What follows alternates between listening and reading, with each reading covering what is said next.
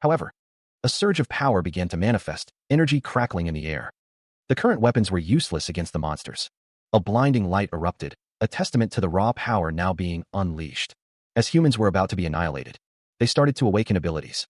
A surge of determination fueled the awakening, their eyes burning with newfound strength. And among them, there were S-rank hunters who had awakened high-ranking abilities. The earth trembled as the awakened power resonated, a force to be reckoned with. Their strength worked effectively. The air crackled with energy, a symphony of destruction waiting to be unleashed. A devastating blow landed, a testament to the effectiveness of their newfound abilities. Against the monsters, the world is in chaos. After that, the existence of S-rank hunters became known. Hunters rose to prominence. They grew to be as powerful as a nation. And for the 1% who are powerless, a sterile hallway stretches into the distance. Park Hyunsu sits on his bed, staring blankly at the wall. I'm one of them. The room is sparsely furnished. Hyunsu's expression is grim. Hyunsu receives a text message. Hyunsu SSI, because we are running low on hospital rooms, if you don't make your payment by the end of the month, we would have no choice but to discharge Hyunti SSI. I want to help you as well, but... Hyunsu's face is filled with despair. Forcefully discharging Hyuntae is as good as asking him to die. I should just die. He knelt on the floor, the rough rope held loosely in his hands. The weight of his brother's hospital bills pressed down on him, heavier than any physical burden. The coarse fibers dug into his skin as he tightened his grip. If he didn't have a guardian, the government would take care of him. Tears streamed down Hyunsu's face. Ugh, I'm sorry, Hyuntae, he croaked, his voice thick with despair. I've done. Standing, Hyunsu stared at the rope in his hands, now glowing with an eerie, ethereal light. A strange energy crackled around him, raising the hairs on his arms.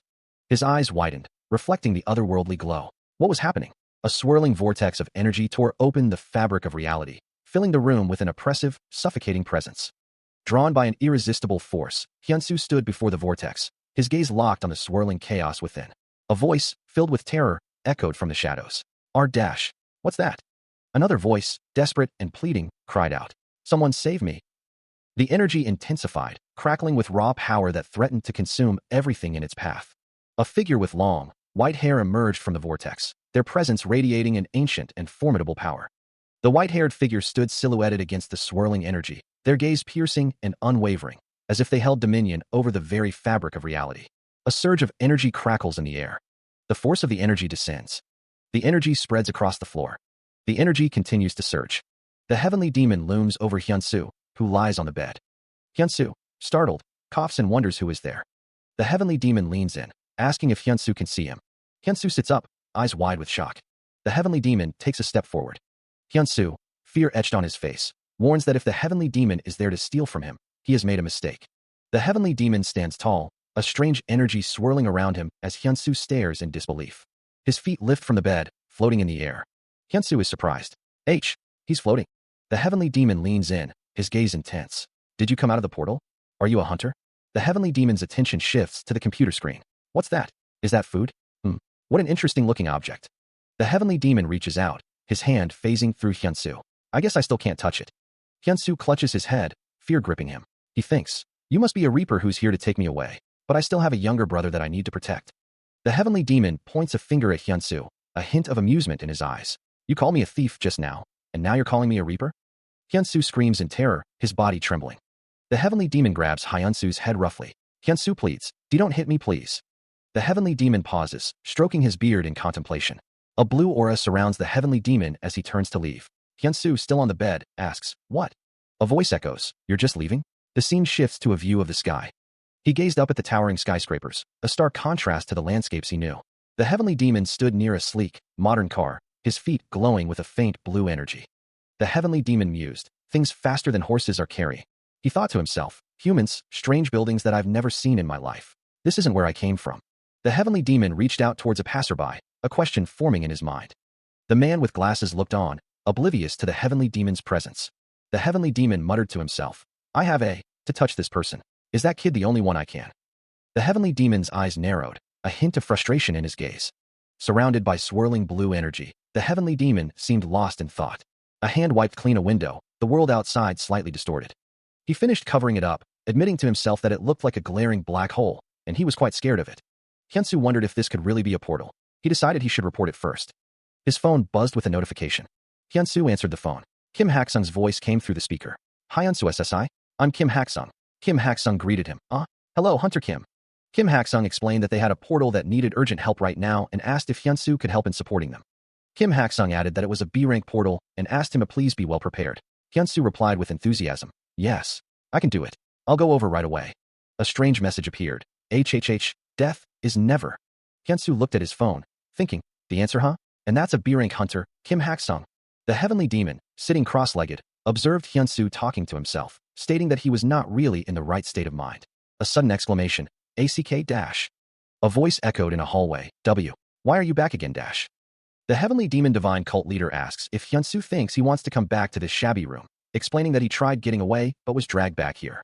The fist demon, with his back turned, states he's going to a portal to support people and asks Hyun-soo to get out before he comes back. Hyun-soo asks where he is going though. Hyun-soo, looking up, says that the fist demon has been going on and on about hunters and portals since just now, and asks what those are. Hyun-soo walks away, thinking that the fist demon doesn't know what a portal is and that if he doesn't get out, he'll call the police on him. A hand grabs Hyun-soo, as the fist demon says that if he walks at that pace, the sun will set before he reaches there. The heavenly demon divine cult leader and Hyun-soo are flying, as the words heavenly demon flight appear. Someone remarks on a person. A woman wonders if he is awakened. Someone cries out to be let down, noting that people are looking at them. A hand reaches out. Someone shouts that they are over there. Fist demon's face is shown. Someone's face is shown. Fist demon stands over someone who is bent over. A bus drives down the road. Hyun-soo sits on the bus. Kim Hak-sung addresses the assembled hunters. He announces that he is in charge of the portal raid this time. Kim Hak-sung explains the party composition. There will be 1 B-rank hunter for C-rank hunters and 5 supporters. Iron speaks into a megaphone, warning that the B-rank portal will be quite dangerous. She asks experienced raiders to take care of the newbies. Iron, a 23-year-old B-rank hunter, stands ready. Kim Hak-sung reminds everyone to check their personal equipment. A hunter admits he came to support so he could see Iron, finding her very pretty. Kim Hak-sung glances to the side, his expression unreadable. Someone asks if he is still supporting. Choi Jung-sung appears, looking exasperated. He recalls Iron causing problems the last time. Someone exclaims that Choi Jung-sung is here as well. A flashback shows Choi Jung-sung bullying people while acting like he's joking and laughing around. He's described as a devilish bastard that picks on people randomly and beats them up. Someone complains that they had to rest a whole month because of his fooling around. Choi Jung-sung asks why they are so surprised. He says they should say hello to him if they haven't met in a while. He asks who called him a punk, identifying himself as Hunter Kim Hak-sung. Choi Jung-sung looks on, his expression unreadable. Kim Hak-sung tells someone not to make any mistakes today and to try their best. A man with purple hair laughs, seemingly unconcerned. Kim Hak-sung calls someone a rude person, adding that even the beggar sect leader isn't this rude. Choi Jung-sung stands nearby.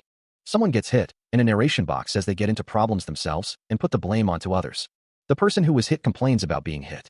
Kim Hak-sung is nearby, and someone mumbles that he's been mumbling by himself since just now, calling him pathetic. A portal shimmers with energy. A voice declares that they'll be entering now. A foot steps into the portal, surrounded by swirling energy. The group enters the portal, disappearing into the light. The portal's energy crackles and surges. Someone falls through the portal, exclaiming that they can't get used to this no matter how many times they enter. The heavenly demon divine cult leader mutters that he feels the same sensation as when he was pulled toward that guy. Hyun-soo runs forward, drawn by an unseen force. The heavenly demon divine cult leader observes that the land is completely dry, wondering what this portal is about. The group continues to move forward, their footsteps echoing in the desolate landscape. Kim Hak-sung exclaims about the concept of this portal, and Iron responds with an alright. Iron interacts with a machine, her brow furrowed in concentration. The heavenly demon divine cult leader instructs someone to stand in front and explore the place, but Kim Hak-sung says that they are not doing that. Kim Hak-sung scolds someone, saying they can't go anywhere by themselves and that they are basically a servant carrying stuff. The other person is unable to refute. A voice declares that they cannot deny it. The heavenly demon divine cult leader is told that he might be some kind of fortune teller. Kim Hak-sung and the green-haired man discuss the concept of the portal being water, with Kim Hak-sung finding it strange. Another character asks Iron if she messed up with the machine, but she is sure of it. A voice declares that something is ridiculous. A hunter stands ready, surrounded by swirling energy. The energy intensifies, swirling around the hunter. Mermen launch their attack, water splashing around them. A merman screams as it lunges forward with a spear. The merman's spear pierces through the air, aimed at the hunters. A close-up reveals the merman's menacing face as it roars. The hunters cry out in alarm, realizing they are facing mermen. Mermans, how are they already here? Panic sets in as one of the hunters shouts, "Newbies, stick with the hunter closest to you." A hunter cries out in pain as a merman attacks. Another merman screams as it continues its assault. A merman lunges with its spear, the attack swift and deadly. She is immediately set upon by the mermen, their claws tearing at her armor. The mermen impale Iron, blood blooming from the wound. One of the hunters lies on the ground, clutching his head. This is ridiculous. Normally the dungeon entrance is supposed to be a safe zone though, even the B rank. Another hunter, seeing Hyunsu struggling, offers him a spear. Hunter is having a hard time. Hyunsu SSI? Spear dash. Hyunsu responds. Okay. The hunter's boots splash through the water. A merman screeches as it attacks. A spear lies discarded on the ground. Another hunter is struck by a merman's attack. A hunter, surrounded by mermen, shouts, "Damn it! Kiek!" The hunter from panel 3 is still on the ground. How is that possible? The bulletproof vest was ripped apart like a rag. A hunter lies on the ground, defeated. A figure in white robes declares that they will be getting into action after a long time, inviting others to sit back and enjoy the show. The heavenly demon divine cult leader prepares to strike, a dark aura swirling around him. "To land a scratch on me," he shouts. A monstrous figure, wreathed in blue energy, roars in response. The heavenly demon divine cult leader gathers blue energy, his eyes glowing with power. "Are you coming after me because your comrade is dead?" he demands. The heavenly demon divine cult leader continues, his voice dripping with disdain. "How revolting to see you guys acting like humans." The air crackles with energy. The heavenly demon divine cult leader unleashes a torrent of blue energy. The monster cries out. A narration box appears, stating, "Chaos Demon Flash, destroys all enemies 50 yards ahead." The heavenly demon divine cult leader prepares a devastating punch, his fist glowing with blue energy. A blinding flash of light erupts. The energy explodes outward, obliterating everything in its path. The force of the attack leaves a trail of destruction. The heavenly demon divine cult leader stands amidst the devastation, victorious. The remnants of the chaos demon flash crackle with fading energy. Debris rains down amidst the lingering magical discharge. A soldier stares in stunned silence, his face etched with disbelief. Hyunsu stands alongside a blue-skinned, horned companion, his expression a mix of concern and apprehension. Hyunsu is surrounded by swirling energy. A man with pink hair exclaims in disbelief. "Who did that?" "Park Hyunsu. He's just a rankless supporter though." "Impossible." A massive, blue-scaled hand bursts from the shattered earth. A figure with white hair looks down, a silent ho escaping his lips. A hulking, shadowy figure looms, its voice a guttural rumble. "Are you the boss?" The monster's massive feet stand upon the broken ground. A figure crackles with power, preparing to strike. "Be honored, I'll be nice and exterminate you." The attack connects, unleashing a wave of destructive force. He unleashes a torrent of blue energy, the air crackling with power. The heavenly demon seems determined to obliterate everything in his path. Now that the origin chi has dissipated, the heavenly demon realizes he can't touch them anymore. The heavenly demon continues his assault, the blue energy blasts tearing through the already devastated landscape. The monster roars in fury, its eyes burning with malevolent intent. It seems to be growing more enraged. "Kuya!" The monster screeches, preparing to strike. The energy blasts slam into the ground, sending shockwaves through the area. More energy slams into the ground. The monster lunges forward, closing the distance with terrifying speed. Hyunsu cries out as the monster's attack connects. Hyunsu barely blocked that attack, but he can't take any more of this. The heavenly demon shouts, warning Hyunsu that he might die if he doesn't do anything. The monster continues its relentless assault, another energy blast hurtling towards Hyunsu. He cries out, reacting to an unseen attack. A monstrous claw descends, aiming to strike. The monster's attack connects, sending Hyunsu reeling. Hyunsu screams in pain as the blow lands. The monster continues its assault, its massive claw poised for another strike. The heavenly demon urges the monster to rise, his expression stern. The heavenly demon observes the monster's form. Hyunsu grimaces, muttering about his gramps. The heavenly demon notes the monster's seemingly strong muscles, but also its thin legs and jutting bones. The heavenly demon assesses the monster, finding it to be weak, especially its collarbone. The heavenly demon commands the monster to attack and break them. Hyunsu cries out in fear. The monster emits a piercing screech. The monster is pushed forward by the heavenly demon, protesting that he wasn't trying to do anything and that gramps over there pushed him. A disembodied voice explains that in close range, one must use their elbows to break the bones. The merman lunges, jaws agape, as Hyunsu cries out, wondering how he can possibly do this. Focusing his energy, Hyunsu prepares to strike. Whatever, he doesn't care anymore. Hyunsu's fist connects with the merman's face. The force of the blow ripples through Hyunsu's arm. The merman screeches in pain. The impact reverberates. Hyunsu continues his assault, landing another blow. The merman's face contorts in agony. The merman falls to the ground, defeated. Hyunsu is shocked. Did he just take down a merman with his bare hands? The heavenly demon asks why Hyunsu is standing there dazed. He stares down at the fallen creature. A voice echoes in his mind, urging him, "You need to finish it." From the shadows, a voice demands, "Kill it." Hyunsu grips the weapon tightly, knuckles white. "I've killed." He wrestles with the decision. A lot of low-level monsters like slimes, but how could I kill this? Hyunsu stands over the monster, the weapon held loosely in his hands, indecision etched on his face. A voice calls out, If it wakes up, it'll come after you and kill you. Why are you hesitating? Another voice urges. Kill it quickly and help your colleagues. Sweat beads on Hyunsu's brow as he grapples with the weight of his decision. Meanwhile, the battle rages on as other hunters clash with grotesque monsters. A hunter cleaves through a monster with a glowing blade, showering the ground with sparks. Another monster is blasted by a torrent of blue energy, its form dissolving into nothingness. The sound of rushing water fills the air as a voice declares, "Yeah, this is war." Hyunsu grits his teeth, a bead of sweat trickling down his cheek as he stares intensely forward. Two figures monitor a screen, one exclaiming, "Father, over there." The other responds with a curt, "I know." A monstrous creature towers over a destroyed landscape, its massive form radiating destructive power. An older man screams in agony, his face contorted in pain as he is caught in the chaos. A woman screams, "Kayak," as debris rains down around her. A scene of devastation unfolds, the text overlaying it reading, "The death of my mother and father." A close-up reveals Hyunsu's tearful face, the words, "and Hyuntae lying in the hospital," hanging in the air. Tears stream down Hyunsu's face as he clutches a weapon tightly. Hyunsu raises his weapon to the sky, a voice echoing, "Is all because of you guys?" His knuckles white, Hyunsu grips his weapon, his face a mask of grief and determination. He stops, noticing something has changed. A surge of power envelopes Hyunsu, a weapon materializing in his grasp as a blue aura flares around him. Hyunsu's eyes widen, a gasp escaping his lips. "I'm finally awakening." A holographic window materializes before him, displaying the words, "skill window." Tears well in Hyunsu's eyes, a mixture of relief and disbelief etched on his face. A surge of power courses through Hyunsu, bathing him in a radiant blue aura. He wonders if this is an awakening. A holographic window materializes before him, displaying the words, "skill window." Hyunsu stands firm, his feet planted on the ground as the awakening continues.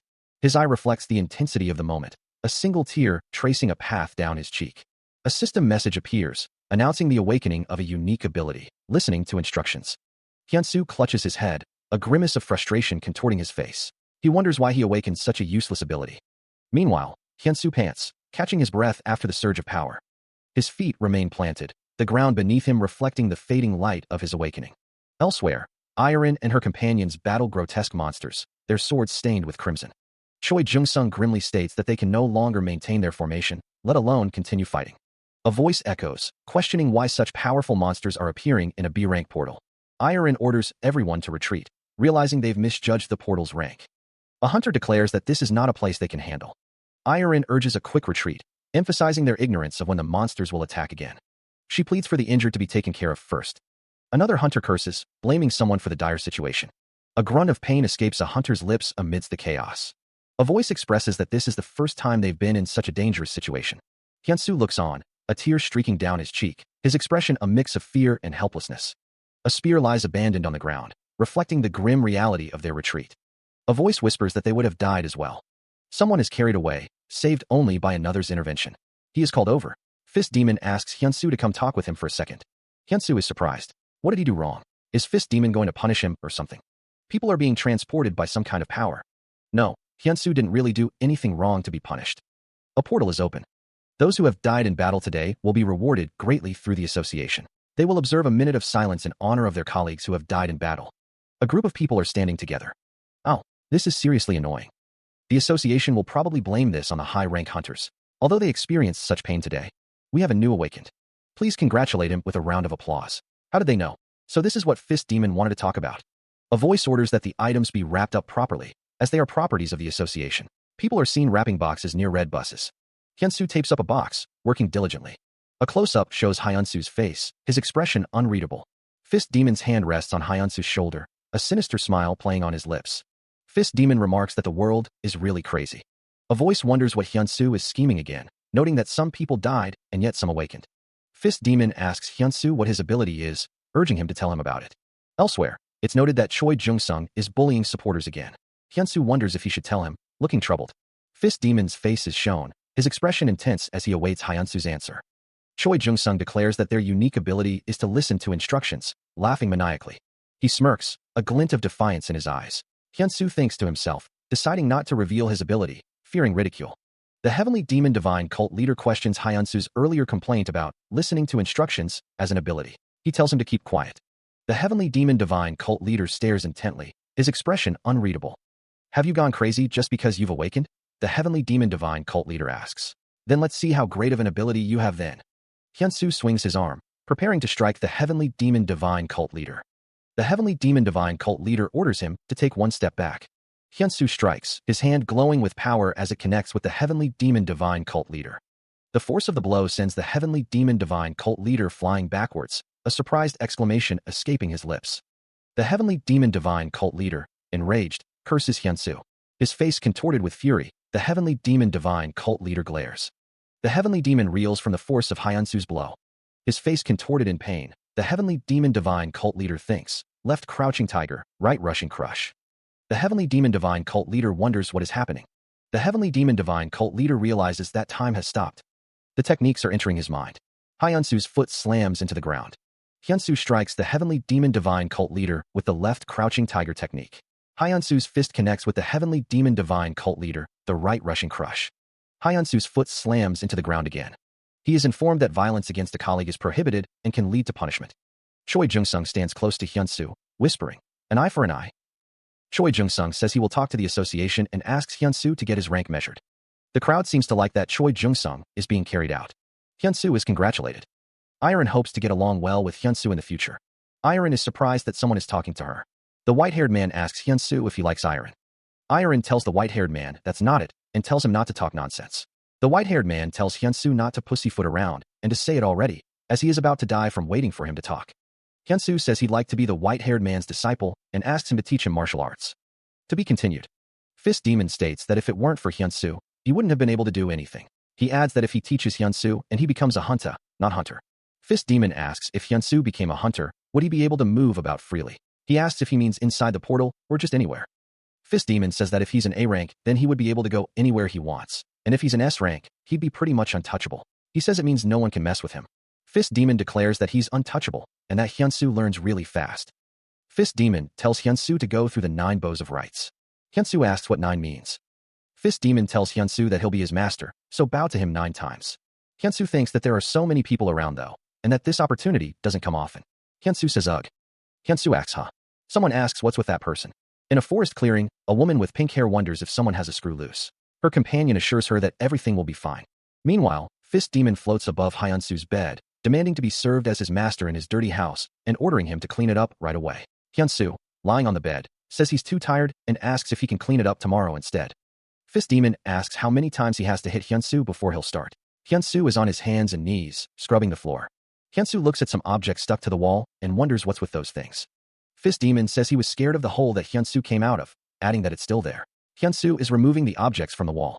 Fist Demon thinks to himself, Fist Demon tells Hyunsu to follow him. Hyunsu is shocked. Fist Demon tells Hyunsu to follow him. Hyunsu wonders, Fist Demon is flying with Hyunsu. Fist Demon observes, noting that it has been a while since he has seen a body like Hyunsu's. Hyunsu lies on the floor, his body glowing with transferred energy. Fist Demon thinks that everything opened in such a short time. Hyunsu gasps for air, his chest heaving. Hyunsu continues to breathe heavily. Hyunsu sits up, exclaiming that he thought he was going to die. Fist Demon looks down at Hyunsu, thinking it would be a pity if he had to do that twice. Fist Demon observes that Hyunsu has the perfect body to learn martial arts, but was born in an era where martial arts doesn't exist. Fist Demon stands, his robes flowing around him. Hyunsu remarks that his body has gotten a lot lighter, like all his fatigue is gone. Fist Demon explains that it's natural, since Hyunsu's meridian pathways, energy, and blood flow were blocked. Hyunsu exclaims that he feels so light. Feeling the surge of energy, Hyunsu throws a punch. Hyunsu prepares to throw another punch, feeling the power coursing through him. Fist Demon stands above Hyunsu, his expression intense as he prepares to do something. And one more thing, Fist Demon breaks through the ceiling. Fist Demon explains that he gave Hyunsu a little of his internal energy, the seed of the Heavenly Demon Divine Art. Hyunsu, still on the ground, wonders what internal energy is. Landing on the floor, Hyunsu looks up in shock. Fist Demon states that there was an 80% chance Hyunsu might have died. Hyunsu is shocked. Hyunsu, visibly upset, shouts, "You almost killed me. Are you insane?" Fist Demon retorts, asking how Hyunsu dares to be rude to his master. Fist Demon asks what Hyunsu would do if he died, then points out that he is alive. Fist Demon explains that if Hyunsu couldn't absorb the internal energy of his Heavenly Demon Divine Art, then he wouldn't have been able to learn his martial arts anyway. Fist Demon thinks that what he taught Hyunsu yesterday was super powerful, but Hyunsu can't be his disciple at that level. The Hunter Association building loomed, a modern monolith of glass and steel piercing the bright sky. Sunlight glinted off the building's facade, reflecting the azure sky above. Hyunsu and Fist Demon approached the information desk, the vast lobby echoing with the quiet hum of activity. He confirmed his identity. Ah yes, I'm Park Hyunsu. I was told by Hunter Kim Hak-sung that an appointment has already been arranged for me. The receptionist clasped her hands together, a wide smile spreading across her face as she looked at Hyunsu. She asked, "Can I take a picture with you?" Hyunsu, visibly uncomfortable, replied, "Ah sure." The receptionist provided directions. If you go to basement level 5, there's a rank evaluation department. Just look for department head Naksu over there. Hyunsu thanked her. Inside the elevator, Hyunsu wondered what was going to happen. Fist Demon, standing beside him, stated, "Why else? It's something you must go through since you're my disciple." The elevator doors began to close. The elevator descended, carrying Hyunsu towards his evaluation. The woman in the suit delivers a powerful blow. The punch lands with incredible force. She resolves to get even better results. Jean Naksu explains that the number means she is a B rank, and she needs to hit above 900 to be an A ranker. She clicks her tongue in annoyance. The suit hugs her form. A weight rack stands in the background. Meanwhile, Jean Naksu asks if the man in the hoodie could be Park Hyunsu. Jean Naksu laughs. Jean Naksu announces that Jang-hoon and Park Hyunsu are here. It's an honor to meet him. Jean Naksu can't believe this is real. Two figures walk down a hallway, their conversation inaudible. A man with a cap grins as another man explains that rumors have already spread around here. Someone taught that infamous Choi Jung-sung a lesson. Hyunsu stands for a picture with a woman, looking surprised. Iron asks if they aren't going to do the next test. Kim Hak-sung says he'll check Hyunsu's rank, while assistant manager Kim continues with Hanwol's test. Iron and Kim Hak-sung stand together, discussing something. Hyunsu's eyes met someone's. Fist Demon asks Hyunsu how it is that he's always panicking when he sees women, but Hyunsu denies it. Hyunsu looks distressed as Iron looks at him with a questioning expression. Someone asks if that person isn't awakened too, and the other confirms. Someone thinks that they could meet on the battlefield as colleagues in the future. The heavenly demon divine cult leader stands with his arms crossed as Iron delivers a blow to a man with a baseball cap. Hyunsu sits on the floor, clutching his head. He thinks to himself how embarrassing the training tights are. The training suit is skin tight. The heavenly demon divine cult leader stands over Hyunsu, remarking on the suit exposing his groin. Hyunsu calls out to his master. The heavenly demon divine cult leader floats upside down, telling Hyunsu that he might as well be naked. He thinks to himself that his master is so shameless. Hyunsu is asked if he is ready. Hyunsu responds that he is. Hyunsu thinks to himself, Hyunsu looks down, sweat dripping from his face. The heavenly demon divine cult leader tells Hyunsu that he is letting chi flow through that Russian crush he did yesterday, and to put it into practice. Hyunsu stands in his training suit.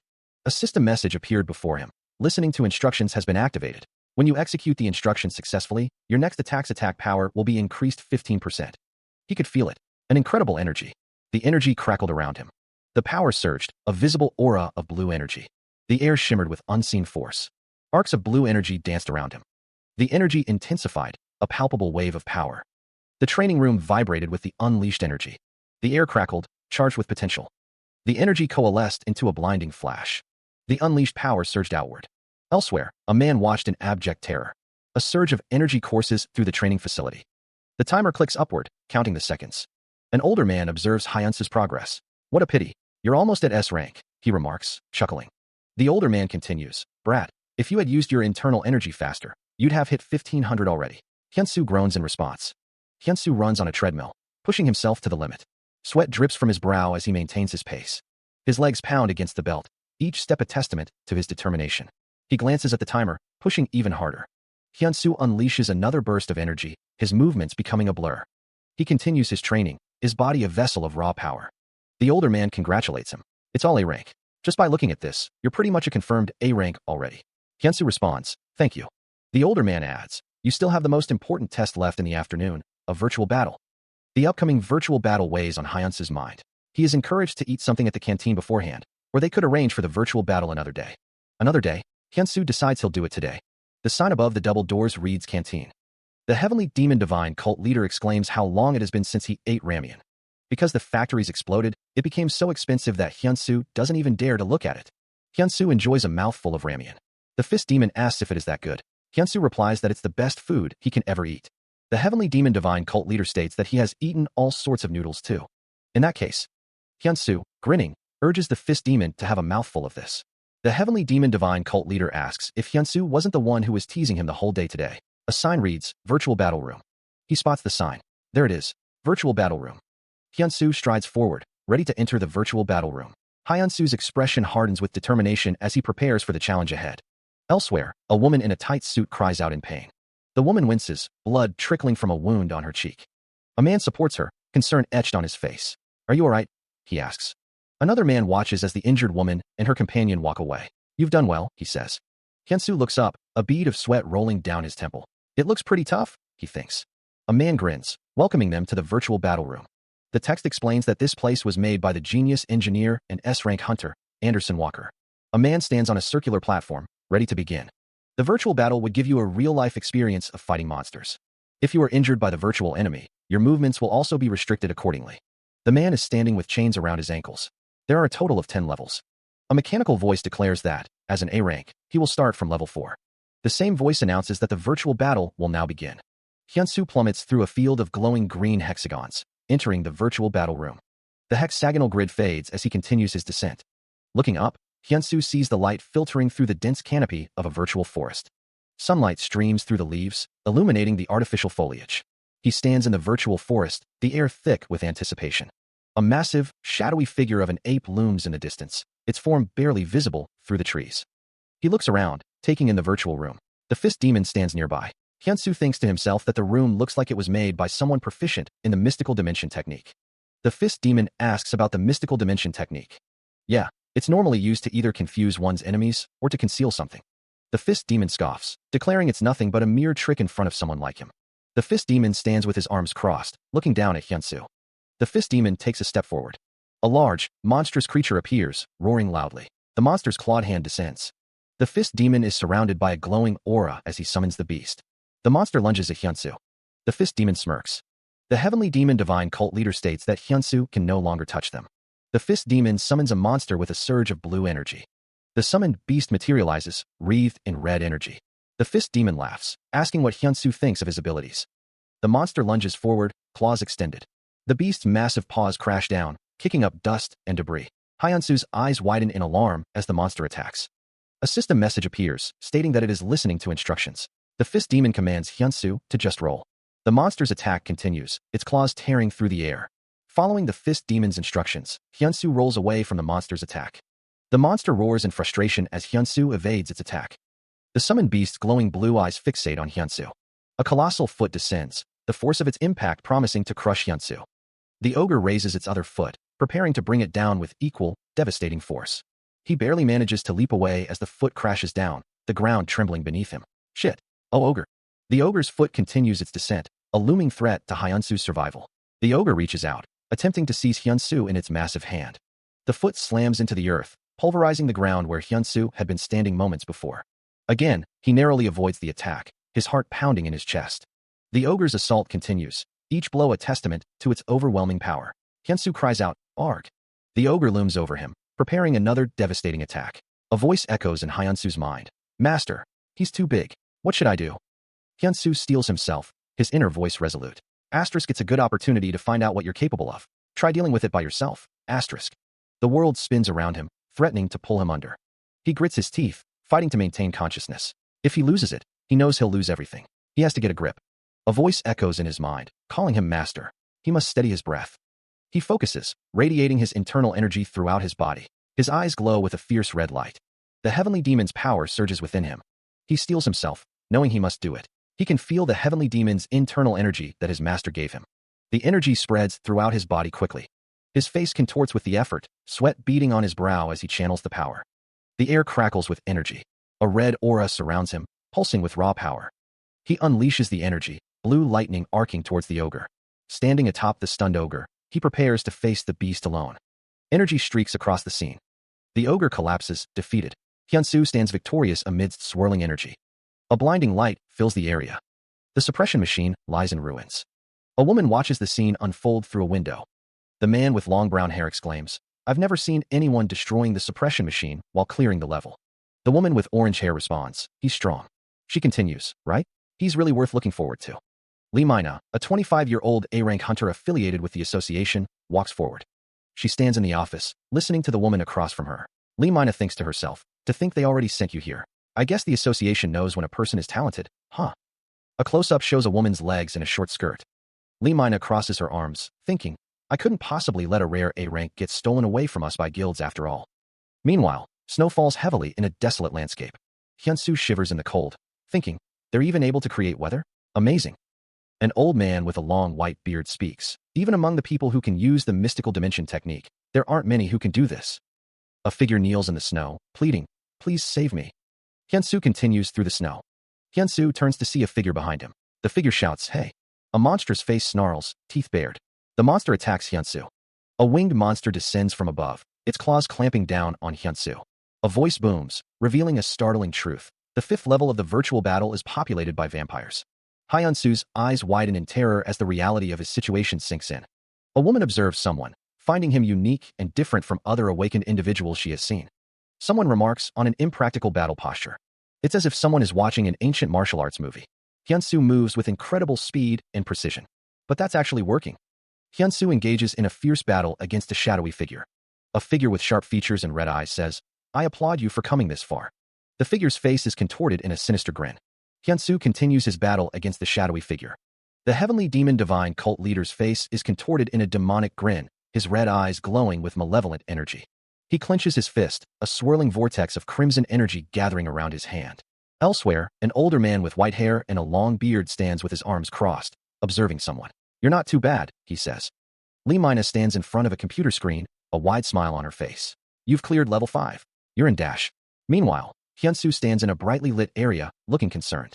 "Shall we move on to level 6? There'll be a 30-minute break." A figure in a sleek, dark suit with glowing green accents stands in a modern, brightly lit room. Hyunsu looks down, a pained expression on his face. "I think I could have done more." Lee stands next to Hyunsu, looking concerned. The figure in the suit from the previous panel stands nearby. A speech bubble reads, "Please go and register yourself as a member in the office then." A voice replies, "All right." The scene shows a long, brightly lit hallway. He bows to the man in front of him, who tells him that they will see each other next time. Hyunsu thanks him for his time. The elevator doors slide shut. A woman in a suit greets someone with a bright smile. The woman extends her hand, and Hyunsu gasps. The woman in the suit says that if Hyunsu becomes her disciple, women will be lining up to meet him. The woman states that the contract is one that the association has come up with. The woman in the suit says that it will be a satisfactory contract for any A-rank hunter and asks him to take it. Hyunsu wonders if he is finally becoming a hunter too. He thinks about the fixed salary and the bonus for portal expeditions. Hyunsu recalls that when he was a supporter, he had to give companies a deposit to participate. The man at the desk says that they came up with the contract especially for Hyunsu. An eerie, blue-lit world unfolds beneath the waves, swirling with currents and strange, glowing particles. Looking up, a figure gazes into the depths, the water distorting the light above. A horde of grotesque monsters descends, their eyes gleaming with malevolent intent as they close in. Razor-sharp claws and teeth fill the frame, a terrifying close-up of the horrors that await. Choi Jung-sung's eyes widen behind his mask. "This is crazy. This wasn't in the report. It said that we would have to walk on water, but it didn't say that we would be in the sea." The situation grows dire. "They have way more numbers than us and are much faster." The speaker's voice rises in disbelief. "There's no way this is a B-rank portal." A figure clutches a device, urgency etched on their face. "I need to inform the team leader." Drawing a weapon, the white-haired fighter prepares to meet the onslaught head-on. The fighter shouts, "Get out. I'll block them. Everyone get back to land." Choi Jung-sung speaks, the unique authority that the team leader can use in times of emergency. Multiple figures activate their abilities. Time around 2. Shadow clone technique. The man's face contorts in a desperate cry, sweat plastering his dark hair to his brow.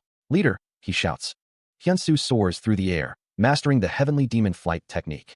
The heavenly demon divine cult leader explains that one rides on the wind, flying up to the sky, going into enemies' blind spots while eliminating their own. The wind whips around the heavenly demon divine cult leader as he explains the technique. The wind currents swirl around the heavenly demon divine cult leader. The heavenly demon divine cult leader stands firm, the wind swirling around him. The heavenly demon divine cult leader observes Hyunsu, commenting on how his speed cannot be compared to when he was flying around carrying him. A system message appears, indicating that Hyunsu's level of understanding has dropped, and he has failed to understand, with a comprehension rate of 31%. The heavenly demon divine cult leader explains that if Hyunsu masters both the heavenly demon emergence and heavenly demon flight, then he'd be able to use up to the first 6 techniques of his cult-exclusive heaven. The heavenly demon divine cult leader prepares to demonstrate the obliterating demonic fists. Hyunsu learns of the existence of the transcendent rank skill, heaven obliterating demonic fists. Hyunsu and the heavenly demon divine cult leader stand together, ready to continue their training. He unleashes a torrent of blue energy, the air crackling with power as he begins to master the heavenly demon flight. The energy shifts, now swirling with an orange hue, as Hyunsu moves so fast that his soul seems to leave his body, taking away his opponent's soul. Hyunsu's eyes widen in surprise. his expression a mix of shock and disbelief. The heavenly demon unleashes his own technique, a blinding display of power that dwarfs Hyunsu's efforts. Hyunsu gasps, overwhelmed by the sheer force of the heavenly demon's demonstration. The heavenly demon's voice echoes, explaining that the technique involves leaving one's soul to take away the opponent's. Hyunsu's brow furrows in confusion. He can't even see what's happening. The heavenly demon explains that mastering Soul Breakout and Soul Shed allows one to use up to the fifth technique of the second half of the heaven-obliterating demonic fists. A close-up of the heavenly demon's face reveals a stern expression, his eyes filled with ancient wisdom. The heavenly demon reveals that there are a total of 11 techniques, but Hyunsu interrupts, stating no. The heavenly demon clarifies that in order to use the last technique, the 12th technique, one needs to master the fifth stride of the heavenly demon dominating. The heavenly demon emphasizes the need to stride to meet the basic requirements, as Hyunsu listens intently. He realizes that even if he masters the heavenly demon dominating stride, he might not be able to use the 12th technique of the heaven-obliterating demonic fists. The fist demon unleashes the fifth stride. Hyunsu's eyes widen, a bead of sweat trickling down his temple as he witnesses the raw power. The force of the technique sends Hyunsu flying. A single stamp is turning his world upside down. Hyunsu thinks in disbelief. He crashes down, the impact shaking the very ground. A vast, white landscape stretches out, the ground marked with strange patterns. The heavenly demon divine cult leader declares that to stand above everything, one must make everything kneel. He proclaims this is the fifth stride, heavenly demon ruler's descent. The heavenly demon stands over Hyunsu, who lies defeated on the ground. The heavenly demon grunts. Elsewhere, a serene blue sky fills the view. A modern skyscraper rises into the sky. In a meeting room, a man in a suit addresses a group. He states that the survivors are 4 B-rank hunters and 5 supporters. The man in the suit continues, stating that the Triple Circle Mount Ilya portal expedition under the charge of the association has failed. Another man, his face partially bandaged, speculates that this must be due to an error in the rank evaluation of the portal. He wonders what else it could be and what the evaluation department is doing. One of the people at the meeting exclaims, questioning how this could happen despite having 5 A ranks and 11 B ranks. Another person replies that they just gave the evaluation based on their equipment, expressing their frustration. The man in the suit raises his voice, asking everyone to please stop. The man in the suit continues, stating that even if they fight among themselves, it won't help with anything. A woman with long orange hair declares that she has a solution. Hyunsu bolts upright in bed, gasping for air. The heavenly demon divine cult leader stands at the foot of the bed, looking down at him. Hyunsu wonders aloud when he got back here, calling the fist demon a pathetic bastard in his thoughts. The first elder states that Hyunsu fainted because he couldn't take the training. Hyunsu resolves to try out the heavenly demon dominating stride. The heavenly demon divine cult leader explains that the heavenly demon dominating stride is a footwork that allows one to step into the air as if stepping on clouds. The heavenly demon divine cult leader states that if he had gone all out, Hyunsu would have bled out and died instantly. The first elder tells Hyunsu that it's impossible for him to do it right now, and that he'll need at least 120 years worth of internal energy. The heavenly demon divine cult leader reiterates that Hyunsu needs to focus on increasing his internal energy and master heavenly demon emergence and heavenly demon flight first. Hyunsu calls out to his master. The camera focuses on Hyunsu's chest and the night sky. The scene shifts to a building at night. Team leader Lee sits at her desk, deep in thought, her fingers tapping against her cheek. A man with gray hair asks what the solution is. Another man states that it's time for the association to start working with external parties. A man with a mustache asks team leader Lee what exactly she wants to say. Lee Mina states that she thinks they need to work with Red Lion. Another man asks what she said. A man asks if that's all she has to say. Another man says they already gave them the rights to use the portal first at the committee meeting, and now this? Someone shouts that if she's going to work like that, then she should just quit already. A narration box states that the association now thinks of portals as business. Lee Mina wonders if they think that the portal is such an easy place to deal with, and that they've never even gone by themselves before. Meanwhile, a street scene with a sign for steamed seafood rice cake. A man looks at his phone, thinking about the money coming in. He decides to first pay off Hyunsu's hospital bills. Hyunsu is left with nothing after that. He still has his hunter contract to sign. Every single guild is contacting Hyunsu desperately. Hyunsu thinks that he has already been contacted and that he is so darn popular. Fist Demon asks if Hyunsu is talking about that red noodle. Fist Demon says that yes, master, he should have it. Fist Demon thinks that Hyunsu has a mouthful too. Hyunsu is surprised by Fist Demon's appearance. Hyunsu exclaims that he learned the heavenly demon emergence after all. Fist Demon tells him not to get ahead of himself. Ack. Hyunsu looks up at the convenience store. The fluorescent lights of the convenience store hummed as he entered, the air conditioning a welcome respite from the outside heat. Hyunsu glanced around, wondering if anyone was present. A female employee emerged from the back, greeting him warmly. Have you been well? She asked. Hyunsu nodded. Yeah, he replied, confirming that he was still working part-time on weekends.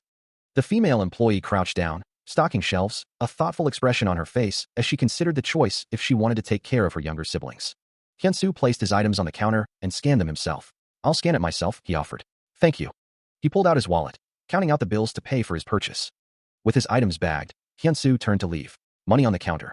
"I'm leaving," he called out. "Yes, Appa." The female employee called after him. "You forgot your change." She thought to herself that it's all right, and he can use it to buy fried chicken for his younger siblings. A wave of warmth washed over her, touched by his kindness. The fist demon scoffs, finding Hyunsu's actions pathetic. He questions how the protagonist dares to try and buy a woman's heart. A flashback reveals Yoon also lost her parents 2 years ago when the portals broke out, just like Hyunsu. The fist demon reflects that Yoon has been working to earn money instead of studying in school, all to take care of her younger siblings alone. He hums thoughtfully. The sound of chopsticks echoes. A voice muses that Hyunsu doesn't speak praises of himself. Hyunsu exclaims, savoring the taste of the ramen. The fist demon asks if it's that delicious, then declares that the ramen in their country is the best. The fist demon hums in satisfaction. Hyunsu happily slurps up the noodles.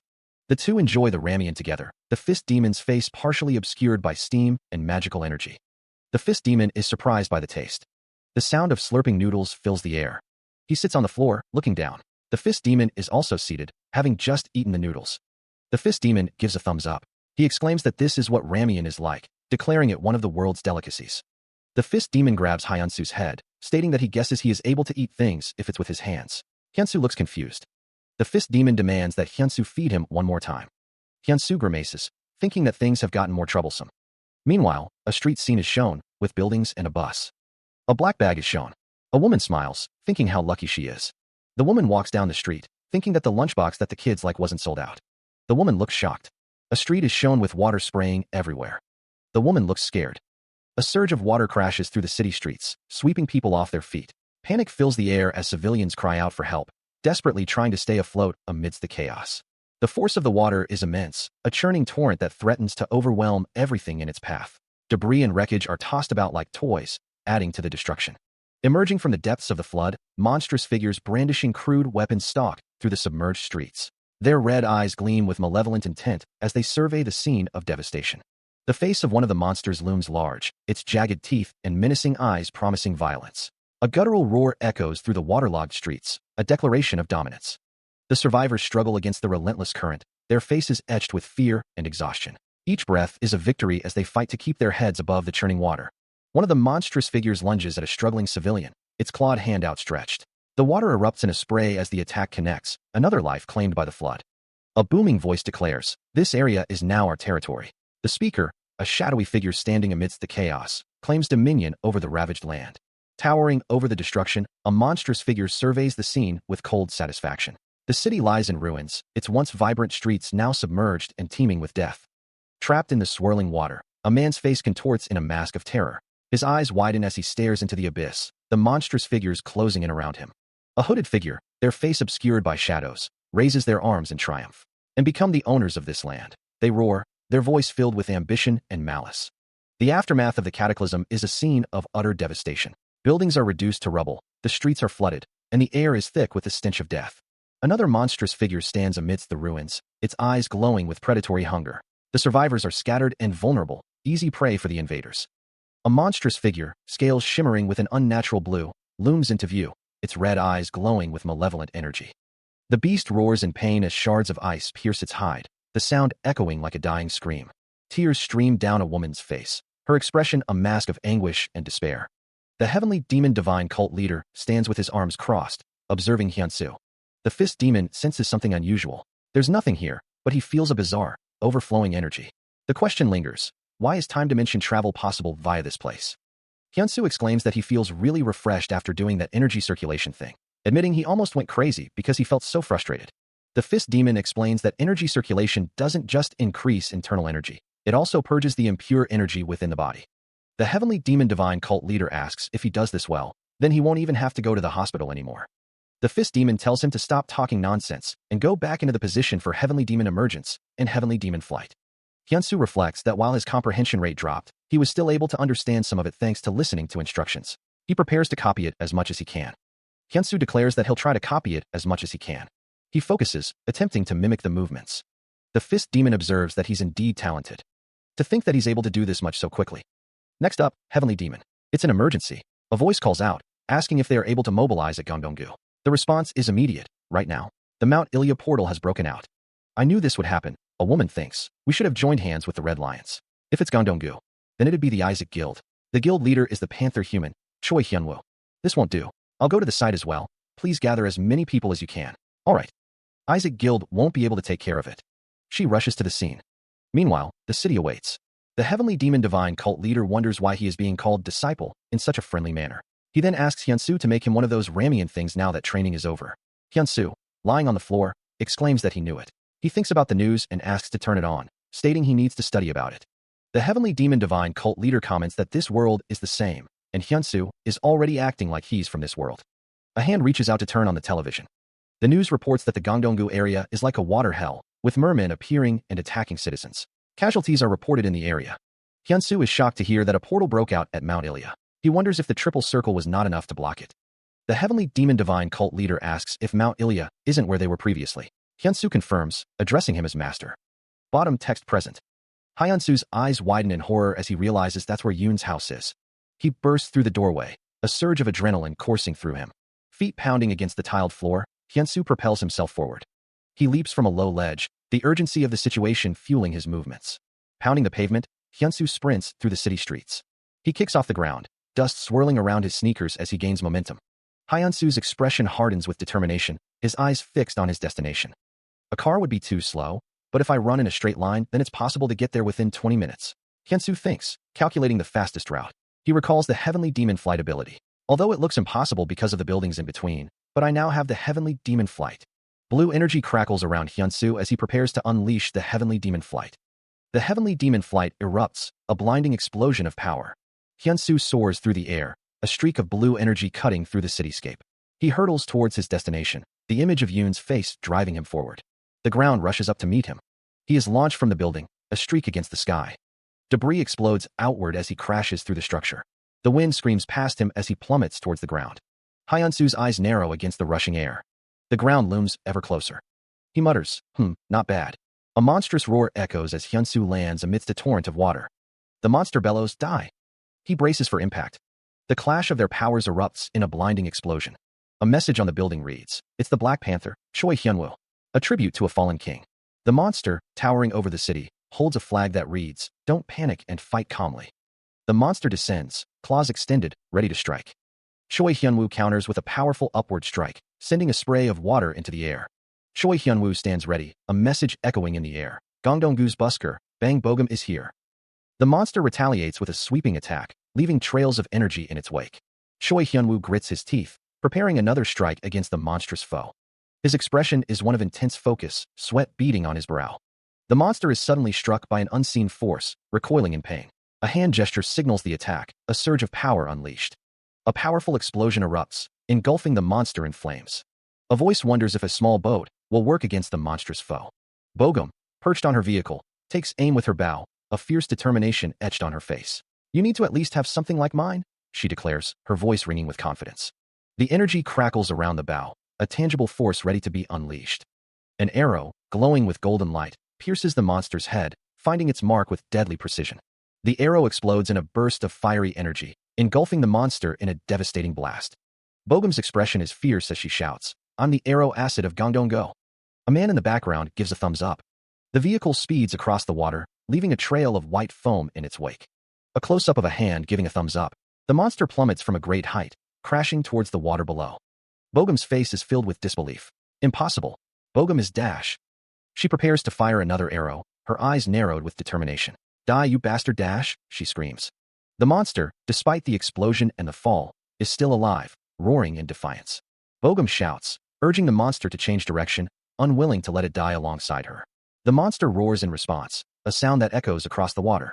She speeds away on her jet ski, the water churning behind her as she tries to outrun the massive beast. It gives chase, its massive form cutting through the water, buildings looming in the background. The monster continues its relentless pursuit, water exploding around it. The water churns violently, a chaotic display of raw power.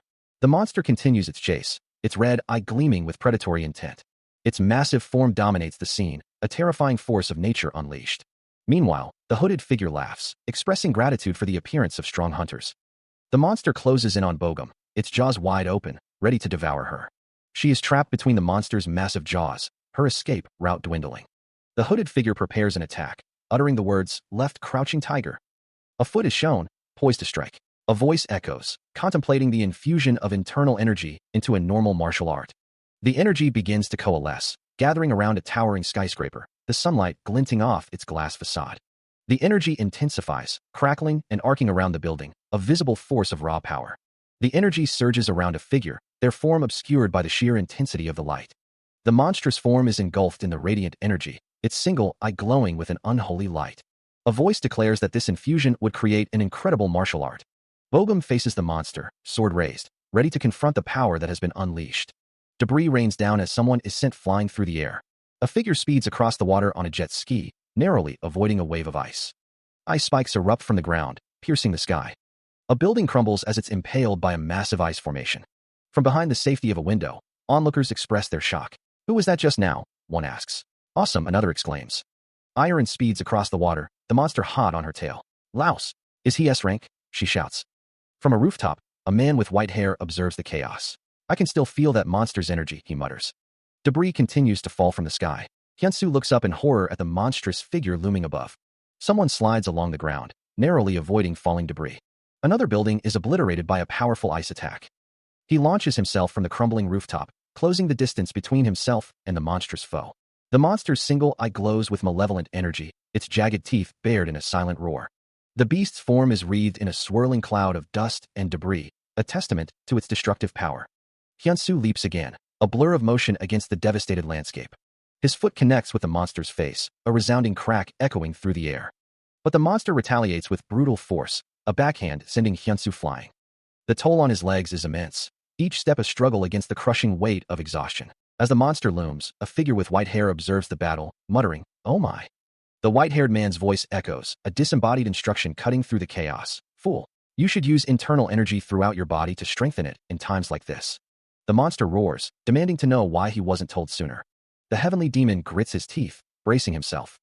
Elsewhere, traffic grinds to a halt in the city. A woman's expression hardens.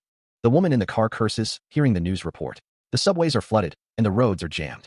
A man in a suit exclaims in disbelief, wondering who the hunter is. The woman's eyes widen in shock. The news report confirms that the video was submitted by a viewer, and the hunter in question has attacked the monster and is currently fighting it. The woman can't believe it, realizing it's a hunter they have no clue about. Lee Mina recognizes the hunter. It's Hyunsu. The traffic jam continues. Lee Mina races towards the scene. Hyunsu prepares to use Heavenly Demon Flight, adapted version, energy swirling around his fist. Hyunsu unleashes the attack on the monster, causing an explosion of water and energy. Hyunsu notes, "That definitely worked on it." A system message indicates his comprehension rate for Heavenly Demon Flight has increased by 30%. Hyunsu thinks, if this was the evaluation, then it'd be 1,300 points and above. The monster roars in pain, water splashing around it. A voice instructs the monster. The softest part of a snake would be under its chin. Get closer with the Heavenly Demon Flight and attack it from under its chin. Hyunsu prepares for another attack, his expression determined. The voice commands, "Oh my master, please respond to my energy." The hooded figure stands, a sinister presence in the chaos. The hooded figure declares, "We must kill that dangerous human." The monster's eye glows with an ominous light. The monster's jaws clamp down on Hyunsu, the teeth threatening to crush him. A voice booms, "This is it for you." An explosion rocks the monster, interrupting its attack. Debris rains down as the force of the blast sends chunks of the environment flying. The air crackles with energy as the destruction continues. The hooded figure commands, "Devour the strong and grow." Hyunsu plummets through the shattered remains of the building. The monster looms, its red eyes burning with malevolent intent. The hooded figure observes the scene from above, thinking, there's a sorceress who's healing them. Things are different then. A voice declares, "We'll make this world ours." The hooded figure raises their staff, a malevolent aura surrounding them. The hooded figure thinks, to think that it'd be this frustrating to not be able to fight. If I could, I would beat the shit out of them. He thought to himself that he needed to save his disciple first. The heavenly demon divine cult leader reaches for Hyunsu, who is trapped inside the collapsing building. A voice booms out, commanding the monster to stop right there. A massive explosion erupts, sending debris flying in all directions. Elsewhere, a woman is engulfed in flames, her form radiating power. The landscape is scarred by the force of the blast, water cascading around the shattered remains of the building. The sorceress stands amidst the destruction, seemingly unharmed by the cataclysm. The heavenly demon divine cult leader speaks, telling someone they are in bad shape, calling them a super rookie. The water continues to surge, obscuring the full extent of the damage.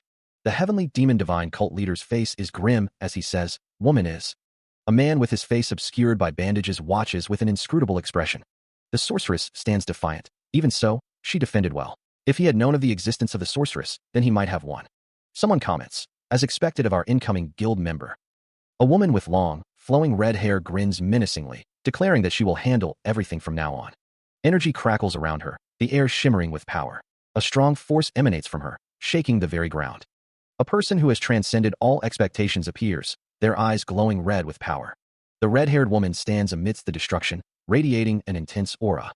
The air vibrates with unseen energy, a palpable sense of anticipation hanging in the air. Meanwhile, the heavenly demon urges Hyunsu to go. The heavenly demon declares that this isn't running away, but a strategic retreat as they fly away. Elsewhere, a woman, her face etched with fear, cries out for the monsters to go away. The monstrous figures snarl, their red eyes gleaming with predatory hunger. She pleads with them not to come any closer, her voice trembling with terror. The monsters advance, their massive feet splashing in the water as they close in on their prey. She screams, begging for someone to save her from the unseen threat. Two grotesque monsters unleash a barrage of energy blasts. A blinding explosion erupts, scattering debris in all directions. Iron, astride a jet ski, shouts at the monster, knowing where she's shooting, as she is trying to kill it. Iron asks if she is all right, and the woman, Lee Mina, thanks her. The feet of a fallen monster are visible. Iron declares that she'll have to bring her to a safe place, and will go look for other survivors in the area. Iron shouts to hold on tight, as she speeds away on the jet ski. A silhouette of a monster stands in the distance. Hyunsu thinks. A close-up of the unknown man's robe. Hyunsu asks what happened. He explains that a sorceress was controlling the snake. If not for that, the heavenly demon divine cult leader states that it was a strategic retreat. Hyunsu replies that he doesn't remember him saying that. The fist demon says that he should listen to what he says even if he's fainted. The heavenly demon divine cult leader says there's no need to worry. The fist demon says that woman came to Hyunsu's rescue. Hyunsu denies it, exclaiming, "No way." He asks what he means. The heavenly demon divine cult leader declares that Guy is his prey. The fist demon states that he will take care of it. The story is to be continued. Hyunsu is struck, the force of the blow sending him reeling. An old man declares that Hyunsu won't be able to do anything with that body. He kneels, a voice urging him to recover with energy circulation. It's revealed that the man is Hyurak, the Red Lions Guild leader. The old man states that if it's her, then she should be more than capable of taking care of those two. Hyunsu, struggling to his feet, vows to see things through to the end. He is warned that he'll just break his body if he does that. Hyunsu cries out that he lost his parents because of them. Hyunsu lies in a hospital bed, hooked up to machines. He thinks of his master, acknowledging that he got this power because of him.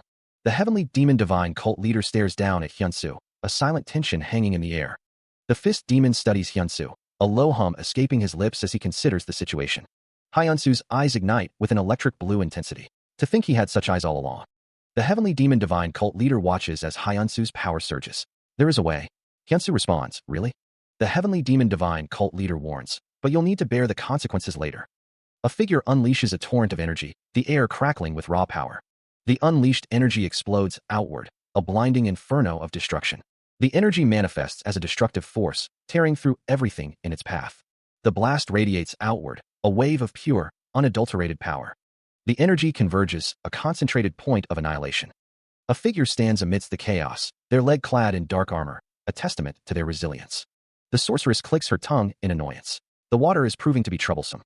Water droplets scatter as something approaches. The sorceress grits her teeth, frustrated. She can't even see where the sorceress is. Hyunsu prepares to strike, blue energy crackling around him. A voice echoes in Hyunsu's mind, telling him this is like a trial to experience the kind of power he'll eventually achieve. The voice continues, warning him that it's only temporary, so he shouldn't think he's invincible and be reckless. The sorceress is engulfed in flames, the heat distorting the air around her. Hyunsu faces a massive water monster, its form shimmering and powerful. The air crackles with energy. The sorceress is surrounded by a vortex of fire, her expression determined. A pair of spectral scissors materializes, gleaming with an eerie light. A blinding explosion erupts, consuming everything in its path. The dust settles, revealing a scene of utter devastation. She stands amidst the wreckage, seemingly unharmed by the blast. A sinister smile spreads across the sorceress's face. I found you. The monster's massive eye twitches. The sorceress faces the beast, energy crackling around her hands. A foot crushes the debris underfoot. Hyunsu reaches out, a faint blue glow emanating from his hand. He looks up, his expression strained. Determination hardens Hyunsu's features. The monster begins to fall. A blinding red explosion erupts. Everything is consumed by a flash of light. He was still recovering from the previous blast when another explosion ripped through the area, sending debris flying in all directions. The hooded figure, eyes glowing with malevolent energy, declared, "To show my master this side of me. It's as if I met my natural enemy." The figure then exclaimed, "Oh, my master dash." Flames and raw energy engulfed the sorceress. The sorceress, struggling against the onslaught, shouted, "No, no, I won't let you. Now that snake bastard is in danger, you finally show yourself." The sound of a powerful impact echoed through the air. A sinister smile spread across the sorceress's face. "I've been waiting for you." Multiple spears of crackling energy materialized around the sorceress, poised to strike. The energy spears hurtled towards their target. The impact detonated in a cataclysmic explosion. The sorceress screamed in disbelief as the inferno consumed her. "I am possible." For Ratika, a blue serpentine dragon and a red, fiery beast clash, unleashing a cataclysmic explosion. Hyunsu cries out in pain, the force of the blast sending a shockwave through him. Blue energy erupts around him, crackling with raw power. The energy intensifies, swirling around Hyunsu like a tempest. Arcs of lightning dance through the air, illuminating the scene with an eerie glow. The blue aura pulsates, a sign of the immense power building within him. He stands amidst the storm, a message appearing before him. "You've awakened the heavenly demon body temporarily." Iron's eyes gleam with malice. "Looks like you don't have anyone healing you anymore. You snake bastard," she sneers. The red-haired woman turns, her expression a mask of cruel amusement. Iron prepares to strike. "This is why." A predatory grin stretches across her face. "I don't wear expensive shoes." Her boot comes down hard on the shattered earth, signaling the start of her assault. She stands amidst the devastation, her bare feet planted firmly on the cracked earth. Residual energy crackles around her, a prelude to the storm about to break. A blinding explosion erupts, consuming the space around Iron in a cataclysmic burst of light and heat. Her voice rings out, clear and resolute above the chaos. "Let's not waste any more time. Let's end this." A single, massive wing of pure darkness unfurls from her back, casting a long shadow and amplifying her power. Iron's gaze is intense, her eyes burning with unwavering determination. Another explosion rocks the area, the ground trembling beneath the force of her power. A colossal water dragon materializes, its form shimmering with raw energy, ready to unleash its fury. A figure is sent hurtling backwards through the air, a victim of the dragon's devastating power. Iron stands poised, the immense water dragon swirling around her, a testament to her formidable control. The landscape is scarred and broken, a testament to the sheer destructive force unleashed. The water dragon slams into a skyscraper, the impact echoing through the city as the building begins to crumble. The skyscraper collapses, succumbing to the overwhelming power of the water dragon, sending debris cascading through the air. She plummets into the depths, the water swallowing her whole. A helicopter surveys the devastated cityscape, a grim reminder of the destruction. The evacuation team reports to their guild leader.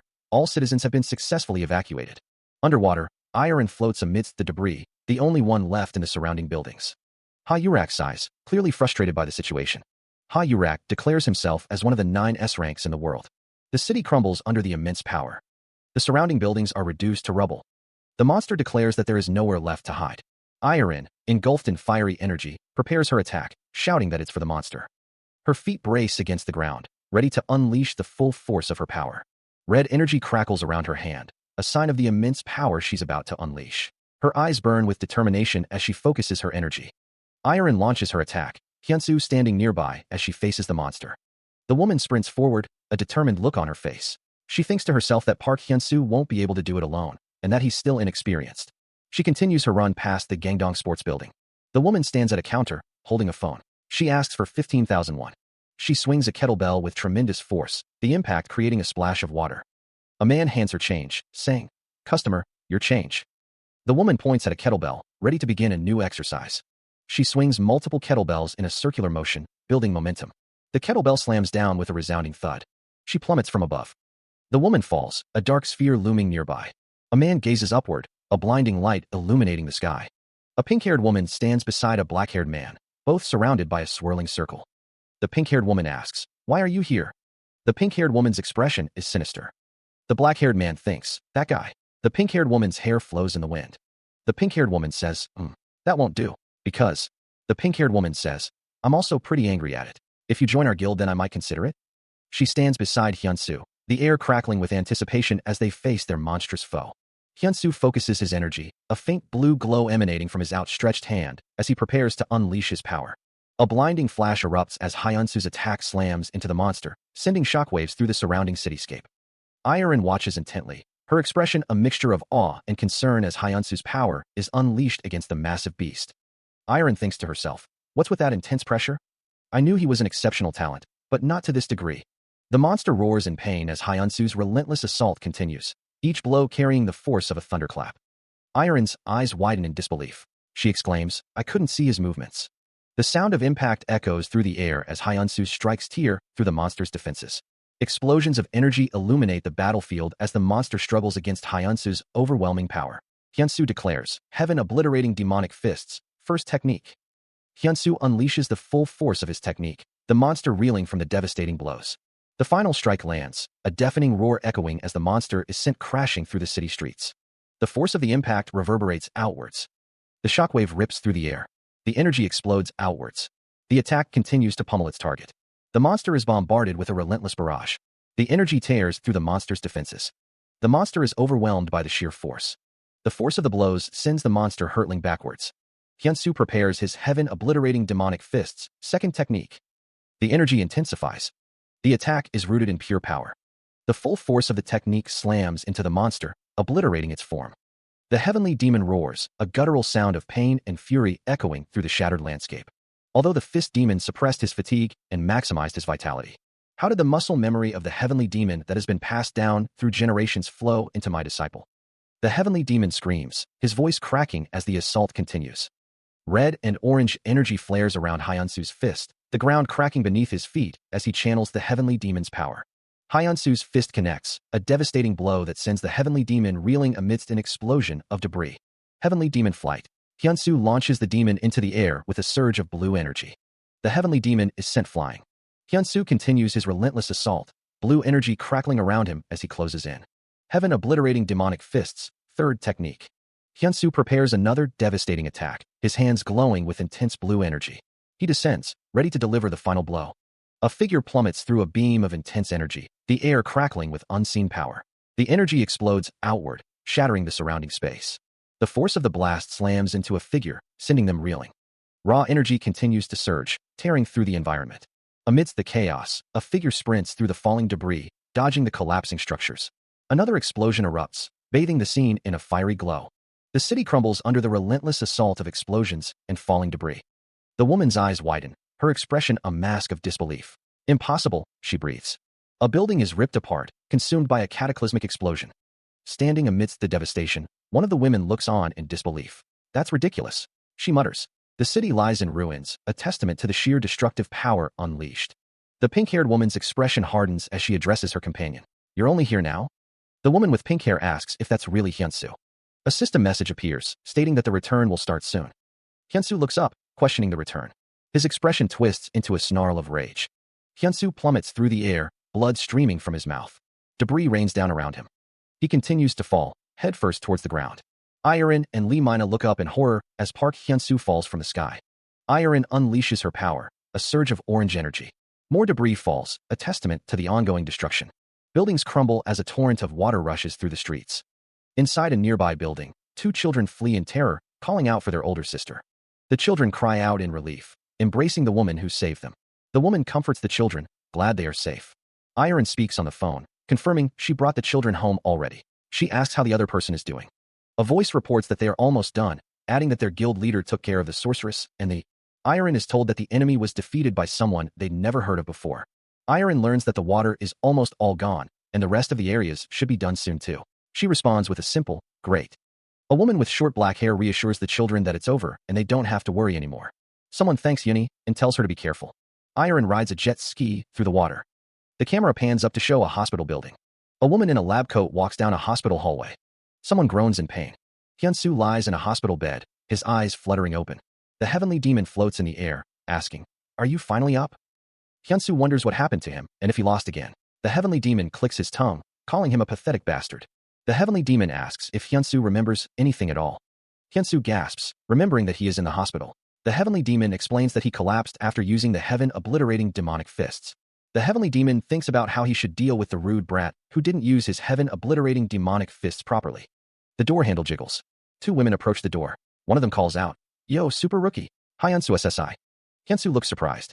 The figure with pink hair declared, "We mustn't leave a single one alive." Currently, the association and various guilds are searching for the remaining merman. Triple Guild's leader Choi Hyunwoo, they would like to hear his comments. The woman added that they are paying extra attention to their search, especially the sewers. The woman with pink hair said, "Here, my dear Hyunsoo, Saya." She added that she peeled it. A voice wonders what difference it makes. Iron offers Hyunsoo a dumpling, but he seems reluctant.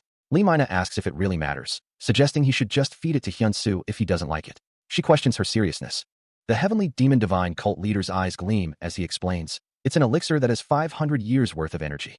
Lying in bed, Hyunsoo asks, "Why would you guys give me something incredible like this?" Iron pats his head, replying, "Think of it as our present to you." Lee Mina retorts, "It's not even a gift from you. Why are you acting like you're giving it?" Iron replies, "Acting? I had to kill 30 of those mermen in order to get to that snake." Iron continues, "Even so, Hyunsoo SSI was the one who killed it in the end." She then adds, "And you shouldn't just eat it anyhow. I'll let you know how you should consume it when you come to the association after you're discharged."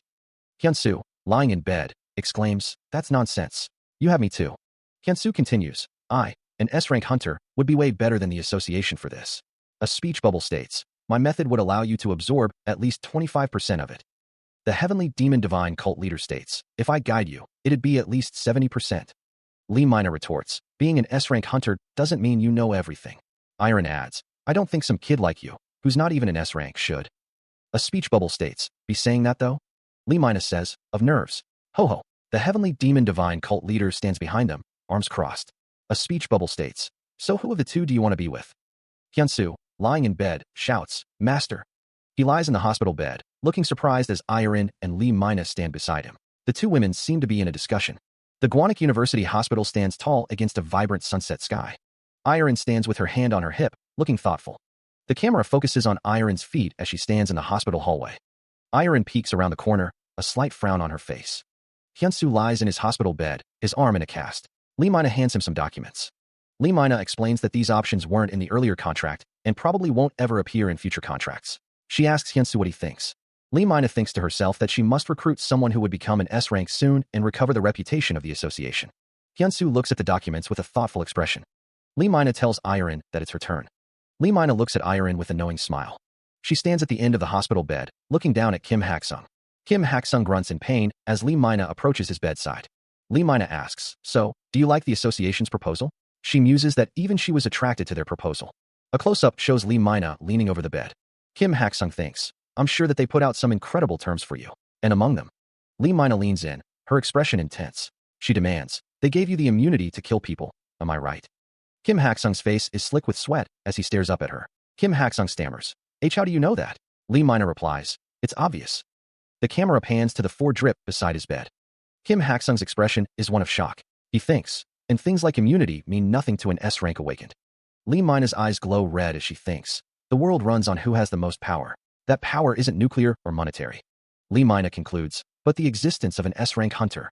The words hang in the air, a stark declaration. Giving immunity to such existences? What a joke. Lee Mina stands over Kim Hak-sung, her expression thoughtful. That makes sense, she muses.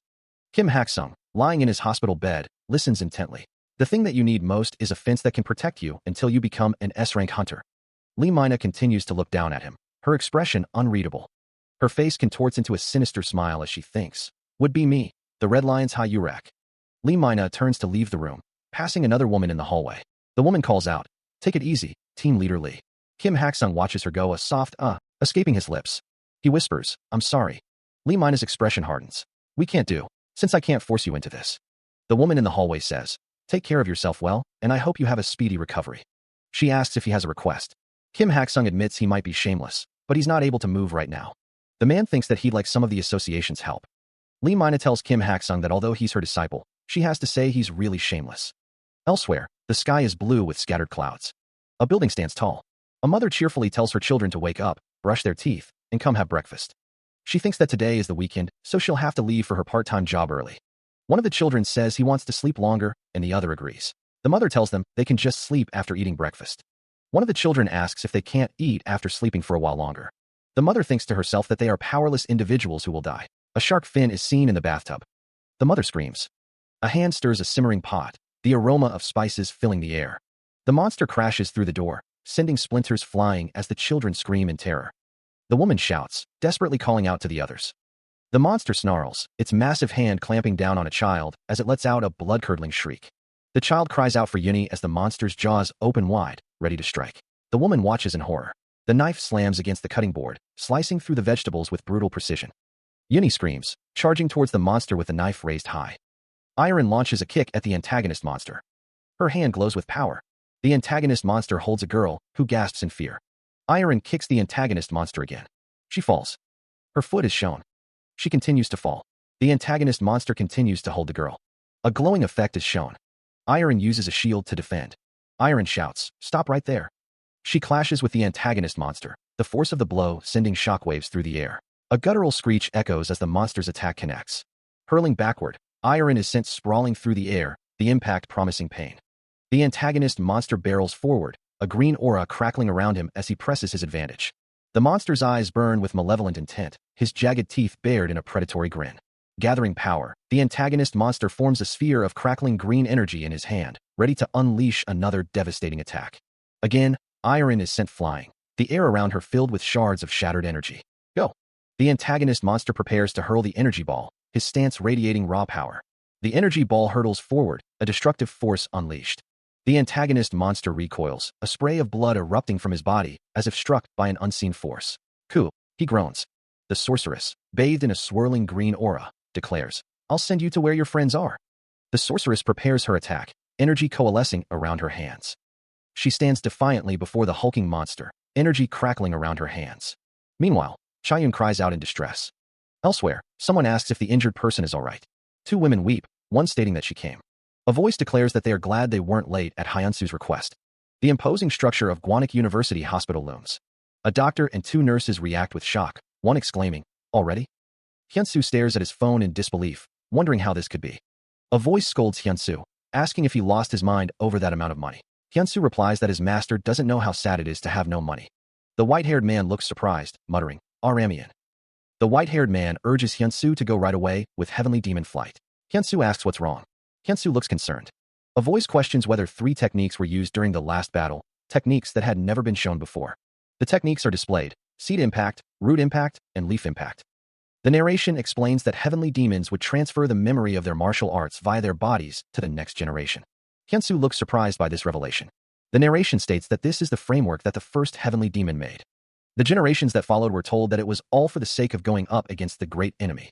A monstrous figure is shown. Hyunsu gasps, his eyes wide with shock. He sits with the white-haired man, absorbing the information. An angry face is shown, filled with determination. A voice declares that there is now another reason to get back there quickly. A woman raises a black orb into the air. A woman's legs descend a staircase, her black shoes clicking against the steps. Carrying a glowing blue orb, the woman approaches a door. The woman, consulting member information, confirms that this is the right place. The woman wonders why he isn't picking up his phone, even though they said it was already discharged. A phone rings on a desk. A door is heard opening. The woman wonders what she should do and realizes she needs to tell him about what happened at Yun's place. An older man with white hair and a purple glow in his eyes yells. A man with black hair, holding a glowing orb, wonders how he's supposed to swallow something this big. The white-haired man tells him to eat it, not swallow it. He is told that if he did this himself, he would have just eaten it bit by bit and let it come out as waste. The unknown man holds out a glowing orb. The man says he has to say that in this way as Hyunsu chomps down on the orb. Hyunsu looks shocked. Meanwhile, Lee Mina wonders why the door is. She peeks through the door. Lee Mina asks if anyone is around. She is surprised by something. Lee Mina is shocked by what she sees. Hyunsu gags as he swallows something. He sits cross-legged on the floor. A voice instructs him to steady his heart and listen. The white-haired man is tied up. He can't look Hyunsu in the face anymore. Hyunsu is warned that if he doesn't consume the elixir properly, he might become a vegetable for life. He is told to proceed by feeling the energy and pulling it slowly from his dantian to his Welu acupoint. A system message confirms that listening to instructions has been activated. He is told to slowly pull it from the Welu acupoint to the Baihui acupoint. He is told not to rush it. Lee Mina looks at a dark portal. Lee Mina wonders how long he hasn't cleaned his house for there to be mold that looks like a portal. Someone washes something in a bowl. She scrubs clothes in a basin, her brow furrowed in concentration.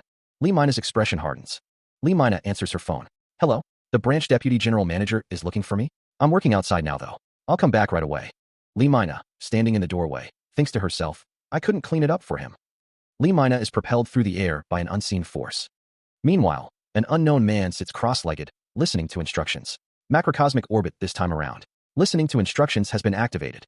The man begins to train, an aura surrounding him. The man sits, exhausted. To think that water snake bastard would have so much hot yang energy. Elsewhere, the white-haired man observes. The place known as the portal is really something out of my expectations. The white-haired man thinks, but this is better. The man continues to train. The Heavenly Demon Divine Arts is an extreme yang martial art. He'll eventually have to increase his yang energy anyway. The man's training intensifies, his aura flaring. The absorption rate of the elixir has increased to 32% as he continues to absorb the energy. The Heavenly Demon instructs, when the elixir completely melts, you have to condense it and bring it to the microcosmic orbit. Don't let it rampage. The absorption rate of the elixir has increased to 50%. Energy surges around Hyunsu as he continues the process. The energy intensifies, swirling around him. Hyunsu grits his teeth, enduring the intense pressure. The Heavenly Demon encourages, bear with it, my disciple. The absorption rate of the elixir has increased to 60%. The Heavenly Demon recognizes that Hyunsu has the seed of the Heavenly Demon. A voice urges him to keep going. Blood trickles from Hyunsu's mouth as he pushes through the pain. The Heavenly Demon watches as Hyunsu continues to absorb the elixir.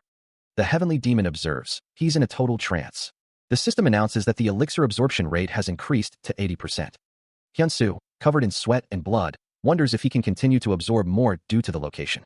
The Heavenly Demon prepares to assist, gathering energy in his hands. The system announces that the elixir absorption rate has increased to 90%. Only 10% left. Hyunsu's eyes roll back as he reaches his limit. The Heavenly Demon prepares to release his origin chi, his gaze intense. The Heavenly Demon declares that he will help finish things up. The Heavenly Demon releases his origin chi, preparing to release the pressure. Hyunsu coughs up blood, reaching his breaking point. Blood spatters around Hyunsu as he struggles. Energy surges violently. Hyunsu screams as the energy surges through him. He cries out as the energy surges through him, threatening to tear him apart from the inside. Congratulations, a system message appears. He has completely absorbed the elixir of the Amugi that has lived for a long time. Another message appears, declaring that Hyunsu has achieved extreme yang physique, and even considerable heat energy wouldn't be able to harm him. The power radiates outwards, cracking the ground beneath him. The listening to instruction skill that he possessed has leveled up, and a new effect has been added. He can now learn the techniques of a specified person once a day. Hyunsu collapses, falling through the dissipating energy. Elsewhere, the camera pans up the side of a hospital. A view from above shows the hospital's parking lot. Medical personnel rush through the hospital, shouting to prepare the defibrillator and head to the CPR room. A nurse is asked to quickly contact them for the prescription medicine. Two nurses are too busy to deal with the request. The hospital hallway is overflowing with patients, some lying on the floor, awaiting treatment. The air is thick with the scent of antiseptic and the low murmur of pain. Iron navigates the crowded hallway, her expression a mask of concern as she carefully steps around the injured. The merman caused too much damage, she thinks, her brow furrowed with worry. She peeks into a hospital room, her voice soft as she asks, "How do you feel? Are you better?" Iron sits beside a patient in a hospital bed, her gaze gentle as she observes the young woman's bandaged face. The patient heard that her siblings are at Saesong Medical Center because there aren't enough beds here. Iron asks if they are all right. Iron presses her fingers to her temple, her expression shifting to shock. They're still not awake yet. What? That seems to be one of the symptoms people face after running into mermen. Don't worry. I'm sure the doctors will find out the cause and cure them, the patient says, her voice weak but hopeful. Iron gently touches the patient's head, offering a comforting gesture. All right. Standing in the bustling hospital hallway, Iron holds her phone to her ear, her expression unreadable. Iron listens intently, her face etched with concern as she absorbs the information on the other end of the line. He still wasn't answering his phone. What happened? Chayun was the one who suffered the most damage, though. I can understand why her sister isn't awake since she might have fainted out of fear. But her brother wasn't attacked in any way. Why are they both stuck in a coma? We estimate the damage to be around 1 billion won. The casualties are around 117 deaths and are still on the rise. The people who ran into the mermen are comatose. Comatose? All right. Since we're not medical personnel, there's not much we can do. The man wonders why she got her hands on him. A close-up shows a mouth. The man says to stop talking nonsense and to live a quiet life. The man would rather have him destroyed than let Hyurak have him. Hyunsu reclines in a beach chair, soaking up the sun. A gentle hand strokes his hair as he sleeps. A woman with orange hair kneels beside him. I guess you were really tired, she says. The woman with orange hair shouts, how long are you going to sleep for? Two women stand on the beach, ready to play volleyball. The woman with pink hair exclaims, have you forgotten that we came here to play volleyball? The volleyball is held between the two women. The woman with pink hair leaps into the air, declaring, the loser will be buying dinner. Hyunsu is struck in the face by the volleyball. The woman with orange hair looks on in shock. From behind the volleyball net, one of the women remarks that someone can't even receive the ball. Another suggests that they just go pick it up. A man in the background thinks to himself that he is playing volleyball for the first time. The volleyball hurtles towards Hyunsu, and he wonders how the ball got so far. He reaches out to touch the volleyball as it approaches. Suddenly, Hyun-soo is surrounded by a swirling vortex of water. The water clears, revealing a massive, scaled monster with glowing eyes. The monster lunges forward, its massive claws tearing through the water. The monster bellows, demanding its elixir back. The monster's attack crashes into Hyun-soo, sending a shockwave through the water. The force of the blow sends Hyun-soo flying backward through the water. The monster's eyes glow with menacing intent as it stares down at Hyun-soo. Suddenly, Hyun-soo is engulfed in flames, realizing that the ocean floor is lava and it's incredibly hot. A burst of fiery energy erupts. A sphere of blue energy pulses. Surrounded by monsters, a figure floats in the underwater lava environment. His eyes snap open, a sheen of sweat coating his brow.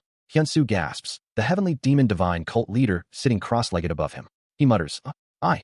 A disembodied voice echoes, that thing's big needle has already passed by the number 12 5 times. Bottom text present, I slept for 2.5 days. An image of the association building is shown. Meanwhile, a woman with auburn hair shouts into her phone, What? What did you say? Her hand rests on a desk, fingers splayed. The auburn-haired woman's voice rises. You consumed the elixir by yourself? I already told you that you could die if things went wrong, didn't I?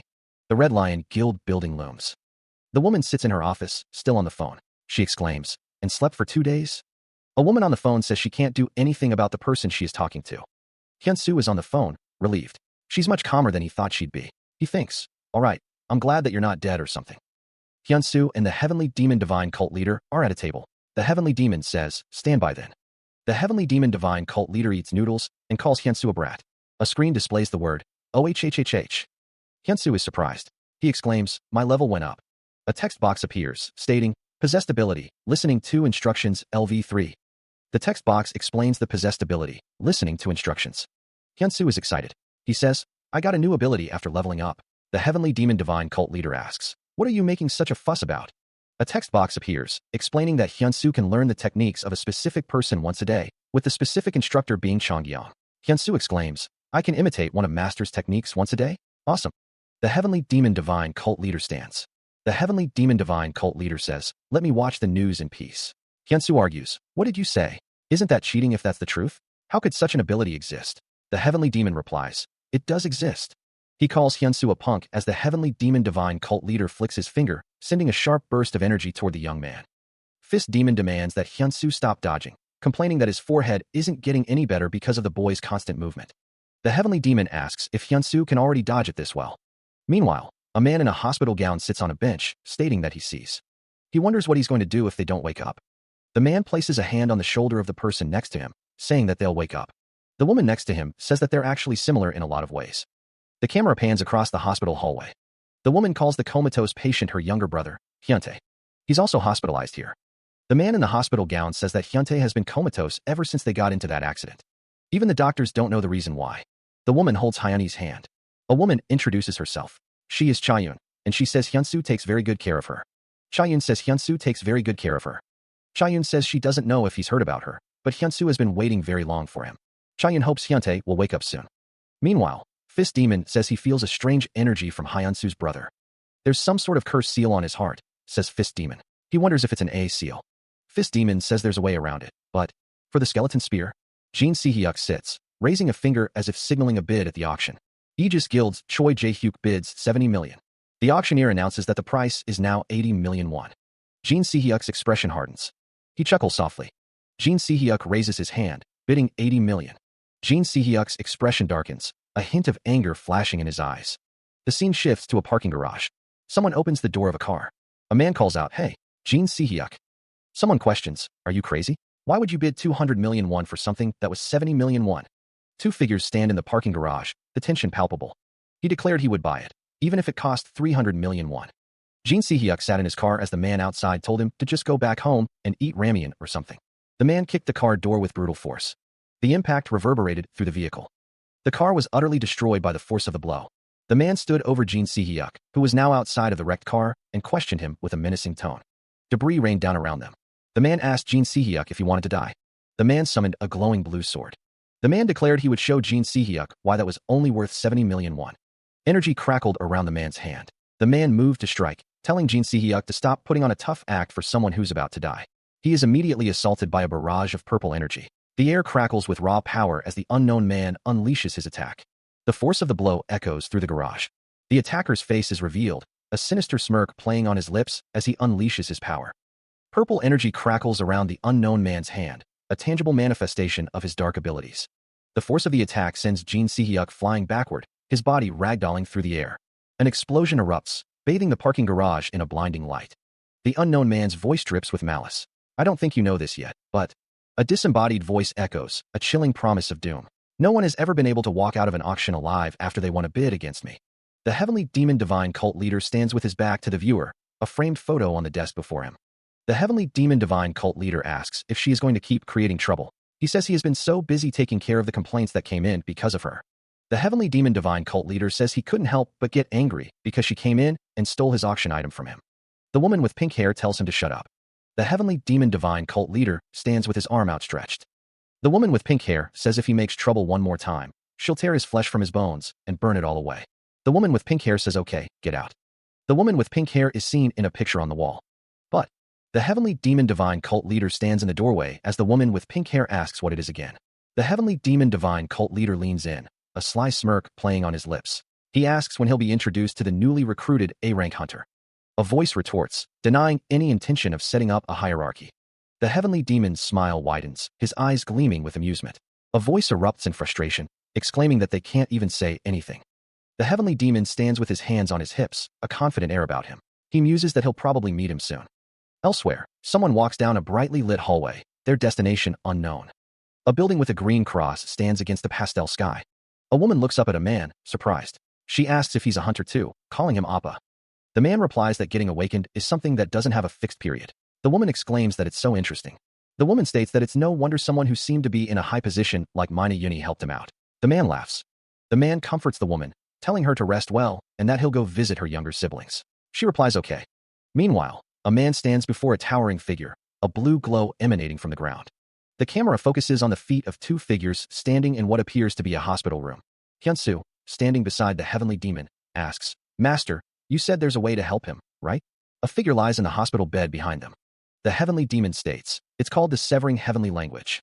A translucent screen displays the words, Severing Heavenly Language, as Hyunsu looks on with a hopeful expression. The heavenly demon explains, but currently, you aren't able to use it. Hyunsu, looking dejected, wonders, why can't I use it? A mystical technique, a type of sorcery invented by one of the heavenly demons, is shown. The heavenly demon elaborates, but you wouldn't be able to use it since you don't have the heavenly demon body. Hyunsu, with renewed determination, declares, I can do it. Hyunsu explains, because my listening to instructions leveled up, I can now imitate one of your techniques once a day. Hyunsu reaches out his hand, seemingly attempting to use the Severing Heavenly Language on the patient in the bed. He focuses, preparing to unleash the Severing Heavenly Language. A blue glow emanates from Hyunsu's hand as he begins to activate the Transcendent Rank skill. Magical symbols intensify around Iron, swirling with potent energy. Hyunsu grits his teeth, realizing it's actually working. The fist demon stares in disbelief. How can this be? What kind of ability is that? Magical energy surges violently around Iron, the air crackling with power. The magical circle tightens, constricting Iron within its glowing embrace. Hyunsu focuses, increasing the emission of chi to amplify the skill's effect. His hands glow intensely as he channels more energy into the Severing Heavenly Language.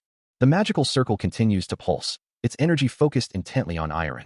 A heart is shown, seemingly representing the core of Iron's being, now under immense pressure. Hyunsu's eyes widen, a bead of sweat trickling down his face as he pushes the skill to its limit. He is surrounded by a radiant, ethereal light, his expression strained. From above, the light intensifies, enveloping Hyunsu completely.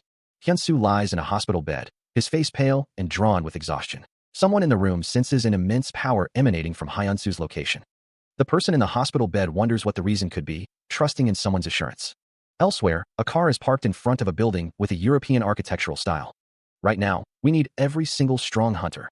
One man questions the desire to destroy someone, deeming it ridiculous. Another man states that nothing will change his mind. The man from the previous panel opens a door. Takashi is back. Yamamoto Takashi, an S-rank hunter and ES Guild's vice-guild leader, is introduced. Can sit on a table. The man with white hair and black streaks expresses his doubts about working under Haxon, while two figures sit at a table in the background. He sits on a stool, casually applying something to his arm. He suggests going solo. The bald man asks how the fragment was this time. The white-haired man sighs, stating it wasn't the right one and was just a desolate desert like last time. The bald man asks if they need to bet their luck on finding a new fragment in Korea then. Since that place has been entrusted to the Red Lions, they decide to wait and see. It's suggested that the hunter named Park Hyun-soo might pull forward the fragment expedition. The bald man agrees, stating that there'll probably be an expedition shortly. If the Paradise's boss, Ancestral Dragon, then the portals that have been spread all over the world would be Paradise's fragment. A menacing voice warns that if humans think this is the end, they are wrong. The voice continues, warning that if they don't take care of all the fragments in a year, this world will face a disaster that even S ranks can't handle. The white-haired man grimaces, stating that they must find all the fragments within a year no matter what. A man states the need to have more high-rank hunters. Two people bump fists in agreement. The exterior of Saesong Medical Center is shown. A patient wakes up in a hospital bed as a doctor and nurse attend to them. A man and a woman lie in a hospital bed, unconscious. A doctor states that they've done everything they can do, and there's nothing else they can do now except wait. A doctor remarks that this ward is full of patients like them, putting heat mats for them. A woman asks when her husband will wake up and if the doctor said anything. The doctor replies that there's nothing they can tell her and that he'll soon be there to make his rounds, suggesting she ask him when he's here. A man states that the cold energy is the cause. A man is asked if he didn't say that all these people had an encounter with the merman. An image of a fish is shown, with text explaining that things that live in the water fundamentally carry the Yin energy, and those merman bastards possessed especially strong Yin energy. A man explains that this is why those with high Yin energy in the body naturally can't take it. When both their Yin energy and the merman's Yin energy meet, the Yin energy combines and becomes cold energy. It's like they go into a state of hibernation. Hyun-soo sighs. The man with white hair asks if there is a way to treat them. Then they'll soon wake up. The mother says, look at him. Kids need to be in a stable condition. The boy exclaims, Mother, I know him. The Amugi killer. Look at this. Hyun-soo is in bed. Dark energy flows. Hyun-soo is in bed. The white-haired man says, right now, burn the Yin energy. Hyun-soo, lying in bed, believes he can absorb the Yin energy. The fist demon watches with concern. The fist demon exclaims, warning Hyun-soo about the dangers of absorbing the energy with his extreme yang body. Hyun-soo continues to absorb the energy. Hyun-soo lies in bed, seemingly unconscious. The fist demon is shocked, calling Hyun-soo a brat. Hyun-soo clenches his fist, a blue aura emanating from it. 3 flowers bloom. Hyun-soo's expression is unreadable. A close-up of Hyun-soo's hand. The fist demon looks concerned as the text explains the meaning of the 3 flowers peak bloom. It was only for a moment, but it was clear that Hyun-soo reached the 3 flowers peak bloom while he was in a trance. The heavenly demon wonders what a harmonious Yin and Yang body could be. A harmonious Yin and Yang body. The body of synchronized extremes that surpasses both extreme Yang and extreme Yin body. The fist demon thinks to himself that it's cheating, totally cheating. Hyun-soo wakes up, asking where he is. A doctor smiles, relieved. That's good, you recognize me. A doctor calls out for a nurse in the hospital hallway. The sterile hospital hallway stretches onward. Hyun-soo is surrounded by concerned faces in his hospital room. People walk through the hospital hallway. Hyun-soo clenches his fist, a strange energy swirling around it. The crowd around Hyun-soo seems worried. A child sobs, clutching the hand of an adult. A woman in a hospital gown stands before a bank of monitors, stifling sobs. Tears stream down a woman's face as she clutches her phone, whispering, "Thank you, really, thank you so much." The narration states that the number of comatose patients is slowly increasing, straining hospital bed availability. One of the women states that this is a problem. She will ask the branch manager to increase the number of hospital beds and to increase the number of medical personnel too. One of the women asks what Hyun-soo did. The woman on the phone asks what the other woman said, repeating the question of what Hyun-soo did. A family celebrates, calling out darling and dad. A system message appears, stating that someone has acquired level 1 of the harmonious Yin and Yang body, which can be achieved when the extreme Yin and extreme Yang are of one accord. Hyun-soo smiles, a bead of sweat trickling down his temple. A close-up shows the sleeve of a hospital gown. He is thanked by a woman, who believes God sent him to help. Hyun-soo thinks to himself that he only did what he could to help. Hyun-soo is asked by a doctor if he will go to the next ward. Hyun-soo agrees. Hyun-soo walks through a crowd of people. Someone thinks he's so amazing. People want to take a picture with Hyun-soo, marveling at his ability. The fist demon thinks this is good. Hyun-soo is confused. The fist demon asks if they aren't all exalting Hyun-soo. He says that as a heavenly demon, he must get used to such treatment. Hyun-soo is still confused. Hyun-soo is with an elderly man in a hospital bed. Hyun-soo is on the phone, telling someone that he is now at Saesong Hospital. He apologizes. Lee Mina is on the phone, saying that the association has sent them a request asking them to help take a look at their hospital too. Lee Mina is told that it won't be for free, and they've sent in a quotation with the fees for doing this. She is told that she can take it all. Hyun-soo, on the phone, wonders how he can be involved, being just a guild member. He is told that if what he's doing is out of his own will and has nothing to do with the guild, then it all belongs to him, and he should have read the contract properly. Hunter Park, on the phone, says she'll go to the association after she's done here. She is told that she's doing a great job, and the association will be at their mercy after this. The woman on the phone thinks this is a compliment as her guild leader. A crescent moon hangs in the night sky above a building. The man with white hair sits with his arms crossed. The man with white hair is on the phone, and he's found out where Park Hyun-soo lives. The sound of footsteps echoes through the night. The man with white hair, standing, is told great job and to text the location. Another man is lying on the couch. A hand reaches for a doorknob. The man with white hair adjusts his jacket. The man with white hair stands in front of a car. The man with white hair smiles. He descends rapidly, a streak of light piercing the sky above the city. The man plummets earthward, a determined expression etched on his face. Energy crackles around him as he falls. The city looms below, a silent witness to his descent. The building stands tall against the bright sky. Again? Hyun-soo is asked if he is sick of ramen. The heavenly demon divine cult leader reminds Hyun-soo that he praised it as the world's best food. But even so, Hyun-soo sighs as he stands in his kitchen. A phone rings, displaying the words guild leader. Hyun-soo answers the phone. Choi Jung-sung asks why he is calling at this hour and demands to know where Hyun-soo is right now. Hyun-soo replies that he is at home and about to cook. Choi Jung-sung yells at him to get out now, quickly, leaving Hyun-soo confused. He clutches at his chest, a sudden, invisible force slamming into him. It's a very powerful force, he thinks, confusion etched on his face. The unseen power surges around him. Driven by an unseen threat, he bolts down the stairs. He glances back, fear tightening his features as he continues his desperate flight. His feet pound against the ground, each step fueled by mounting terror. His eyes widen, reflecting the horror of the unseen force pursuing him. Suddenly, he's lifted off his feet, sent hurtling into the air. A beam of pure energy streaks across the sky, an unstoppable force hurtling towards its target. The energy intensifies, crackling with destructive power. The beam descends, a harbinger of devastation. The world shrinks beneath him as the energy hurtles towards the ground, promising destruction. The energy slams into the street, detonating in a cataclysmic explosion that obliterates everything in its path. Debris rains down, the air thick with smoke and the smell of ozone. The explosion continues to erupt, a deafening roar echoing through the surroundings. A voice cries out, "Cook!" Surrounded by swirling dark energy, a figure stands amidst the chaos. The energy coalesces, revealing Park Hyun-soo, his hair now a stark white, his expression grim. His hand glows with an intense, otherworldly power. His eyes reflect the storm of energy within. The air crackles with raw power as Hyun-soo grits his teeth. Standing before a building, Hyun-soo is engulfed in a vortex of violet energy. The explosion reaches its peak, a blinding flash of light and force. A figure stands amidst swirling energy, the city skyline barely visible in the background. A modern skyscraper reflects the bright sky. A red light flashes intensely. A man in a suit stands at a console, while a woman with long blonde hair stands behind him. Hyun-soo is living in the area. The woman leans forward, a worried expression on her face. Supersonic speed is rare, even among S ranks. It's probably. Another woman, with pink hair, speaks on the phone. Yeah, I think it's Haxon, since that rascal hates me to the core. A hand reaches down, taking something. Thanks for the information. A pair of shoes, one flat and one with a heel, rest on the floor. The woman with blonde hair stands amidst a fiery background. I'm the only one who's capable of stopping him. The woman with blonde hair is seen from the chest up. I need to get going now too. Team Leader Lee strides forward, her expression resolute. A voice calls out, Team Leader Lee, don't go. The branch general manager looks on, concerned. The branch general manager states, it's meaningless for you to be there, for all we know. The branch general manager continues, they will not be standing by idly either. They've already asked the Azure Dragon team to start preparing the use of the divine item, Mirror World. Lee minus sighs, acknowledging the gravity of the situation. Motorcycles speed through the city streets, their engines roaring. The bikes cut through traffic, their riders focused on their destination. An S-rank motorcyclist accelerates, leaving a trail of wind in his wake. The rider thinks, it's a whole different world that we've never experienced before. The motorcyclist exclaims, yes. Team leader. Another motorcyclist asks, Hawk, you have the mirror world, right? Hawk replies with a grin, yes, I'm departing right now. A figure stands on a rooftop, overlooking the city. A figure plummets from the sky, a streak of light against the azure canvas. The wind screams past, feathers ruffling as the descent intensifies.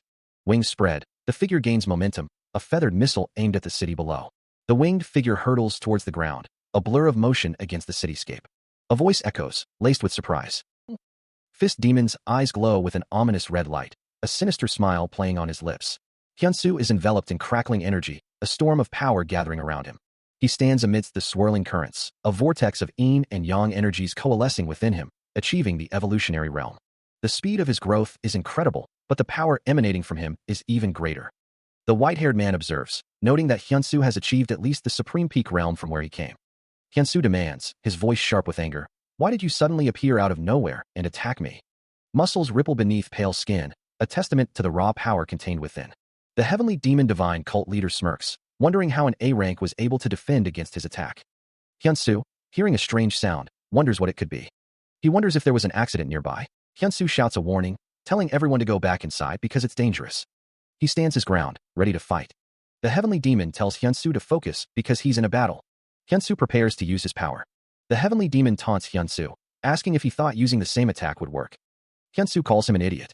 The heavenly demon divine cult leader undergoes a body transmutation, his form shifting into something metallic and dangerous. Hyunsu watches as the first elder's body hardens, realizing the danger of the situation. The heavenly demon thinks to himself, wondering how many abilities Hyunsu possesses. Hyunsu unleashes a supersonic Mach 3 punch, channeling his power into a devastating blow. He closes the distance, his footfalls cracking the pavement as he accelerates towards his target. The punch connects with a resounding crack, the force of the impact radiating outwards.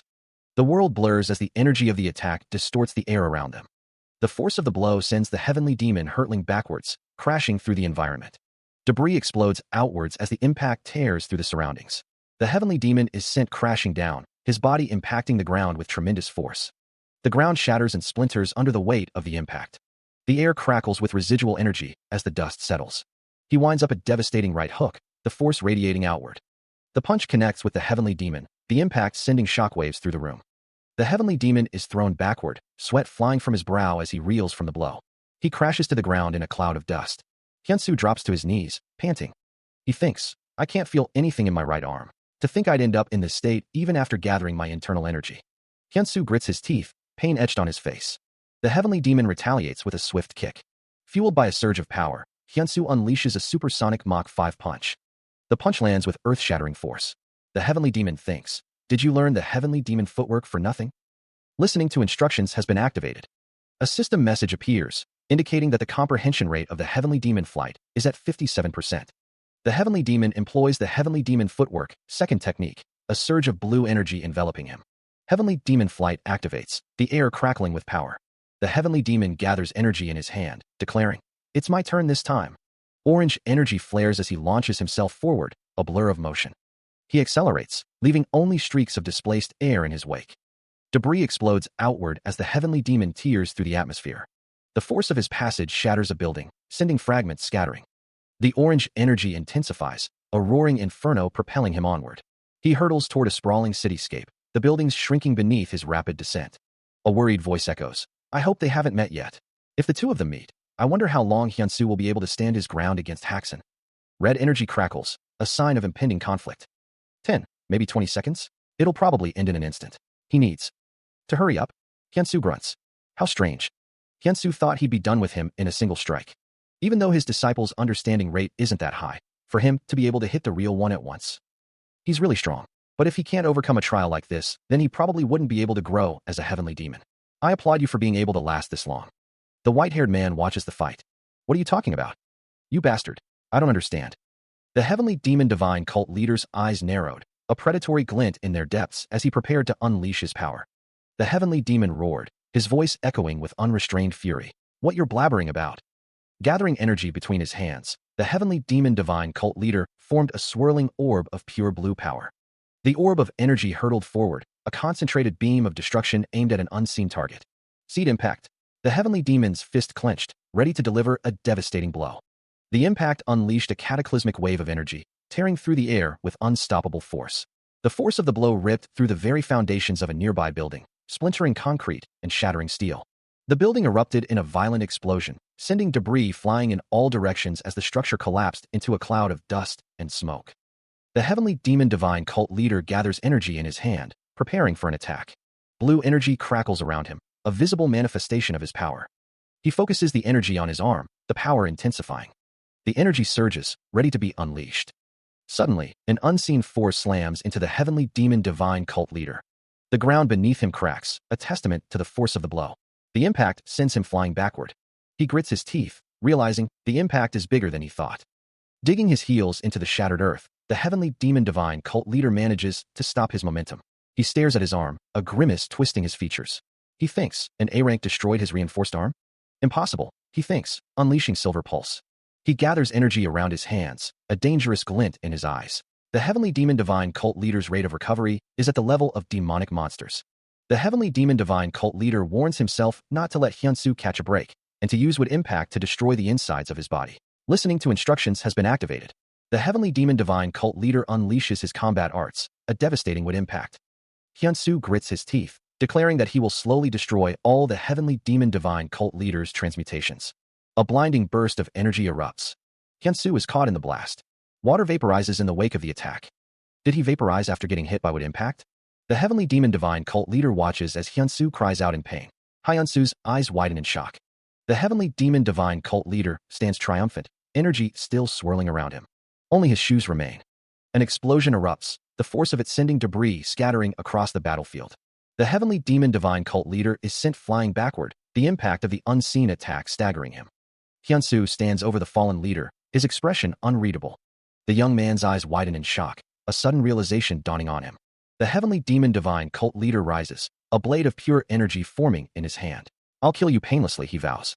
The leader lunges forward, the blade arcing towards Hyunsu with deadly intent. Hyunsu prepares to meet the attack, energy crackling around his hands as he braces for the impact. The Heavenly Demon Divine Cult Leader prepares his defense, a barrier of energy shimmering around him. The same moves. Won't work on me. Hyunsu unleashes his attack, a torrent of leaf-shaped energy slicing through the air. Slice through him dash. Leaf impact. The leaf impact connects, a deafening explosion echoing through the air as the Heavenly Demon Divine Cult Leader cries out. The force of the attack sends the leader hurtling backward once more, a red aura flaring around him as he struggles to maintain his footing. A weapon is revealed, bathed in an eerie blue light. He continues his assault, throwing a powerful right hook towards the Heavenly Demon Divine Cult Leader. The Heavenly Demon Divine Cult Leader reels from the blow, blood splattering from the impact. Despite the damage, the Heavenly Demon begins to recover, a faint purple aura emanating from his body. The Heavenly Demon Divine Cult Leader focuses his energy, muttering that he should have destroyed the brat with consecutive strikes. He's recovering again. Recognizing the danger of the current location, Hyunsu prepares to move. It's too dangerous here since there are too many people around. Hyunsu decides to relocate the fight. Since this area is on higher ground, he should be able to minimize the damage as much as possible. The Heavenly Demon Divine Cult Leader grimaces, acknowledging the force of the blow. He took a big hit. Even though he healed it with Silver Pulse, the Heavenly Demon Divine Cult Leader is still not fully recovered. Hyunsu prepares to move, gathering his energy. Today's a public holiday. Let's head towards a school. The school looms in the distance, a potential battleground. Hyunsu sprints towards the school, determined to minimize collateral damage. He slides across the floor, declaring that this is the top floor. Fortunately, the Heavenly Demon Divine Cult Leader thinks there isn't anyone here. The Heavenly Demon Divine Cult Leader unleashes a devastating blast of pink energy down the hallway. The Heavenly Demon Divine Cult Leader asks if Hyunsu is trying to protect other people. Hyunsu braces himself against the incoming attack, his expression hardening with resolve. The energy detonates, ripping apart the room with a cataclysmic explosion. The force of the blast sends the Heavenly Demon Divine Cult Leader hurtling backwards through the shattered remains of the room. The Heavenly Demon Divine Cult Leader questions someone like Hyunsu who chooses to fight even when in a residential area. Amidst the swirling dust and debris, Hyunsu stands firm, his eyes narrowed, ready for the next attack. The Heavenly Demon Divine Cult Leader retaliates, unleashing a torrent of blue energy. The Heavenly Demon Divine Cult Leader prepares for another attack. The Heavenly Demon Divine Cult Leader grins menacingly, his eyes gleaming with dark intent. The force of the explosion sends debris hurtling in all directions. Another blast rips through the school, shaking the very foundations. The school building groans under the relentless assault of explosions. A blinding flash of light consumes the area as another explosion detonates. The relentless barrage of explosions continues, tearing apart the surroundings. Chunks of debris rain down, the remnants of the devastated school. He stands amidst the chaos, a pitying look on his face. The Heavenly Demon Divine Cult Leader says, "I'm starting to think that it's a pity to kill you off." The Heavenly Demon Divine Cult Leader prepares his next attack, thinking, "To think that you held on for so long." Hyunsu gathers his energy, preparing to unleash another devastating attack. Power surges around Hyunsu as he focuses his intent. A vortex of dark energy crackles with destructive potential. Hyunsu's eyes glow with menacing power, a sinister grin spreading across his face. He declares, "Blame this on your." He gathers a sphere of raw energy, the air crackling with unseen power as purple lightning dances within its core. The sphere swells, an expanding bubble of destruction that threatens to consume everything in its path. The energy slams into the structure, the impact unleashing a cataclysmic explosion that sends shockwaves rippling outwards.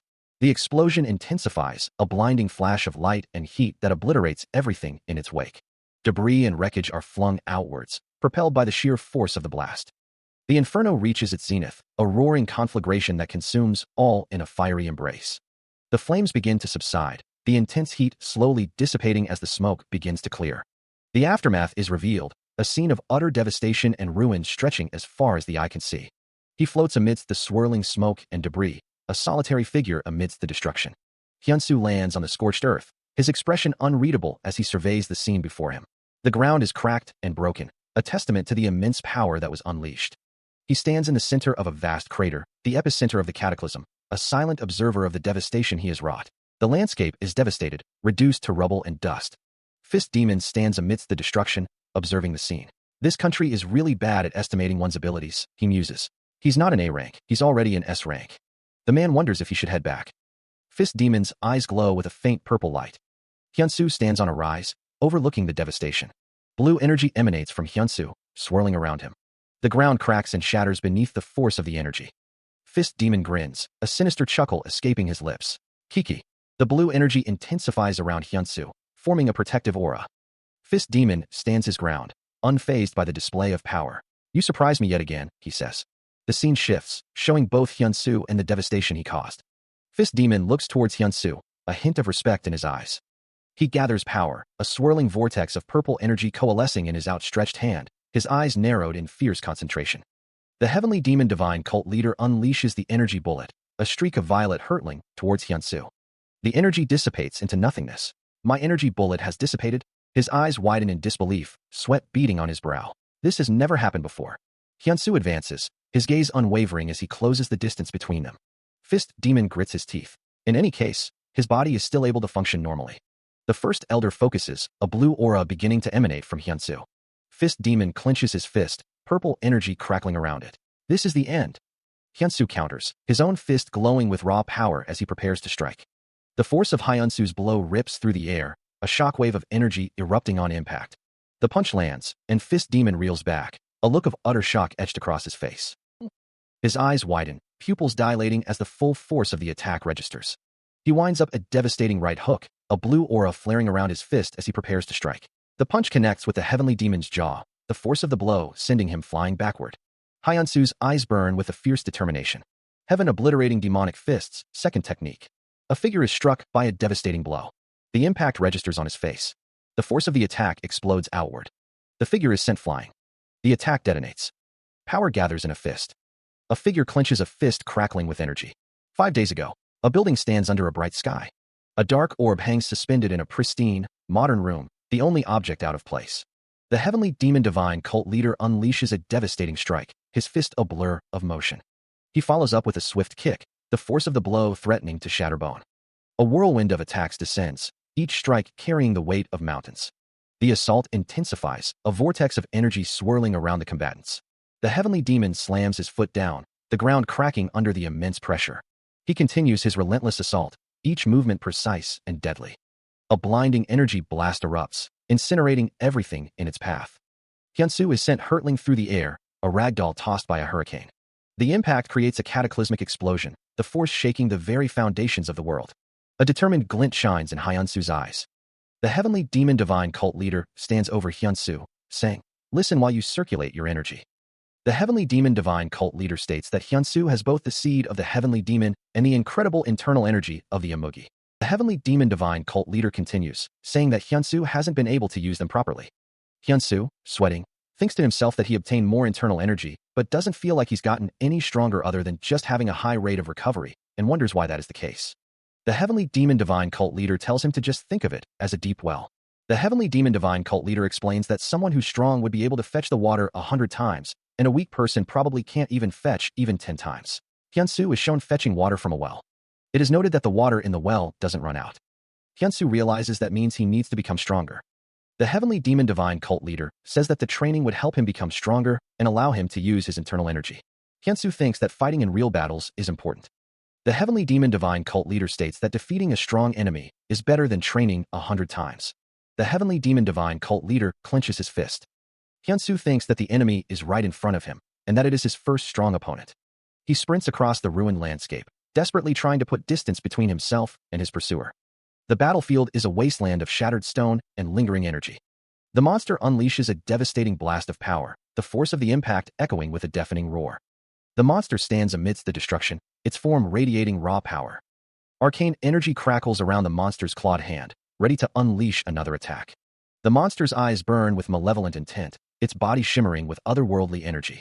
Hyunsu grits his teeth, realizing he's still able to get up even after getting hit by the seed impact twice.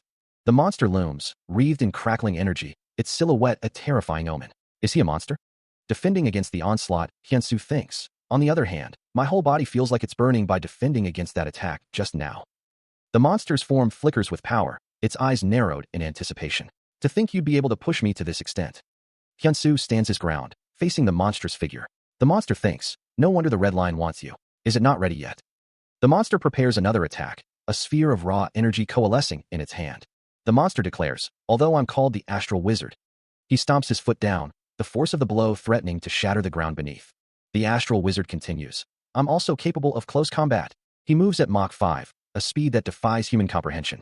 The monster unleashes a devastating attack, purple energy crackling around him.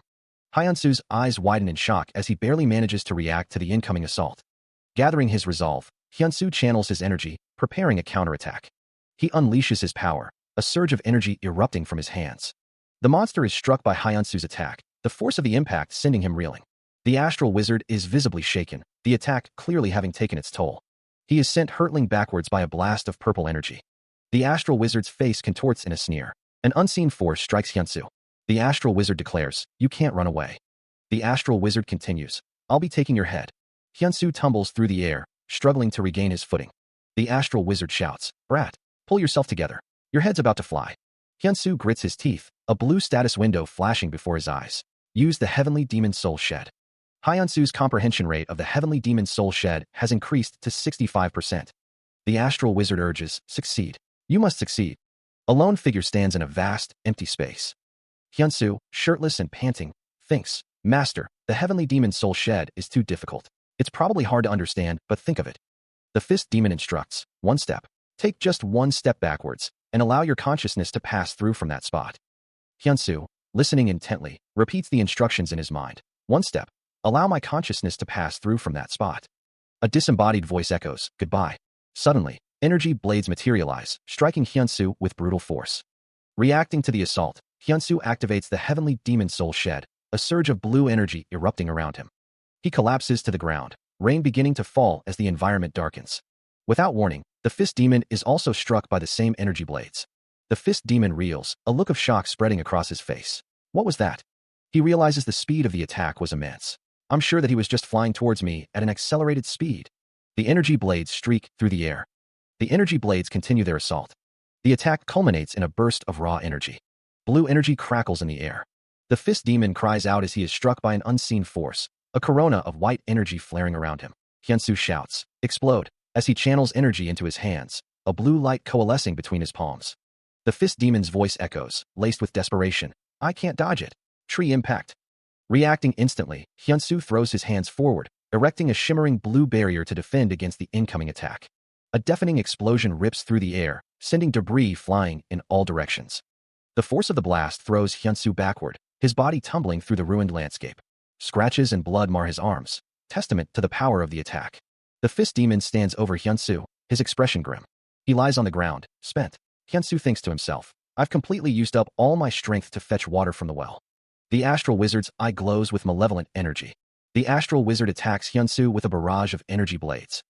The Heavenly Demon Divine cult leader's face contorts with rage as he shouts, I'll kill you, you demon. Fist Demon stands atop a rocky precipice, his gaze fixed on his opponent. The Astral Wizard looms, its form crackling with dark energy. Are you the only one left, Heavenly Demon? You've indeed exceeded my expectations. The Heavenly Demon Divine cult leader stands firm, his eyes narrowed as he faces the Astral Wizard. Fist Demon's expression hardens, a blue light emanating from his eyes. I swear upon the honor of my fallen subordinates. I'll rip your skin apart, dry it, and use it as snacks to appease the souls of my subordinates. The Astral Wizard's form pulsates with power, its green eyes glowing menacingly. I'll give you a chance, become my right-hand man and conquer the world with me. The Heavenly Demon Divine cult leader prepares to strike, his muscles tensing as he focuses his energy. The ground trembles as the two prepare to clash. The Astral Wizard taunts. I'm sure that you must have already used up all your internal energy though. He prepares a martial art, one that the heavenly demons can use without any internal energy. The heavenly demon divine cult leader declares he can borrow power from nature. The heavenly demon divine cult leader states that he will use heavenly demon divine arts. Activating his heavenly spiritual body, the heavenly demon divine cult leader prepares to unleash his power. The attack erupts, obliterating everything in its path. Meanwhile, in the aftermath, onlookers express their shock and fear as they realize the school has been destroyed. A lone figure speeds away on a motorcycle amidst the devastation. The motorcycle continues to speed away from the destroyed school. Boots crunch on the debris-strewn ground. He announces their arrival. They've reached their destination. The heavenly demon divine cult leader observes the flattened landscape. The area was destroyed in just 20 minutes. Iron stands among the rubble, a weapon in her hands, as a bald man kneels beside her. The heavenly demon divine cult leader peers through binoculars, his expression unreadable. His eyes widen slightly as he focuses on something in the distance. An explosion erupts nearby. A figure is caught in a barrage of energy beams. The force of the attack sends the figure hurtling through the air. A voice echoes from above. Let me ask you one question. Why did you appear out of nowhere and attack me? The heavenly demon divine cult leader smirks. Humph, I don't know what you're talking about. The figure on the ground shouts. Let's talk this out, you bastard. Two figures observe the scene. One of them notes that Park Hyun-soo is alive and engaged in hand-to-hand combat, wondering what happened. A sinister laughter echoes. A figure crackles with electrical energy, bracing for a fight. The white-haired figure declares it's their energy line. A figure in the sky has recovered. Electrical energy surges around a figure. The white-haired figure is surrounded by a swirling aura of energy. A vortex of energy swirls. A figure looks on with shock. Electrical energy crackles intensely. A blinding light fills the area. A figure is engulfed in a burst of electrical power. An explosion of energy erupts, the force of it shaking the very air. The astral wizard unleashes another blast, the raw power crackling with destructive intent. The explosion intensifies, a blinding flash of light, and a deafening roar filling the battlefield. Choi Jung-sung, watching the display of power, exclaims, "How are we supposed to stop a monster like him?" Hyun-soo, surrounded by a swirling aura, wonders, "What's with that movement just now?" It felt like something pulled him away. A figure stands over Hyun-soo, declaring, "In any case, you're done if you take one more attack." A drone hovers above the battlefield, its sensors scanning the devastation. Lee Mina, watching from a control room, shouts, "Hyun-soo, get up." The white-haired man stands over Hyun-soo, lamenting, "Even though you're my disciple, I can't keep helping you like this." The white-haired man's face is etched with concern. The white-haired man looks up, a mixture of surprise and concern on his face as he says, "Master?" That's. He is surrounded by a surge of energy as Hyun-soo lies on the ground. The white-haired man thinks, "Masters." The white-haired man feels, "He's flowing into my consciousness." The white-haired man's expression is serious. Lee Mina shouts, "You must intercept before Park Hyun-soo dies." The Azure Dragon team is on the scene. Lee Mina orders, "Azure Dragon team, enter." Choi Jung-sung thinks, "Damn it, in order to go in." Choi Jung-sung thinks, "Do it." Oh, wait a minute. Now that I've seen them in action, I just can't bring myself to. He can escape. Hyun-soo struggles to stand, thinking, "Well, it's not right for one to interfere in fights." The white-haired man thinks, "I simply can't let him die. I need to help him so that." The white-haired man thinks, "Stop it. There's nothing more you can do against him." That's not true. Hyun-soo looks up at the white-haired man, thinking, the skill that. He obtained something, listening to instructions from level 3. Hyun-soo stands, a determined look on his face. Choi Jung-sung withdraws his orders, telling everyone to be on standby. He then thinks to himself, wondering what is going on. The white-haired man asks what Hyun-soo is mumbling about. He can imitate one of their skills once a day. Hyun-soo realizes he can use a martial art that he can use without internal energy. The white-haired man is shocked, thinking to himself that he never taught Hyun-soo that heavenly spiritual body. A sound effect echoes. Hyun-soo is shown, his expression intense. Energy swirls around Hyun-soo. The white-haired man acknowledges that Hyun-soo is strong, but Hyun-soo is surrounded by a dark aura. The mirror world pulses with an intense, otherworldly energy, drawing power from an unseen source. Hyun-soo, sensing the surge, cries out as his hands begin to glow with a matching blue light. The energy intensifies, crackling and sparking as the mirror world strains to contain it. The absorption continues, the light growing brighter and more chaotic. The mirror world is now a blinding beacon, radiating power in all directions. The white-haired man gasps, his eyes widening in disbelief at the escalating power. His expression shifts to concern, a grim line forming on his face as he witnesses the unfolding event. A voice echoes, declaring that the mirror world is absorbing both of their energies. The structure of the mirror world begins to crack and fracture under the immense strain. With a final, deafening burst, the mirror world shatters into countless fragments, releasing a wave of pure energy. He lands heavily amidst the debris, the landscape around him unfamiliar and desolate. The white-haired man surveys the new surroundings, his gaze sweeping over the ruined landscape and the distant figures scattered across it. He muses about the mirror world, wondering about the circumstances that led to its use. The white-haired man crosses his arms, remarking that they must have been desperate. A man in a red jacket observes that the mirror world broke after only one use, questioning what on earth could have caused it. Hyunsu's name echoes through the desolate landscape as someone calls out to him. The white-haired man stands amidst the debris, his expression unreadable. A surge of raw energy erupts, bathing the surroundings in a blinding light. The energy subsides, revealing a vast, ruined landscape where the figures stand scattered. Another burst of energy flares, this time centered around Iron. Iron is engulfed in the radiant energy, her form barely visible within the glow. Hyunsu, his expression etched with concern, calls out, questioning if she is all right. Iron stands amidst the dissipating energy, her expression troubled. Iron stands beside Hyunsu, a question mark hovering over her head, indicating her confusion. Iron thinks to herself that it was a great job, and that the other person lasted against Haxin for so long. Iron stands amidst the rubble, her hands glowing with power. Ha-Yurak expresses his relief at arriving on time. The unknown man asks if someone is going to take him on alone. The unknown man chuckles. The unknown man stands with Iron as he thinks to himself that his boss is foolish and shouldn't overdo things. A portal opens in the middle of a ruined landscape. A figure emerges from the portal, with the unknown man standing nearby. Iron stands tall, ready for what comes next. 1 week prior, a portal strategy committee convened. The meeting took place in a modern, corporate building.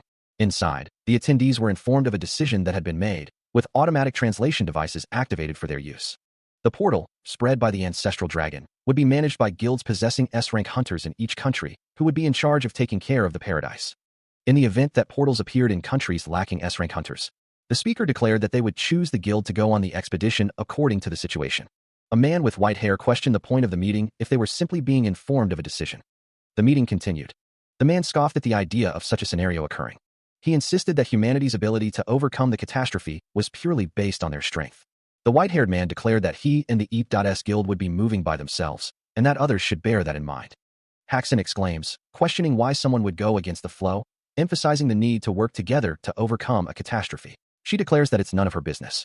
A man states that if he can stop the thing of the end times, humanity will live on. Otherwise, they'll die, adding that that's all there is to it.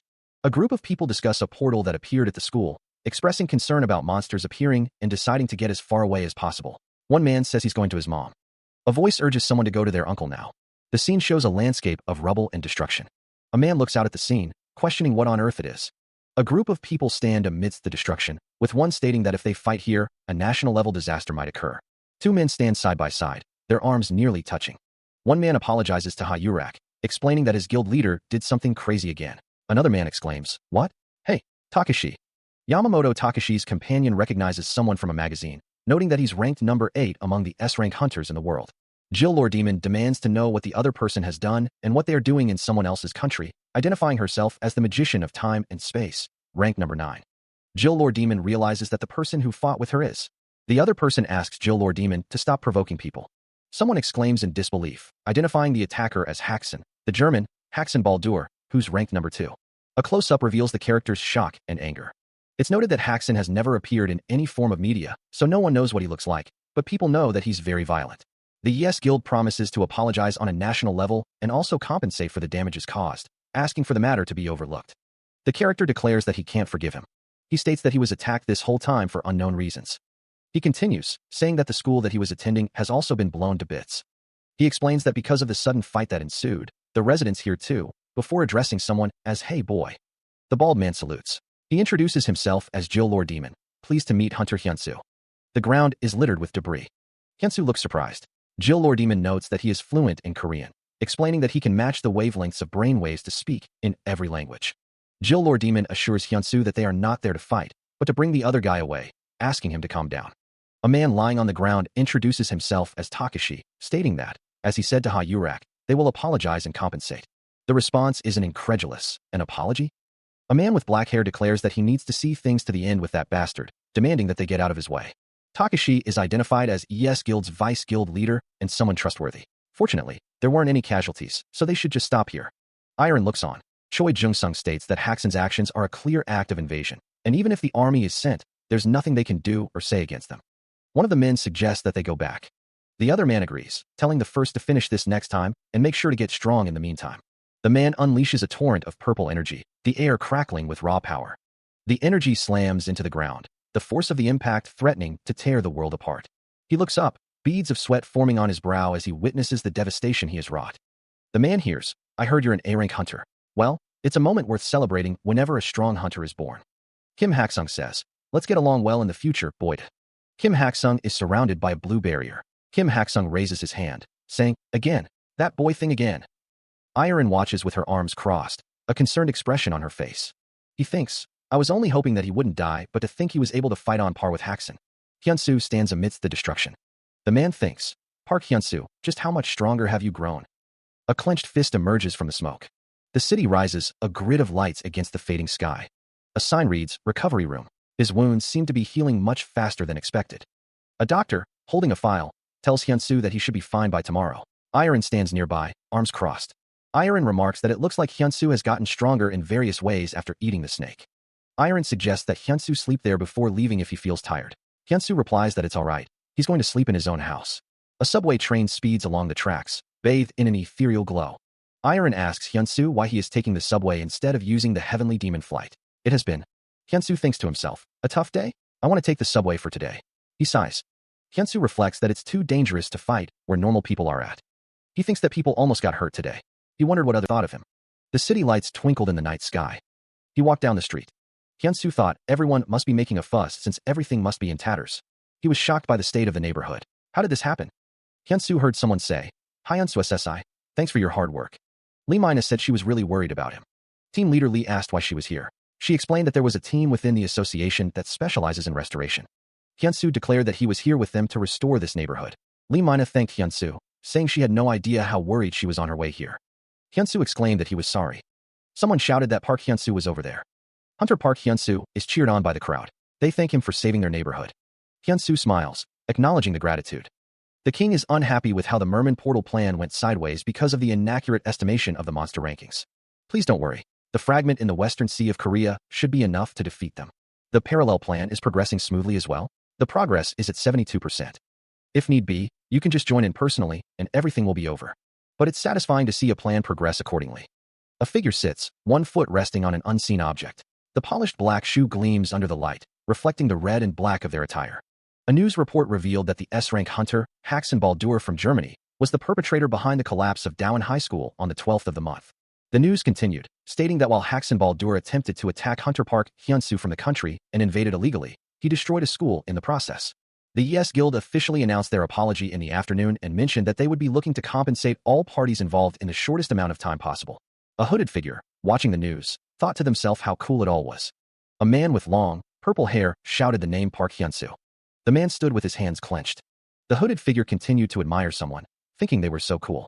The hooded figure threatened to crush the neck of someone like the person they admired. A close-up showed a hand crackling with purple energy. The man with long hair was surrounded by purple energy. A voice promised they would be meeting soon. If he's done washing up, the Heavenly Demon Divine Cult leader tells Hyunsu to start cooking. The Heavenly Demon Divine Cult leader adds that he will wait a little bit. Hyunsu emerges from the shower, declaring how refreshing it was. The Heavenly Demon Divine Cult leader questions what the big deal is, stating that they are all men here. Hyunsu is asked if he would walk around naked in front of his master. The Heavenly Demon Divine Cult leader strikes Hyunsu on the head. Tomorrow is the expedition, so the Heavenly Demon Divine Cult leader ordered something special for them to eat. Hyunsu asks what the special food is. He smiles, though he feels a little pathetic. Hyunsu wonders how it could be that the food isn't good. A voice asks if they're going to eat then. Hyunsu sits at the table, while the Heavenly Demon Divine Cult leader says that it's a spicy pork rice bowl. Hyunsu asks if the Heavenly Demon Divine Cult leader is saying that it's nicer than ramen. The Heavenly Demon Divine Cult leader replies that it's got a different type of deliciousness to it. 2 bowls of spicy pork rice are on the table. A hand offers a bite. The Heavenly Demon Divine Cult leader is shocked. Hyunsu asks what's with the Heavenly Demon Divine Cult leader's expression and if it's not to his liking. The Heavenly Demon Divine Cult leader exclaims that Hyunsu has been feeding him ramen all this time when there was something this delicious. He recalls Hyunsu pestering him to cook ramen just a moment ago. The building is shown. The interior of the building is shown. Hyunsu approaches the entrance of the Red Line building. The doors slide open as he approaches, revealing a man in a suit. Finally, his first official expedition begins. Hyunsu pauses, taking in the scene. The Red Lion, it's like a dream. He looks around, a slight smile forming on his face. A man approaches. Nice to meet you. I'm Sung Myung-jin. The man is a fan of Hyunsu, the steel god of death, Hunter Sung Myung-jin. Sung Myung-jin's enthusiasm is a little embarrassing. Hyunsu shakes Sung Myung-jin's hand. Yes, sir.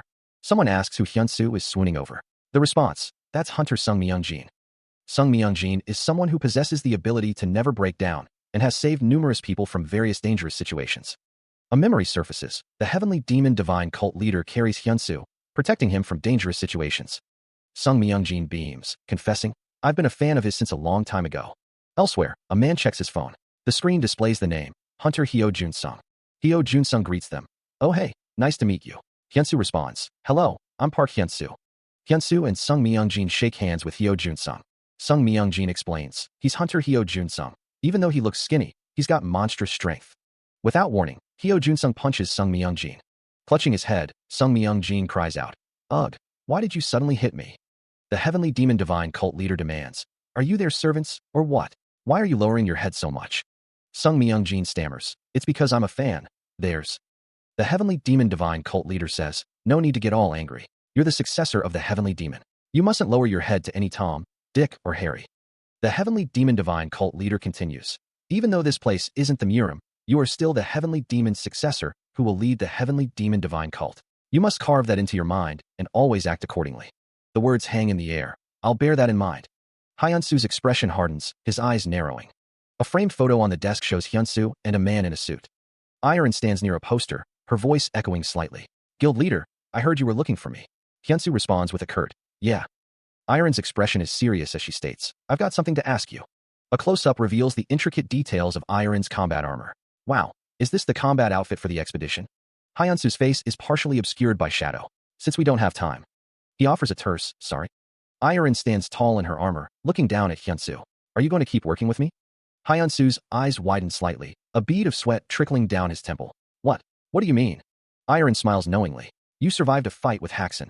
Iron continues, even though you might have gotten an A rank in the evaluation.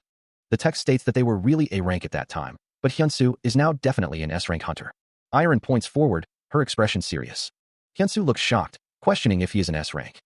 The text states that Iron promised to groom Hyunsu until he became an S rank. The text states that there's no longer that need, so the contract is as good as void. Hyunsu seems surprised. Iron asks Hyunsu what he is going to do. Hyunsu's expression is unreadable. Iron declares that she is going to stay here. Hyunsu states that he still hasn't done anything in this guild, and that he's also received a huge sum of money for the contract fees. Hyunsu insists that he's not such a shameless guy. The text exclaims, great, member Park Hyunsu, it's your first expedition. Iron tells Hyunsu that if he goes to the basement, he'll find a combat outfit with his name on it, and a change into that. A voice booms out, filled with unquestioning obedience. Yes, boss. Iron stands in the doorway as Hyunsu announces, I'll be taking my leave then. The heavenly demon is taken aback by Hyunsu's words. Iron responds with a simple, all right. The heavenly demon asks, why are you surprised? Did you do something you're not supposed to? Hyunsu replies, no, I had lowered my head without realizing it. The heavenly demon emphasizes, she's your boss, isn't she? She's not just any Tom, Dick, or Harry. The heavenly demon gestures emphatically. The heavenly demon continues, and she's a good boss at that. You know what boss means. Hyunsu chuckles softly. Meanwhile, a booming voice echoes through a hall filled with soldiers. All members, attention. A woman in ornate armor declares, my soldiers, the time to subjugate the fragment of paradise has finally come. Iron, clad in her armor, declares, we are going after the fragments of paradise. Choi Jung-sung adds, we'll need high-level items, and Iron continues, her voice ringing with conviction. And most importantly, we'll need the courage to protect our comrades. The crowd roars its approval, their voices echoing with determination. That alone is more than enough. An unknown man observes, she's definitely proving herself to be a heroine today. Iron addresses the crowd, her voice filled with passion. Look at the comrade beside you. She asks, her gaze sweeping over the assembled warriors. Are you confident of protecting that comrade? The crowd responds with a resounding cheer, their voices filled with unwavering resolve. Yes, of course. The crowd continues to cheer, their enthusiasm palpable. Iron raises her fist, her voice ringing with determination. To the fragments. The grand architecture of the building stands tall. Footsteps echo through the halls. The heavenly demon divine cult leader sits on a chair, listening to a report. The report states that the Red Lion Guild's expedition squad just arrived at the Western Sea, Night Nim. Fist Demon asks what their military force is like. The man with white hair reports that other than the S-rank Hayurak, there are 30 A ranks. Fist Demon says that it looks like they can't let their guard down. Fist Demon says that even so, today will be the end of the Red Lions. The heavenly demon's cloak billows. The man with white hair looks on. Fist Demon declares that Korea will also disappear from the face of the earth. A beam of light shines down on the building. The sun shines brightly. The ocean stretches out to the horizon under a clear sky. A surge of energy crackles in the air. A swirling sphere of power intensifies. A ship sails through the energized waters. The scene shifts. A figure remarks, "It's my first time in the paradise." The heavenly demon divine cult leader states, "In the two-part expedition, the first was a failure. Everyone except the S-rank died." The heavenly demon divine cult leader continues, "Although the second part was a success, more than 20 people died and the majority of the squad was severely injured." The aftermath of the expedition is shown, littered with bodies and blood. Hyunsu reflects, "People go into paradise and die after experiencing it. That's how it got its name, paradise." The heavenly demon divine cult leader sighs, "Oh man." The group stands before the glowing portal, ready to face the unknown. Fist Demon speaks, his voice grim. "Just coming face to face with one of the paradise's fragments," he warns, "will make your whole body shiver." Death looms in that portal, the heavenly demon divine cult leader states, his expression serious. Hyunsu's brow furrows with concern. If even Master is saying something like that, he thinks, then this can't be compared to a normal portal. A voice rings out with determination. "Let's go." The clue to saving humanity lies within that portal. Iron, surrounded by fiery energy, prepares to enter the portal, her eyes fixed on the swirling vortex. The armored figures move forward, energy crackling around them as they approach the gateway to the unknown. Iron shouts, her voice filled with resolve. "Let's go." A figure plunges into the swirling vortex, the portal distorting around them as they pass through. More figures follow, disappearing into the portal's depths, their forms dissolving into streaks of light. Hyunsu steels himself, his expression determined as he steps into the unknown, ready to face whatever awaits him on the other side. He flies through the air, hurtling towards a distant portal, the sky a blur of blue above him. Landing hard in a desert landscape, Hyunsu kicks up a cloud of dust, the cacti and barren rocks a stark contrast to the world he left behind. Dust billows as someone lands heavily on the ground. Hyunsu, clad in armor, surveys the desolate landscape. This place is. The air shimmers with an unseen energy. Hyunsu and Fist Demon walk across the sandy expanse. Fist Demon states that the area is too vast to be an illusion. Hyunsu questions if it is one. A flashback shows a monstrous figure. A voice recalls almost dying because of the price to pay for the illusion. The Heavenly Guardian is revealed. A voice states that it is a mystical dimension technique, and if this is an illusion, then Fist Demon strikes at a glowing orb, declaring they need to find the thing deploying it and destroy it. Hyunsu realizes something. The guild leader states that everyone seems to be gone. Fist Demon senses that someone is still here. The sand crunches beneath armored boots. The Heavenly Demon Divine cult leader pauses, scratching his head. "Damn it, where did everyone go? No one's here at all." He narrows his eyes. Is he the only one that's here? He glances around, confused. The armored figure continues his trek through the desolate landscape. He stops, spotting something on the ground. Diamond? That's at least 500 carats though. The Heavenly Demon kneels, reaching for the gem. The sand shifts ominously. A monstrous anglerfish erupts from the ground, jaws agape. Whoa! The Heavenly Demon Divine cult leader's expression hardens. There's no way there'd be a random diamond, huh? He slashes at the monster with a blade of pure energy. Power crackles around his fist. Have a taste of the rock breaker. He barely has time to react as the monster unleashes a torrent of energy from its maw. The blast slams into the ground, sending tremors through the earth. With a screech, the monster lunges forward, closing the distance. The monster attacks with a spear of crackling energy, screaming in fury. A voice booms, "Spartan shield," as the monster summons a defensive barrier. The Heavenly Demon, bracing himself, thinks, it's indeed better to carry as many things as possible during an expedition. The monster roars, "Ah!" Skeleton spear, as it conjures a skeletal weapon. The monster continues its relentless assault. The Heavenly Demon, gathering energy in his fist, thinks, use rock breaker then. The monster prepares for another attack, its red eyes burning with malice. A blinding explosion of energy erupts, bathing the battlefield in searing light. The monster recoils, its massive form momentarily staggered by the force. A guttural roar tears through the air, a sound of primal rage and pain. The monster's maw gapes open, revealing rows of razor-sharp teeth ready to tear through anything in its path. The Heavenly Demon's eyes widen in disbelief. What's this? Why is it so big? Summoning his power, the Heavenly Demon conjures a shimmering barrier of azure energy.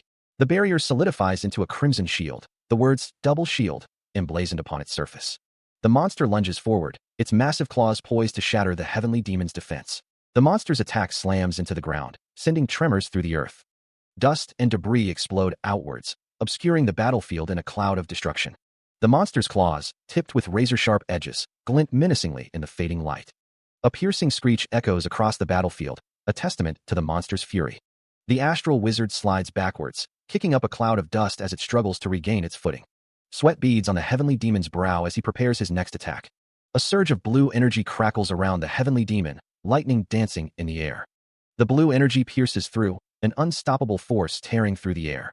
The astral wizard is struck by the full force of the attack, an explosion of light and energy engulfing it. A voice shouts to pierce through. Another voice commands a seed impact. Energy crackles and bursts. The energy intensifies, a blinding flash. A figure is thrown through the chaotic space. The energy swirls, a vortex of power. A beam of energy pierces through the sky. A portal shimmers, its surface like a disturbed ocean. A voice echoes, realizing they'd be scattered upon entry. A figure is engulfed in swirling energy. A voice questions if there's another portal within this one. The sky stretches endlessly above. The endless sea reflects the sky's light. Iron plummets towards the water below. She thinks, I can't just keep flying around. Iron needs to check and see if there's anything in the sea, but all she sees is an endless expanse. It is Inferno night. The ground rushes up to meet her. The water's surface looms ever closer. She braces for impact. The impact is imminent. The world explodes around her. The sea awaits. She plummets through the portal, the air rushing past her face. The impact with the water is jarring, the cold stinging her skin. She continues to fall, the water swirling around her. Deeper and deeper she descends, the light fading above. The pressure mounts as she sinks further into the abyss. Suddenly, she senses something approaching, a flicker of movement in the depths. A brutal force slams into her, sending shockwaves through her body. The attack continues, a relentless barrage against her defenses. Gasping for air, she struggles to comprehend the assault. Another blow lands, and Iron cries out in pain as she is battered by the unseen assailant. A monstrous roar echoes through the dungeon, the sound vibrating with raw, untamed fury. Choi Jung-sung steels his resolve, his voice ringing out with unwavering determination. Don't give up. A swarm of monstrous figures descends upon them, their eyes burning with malevolent intent. You will die. A swift blade slices through the air, drawing a crimson arc as it finds its mark on one of the beasts. Another monstrous roar tears through the air, a primal scream of rage and defiance. A hulking monster lunges forward, claws extended, seeking to tear flesh and bone. Choi Jung-sung lies prone, battered but not broken, as a voice calls out to him. Myung-jin, when did we say we're going to give up? Again, a blade finds its mark, slicing deep into the flesh of another monster, drawing a spray of dark blood. The monster bellows, its voice filled with a desperate greed. I'm going to go back and get a big fat bonus.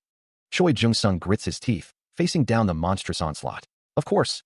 Gathering his strength, Choi Jung-sung channels a surge of raw energy, preparing to unleash a devastating attack. Lightning of annihilation.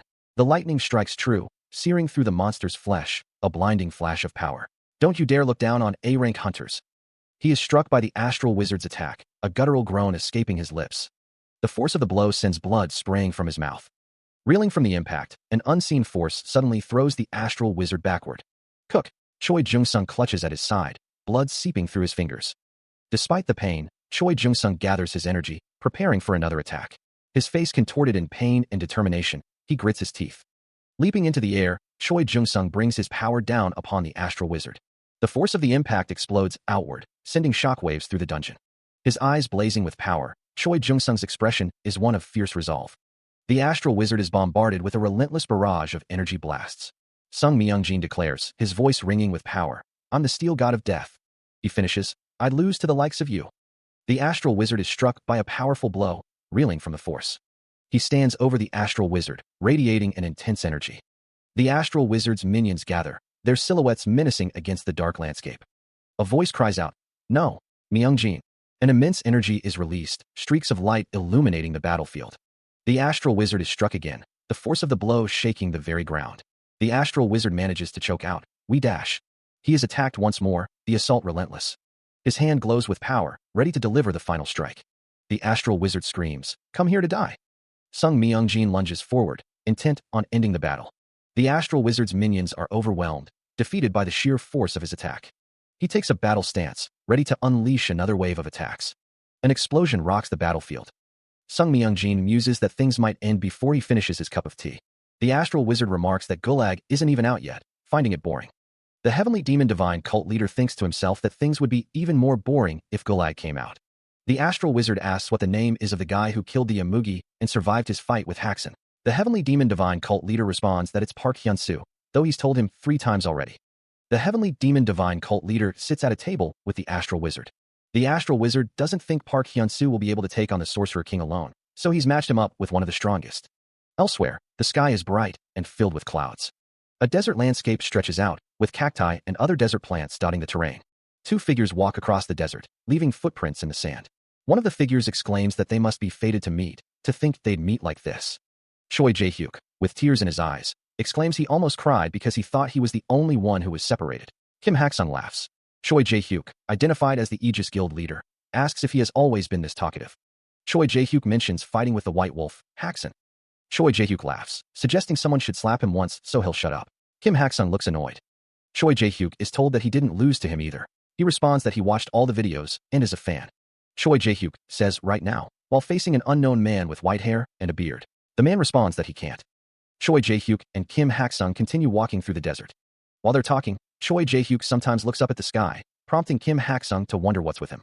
The unique ability of Park Hyun-soo is listening to instructions, and Choi Jae-hyuk is listening to instructions. At first, it was thought that Park Hyun-soo just wrote random stuff because he wanted to hide his ability, but Choi Jae-hyuk looks up, wondering what if it's real and what kind of instructions Park Hyun-soo is listening to. His fighting style feels somewhat like an unrealistic martial art. Kim Hak-sung is taken aback. Choi Jae-hyuk warns, be careful. Those are eyes that have animosity against you. A disembodied voice wonders if Hyun-soo is listening to instructions regarding martial arts, and from whom. Kim Hak-sung asks if it's something like a ghost. Kim Hak-sung looks away, concerned. Choi Jae-hyuk asks if he's looking at him that way. There. The two men turn to see a swirling portal of energy open in the distance. Kim Hak-sung appears distressed as he stares at the portal. Massive ships bob in the water near a swirling portal. A Coast Guard vessel stands watch. The ship is seen from a distance. Lee Mina stands among other personnel, all focused on the unfolding situation. Currently, both the Red Lion and the Aegis Guild have entered the portal. Lee Mina clenches her fist, concern etched on her face. We're here just in case their raid fails. Technicians work diligently, monitoring the situation.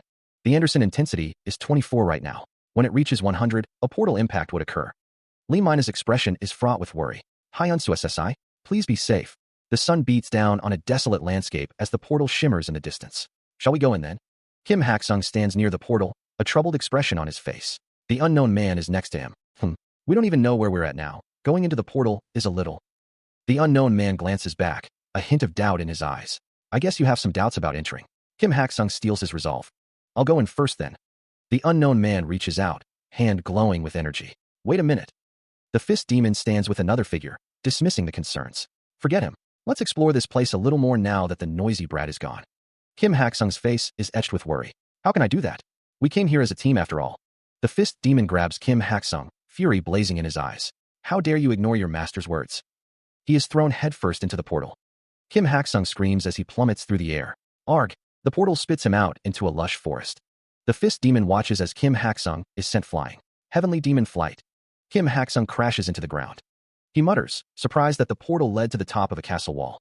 Choi Jung-sung pauses, realizing that Choi Jae-hyuk is missing. Guild leader Choi, also known as Choi Jae-hyuk, is shown. Choi Jung-sung was flying all over the place. Choi Jung-sung asks how Kim Hak-sung is so fast. Choi Jung-sung suggests that they should go there. Choi Jung-sung observes a civilization within a portal, stating that he has never seen anything like this before. A view of the civilization within the portal is shown. A view of the castle wall is shown. Choi Jung-sung tells Hunter Park that he can head in the opposite direction and enter the castle from there. Kim Hak-sung acknowledges the direction. Kim Hak-sung looks on. He is told that wireless communication technology doesn't work here, so Kim Hak-sung is given something. Choi Jung-sung asks him to use the signal flare to let him know if something happens. Kim Hak-sung agrees. Choi Jung-sung says that he'll see him later, then. Kim Hak-sung thinks that it is as expected of a veteran. Choi Jung-sung thinks that one should indeed never be too hasty to judge another. Kim Hak-sung wonders what he just did. Below, a ruined city stretches towards the horizon, buildings crumbling under an unseen force. The clock tower of Big Ben stands tall, though scarred and broken, a testament to a bygone era. The tower is overgrown with vines, nature reclaiming what was once man's domain.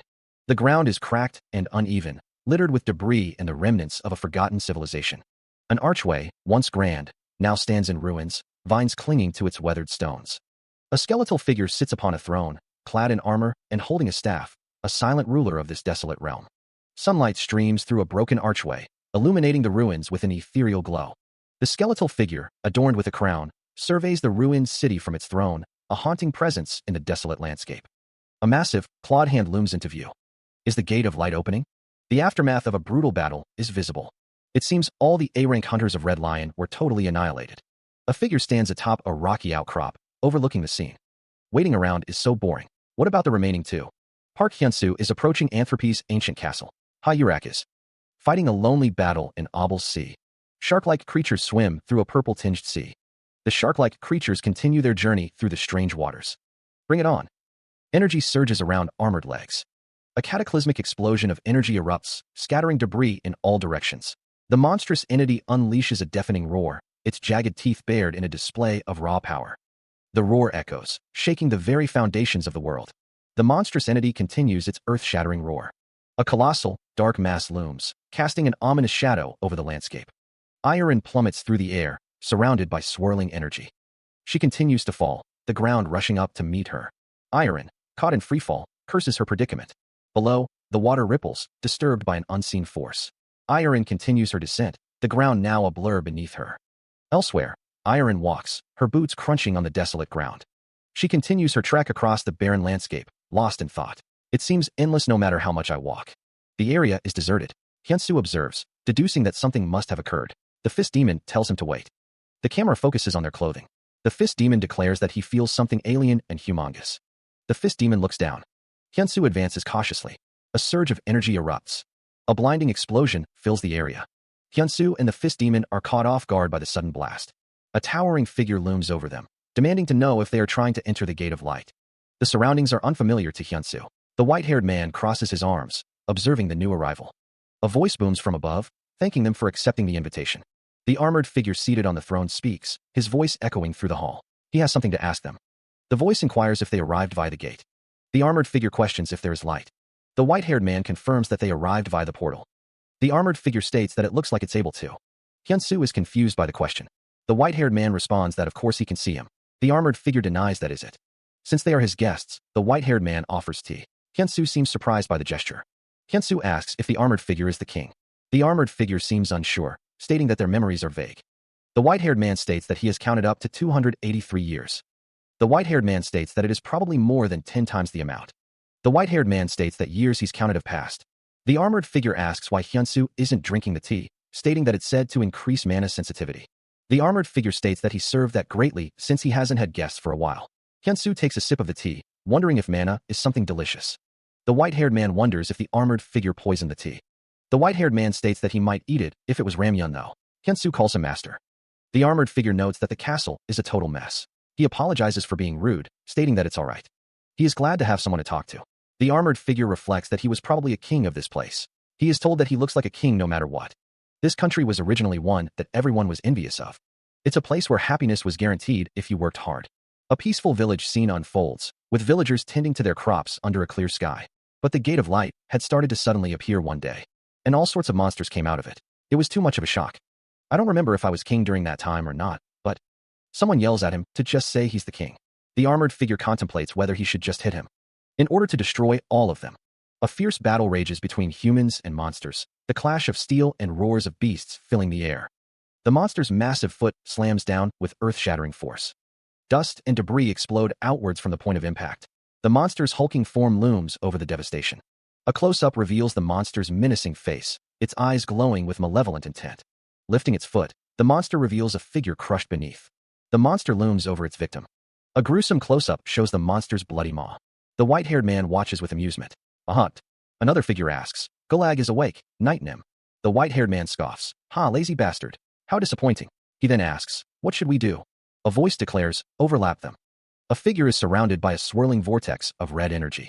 Iron grits her teeth, struggling against an unseen force. Damn it, it'll be hard to take care of it. Iron's eyes widen in surprise. Huh?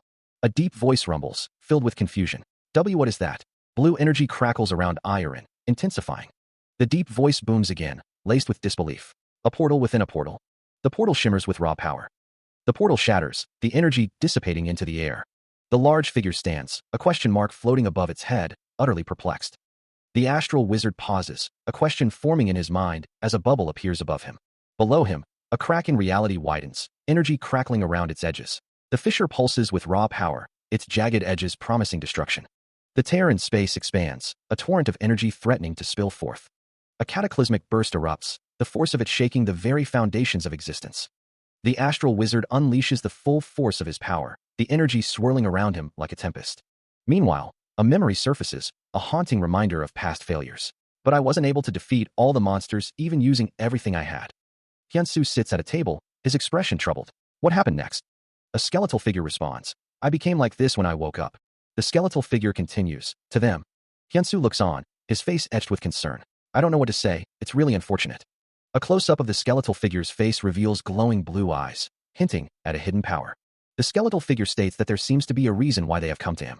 The unknown man stands before Hyunsu, his back to the viewer. A dark curtain hangs behind the skeletal figure. Hyunsu looks at the skeletal figure, questioning if he isn't already dead. Meanwhile, a torrent of water rushes forward. Iron is submerged in the powerful current. She cries out, struggling against the water. The water swirls around Iron, energy crackling in the air. Did two portals overlap each other? Iron's face is filled with distress as she fights the current. Her eyes widen in shock.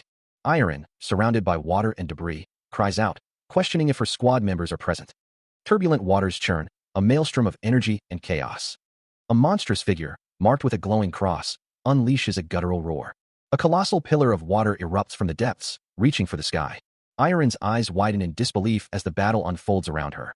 A winged silhouette cuts through the water, a dark omen against the churning waves. A distant voice echoes, declaring that the two combatants have finally clashed. From atop a jagged rock formation, a figure asks who someone would like to bet on. Another voice responds, declaring their allegiance to Gulag. A close-up reveals a figure's torso, clad in dark attire, ready for battle. Iron, surrounded by swirling energy, demands to know if this is someone's doing. Abstract lines clash, a visual representation of the forces colliding. A figure plummets from the sky, engulfed in flames, a sign of defeat or sacrifice. The astral wizard soars through the sky, its massive form casting a shadow over the water below. A surge of power erupts as an unseen figure prepares to enter Firebird mode. The figure unleashes a fiery taunt, commanding the eel-like bastards to get lost. The astral wizard prepares to retaliate, a blinding light emanating from its maw. A blazing inferno hurtles towards the astral wizard, a searing projectile of pure fire. The fire engulfs the astral wizard, its form momentarily lost in the conflagration. A cataclysmic explosion rips through the sky, the force of the blast echoing across the water. A surge of raw energy begins to coalesce, forming a single, intensely bright point. The point expands at an alarming rate, a sphere of pure, destructive force. The explosion intensifies, sending shockwaves and debris hurtling outwards. The energy continues to surge, a cataclysmic bloom of power. The explosion reaches its zenith, a blinding inferno consuming everything in its path. The destructive wave continues its relentless expansion. The inferno rages, a maelstrom of fire and destruction. The explosion continues its relentless expansion. The explosion reaches its zenith, a blinding inferno consuming everything in its path. Her eyes glow with an eerie light, as she declares, "Are dead." The explosion continues its relentless expansion. The aftermath of a devastating attack leaves the area scarred and smoking. The astral wizard descends, wreathed in a fiery aura, ready to unleash another attack. Now it's your turn. You want us to kill you? The heavenly demon divine cult leader sits at a table, listening to Kim Hak-sung. Kim Hak-sung asks if he can't just commit suicide. The heavenly demon divine cult leader asks if they are master and disciple. He thinks to think you've taken a soul to be your master is ridiculous. He says it's complicated. The astral wizard prepares to strike with a spear of pure energy. The spear thrusts forward, a blur of motion and power. The spear finds its mark, exploding with force. He just destroyed his own skull. The barrier shatters under the relentless assault. The remnants of the barrier crumble, leaving only dust and shattered fragments. The astral wizard is engulfed in a torrent of magical energy, his skeletal visage radiating power. Meanwhile, Kim Hak-sung gasps, his expression a mix of shock and concern as he looks at the unknown man. The unknown man reflects on his condition, admitting, "I don't remember what kind of curse I have anymore." Elsewhere, the astral wizard stands tall, his skeletal form framed by a swirling vortex of arcane energy. The astral wizard declares, his voice echoing with malice, "All right, I'll kill you." The astral wizard's skull-like face contorts in rage as he calls out, "Master?" Back inside, the unknown man states, his expression grim, "But I've got a condition." Elsewhere, a figure descends into a cavern, a glowing orb illuminating the path ahead. The unknown dungeon explorer approaches a massive door, the orb pulsing with an eerie light. The explorer wonders, where am I? Something's inside this place. The dungeon explorer stands in a cracked chamber, the glowing orb casting long shadows across the stone floor. In that case, he thought, I just need to destroy the door and go in. The dungeon explorer's hand glows with power. An explosion rips through the dungeon. He walks towards a bright light. The dungeon explorer enters a large hall. He observes, this looks like it's an ancient building. A grotesque statue looms. The dungeon explorer walks down a hall lined with statues. A bead of sweat rolls down his face. He exclaims, what was that? Energy crackles around the dungeon. He is surrounded by shadowy beasts. That's his only condition. A skeleton figure asks, to know how to get out of this place? The unknown dungeon explorer looks up at the skeleton figure. The unknown dungeon explorer exclaims, "Arg, why?" The skeleton figure says, "Always make sure you know where the exit is when you enter a place." The unknown dungeon explorer thinks, "All right." The skeleton figure says, "The way to get out of this place." "I don't." The skeleton figure says, "Know anything about it. I'd have gotten out if I knew about it." The skeleton figure gestures with its hand. The skeleton figure says, "I know something that might help you guys." The unknown dungeon explorer is surprised.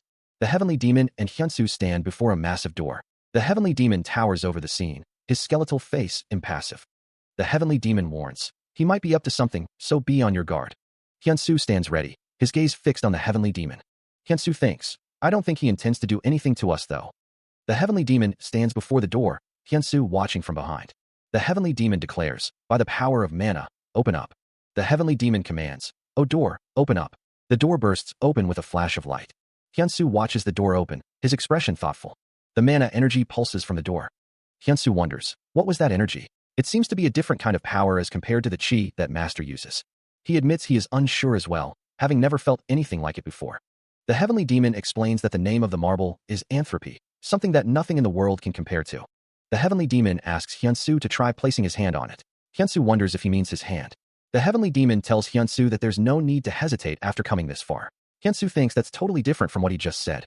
Well, in any case, Hyunsu decides to give it a try. He cries out, questioning if he is being called, as a bright light surrounds him. The light intensifies, and Hyunsu thinks it's sucking him in. He realizes he was tricked. The skeleton king apologizes for lying. Hyunsu screams, calling out to his master as the light intensifies. He struggles, unable to get his hands off the light. The heavenly demon asks the skeleton king what his reason is for doing this. The skeleton king responds that he wants to get out of this place, just like him. After a long time of research, the skeleton king found out the way to manifest the gate of light.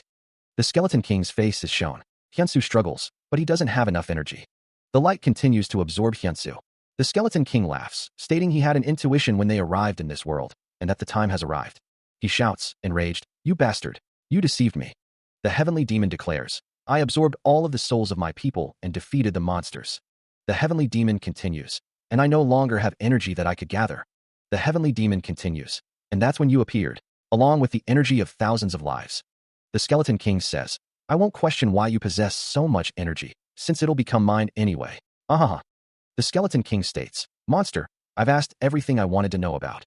The heavenly demon tells Hyunsu, "Disciple, calm down. Do you think the martial arts that I've passed to you can't get you out of your current situation?" He panicked, realizing he had overreacted because he couldn't get his hands off. A digital voice announced that listening to instructions had been activated. The heavenly demon declared that everything kneels down in the face of the heavenly demon. The text box announced, "Heavenly demon dominating stride." A massive explosion erupted. A massive, clawed hand clenches, its owner questioning what is happening. The heavenly demon sits, looking up at an unseen threat. A heavy foot descends, the impact shaking the very ground beneath the heavenly demon. The heavenly demon spat, "How dare you make me kneel?" Hyunsu stands tall, his gaze fixed on the kneeling figure before him. The heavenly demon growled, "That's how anyone should be when they're in front of the heavenly demon." The heavenly demon's face contorts in rage, his eyes burning with fury. The heavenly demon snarled, "You insect-like bastards." Hyunsu declared, "A power that destroys one's foundation." Hyunsu stands over the kneeling heavenly demon, the scene a testament to the shift in power. The monster recoils, a look of utter disbelief contorting its scaled face. "Since when?" It roars, the question echoing through the ruined landscape. Responding with blinding speed, Hyunsu unleashes a torrent of blue energy, his eyes burning with righteous fury. The energy slams into the monster with the force of a collapsing star. Tree impact. The air crackles as the attack lands. The assault continues, each strike a hammer blow against the monster's defenses. More energy slams into the monster. The monster shrieks, its voice cracking with pain and desperation. "Weak." The monster roars, its eyes burning with rage as it struggles against the relentless onslaught. Gathering his strength, Hyunsu prepares another attack, his expression a mask of grim determination. He summons a shield of pure energy, a bulwark against the monster's fury. Spartan Shield. The shield materializes, shimmering with power as it prepares to meet the monster's next attack. With a final, defiant cry, Hyunsu charges forward, the energy shield blazing before him. Hype. An energy blast slams into Hyunsu, the force of the blow staggering him. The astral wizard unleashes another torrent of energy, its jaws wide as it prepares to strike again. The monster's attack connects, sending Hyunsu flying backward. The astral wizard roars, its voice echoing through the chamber. Hyunsu grits his teeth, thinking, "Damn it, they're endless." He finds himself surrounded by a horde of shadowy monsters, their eyes glowing menacingly in the dim light. The monsters surge forward, claws extended, as one of them shouts, "Now!" The force of the combined assault sends Hyunsu reeling. He plummets downwards, losing his footing. Hyunsu cries out in pain and terror as he falls further into the abyss.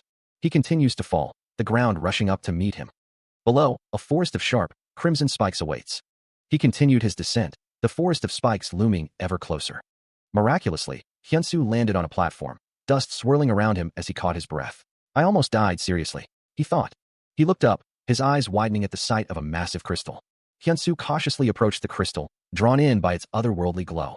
He stood before the crystal, its light bathing him in an ethereal aura. Hyunsu exclaimed, "I found it. This is it." Suddenly, the monster appeared, crackling with purple energy, ready to strike. The monster unleashed its power, targeting the crystal with a devastating blow. The crystal shattered into countless pieces, the air filled with sparkling shards. Amidst the chaos, a golden ring materialized, hovering in the air. The monster lunged at Hyunsu, claws extended, ready to finish him off. The monster snarled, "It's not over yet." The monster stands opposite Hyunsu, a question mark hanging in the air above the boy's head. The heavenly demon's face is obscured by shadow. Arcane circles flare to life around the heavenly demon, crackling with emerald energy. Hyunsu grits his teeth, sweat beading on his brow. Even a direct hit from the tree did nothing? The heavenly demon's skull-like face is revealed, his eyes burning with dark power. The heavenly demon's clawed hand extends, the metal glinting in the dim light. "For a kid like you, you're pretty good." The heavenly demon towers over Hyunsu, his voice a chilling rasp. "But you're just mere dust to me." A swirling vortex of energy fills the space. The heavenly demon's laughter echoes through the chamber. "Your master might have been able to do something, though." Hyunsu's eyes narrow, determination hardening his gaze. Hyunsu faces the heavenly demon, ready to fight. A complex magic circle glows with ominous purple light. Hyunsu's eyes widen in surprise as the heavenly demon speaks, telling him not to panic. A system message appears, indicating that listening to instructions has been activated. Hyunsu retaliates, swinging his sword at the heavenly demon. The heavenly demon counters with a barrage of magical energy, unleashing a devastating attack. The heavenly demon taunts Hyunsu, comparing him to a slimy loach. Hyunsu narrowly dodges the heavenly demon's attack, narrowly avoiding the blast. The heavenly demon continues his relentless assault, firing beams of energy. The heavenly demon declares his heavenly demon flight technique. The force of the heavenly demon's attack shatters the ground. Hyunsu continues to evade the heavenly demon's attacks, dodging through the debris. The heavenly demon prepares a massive energy ball, ready to unleash its power. An encouraging voice urges Hyunsu to get up, believing in his ability to overcome the challenge. The heavenly demon is struck by Hyunsu's powerful blow. The force of the impact reverberates through the chamber. Staggering backward, the heavenly demon struggles to maintain his footing. Meanwhile, a figure with a skeletal face and a crown of spikes declares, "Shut up." The figure, revealed to be the heavens, continues, "You're the insect here. How dare you think you would be able to fight me at your level?" The heavens scoffs, "You're but an insect. Don't you dare climb up to the heavens, because I'm the heavens." The heavens' rage intensifies, the air crackling with energy. The heavens continues, "A soul who can't do shit. Can't since I'm in the heavens." The heavens roars in fury. The heavens prepares a devastating attack, declaring, "How arrogant. You're but just. I'll destroy your disciple and show you that there's always someone more powerful than you in the world." Energy crackles around the heavens as he unleashes his power. The unleashed energy explodes outward. He prepares his next attack, noting that even though he destroyed the ground, the pillars are still around. Hyunsu's eyes gleam with determination as he focuses his energy. With a shout, the attack slams into the pillars, the force of the impact shaking the very foundations of the area. Blue energy explodes outwards as Hyunsu continues his assault, the air crackling with power. He channels his energy into a devastating strike, the force behind it promising to tear through anything in its path. Unleashing the seed impact, Hyunsu's attack sends shockwaves rippling through the environment. The attack slams into the ground, the resulting explosion sending debris flying in all directions. The heavenly demon is caught off guard, a look of surprise etched across his face. Hyunsu presses his advantage, continuing his relentless assault. His final strike shatters the ground beneath them, the pillars crumbling into dust. The heavenly demon finally speaks, acknowledging, "You've finally shown yourself." He prepares to absorb the fragment, his hand glowing with an intense blue light. "I'll absorb you," Hyunsu thinks. The heavenly demon senses the surge of power, his eyes widening in alarm. The fragment pulses with energy. With a fragment like this? Energy crackles around Hyunsu as the fragment begins to merge with him. The fragment is drawn into Hyunsu's hand, a vortex of power swirling around it. How is this possible? The heavenly demon wonders, feeling a power that's higher than A-grade. The fragment glows with an otherworldly light. The heavenly demon's eyes widen in disbelief. "Someone's touching my life vessel." Hyunsu prepares his heaven-obliterating demonic fists, second half, sixth technique. His face is set with grim determination, ready to unleash his power. The heavenly demon realizes the source of the power. Heavenly spiritual body. Raw power explodes from Hyunsu, a torrent of energy ready to be unleashed. He looks up, sweat beading on his brow as he stares at the massive, cracked skull looming above. The heavenly demon divine cult leader unleashes a primal scream, the sound echoing with raw power. The force of his shout manifests as a blinding burst of energy. He roars again, his face contorted with effort as the energy intensifies. The energy explodes outward, a shockwave of pure force. Another scream rips through the air, fueled by his burning resolve. The heavenly demon is enveloped in a torrent of power, his muscles straining against the surge. The energy continues to build, a crescendo of raw potential. The force of his power shatters the very air around him. He channels the energy, his body radiating an intense blue light as he prepares to unleash his heavenly spiritual body. The power coalesces, forming a protective barrier around him. The heavenly demon's power reaches its peak, his form now radiating with celestial energy. A blinding surge of power erupts, the force of it tearing through the air with a deafening crackle. Amidst the chaotic energy, the heavenly demon divine cult leader is seen, a blade crackling with blue energy held aloft. A flicker of memory, or perhaps a moment of bitter realization, crosses the heavenly demon's mind. To think someone got to my life vessel. Damn it. If not for that, I wouldn't lose to someone like you. Another wave of raw power explodes outward, the air shimmering with displaced energy. The energy coalesces into a cataclysmic blast, a supernova of spiritual force that threatens to consume everything. A swirling vortex of power begins to form, a maelstrom of energy twisting and churning. The vortex intensifies, drawing in the surrounding energy and solid matter into its ever-tightening spiral. Hyunsu watches with a grim expression, the sheer scale of the power on display evident in his wide eyes. Iron stands beside him, equally concerned. Another pulse of energy ripples outwards, shaking the very foundations of the area. The heavenly demon divine cult leader kneels, his body trembling, the immense power seemingly taking its toll. The residual energy surges around a nearby building, threatening to tear it apart. With a surge of will, the heavenly demon divine cult leader rises once more, the raw power crackling around him like a storm. His dark hair falls around his face. The heavenly demon divine cult leader looks down, gathering his strength. A faint blue light emanates from his body. Gathering power, the heavenly demon divine cult leader cups his hands, a surge of blue energy crackling between them. Clenching his fist, the energy intensifies, the air around him shimmering with heat. With a guttural scream, the heavenly demon divine cult leader unleashes the pent-up energy, the force of it threatening to shatter the very ground beneath him. The energy explodes outward, a torrent of blue power surging from his core. Seen from below, the heavenly demon divine cult leader stands as a beacon of raw power, the unleashed energy illuminating the chamber. The unleashed energy erupts in a blinding explosion, a shockwave of pure force rippling outwards. Raising his fist, the heavenly demon divine cult leader stands amidst the chaos, the air thick with the smell of ozone. He stands firm, the unleashed energy swirling around him like a tempest. From behind, the heavenly demon divine cult leader is a silhouette against the raging storm of energy, a testament to his immense power. The energy surges forward, a tidal wave of destructive force. The heavenly demon divine cult leader's power coalesces into a monstrous, demonic entity, a physical manifestation of his dark will. He chuckles, observing the shift in the situation. The heavenly demon divine cult leader is surrounded by a swirling aura of purple energy. The energy intensifies, crackling with raw power. His hand clenches, the purple energy coalescing into a tangible force. The heavenly demon divine cult leader grins, feeling his power surge. My power is surging like crazy. The energy continues to build, a visible manifestation of his inner strength. A primal scream rips from his throat as he unleashes the pent-up energy. Focusing the chaotic power, he shapes it into a swirling sphere of destruction. The air shimmers with the intensity of the energy, the very fabric of reality straining. The sphere erupts, transforming into a blinding beam of pure light. The force of the beam distorts space, leaving trails of residual energy in its wake. The beam explodes outwards, a cataclysmic release of power. The landscape is shattered, the raw power leaving a desolate wasteland in its wake. Residual energy crackles in the air, the echoes of the heavenly demon divine cult leader's power still resonating. The lingering energy shimmers, a testament to the sheer force unleashed. Hyunsu stands amidst the fading light, the aftermath of the battle heavy in the air. He can feel it, the lingering power of the heavenly demon divine cult leader's attack. The energy swirls around him, a tangible reminder of the recent devastation. Hyunsu thinks to himself, my body is now the strongest in the world. The lingering energy pulses, a silent testament to the power he now wields. He wonders what nonsense it is that wants him to go into it. Meanwhile, the unknown man states that when he first grabbed onto this marble, he could feel it with his whole body. Hyunsu kneels before the unknown man, a dark marble resting between them. Hyunsu looks up, thinking that someone is asking him to save them and to release them. The unknown man tells Hyunsu that he will go in there alone and that the master should stay here. He wondered what he would do if he couldn't come back out after going in. Even so, Hyunsu thought he had to go in. The master, watching Hyunsu, muttered about what a stubborn rascal he was. Hyunsu declared that he would be going in then. Hyunsu focused his energy, preparing to enter. Hyunsu paused, startled by something. The master looked on. The master asked if he would make it back out, adding that they were stuck together and Hyunsu was being too cheeky. A sphere of purple energy began to form.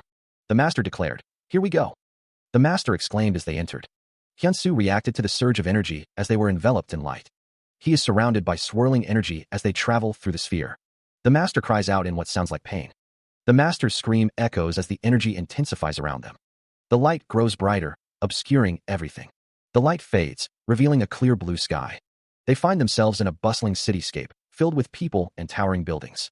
The master observes the surroundings, noting that this place looks like it did before it was destroyed. A vendor smiles as she hands a bag of apples to a customer. Hyunsu wonders if they are in that skeleton bastard's memories. The swirling energy of the sphere pulses. The energy sphere continues to glow. The cityscape stretches out before them, filled with life. He and the master enter the gate of light. A voice shouts to inform the king quickly. A monstrous figure descends upon the city, its eyes burning with malevolent intent. The monster unleashes its fury, crushing everything beneath its massive form. Buildings crumble as the monster rampages through the city, leaving a trail of destruction in its wake. A desperate cry pierces the air as someone pleads, "Someone, save me." Terror grips another as the monster's shadow looms closer, a strangled kayak escaping their lips. A piercing scream echoes through the chaos as the monster's attack lands, the sound of agony cutting through the din. A final, desperate no marks the end for another victim caught in the monster's path. Soldiers, faces grim with determination, raise their weapons against the monstrous threat, ready to defend their city. Energy blasts streak through the air as the soldiers unleash their attack, a defiant cry ringing out. "Don't run away, take them on." A voice booms, declaring, "We are the warriors of the Raylord Kingdom." A figure cries out as they are struck by a barrage of energy. A figure in a flowing red cape stands defiantly, energy crackling around them. A monstrous figure roars, declaring, "My soldiers." A figure announces, "The king is here. Get away from all that." A voice booms, declaring, "Monsters." By the name of Morier and the soul of Bigaparu, the one who reached. A figure prepares a powerful attack, a complex magical circle forming before them. "Stand back, the heavens dash." The monstrous figure looms, its form radiating intense energy. The attack is unleashed, heavens strike. Another figure prepares to unleash a devastating attack, energy coalescing around them. A massive explosion erupts, consuming everything in its path. A shadowy, serpentine monster emerges from the chaos. A winged creature soars through the sky, silhouetted against the bright light. A legion of soldiers stands ready, their armor gleaming faintly in the dim light. Elsewhere, a majestic clock tower pierces the sky, its intricate architecture a testament to a bygone era. Inside a grand hall, the red floor reflects the light filtering through the towering curtains. Heaven sits, a sinister aura surrounding him. A clawed hand reaches for a goblet, the metallic glint of its gauntlet catching the light. The heavenly demon divine cult leader sits upon his throne, a goblet resting in his hand. His gaze is distant, lost in thought. The heavenly demon cradles a glowing orb, his brow furrowed in concern. "If this continues to go on, I'll be the one who'll be annihilated," he thinks, the weight of his responsibilities pressing down on him. The heavenly demon's expression darkens, a chilling thought crossing his mind. What use is this world if I'm dead? His gauntlet hand clenches, the metal cold against his skin as he contemplates his options. The heavenly demon stands, his gaze fixed on the spear before him. "No one else but me can stop the monsters that are coming out from the gate of light," he muses. Does that mean? A surge of power emanates from him, a declaration echoing in the silent chamber. "I'm the country itself." The heavenly demon looks up, a single tear tracing a path down his cheek. The only way left is. A staff glows with arcane energy, ancient runes swirling around its form. "Necromancy, a sorcery that allows me to gather the souls of humans and obtain an enormous amount of power." The heavenly demon's face contorts in frustration. "Damn it, I must have gone crazy. How can a country be called a country if it doesn't have any citizens?" His hand tightens into a fist, resolve hardening his gaze. "No, if I'm around I can just create another country." He knew he needed to use necromancy, even if it meant the place was going to disappear. The heavenly demon divine cult leader would be killing people, though, and citizens were bound to gather again around the one who is. The heavenly demon thought he must be crazy. What kind of a king kills his citizens? It was powerful. The heavenly demon roared for someone to shut up already. The figure in the red cloak huffed. The figure in the red cloak heard that another gate of light had appeared at the eastern castle walls. A man exclaimed that there was a really huge monster, and it looked like a dragon. He screamed in terror. The man stammered, "Why, Your Majesty?" The figure in the red cloak declared that they were doing this for them, and the only thing they were doing was whining on and on. The figure in the red cloak asked how they were any different from the parasites that were trying to stick onto him to extend their own lives. The figure in the red cloak vowed to give their lives some value. Stab. The man gasped, "Cook. Why?" He lies bleeding on the floor, a dark pool spreading beneath him. The heavenly demon stands over Your Majesty, the fallen man's life essence wasted. The heavenly demon vows to call everyone related to him. The heavenly demon will call for everyone that's related to them, gathering their souls into the time of eternity to obtain incredible power. In the name of the forbidden god, Gamara, the heavenly demon commands. The air crackles with arcane energy as the ritual intensifies. The heavenly demon calls out, all you souls." A voice booms, commanding, "Come to me." A surge of power emanates outward, the air shimmering with violet light. A magical circle begins to form around a city, its arcane symbols glowing with an eerie light. The city's buildings stand in stark contrast to the growing magical presence. The magical circle fully encompasses the city, its power now undeniable. A ripple of unease passes through the crowd as a colossal magical circle materializes in the sky above them, its arcane symbols glowing with an eerie light. The circle pulses with raw power, its intricate design a testament to the dark magic at play. From the heart of the circle, a monstrous form begins to emerge, its jagged teeth and glowing red eyes promising destruction. The heavenly demon stands amidst a swirling vortex of spectral figures, their ethereal forms writhing around him like tormented souls. Each ghostly apparition bears the mark of a life tragically cut short, their silent screams echoing through the veil of reality. The ritual's dark energy washes over the city, leaving its inhabitants sprawled on the ground, robbed of their consciousness. Elsewhere, even the iconic clock tower of Big Ben is not spared, as tendrils of magical energy wrap around its ancient stones, corrupting its very essence. The air crackles with arcane power, the once familiar landmark now a conduit for unimaginable forces. A figure stands silhouetted against a crimson sky, a trident clutched in their hand, their purpose shrouded in mystery. Another lies prostrate, consumed by the encroaching darkness, their fate hanging precariously in the balance. A warrior raises their blade, a desperate cry echoing through the chaos. "Gather!" A voice rings out, filled with sinister glee. "How magnificent!" He unleashes a guttural roar, the sound echoing through the city as energy crackles around him. Blasts of raw power erupt from the monster, tearing through the sky and the structures below. The monster looms over the city, a titan of destruction against the fragile skyline. Explosions bloom across the cityscape as the monster continues its relentless assault. The streets are littered with the fallen, the survivors scattered amidst the debris. The heavenly demon watches the carnage unfold, a faint smile playing on his lips as he observes the monster's rampage. The ground is covered with bodies, a testament to the monster's overwhelming power. A fierce determination burns in the depths of an eye, a silent vow to never yield to the encroaching darkness. "I won't lose to any monster that comes out of the gate of light anymore." The monster continues its destructive path, leaving nothing but ruin in its wake. The heavenly demon stands amidst the chaos, his gaze fixed on the rampaging beast. The heavenly demon holds a glowing orb, his expression unreadable as he surveys the destruction. The monster continues its rampage, its power seemingly limitless as it tears through the city. The monster gathers energy, forming a massive, glowing orb in its hands. Focusing the energy, the monster prepares to unleash a devastating attack. The orb erupts, unleashing a wave of pure energy that washes over the landscape. A question mark appears above the monster's head, as if it is unsure of something. The energy wave expands outwards, consuming everything in its path. The wave of destruction continues to spread, leaving nothing but ruin in its wake. The energy reaches its peak, a blinding flash of light obliterating all that remains. The energy dissipates, leaving behind a scene of utter devastation. The aftermath of the attack is a desolate wasteland, a testament to the monster's power. The city lies in ruins, a silent graveyard of what once was. The air crackles with the lingering energy of the attack. The silence is broken only by the echoes of destruction. Abstract patterns fill the void. The strange dimension swirls. A man cries out, "Where am I? I'm supposed to get married tomorrow. Why are we here?" Another man begs, "Help. I want to go back." Legs descend into the strange dimension. Someone exclaims, "Master, I can hear each and every one of their pains." A man wonders, "What can I do about them?" The white-haired man looms over a figure in armor. He says, "That's why I told you not to go in." The armored figure grits his teeth, thinking, "Useless bastard. Withstand it. Since I'm here, you'll be able to withstand it." A voice calls out, "You come here too. Why are you the only one with a body?" A figure with glowing blue eyes says, "Come and be with us." The strange dimension continues to swirl. A close-up reveals a mouth, the lips slightly parted, a bead of sweat trickling down the skin. Heavy, armored boots step forward, kicking up dust from the cracked earth. The armored figure pauses, his head slightly bowed. The armored figure continues to walk forward. The figure's face is visible, a tear streaks down his cheek. He thinks, "It looks like you understand my pain too." A blinding light erupts around the armored figure. The figure looks up, questioning, "Master, what's that?" Another figure calls out, "Master, where are you?" A voice booms, "Come over here." The light intensifies, fully revealing the armored figure. A voice congratulates, "Park Hyun-soo, great job making it here." Park Hyun-soo stands amidst the light, looking down at a figure seated in a chair. A blinding light erupts, tendrils of blue energy reaching out. The blue energy shimmers, its form shifting and reforming. A spectral hand rests on Hyun-soo's head, a surge of energy coursing through him. You've gotten haggard after having to endure the pain of so many souls. Arcane symbols flare into existence, bathing the area in an ethereal blue light.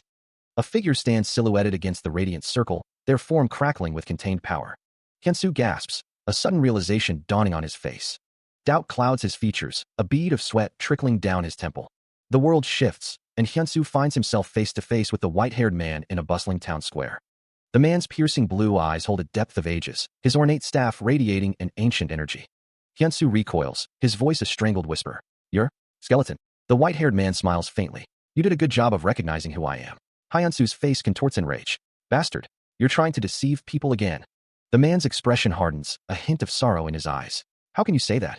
I've been waiting 3,024 years for this day." The skeleton wasn't the only one who was waiting for a strong person to come from the outside world. The skeleton bastard said it was 2,000 years though. Hyun-soo, taken aback, exclaims, "What?" The man sitting across from him replies, "In a way, yes. And in another way, no? You're a fool for believing him." The man continues, "The moment I used the necromancy, I abandoned the evil me and got sucked into the inside of Anthropy. Or, should I say I was chased out of my main body?" He continues, "This was where I pulled myself together and created a world in another dimension." Hyun-soo wonders, Is that possible?" The man continues, "And I was able to save some of the souls that Anthropy absorbed and help them live here." "Any pain?" the man asks, followed by a thoughtful, Hyun-soo, listening to the man's instructions, thinks to himself, "I've lived for more than 3,000 years, but I've never seen such an ability before." He reels back, eyes wide. "How did you know that?" Hyun-soo asks, his voice laced with disbelief. The white-haired man dismisses the question. "Don't feel offended because we don't have time." Hyun-soo's expression shifts to frustration. "Master, what should I do? Should I punch him?" The white-haired man seems genuinely offended. "Oh, master, I feel offended. And what's with?" Hyun-soo's eyes widen further. That's possible." Listening intently, Hyun-soo realizes, listening to instructions. This is the exact ability that's needed. The white-haired man explains, a book glowing with arcane symbols floating before him. "My evil self has kept the source of the lives separately within our body in order to live a life that's close to an eternal one." He continues, his gaze intense. "But you and that other human that came from the outside world had taken over the life vessel." A surge of energy erupts as Choi Jae-hyuk begins to transform. "Wait, Choi Jae-hyuk." The white-haired man's voice is grim. "That person is now looking for you. He's become another incarnation of evil." Hyun-soo gasps, his face a mask of shock. "What?" The white-haired man warns, his expression grave. "He's no longer the human you know of. He'll be trying to kill you." Hyun-soo's expression is tight with a mixture of determination and anxiety. All the times, it had to be happening now. The white-haired man towers over Hyun-soo, his gaze unwavering. He states that he understands and that they should get going quickly. Hyun-soo's eyes widen in surprise, a bead of sweat trickling down his cheek. The man's attitude makes him the instructor. He wonders how he knows that as well.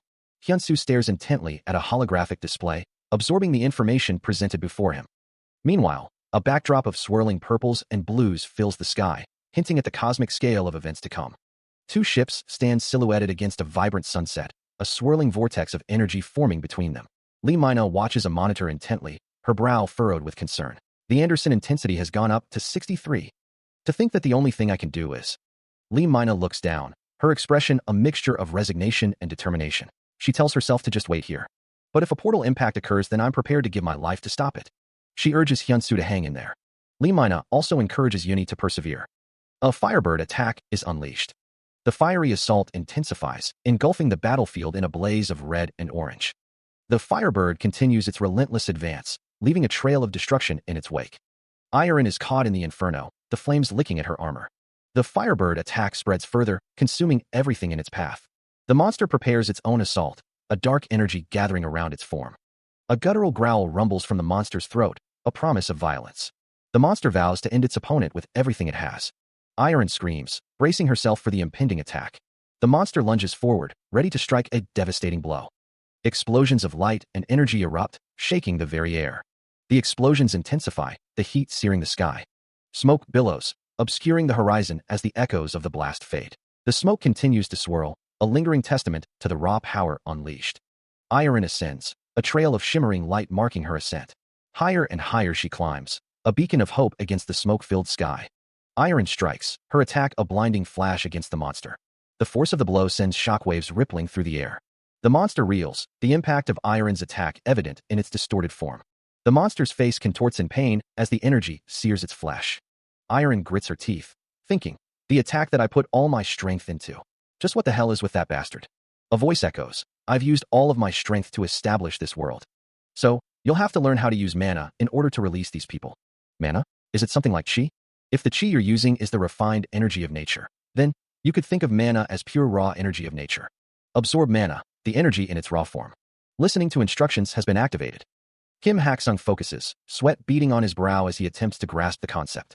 A surge of energy crackles around him.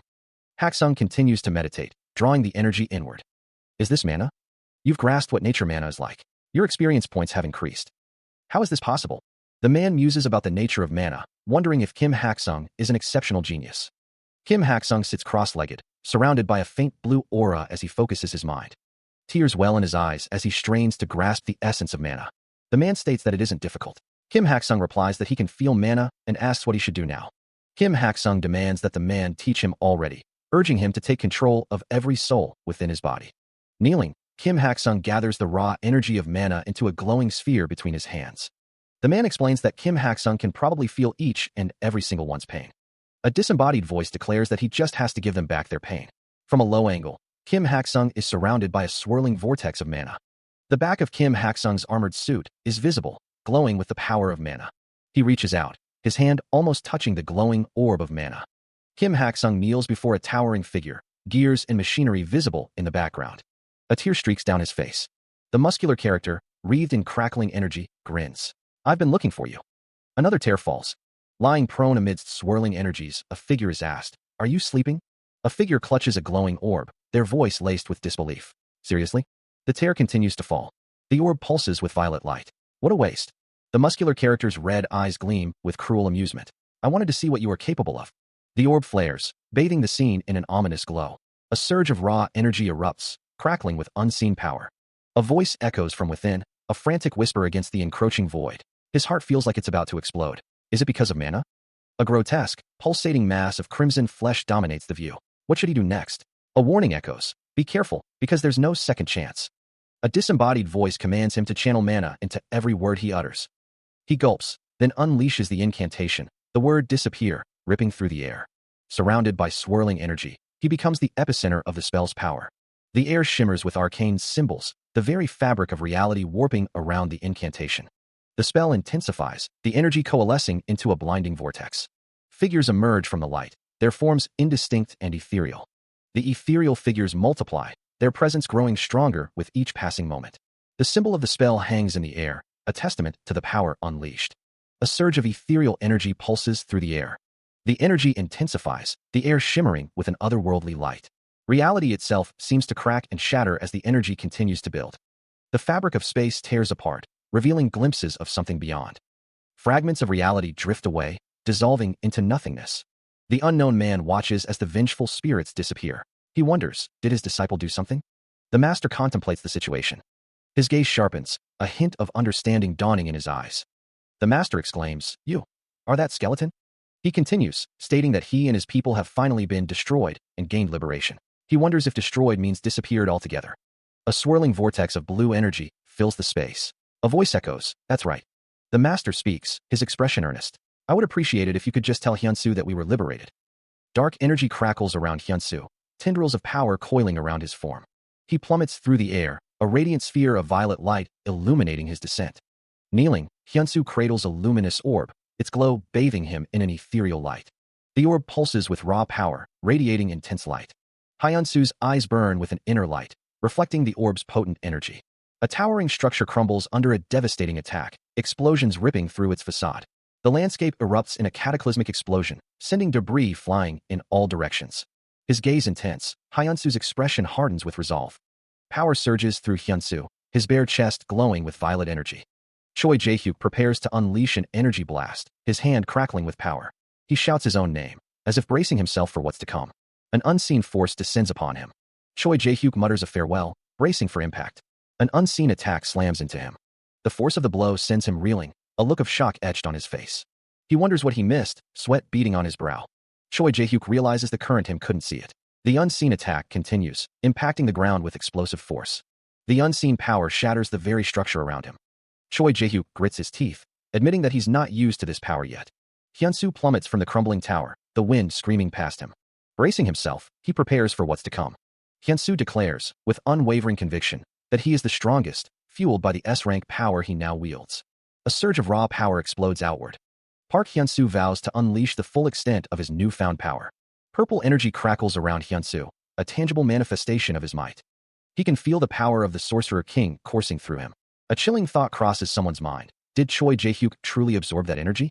Blue energy now envelopes Hyunsu, swirling around him like a protective aura. Hyunsu declares that he cannot simply let someone go. He plummets further, now amidst a storm of crackling blue lightning. Hyunsu continues to fall, surrounded by the ominous glow of purple energy. Energy crackles around the blade, a visible manifestation of Hyunsu's S-rank power. He unleashes the blade's power, a furious assault aimed directly at Choi Jung-sung. Choi Jung-sung's eyes widen in disbelief. Shit, that's ridiculous. The force of the blow sends Choi Jung-sung staggering backward. Hyunsu prepares another strike, the air around him shimmering with barely contained energy. Steel screams against steel as the two swords meet in a shower of sparks. The blade hums with power, ready to strike again. Blood splatters as the blade finds its mark, carving a shallow wound across Choi Jung-sung's arm. Choi Jung-sung grits his teeth, sweat beading on his brow. You keep getting distracted during battle. The sword gleams, poised for another attack. From the left side too. The blade slices through the air, finding its mark once more. An explosion of energy erupts, engulfing the battlefield in blinding light.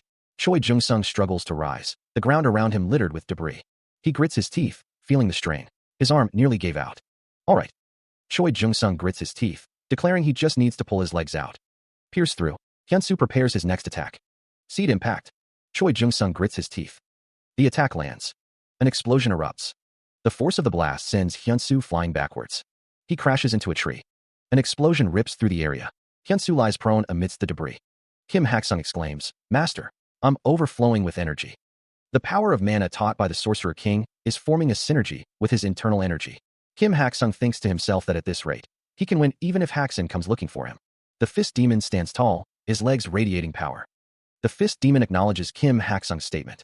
Hyunsu reflects on the power he feels, comparing it to the supreme peak level in the world he was in. Kim Hak-sung asks the Fist Demon what's with his expression. Kim Hak-sung wonders why the Fist Demon is complimenting him so much, saying it's not like him. The Fist Demon retorts, asking if Kim Hak-sung is making a fuss even though he complimented him. Someone exclaims that the Fist Demon doesn't have to be so mean, asking what's with the fuss.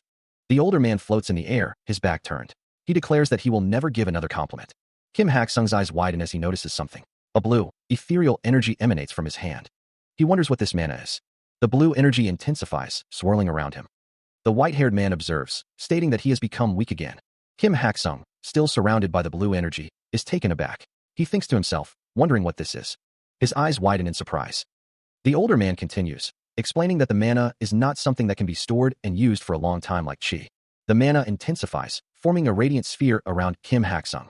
The blue energy continues to surge around him. The mana surrounds his feet. Kim Hak-sung's expression is one of shock and confusion. He wonders what it is. The astral wizard's eyes narrowed, a guttural growl rumbling in its chest. G Guild Leader, it questioned, the words laced with disbelief and a hint of fear. A figure composed of pure white energy materialized, its form indistinct but undeniably powerful. A voice echoed, laced with concern, why is she here dash? The Heavenly Demon Divine Cult Leader reads intently from a book. Night Nim asks if the Sorcerer King lost and escaped from Anthropy. Night Nim wonders what would happen if Gulag lost, and their place was attacked despite their efforts to avoid him. The Heavenly Demon Divine Cult Leader confirms that is correct. The Heavenly Demon Divine Cult Leader continues reading. The Heavenly Demon Divine Cult Leader states that there's no way Gulag would lose, even if the good and evil of the Sorcerer King combine. The Heavenly Demon Divine Cult Leader states that in that case, the Heavenly Demon Divine Cult Leader draws his sword. The Heavenly Demon Divine Cult Leader declares that he's going to nip the butt off. Night Nim agrees. A monstrous figure bursts forth from a swirling portal, its dark wings casting a shadow over the fractured landscape. The air crackles with raw energy. Below, Two figures stand silhouetted against the chaotic sky, one questioning, why is she here? Kim Haksung recoils, his eyes wide with shock. What's going on? He exclaims, sweat beading on his brow. The overlapping portals pulse with unstable energy, reality itself beginning to fray at the edges. The ground trembles as the portals merge, their chaotic energies threatening to tear the world apart. Kim Haksung's expression is a mask of fear and confusion, the gravity of the situation weighing heavily on him. The portals continue to shift and merge, the landscape warping around them. It seems we're where we started, Kim Haksung realizes, a chilling dread creeping into his voice. Meanwhile, the white-haired man observes the chaotic scene, his gaze distant and knowing that many portals are trying to come together in one place. Kim Haksung strides forward, his armor gleaming in the ethereal light of the portals. Yes, it's called overlapping, Kim Haksung explains, his voice firm despite the surrounding chaos. Kim Haksung pauses, his hand instinctively reaching for his weapon. Who's there? He demands, his voice laced with apprehension. The monstrous figure, the astral wizard, his eyes burning with fury, declares, you've disrupted too much of Night Nim's plan. The astral wizard stands, his hands resting on the hilt of his blade. Kim Haksung declares that he feels bloodlust. The astral wizard offers something. Spikes erupt from the ground. A hand reaches out. The astral wizard stands on a cliff, looking down at a figure below. The astral wizard is shocked. He wonders if he was fast enough to leave an afterimage. A character remarks on their disciple's use of something. Kim Haksung thinks about using mana to instantly amplify his power, realizing he has begun to use the mana that he absorbed. A hand glows with power. The astral wizard shouts, Seed, Impact, Dash. A character is surprised. The explosion erupts in a burst of fiery energy. Defying the blast, a figure floats away, shielded by a pink umbrella. The astral wizard stumbles back, bracing himself against the force of the blast. He grits his teeth, a bead of sweat trickling down his face. As she dodged the seed impact, the astral wizard's expression darkens. With just a mere umbrella, like she's joking around. The ground cracks beneath the astral wizard's feet as he prepares to move. A silhouette of Hyunsu stands on a ledge, a heart floating above his head. What a dreadful man you are, Hyunsu SSI. To do that to a weak girl like me. The astral wizard's eyes narrow, his frustration mounting. The figure with the umbrella soars through the air, leaving a trail of energy behind. A figure with white hair watches the scene unfold. What's that unique movement technique? An armored figure stands firm, radiating power. Why did you attack me? Tell me right now. The figure with the umbrella retorts. Tell you when you were chasing me with such a scary face? You sure don't know how a woman thinks. Hyunsu and Kim Haksung brace themselves against the incoming assault. Jagged spikes of pure energy erupt from the ground. The astral wizard stands amidst the chaos, unfazed by the destruction he has wrought. He declares, nonsense. Hyunsu glances upward, his expression hardening. A colossal foot slams down, the force of the impact sending tremors through the very ground beneath them. Tree impact dash. The astral wizard is sent flying backwards from an unseen force, crying out, KYHA. The astral wizard thinks, not near enough. Iron's eyes widen in surprise, a silent question forming on her lips. The astral wizard reels from the blow, a pained grunt escaping his lips. Ack! A blinding explosion engulfs the area, the air crackling with raw power. Reacting instantly, Hyunsu grabs Iron, pulling her close. Hyunsu holds Iron protectively, thinking, I'm sorry, Night Nim, I think I underestimated that person too much. He is met by an opponent who leaps from the wall. The unnamed character states that Park Hyunsu's role was to exhaust the Sorcerer King, before demanding to know who he is. The figure continues, saying that was the plan based on the information they had obtained and what Hyunsu had shown he was capable of. The figure repeats his question, demanding to know who Hyunsu is. The figure declares that Hyunsu doesn't have to worry about it because he is going to die soon. Hyunsu dodges the incoming attack, noting his opponent's speed. The unnamed character lunges forward with a shout. The attack continues, a blur of red energy. Hyunsu's eyes widen as he realizes the power of his opponent. The attack lands, creating a burst of energy. The unnamed character smirks. Hyunsu is sent flying from the force of the blow. The monster looms, its massive form filling the space. He coughs up blood, the unseen attack sending a jolt of pain through him. Kook. The monster roars, the sound echoing through the cavern. Kawoo. Its arm moves with blinding speed. The monster bellows, its maw wide with fury. Galagu. Its hand closes in. A voice cuts through the din. Galag. Is that its name? I'm sure you're serious about this fight, too. The monster looms over a figure bathed in fire. Firebird mode, release. The monster stands before the pink-haired figure, energy crackling around them. The monster's face contorts in a snarl. Kurik. The pink-haired figure smiles. No matter who dies, we should at least know each other's name. The figure declares, so we'd know whose hands we died by. I'm Red Lion's Hayurak. The figure's legs are encased in armor, energy swirling around them. Plasma swears on the names of her fallen team members. She vows to destroy her enemy, unleashing a torrent of energy. The monster roars, preparing to retaliate with all its might. The monster's many eyes glare menacingly. It is said that most S ranks have techniques they can use in exchange for their own life, techniques that use their life as collateral. Another figure unleashes a surge of energy. The energy explodes outward in a blinding flash. Plasma screams, commanding the plasma to burn it all up. Her mouth contorts in a furious snarl. A hand types furiously on a laptop. Anderson Walker watches as the density soars. A strange energy pulsates in the distance as several figures stand observing it. It feels like it's going to explode. Lee Mina grimaces, realizing that if even S-rank hunters can't stop it, they have no chance. Speaking into her phone, Lee Mina reports to the manager that the situation is currently at 85. Bottom text present. Bottom text present. Lee Mina reports that there is no answer yet. The team leader realizes that there won't be any reinforcements. Bottom text present. Lee Mina tries to reassure someone, saying that help is coming from the perimeter and that they're amazing people, so they should have hope. A strange sound echoes. A group of dungeon explorers react in confusion and concern, wondering what's going on.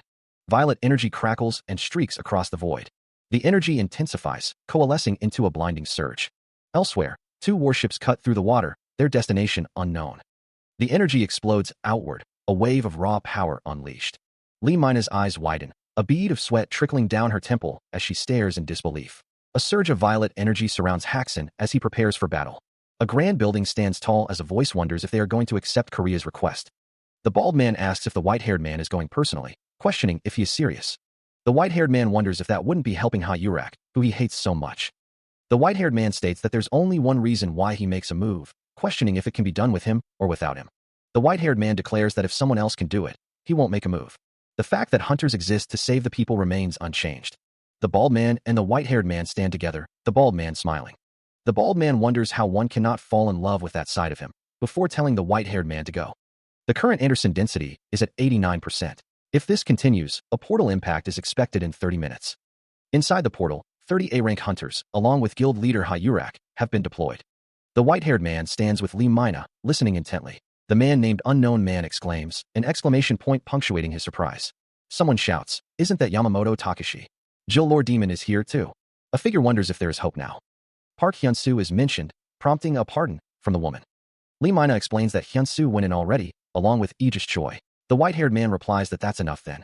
The man named Unknown Man thinks that Hyun-soo has something more than just abilities. The man named Unknown Man looks on with a knowing expression. The sorceress gathers power, her hands crackling with raw energy as she begins to weave a spell of immense scale.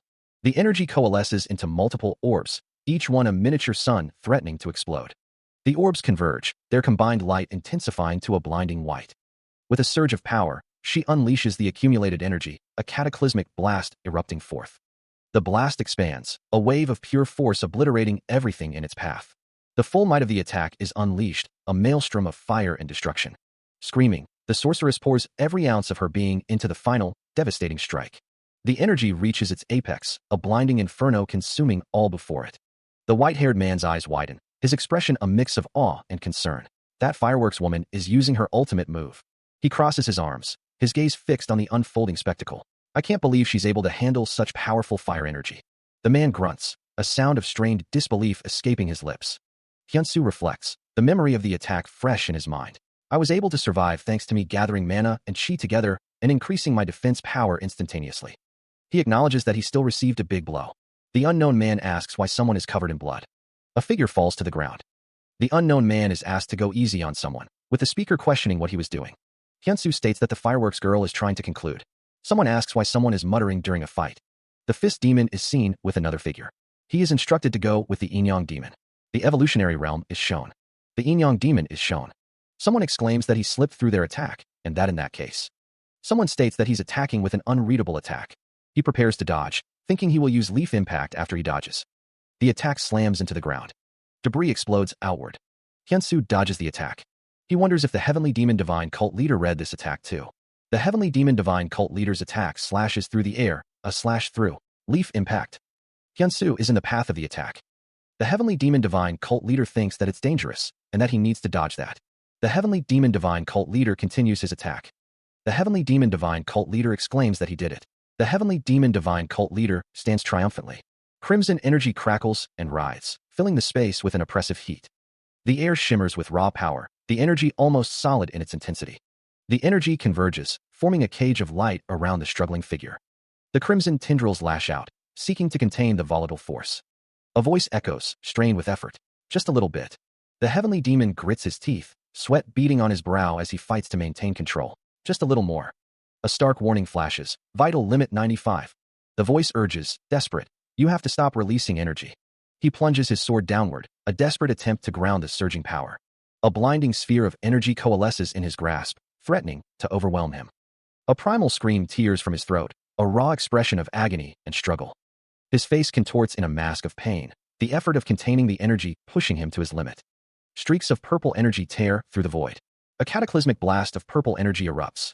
The energy intensifies, shifting to streaks of red and white. A concentrated burst of power explodes outward. Jagged spikes of blue energy pierce the air. The chaotic energy continues to surge, now a mix of blue and white. A blinding white explosion consumes everything. The intense energy begins to dissipate, leaving behind a fading blue glow. A dark, starry sky is illuminated by lingering sparks of energy. He plummets downwards, armor gleaming in the fading light. Falling further, the ground rushes up to meet him. Is this the end for me? A voice calls out, Captain. An explosion erupts. Debris rains down. A monstrous figure looms over the city. Iron braces herself, blocking an incoming attack with her shield. A car is obliterated. She charges forward, determined to confront the threat. Iron faces the monster, ready for battle. A figure appears, radiating red energy. Red energy streaks through the air. The monster is struck by the mysterious force. Iron shouts, Captain. Choi Jung-sung places a hand on Iron's head, remarking that he's a little late. Iron retorts, questioning why he's talking about something that hasn't even happened yet. Choi Jung-sung responds, addressing her as Captain, stating that she will soon become S-rank and asking her to protect his back when that time comes, as it's his line of work. Legs stand on a rocky surface. Choi Jung-sung says that if something happens to him, he asks that someone take care of his son, Jae-hyuk, even though he's still lacking. A view of a building is shown, with a voice stating that one never knows what's going to happen in their line of work. A voice says that they couldn't keep their promise. A figure falls through a swirling blue portal, apologizing to Captain. A voice exclaims that the portal with Gulag is overlapping. A scene of water and destruction is shown. One figure says that they know and not to kick up a fuss. A close-up of a hand holding a weapon is shown. A figure is shown with a weapon. A portal tears open, its edges crackling with crimson energy. The rift pulses with blinding light. Choi Jung-sung stares, aghast. He cut a portal with a sword? Fist Demon regards the portal. To think you'd be able to last this long. Honestly, this is quite unexpected. A figure plummets through the swirling portal. A torrent of water-like substance rushes forward. Fist Demon states, I don't know if you will survive here today, but I promise you this. The heavenly demon and another figure stand before the portal. He continues, if you survive and we meet again. The falling figure plunges into the water below. Fist Demon vows, I'll appear in my real form and not as a human to wring your neck. A close-up reveals the grim determination etched on the heavenly demon's face. He gazes up at the sky, where a portal shimmers with otherworldly light. Hyunsu screams, his voice cracking with desperation, come back. You coward. He stumbles forward, his boots splashing through the shallow water. Blood splatters from his mouth as Hyunsu spits, the metallic tang filling his senses. From atop a stone precipice, Choi Jung-sung warns, don't push yourself too hard, he's already gone. Hyunsu, his face etched with worry, wonders what he should do, fearing he'll be trapped there. Choi Jung-sung notices something. Look over there. There's a sword he left behind. The sword stands plunged into the water, its blade gleaming with an ethereal light. Hyunsu observes the sword. This is what that bastard used. The man with the white beard declares that this place is about to be locked down. Hyunsu wonders how to swing the sword like that punk did earlier, questioning what other choice they have. A system message appears, instructing him to infuse the sword with internal energy, mana, or whatever, and to do it right now. Listening to instructions has been activated. Hyunsu decides to start by infusing internal energy, and the sword begins to glow red. Hyunsu stands in water, preparing for the next step. The sword glows with a crimson light as Hyunsu attempts to channel his inner power. The red energy crackles around the blade. Internal energy isn't working, Hyunsu thinks, so he'll try mana then. The sword begins to glow with a blue light. Water splashes around him as he focuses his mana. Hyunsu swings the sword, now infused with mana. He is engulfed by a swirling vortex of water, the blue energy crackling around him. The force of the water launches him upwards, a geyser propelling him towards the sky. The water attack slams into a nearby building, the impact shattering the structure. His hand grips desperately at a wall, struggling against the relentless current. For someone who's supposed to be his disciple, the master thinks, getting swept away by water is quite pathetic. They're running out of time. He prepares to strike back, drawing his sword, the blade glowing with a pink energy. Leaping forward, the sword crackles with power, ready to unleash its force. Energy gathers, coalescing into a single, brilliant point. Hyunsu reappears, his expression one of fierce determination. The sword pulses with raw power, the pink glow intensifying. He lunges towards the concentrated energy, sword aimed to strike. The energy point erupts in a blinding explosion. He crouches low, his sword held ready, as if expecting an imminent attack.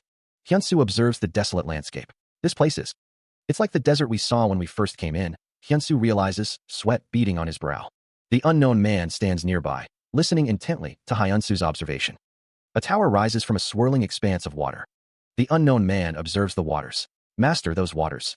Hyunsu remains silent, his expression unreadable. The unknown man declares, that means the guild leader is over there. We have to go back there. Hyunsu prepares to return, his sword gleaming in the light. A grand building stands tall, its many windows reflecting the soft light of the day. Inside, a portal shimmers with an ethereal glow, suspended beneath the building's ornate ceiling. The white-haired figure and the dark-haired man stand within a protective barrier, energy swirling around them. The dark-haired man stumbles back, a pained grunt escaping his lips. The red floor is marked by the scuff of footsteps and trails of ethereal energy. Night Nim shouts, her expression a mix of urgency and concern. The dark-haired man raises his hands in a defensive gesture, his face etched with determination. A hand clenches tightly, knuckles white against the dark fabric. Night Nim's thoughts swirl with questions of sacrifice and the importance of a promise to the king. A monstrous wolf's eyes glow with an ominous red light, its presence radiating power and the weight of unquestionable authority. A man's bare torso reveals a network of scars, a testament to battles fought and survived. Hands meticulously fold and stack paper, a silent act of order and control. Two figures in masks stand over the injured man. One states that the treatment will begin, and he will be fine by tomorrow.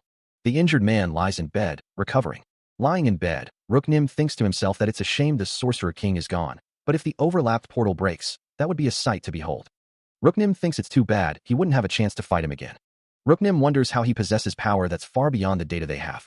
Footsteps approach. A figure offers Rooknim a potion, stating that it's a recovery potion. Rooknim drinks from a goblet. A man in a suit says there was no contact, but Rooknim. An older man asks about Rook. Rooknim is told that if this plan goes awry, he will be punished by death. Rooknim continues to drink from the goblet. Rooknim reacts angrily, calling someone a fucking punk. A dark-haired man's face contorts in fury. How dare he say that to him? A white-haired man stands in a grand room. He responds, yes, Night Nim. A voice declares that now is the right time, certain that everyone is nervous about the fragments. A muscular man with a beard stares intensely. A woman with white hair asks if they are talking about searching for it. A man with spiky black hair vows to find it first and make Rook bow down to him. The white-haired man looks out a window. The man commands someone to tell the pawn to do it. The muscular man with glowing red eyes commands to find the singularity. A location is being flooded with water. The flood continues to engulf the area. The location is almost completely submerged. The clock tower stands tall, its face marred by damage. Debris and swirling energy surround the damaged clock tower. The blonde woman stands, declaring, watching fights are truly the most fun. Her legs are clad in a dark, glossy material. She smirks, adding that Park Hyunsu is pretty strong too. The woman crosses her arms, thinking, stupid Knight. I can't believe he missed the singularity which was in front of his face. He doesn't even know that, and he's still going crazy trying to find the singularity. You might believe that your plan worked, but, she states, I want to see you go downhill. The blonde woman rests her chin on her hand, asking, why, you ask? She runs with a duplicate of herself, cackling. Because I think that would be a lot more fun. Kikik. The blonde woman looks down, as someone says, Bishop Nim. The blonde woman stands near the man in a suit. A voice declares, we found him. The man in the suit stands with his hand over his heart. The sorceress rests a hand on Choi Jung-sung's chest, a predatory smile playing on her lips. Darling, you made me wait too long. Choi Jung-sung raises a hand, energy crackling around his fingers. Hyunsu kneels on the cracked ground, panting heavily. Choi Jung-sung's hand reaches down, as if offering assistance. Hyunsu falls backward, defeated. The sorceress claps her hands together, a wide grin on her face. Yay, Choi Jae-hyuk, you really found him. I'm so happy. Hyunsu lies still, unmoving. The sorceress looks up at Choi Jung-sung, her expression unreadable. The sorceress sits alone, her head bowed. I even gave him the bracelet. I can't believe he still couldn't. The panel shows Hyunsu defeated. But Knight's plans were totally screwed up. Choi Jung-sung's face is etched with concern. What should I do? The sorceress looks up at Choi Jung-sung. Since he's devoured the life vessel, I'm sure he'll be useful eventually. She suggests bringing someone along with them. Choi Jung-sung acknowledges the statement with a simple, understood. The sorceress's boots click against the stone floor. Park Hyunsu is told that someone believes in him. The sorceress expresses her confidence that someone can find the oasis. A sinister smile plays across the sorceress's lips. A figure is enveloped in a blinding light, perhaps being transported to another location. The desert stretches before them. One of the figures wonders if this is the same desert they were in before. Sweat beads on his brow as he glances to the side. The white-haired figure tells him to try again. Then, he goes again, starts clashing.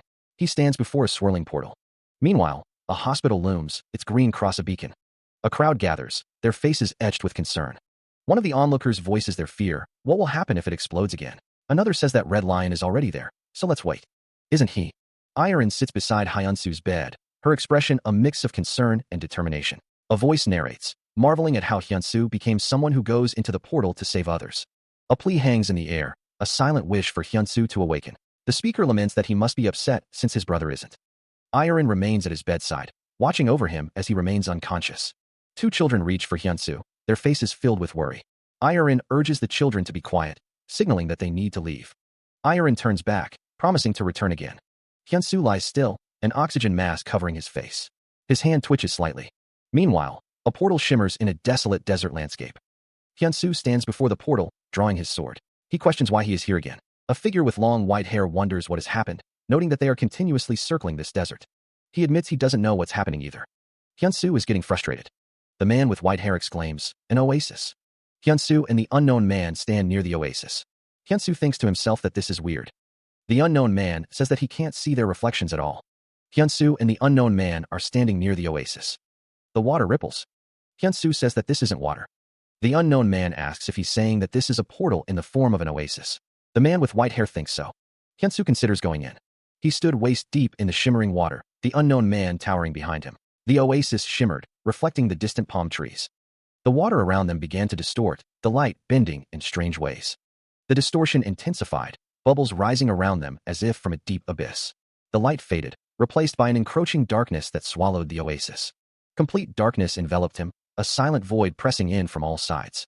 He stirred in his sleep, the darkness receding as consciousness returned. Hyunsu stretched, a contented sigh escaping his lips. What a good sleep. He yawned widely, pushing himself up into a sitting position on the bed. His eyes widened as he glanced at the clock. Oh, it's this late already? Hyunsu swung his legs over the side of the bed, running a hand through his hair as he stood. He padded out of his room, finding his dad engrossed in the newspaper. Dad. In the living room, Hyunsu's mom chuckled, folding laundry. Honey, aren't you being too harsh on him? His dad replied. Haha, I'm just kidding. He holds a large burger in his hands, ready to take a bite. Park Hyuntae warns, don't get cheeky with me, Park Hyuntae. I might not even leave you a single bite if you do that. Hyuntae continues to glare at Hyunsu as he prepares to take a bite of the burger. Hyuntae slaps a 50,000 won bill against Hyunsu's forehead. Yesterday, Hyunsu had thanked Hyungnim. Hyunsu holds the burger up to Hyuntae. Hyuntae asks his parents what they want to eat. Meanwhile, traffic is heavy in the city. The woman in the car remarks that the traffic jam is really bad today, and it's rare for this to happen at this time. Hyuntae suggests that a side road might be better, even if they have to take a little roundabout. A white car drives down a city street. Hyuntae drives, a wide grin on his face. The woman in the back seat smiles, while Hyunsu looks forward. Hyuntae remarks that there's no traffic jam, adding that a veteran driver doesn't listen to the navigation system. He glances in the rearview mirror, his expression calm. A blinding flash of light erupts, filling the sky with an ominous energy. The car continues down the road, oblivious to the impending danger. Hyunsu, startled, asks what that was, wondering if it was lightning. The woman looks concerned. The car is suddenly struck by a powerful force, sending debris flying. A monstrous creature descends upon the vehicle, its jaws agape. The car is thrown through the air amidst a cloud of dust and shattered rock. Inside the car, the occupants scream in terror as the world turns upside down. The car is completely destroyed, reduced to a mangled wreck. Meanwhile, a heart monitor displays a steady rhythm in a sterile hospital room. Through a peephole, a doctor can be seen attending to Hyunsu, who lies in a hospital bed, unconscious. Dr. Park, Hyunsu woke up. He mumbled, his head throbbing. What's going on? Hyunsu's voice cracked as he asked, where's my family? Tears streamed down Hyunsu's face, a silent testament to his despair. He stood before a memorial wall, the cold stone a stark contrast to the burning grief in his heart. His hands trembled, tears dripping from his chin, each drop a heavy weight of sorrow. A raw, guttural scream tore from Hyunsu's throat, echoing his agony. He collapsed to the ground, the weight of his loss crushing him. His face contorted in anguish, Hyunsu's world had shattered. A disembodied voice echoes, urging someone to get a hold of themselves. Hyunsu, tears welling in his eyes, cries out in disbelief. A gloved hand reaches out. He lets out a choked sob. Tears stream down his face. Hyunsu looks up, uttering a question. The Fist Demon explains that he used drastic measures because Hyunsu wasn't waking up. The Fist Demon stands beside Hyunsu. The Fist Demon states that Hyunsu is an unexpected variable. A complex pattern glows. Hyunsu looks up at the man in the white robe. The man with white hair stood before the intricate summoning circle. He stated that he had only summoned one person. The man in the white robe stood with another figure, a younger man with black hair. But why? The white-haired man's voice boomed, filled with anger. You punk! What kind of dream were you having for you to shed tears? The younger man, looking up at the white-haired man, questioned if it was a dream. The white-haired man scolded, Don't you dare cry in your dreams. That's unbecoming of a heavenly demon. The younger man responded, Ah, master. The master's expression was unreadable. Another voice cut through the air. If you guys are ignoring me intentionally. The summoning circle pulsed with energy. A sharp sound echoed. The master's eyes narrowed, a hint of a smile playing on his lips. The master declared, I permit you to do so. He sits cross-legged, a faint magical aura surrounding him. The master declares that he can obliterate someone's existence forever. Hyunsu questions if the master can attack him. The master explains that as soon as he saw him, he felt like his attack could reach. The master's attack couldn't reach. The master recalls that the skeleton was a creature that had endured the physical world for a long time. The good sorcerer king, on the other hand, was like him, a pure spirit form. He didn't attack him because there was no reason to attack him. He mutters about the situation. The master admits that Hyunsu actually has power. The master never thought he'd meet a transcendent. The master acknowledges that Hyunsu is very strong, but asks him to excuse his dreams of the past. It's been a year since he's been hurt by humans. The master thinks to himself that he can't use his power since he's currently building and maintaining this world right now. Hyunsu wonders if the master was the one that made him fall into the master says that it looks like he's touched a pretty sore spot. Hyunsu wonders if the master knows him and if he can read minds too. He states that he can read it, the symbols swirling around him. The master speaks of a place designed to make one dream upon entering, a dream both sweet and painful. Images flash of a man weeping, surrounded by faces. The master continues, stating that is how he gets. Hyunsu is told that the vessel is his body. The master explains that he wanted to summon the flame woman, but Hyunsu was the one who came to the desert. He mutters that nothing is going his way, and that there's the transcendent on top of that. A fist clenches, surrounded by magical energy. A voice demands to know who he thinks he is. The master is asked if he intends to steal another person's body. Hyunsu looks down, concerned. The master stands, energy swirling around him. The master's face is partially obscured, but his expression seems confident. A voice declares that the attack won't work. He raises his hand, a surge of energy gathering around him. The master shouts, Get away from him. The astral wizard unleashes a devastating attack. The force of the blow sends the unknown character flying backward. The master's eyes widen in shock. Energy tendrils lash out, binding the unknown character. Hyunsu watches with a grim expression. The astral wizard's attack continues, tearing at the unknown character's flesh. He collapses to the ground, defeated. Tears well up in the master's eyes. The astral wizard sneers, Kiki, and that's not all. The astral wizard declares, For a weak soul like you, having such a good body is meaningless. The astral wizard's eyes narrowed, a predatory gleam in their depths. His new muscles rippled with barely contained power. Arcane energy swirled around him, a testament to the magic now at his command. A flicker of blue light danced within his eye, a spark of the immense power he now wielded. The wizard glanced back at his previous form, a glowing blue figure, now a distant memory. Why am I over there? He wondered, a hint of confusion in his voice. A cruel smile stretched across his face. It was worth waiting an entire year. He admired the body he now possessed. What an excellent body. He could feel the traces of mana, the incredible energy thrumming within this new vessel. A manic laugh escaped his lips. Ha ha, I will use this body well. The astral wizard stood tall, surrounded by crackling energy, ready to unleash his power upon the world.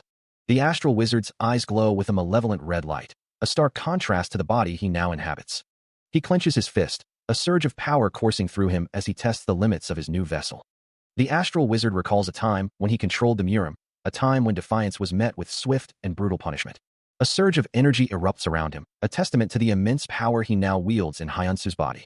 Meanwhile, Hyunsu, trapped in the master's aged form, is shocked by the turn of events. I was forced out, he exclaims. The master's face is etched with concern as he grapples with the implications of the astral wizard's actions. How can this be?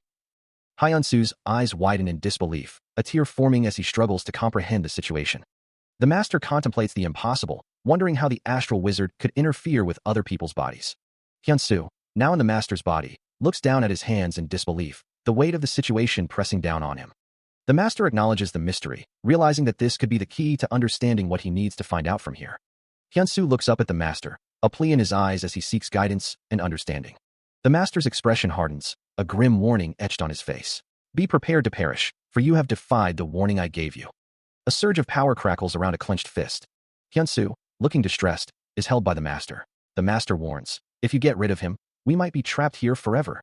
The master explains that since the astral wizard built this place, it will likely disappear along with him. The master asks, then you could die, huh? He laments that he can't eat ramen. A sword stands upright, its blade gleaming. A voice declares that the sword isn't listening to orders now, and getting rid of the astral wizard doesn't guarantee they'll be able to build a portal. The master's expression darkens. Hyunsu asks the master what's making him so happy. The master, overwhelmed, exclaims that this is driving him crazy. He and Hyunsu stand on a platform adorned with magical symbols. The master's feet are planted firmly on the ground. Intricate magical circles glow with an ethereal light. The master sits on a throne, his expression thoughtful. He is ruminating again. He sits, hand raised to his forehead, muttering that he managed to calculate his escape for today. Pavlishin can't believe this is happening. Pavlishin states that he should introduce himself properly, declaring his name to be Pavlishin. Pavlishin remarks that's what they call him. Hyunsu stands, looking shocked as Pavlishin looks down at him. Hyunsu wonders what is happening, remembering that the guild leader said he was subjugated a year ago. Pavlishin sits in his chair. Pavlishin explains that he made it seem that way and made them believe it, even using the soul language on them. Hyunsu is overwhelmed, remembering that he was actually being overwhelmed right before the verge of death, and that Pavlishin had calculated again and again in that pressing situation. Hyunsu recalls Pavlishin saying he spread fragments of himself and hid here while waiting for the day that someone would find this place. Hyunsu wonders why Pavlishin is telling him this. Pavlishin states that it is because there's no need for him to fool Hyunsu. Hyunsu realizes that Pavlishin read his mind again, and that he is running out of time. The man named Pavlishin sits on his throne, a dark premonition weighing on him. Tomorrow, I will disappear. Pavlishin anticipates the arrival of a formidable foe. The flame woman would come here. He plots to seize her power and reshape the world. Then I can take her body and turn the world outside into a world of chaos and destruction. That was the most ideal situation. But Pavlishin reflects on Hyunsu's unexpected intervention. Had jumped into all of this. Pavlishin questions the motives of others. Why? Why do you covet other people's worlds? He recalls the devastation of his own world. The world I lived in, it was utterly devastated. Pavlishin laments the state of his former home. An incredible existence that was out of my calculations. It became a world where it was hard for mana to exist. An offer. Those known as the kings. Hyunsu's expression hardens. King? What's that? You still don't get what's happening after fighting night. He questions if their ranks are named after chess pieces. Pavlishin warns that if Hyunsu looks at them in person with that sneer of his, it will bring excruciating pain and disappearance. A figure stands in the background. Pavlishin explains that if Knight gets back his original self, he'll become stronger than the Sorcerer King was before his entire body was separated. He adds that Hyunsu fought both the Sorcerer King and the Knight while they were at half their power. Hyunsu is shocked by the revelation. Pavlishin smirks. A shadowy figure with glowing red eyes appears. A voice warns that one will perish on the spot without a trace. A swirling vortex of energy coalesced, the knowledge to build a portal gleaned from unknown entities. Arcane symbols danced around the forming portal, allowing a connection between a part of his world and Earth. Shadowy figures emerged from the portal, their forms indistinct and menacing. He believed it would be difficult to fully connect his world to Earth as long as humans were there. That's when he made a plan. The moment they thought they had killed him, he fragmented the portal. Chains of energy shattered, the portal beginning to break apart. Fragments of the portal scattered, the connection to Earth weakening.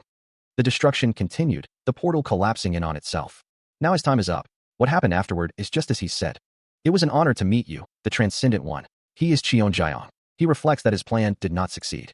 Hyunsu is sure there's a reason why it happened that way, and that Cheon Jiang has nothing more to say. Cheon Jiang warns that he left the door open, and if Hyunsu gets out from there, this world will collapse. He remarks that they called this a raid. The two stand in the collapsing world. Cheon Jiang says he'll give Hyunsu a piece of advice. Cheon Jiang tells Hyunsu to breathe mana as he walks out.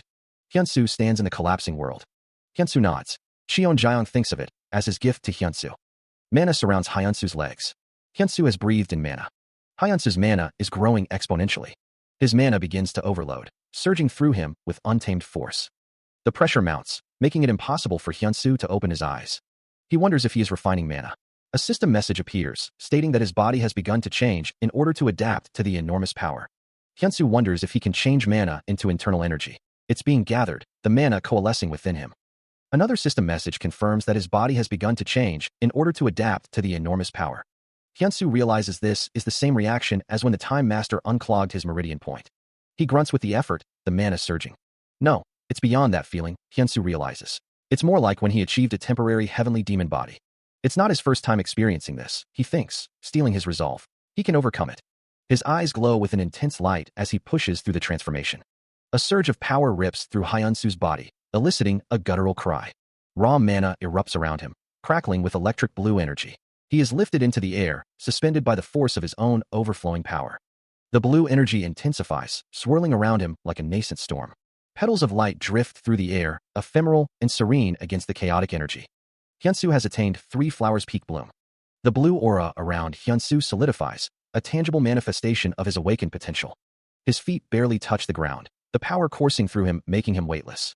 From the shadows, the unknown man observes, a flicker of curiosity in his eyes. He wonders what kind of trick this is. He wonders who the person is, now that the ancestral dragon is gone. The man states that there's no use in hiding. Since his disciple isn't here, the man thinks he can run wild. Suddenly, an explosion erupts. He calls out, asking the other party to wait and talk. The unknown man stands, his hand glowing with power. He floats in the air, suspended by an unseen force. A voice from off-panel demands, "Who are you?" The unknown man replies that even if he told them, they wouldn't know. He raises his hand, the energy crackling around his fingers. The unknown man calls out again, asking them to hold on. The voice demands that he reveal his identity. The unknown man states that he can't do that, or rather, he is unable to. The voice asks who he is and why he summoned them. The unknown man replies that he is simply curious about them and wanted to meet them once. The unknown man chuckles, his eyes glowing red. "You're just curious about me?" He roars, his voice laced with fury and disbelief. "Why are you?" Power erupts from him, the ground cracking under the force of his unleashed energy. The unknown man's power intensifies, declaring, "Heavenly demon dominating stride." The energy expands outward, shattering the surrounding area. A figure emerges from the blinding light, silhouetted against the raw power. A voice exclaims, "Arg, you're a really incredible old man." The man orders, his voice booming with authority. "All right, get out of here. Go on." Arms crossed, the unknown man stands firm, the air around him crackling with residual energy. Power radiates from his very being, a tangible force. He snarls, his voice dripping with disdain. "All you bastards, to think you're able to approach me without revealing your presence." His eyes glow with a menacing red light, his anger palpable. A sneer curls his lip, a clear sign of his contempt. The disembodied voice echoes with amusement, finding the situation how truly interesting. The unknown man, his white hair standing on end, repeats the sentiment, finding this turn of events how truly interesting. A system notification appears. Your body has completed the transformation. Another notification. Your unique skill, listening to instructions, has leveled up. Hyunsu stands shirtless, a blue aura enveloping his body as the transformation takes hold. The level of Inyang body has increased. The system informs him that he can now imitate the skills of a specified target twice a day, and that the special ability, acceleration, allows him to listen to instructions more effectively. The specified target is Cheonjia. The blue aura intensifies around Hyunsu, highlighting his toned physique. The system details the effects of the heavenly demon body. All attacks based on it will have 200% increased effects. All the knowledge of the heavenly demons so far will be passed down. His presence alone can intimidate others strongly, and all physical abilities are increased by 300%. Hyunsu's expression is one of intense focus as he absorbs the power surging through him. The transformation manifests physically, with veins pulsing with energy. Hyunsu floats upwards, completely consumed by the blue aura, his transformation reaching its peak. The pair arrived at a new location, standing on a rocky outcrop overlooking the sea. Hyunsu stood shirtless, the sky a canvas of pale blue behind him. The waves crashed against the rocks, the water churning around the base of the formation. Hyunsu gazed at the distant cityscape, a clock tower dominating the skyline. "This place is," he mused. The Fist Demon called out, "Hey, disciple." Hyunsu responded, "Master." Fist Demon exclaimed, "Did you just grow again in such a short amount of time?" Fist Demon laughed heartily. Hyunsu looked down, a thoughtful expression on his face. Fist Demon declared, "We need to find the guild leader." Hyunsu's muscular torso was crisscrossed with scars. Fist Demon stated, "I can't feel the presence of the flame woman in this vicinity. Let's fly around this area and try looking for her." He recalls a moment when he could fly, as Fist Demon looks on, seemingly amused by his confusion. Fist Demon reminds Hyunsu, "Didn't you fly when you achieved the heavenly demon body temporarily?" The heavenly demon divine cult leader realizes, back then. Fist Demon explains that heavenly demon flight cuts off the energy output from the Yongquan acupoint on the sole of one's feet. The heavenly demon divine cult leader is told, "You should be able to do it now." Hyunsu, standing on a rock surrounded by water, wonders if he can fly. He concentrates his energy on his Yongquan acupoint. Hyunsu explodes with power, declaring he will explode it and fly. The Anderson intensity of the portal above the Western Sea, also known as the Fragment of Paradise, has risen above 90. The roads in the metropolitan area are packed with cars trying to leave the city center. It's said that if the Anderson intensity has risen above 90, it's technically confirmed that a portal impact would be taking place. That's right, it's currently in a critically dangerous state. But we have news that, including the ES Guild leader, there are numerous S-rank hunters that have gathered at the portal. Yes, the person who attacked Park Hyunsu from our country previously. Oh. Hyunsu says that he should have been told this earlier. The white-haired man explains that Hyunsu was in a state where he couldn't have done anything even if he had been told earlier. Hyunsu's expression is grim. He exclaims in surprise. Someone shouts that he is the guild leader. Hyunsu asks if it is land. The white-haired man tells him that he just needs to reduce the amount of energy that's being released. A surge of blue energy erupts. Someone questions what is happening. Hyunsu looks shocked. Another surge of energy descends, and Hyunsu cries out in pain. The blue energy intensifies. The energy shifts to a blinding white.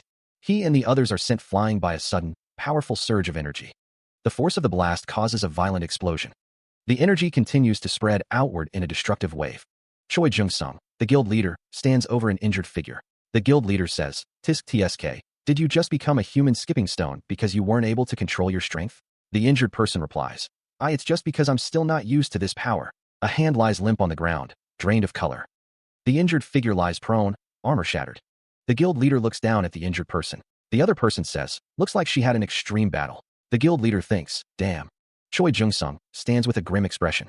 Meanwhile, a massive sphere of energy pulsates over the ocean, dwarfing the ships below. Someone monitoring a laptop exclaims, 95. It stopped at 95. A group of people stand watching the monitors. One of them says, "It should have exploded by now." Energy crackles and surges around the sphere. A swirling vortex of blue energy pulses with contained power, the air crackling with anticipation. Lightning arcs across the sky as a voice cries out, "Something's coming out." The order rings out. "Everyone, prepare for battle."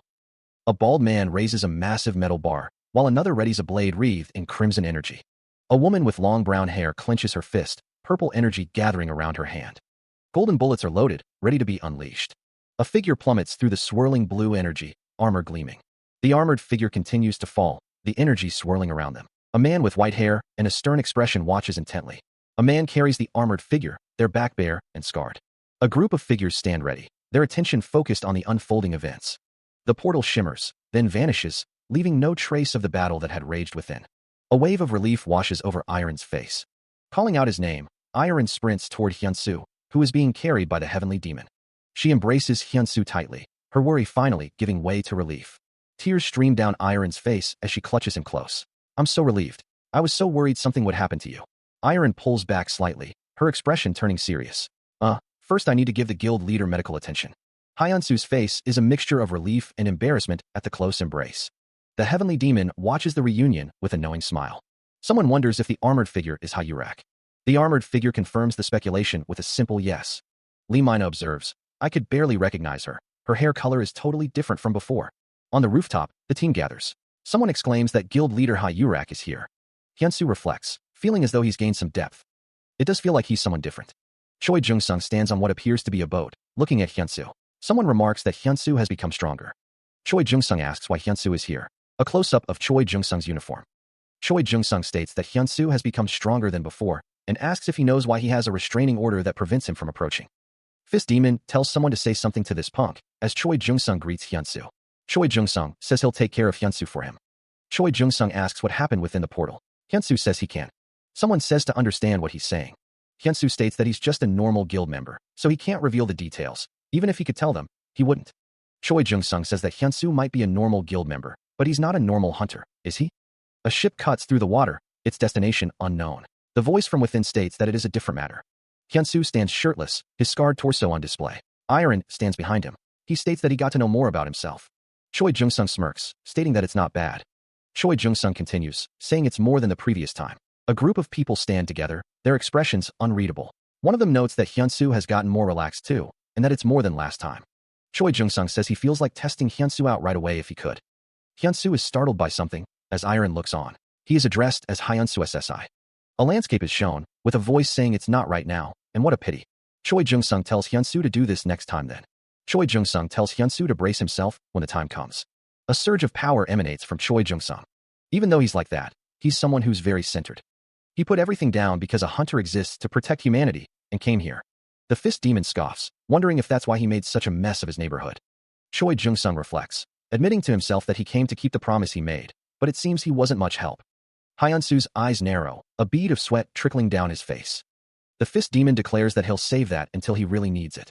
One of the men tells Hyunsu to just call them anytime, promising they'll drop everything and come running. A magical circle glows with an ethereal light. They might be pretty good people.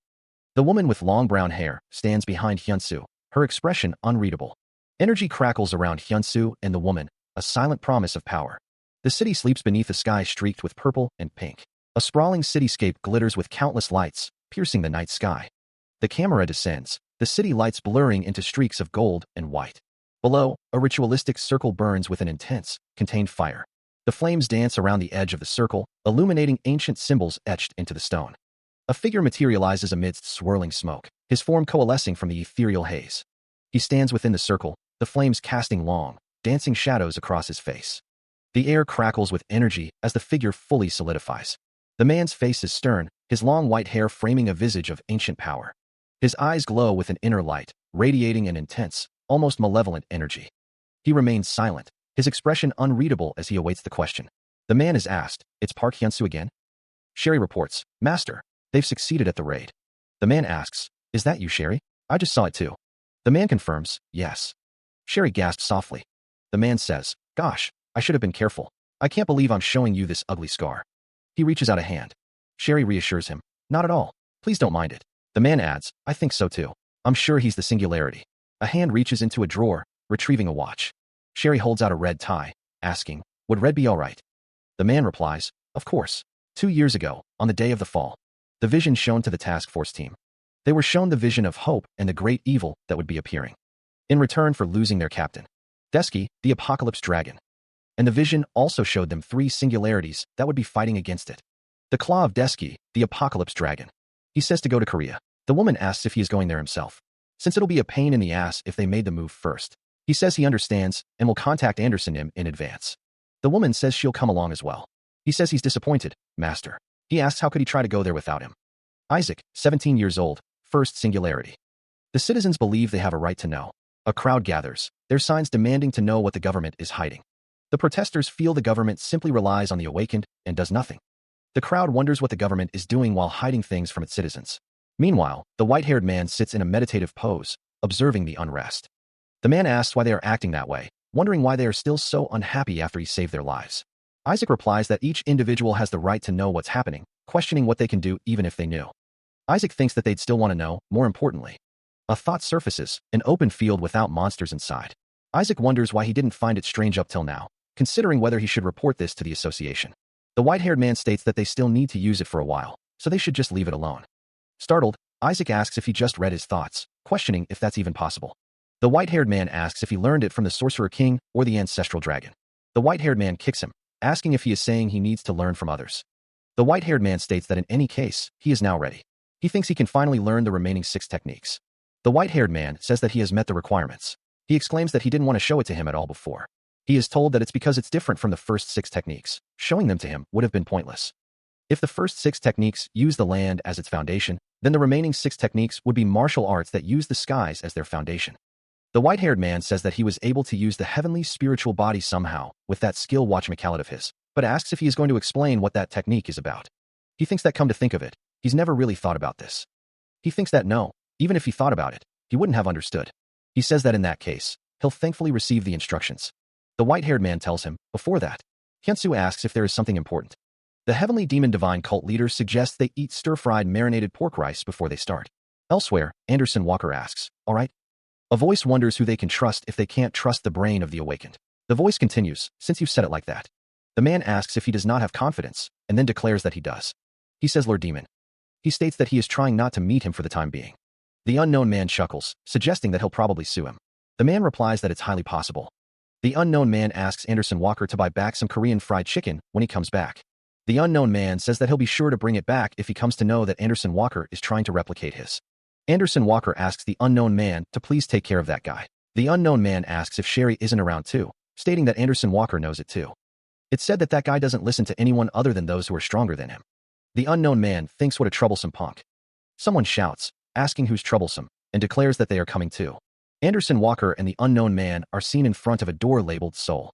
A blonde-haired man is seen with a woman, sighing. The blonde-haired man is seen from the waist down. The woman apologizes, explaining that she suggested the white-haired man talk to Anderson Walker again because he kept making a fuss. The white-haired man states that it is still too early for Anderson Walker. The white-haired man gestures with his hand as he stands with the woman and Anderson Walker. The blonde-haired man exclaims that it is not too early, stating that the only person stronger than him would be a high-ranking S-rank hunter. The blonde-haired man looks down at the white-haired man and asks how strong he is. Anderson Walker wonders if the conversation is about that darn etiquette thing again. Anderson Walker asks why they don't try bringing him along this time. The white-haired man replies that he might learn things like etiquette when he's out there for real, adding that Korea is also a country known for etiquette. The blonde-haired man asks if the white-haired man would trust himself if he were him. The white-haired man responds that of course, he would. The white-haired man says all right then, let's go. The white-haired man walks away. He sits in a meditative pose, his eyes closed as he focuses inward. A faint, ethereal energy begins to swirl around him. The energy intensifies, wrapping around Hyunsoo like a protective cocoon. His eyes snap open, now glowing with an intense, otherworldly light. The glow intensifies, bathing his face in an eerie blue light. A voice wonders, just what on earth happened? Cheon Jiang observes the scene, his expression thoughtful. He mutters, disciple. A figure wonders, think a heavenly demon is? Hyunsoo kneels, his expression intense. He wonders, why is he suddenly asking that? Cheon Jiang says, he's totally different from. Another figure responds, I'm not sure as per how it's written, the demon in the heavens? A demon that descended from the heavens? You're half right and half wrong. Hyunsoo's eyes gleam as he thinks, a heavenly demon is. He and the fist demon stare intently at the swirling darkness of the newly formed portal. Kim Haksung shouts a warning, Master, something's outside. The fist demon, eyes wide, mutters, I can't believe it got through the portal and reached us. What incredible energy. The portal pulses with an otherworldly light, its energy crackling in the air. The unknown man watches with a grim expression as the portal continues to emit a blinding light. A hand presents a card bearing the name Robin. Robin Ordman sits across from Hyunsoo, a card in his hand. Robin wonders if Hyunsoo is the same person who awakened only a month ago. Hyunsoo recognizes Robin Ordman as the person who reached the climax of Hunters and the chairman of the Portal Strategy Committee. Hyunsoo says, nice to meet you. I'm Park Hyunsoo. Robin thinks he can't believe Hyunsoo is so calm despite knowing who he is. Robin apologizes for the sudden visit, surprised that Hyunsoo is surprised at unexpected things. Robin reveals that he doesn't know how to speak Korean and is using a communication device. Hyunsoo realizes the communication device was made by Mr. Anderson and is based on the technology that Jill Lord Demon uses. Hyunsoo thinks, that, and realizes it smells like. Fist Demon appears, exclaiming, shit, as something burns in the background. Hyunsoo is surprised. Robin Ordman demands to know if he hadn't told someone that actions like that are impolite. He asks what the reason could be. Hyunsoo states that he is sure he told him not to act like this though, and that he can't understand his words. A white-haired man, Isaac, says that he is currently using Korean mode. Robin Ordman tells him that he should use the communication device too. Robin Ordman clicks his tongue in annoyance. The camera focuses on Robin Ordman's orange jacket. Robin Ordman instructs Isaac to introduce himself politely. Robin Ordman thinks that Isaac is a rude bastard. Park Hyunsoo introduces himself, saying it's nice to meet them. Robin Ordman thinks that Isaac is still immature. Isaac says that everyone's like that at that age. Robin Ordman thinks that it is fucking bullshit. Hyunsoo sits on the stairs, looking up at Robin Ordman. Robin Ordman says, Arg, you always hit me. Didn't you tell me about Gandhi just recently? Robin Ordman sits with his legs crossed, saying, there are always exceptions in life. Isaac looks up at him, thinking, why does it feel like I'm looking at my interactions with Master when I look at them? He thinks, but why are you here? He concludes, what a polite and amazing disciple he is. Robin Ordman thinks, I guess I can just keep quiet and observe for today. Robin Ordman says, I won't beat around the bush. As the chairman of the Portal Strategy Committee, I'd like you to become one of the members of the committee. Meanwhile, heavy rain falls, blurring the world into streaks of gray and blue. Tears stream down a face, mingling with the relentless rain. A figure stands in the downpour, clutching a broken umbrella, their face etched with sorrow. The rain lashes against a towering structure, its silhouette barely visible through the storm. An explosion rips through the scene, sending debris scattering in all directions. A hand glows with an intense blue energy, ready to unleash its power. A voice cuts through the storm, resolute and unwavering. King said. Rain lashed down, obscuring the scene. A figure on the ground, bloodied and desperate, begged, stop. Muscles coiled, a figure prepared to unleash a devastating blow. The attack landed, the force of it causing the figure to cough up blood. The magical energy surged, engulfing the area in a blinding light. The air crackled with power as the attack intensified. The attacker, eyes blazing with fury, demanded, what are you going to do from now? The relentless assault continued, each blow carrying immense force. The figure was battered, struggling to withstand the onslaught. The magical energy burned, searing the air with its intensity. The final blow exploded, a cataclysm of power unleashed. Meanwhile, under the relentless rain, a figure stood, a sword held ready. Not only did he not notice the singularity who was right in front of his eyes, but his plans failed as well. Raindrops fall on a gloved hand. But it seems like King has shown mercy and decided to give him one more chance. Long legs and red heels stand tall, a weapon glinting in the rain. A sharp gaze pierces through the downpour. This is your last chance. Capture the singularity, using any means available. A figure lies defeated in the rain. Night screams. Another figure lies prone in the downpour. A building stands against a cloudy sky. A glass of water sits on a table. A voice recalls a vision from 2 years ago, during the portal impact battle. The voice continues, describing 3 existences who will protect the Earth from extreme evil. The voice declares that these existences are called singularities. Seated across from the heavenly demon divine cult leader, Park Hyun-soo wonders if there's a special reason he's seen as a singularity. Hunter Park Hyun-soo. A character is surprised. In reconstitution, the glass is held up. The glass is shattered. The glass is held. A swirling vortex of water. He stares at the cup, bewildered. The water is back. The glass is filled to the brim with clear water. Hyun-soo asks if it's a time machine. The heavenly demon divine cult leader states that it's a little different, but similar. The heavenly demon divine cult leader reflects on having seen all of Hyun-soo's fights, including those against Amugi, Haxon, and even the Sorcerer King. The heavenly demon divine cult leader says he guesses Hyun-soo would feel offended at it. Hyun-soo exclaims, "Of course." The heavenly demon divine cult leader apologizes for that, stating that he doesn't peek at one's private life, so Hyun-soo shouldn't worry about that. Hyun-soo accepts the apology. The heavenly demon divine cult leader thinks that Hyun-soo kept the dignity of the heavenly demon's successor, which is not bad. The heavenly demon divine cult leader states that after watching all of those battles, he's sure that Hyun-soo is a singularity. The heavenly demon divine cult leader reveals that Isaac is one of the 3 singularities that the Portal Strategy Committee has found. Hyun-soo stares at his phone, a look of surprise etched on his face. Park Hyun-soo pleads, "Hunter Park Hyun-soo, I plead for you to join the Portal Strategy Committee and save humanity together with us." A man with blonde hair states, "I've heard what you had to say, but I still belong to the Red Lions." The blonde man continues, "Are you saying that you have to discuss with guild leader Hyurak first?" Hyun-soo thinks to himself, "Yes, that should be the way after all." Hyun-soo says, "I'd like to have more time before giving you an answer." A voice responds, "Understood." A man with white hair says, "I hope you'll join us." The blonde man says, "Let's go, Isaac." Footsteps echo as someone walks away. Hyun-soo sighs in relief, "Phew, I almost didn't close up the black hole because I forgot about it." The white-haired man replies, "Not yet." Hyun-soo asks, "Pardon?" The door handle turns. A blonde man enters the room. The blonde man remarks, "Entering someone's house without their permission is impolite, you know." The blonde man asks, "How did you know that?" "I hid my presence before entering, though. Was it by luck?" Hyun-soo replies, "At my level, this much is nothing. Luck my ass." Energy gathers around the blonde man's fist. The blonde man declares, "It makes me want to fight you more." He is sent flying through the air by Hyun-soo's kick. Hyun-soo's eyes narrow. The force of the kick sends the blonde man hurtling backwards. Hyun-soo finishes his kick. Glass shatters as an unseen force impacts a nearby building. The force of the impact sends shards of glass flying, impacting a nearby car. A figure is struck by an unseen force. He demands, incredulous, if his attack was blocked. The man remarks that it's so slow he's falling asleep. He looks down, a question on his face. Another figure is struck by an unseen force. The figure is sent flying backwards. Sunlight streams through a window. A room sits empty, a chair positioned before a window. Fist Demon sits on a red couch, his body wrapped in bandages. Footsteps approach. Night Nim asks if he is all right, furious that someone dared to do this to him. Fist Demon grunts in pain, and Night Nim apologizes. He always exaggerates his pain. Night Nim continues to tend to Fist Demon's wounds. Bishop arrives. Bishop says hello. Bishop asks why they are here, wondering if they can only come when something's happening. Bishop says they heard he got beat up like shit and was wondering how he's doing, laughing. The man with blonde hair states that there is nothing he can do since the punishment is from the king. He adds that he knows Fist Demon is no match for the king. Fist Demon, enraged, declares that he should just kill Bishop Nim right then and there. Bishop Nim tells him to stop talking nonsense and get lost. Bishop Nim says that his big sister is a busy person too and that he didn't come here for fun. Fist Demon asks if Bishop Nim is talking about his big sister and threatens to rip his mouth apart. Night Nim asks if he is not interested in what Bishop Nim has to say. Bishop Nim says that it's something that will be of great help to Fist Demon though. Fist Demon stares intently. Fist Demon states that he has a condition before he tells Bishop Nim what it is. Bishop Nim smiles. Night Nim questions what the condition is. Bishop Nim says that if Fist Demon succeeds in his mission because of his advice, then he'll fulfill one request of his in the future. Bishop Nim says that Fist Demon must fulfill it unconditionally.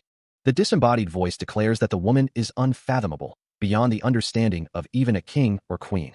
Fist Demon removes his shirt, swearing upon his name. The heavenly demon divine cult leader puts on a coat. Night Nim asks what she's looking at. A voice explains that many people dislike the world that has been changed by the hunters. The voice continues, stating that since the Portal Strategy Committee has set up regulations on firearms, the hunters truly have the ultimate power on Earth now, basically ruling over humans who don't have the power to resist. Someone mentions that they've heard the group is committing terror attacks, but even if they do, it doesn't have much of an effect. Night Nim hands Fist Demon a card, stating that it is for now. They've chosen Black Thunder, Henry Black Thunder, as their official leader, and this is his contact. The card reads, Black Thunder, Henry. The text on the card continues, stating that Henry Black Thunder is one of the higher levels among the I rank, said to be the next generation of S rank, and someone who's turned his back on the Portal Strategy Committee. Night Nim tells someone to listen to her plans carefully. The building stood as a testament to raw power, its windows shattered into countless glittering shards. A chorus of voices rose from the street, laced with shock and disbelief. What on earth is happening? One exclaimed, while another wondered if there had been an oversurge. Oh no, someone whispered, seeing the extent of the damage. The crowd began to murmur, their faces etched with concern as they surveyed the scene. Hyunsu scratched the back of his head, a sheepish expression on his face. I screwed up while training, he admitted. A woman, her voice laced with exasperation, asked, Can we please live in peace? An older man, his tone accusatory, added, You messed up the neighborhood before too, didn't you? Another voice, filled with disbelief, questioned, What's all this mess that came out of nowhere? A hint of sarcasm colored the next statement. You might be a hero, but this is a little. Despite the damage, a woman acknowledged, Hunter Hyunsu saved so many people though. A voice, filled with remorse, promised, I'm sorry. I'll fix the windows right away, and I'll also compensate everyone affected. I'm really sorry. A woman, her tone demanding, stated, You'll compensate us? Let's go in then. Another voice, filled with fear, added, Ugh, that really scared us. Hyunsu, his face etched with frustration, muttered, This mess is because of that bastard. Hyunsu thought to himself, Since I can't go anywhere because of the black hole. He considers buying the whole building, noting he still has money from the contract. The Heavenly Demon Divine cult leader suggests engraving the symbol of the Heavenly Demon on the roof and black dragons on each pillar. Hyunsu and the Heavenly Demon share a slice of pizza.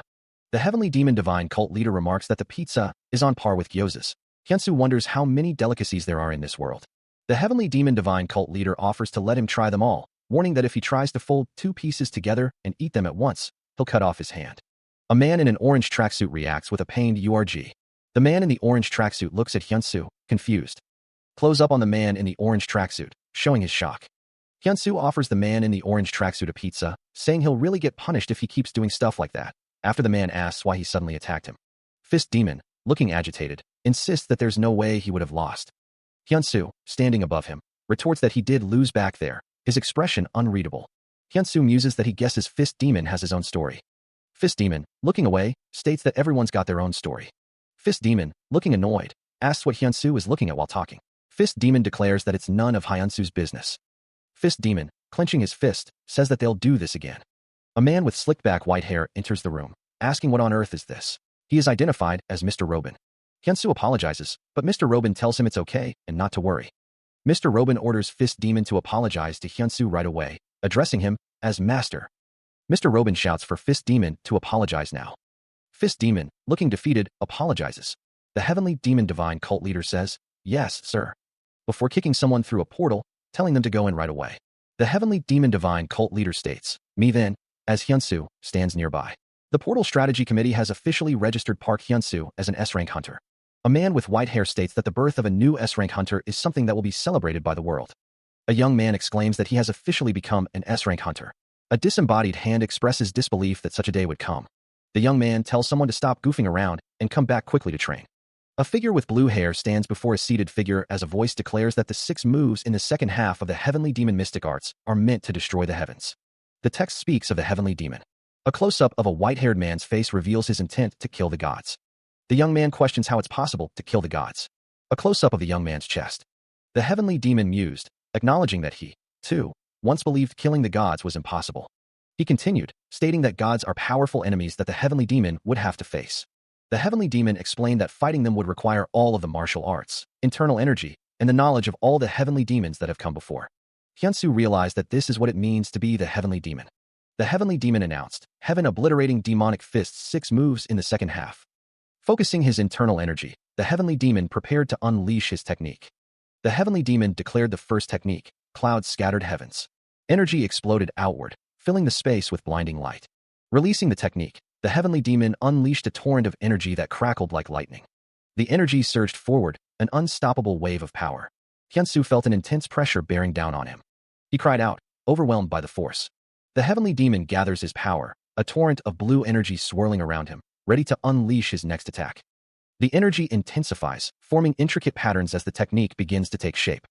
A blinding explosion of light erupts, the raw power of the heavenly demon's technique unleashed. The energy shatters the air, a destructive force that promises devastation. Hyunsu cries out, the force of the attack slamming into him. The impact sends him hurtling backward, struggling to maintain his footing. The heavenly demon declares, the second technique, Black Crow Heavens. The technique involves releasing old crows into the heavens to mock them. The heavenly demon executes the Black Crow Heavens, his movements precise and powerful. The technique manifests as a swirling vortex of dark energy, threatening to consume everything in its path.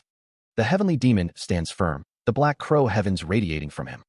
The air crackles with energy, the Black Crow Heavens reaching its peak. The heavenly demon declares, his voice echoing with power, that he will make the heavens cry with his third technique, Falling Heavens. The technique manifests as a concentrated blast of energy, radiating outwards with blinding intensity. The energy spreads, leaving trails of light in its wake as it hurtles towards its target.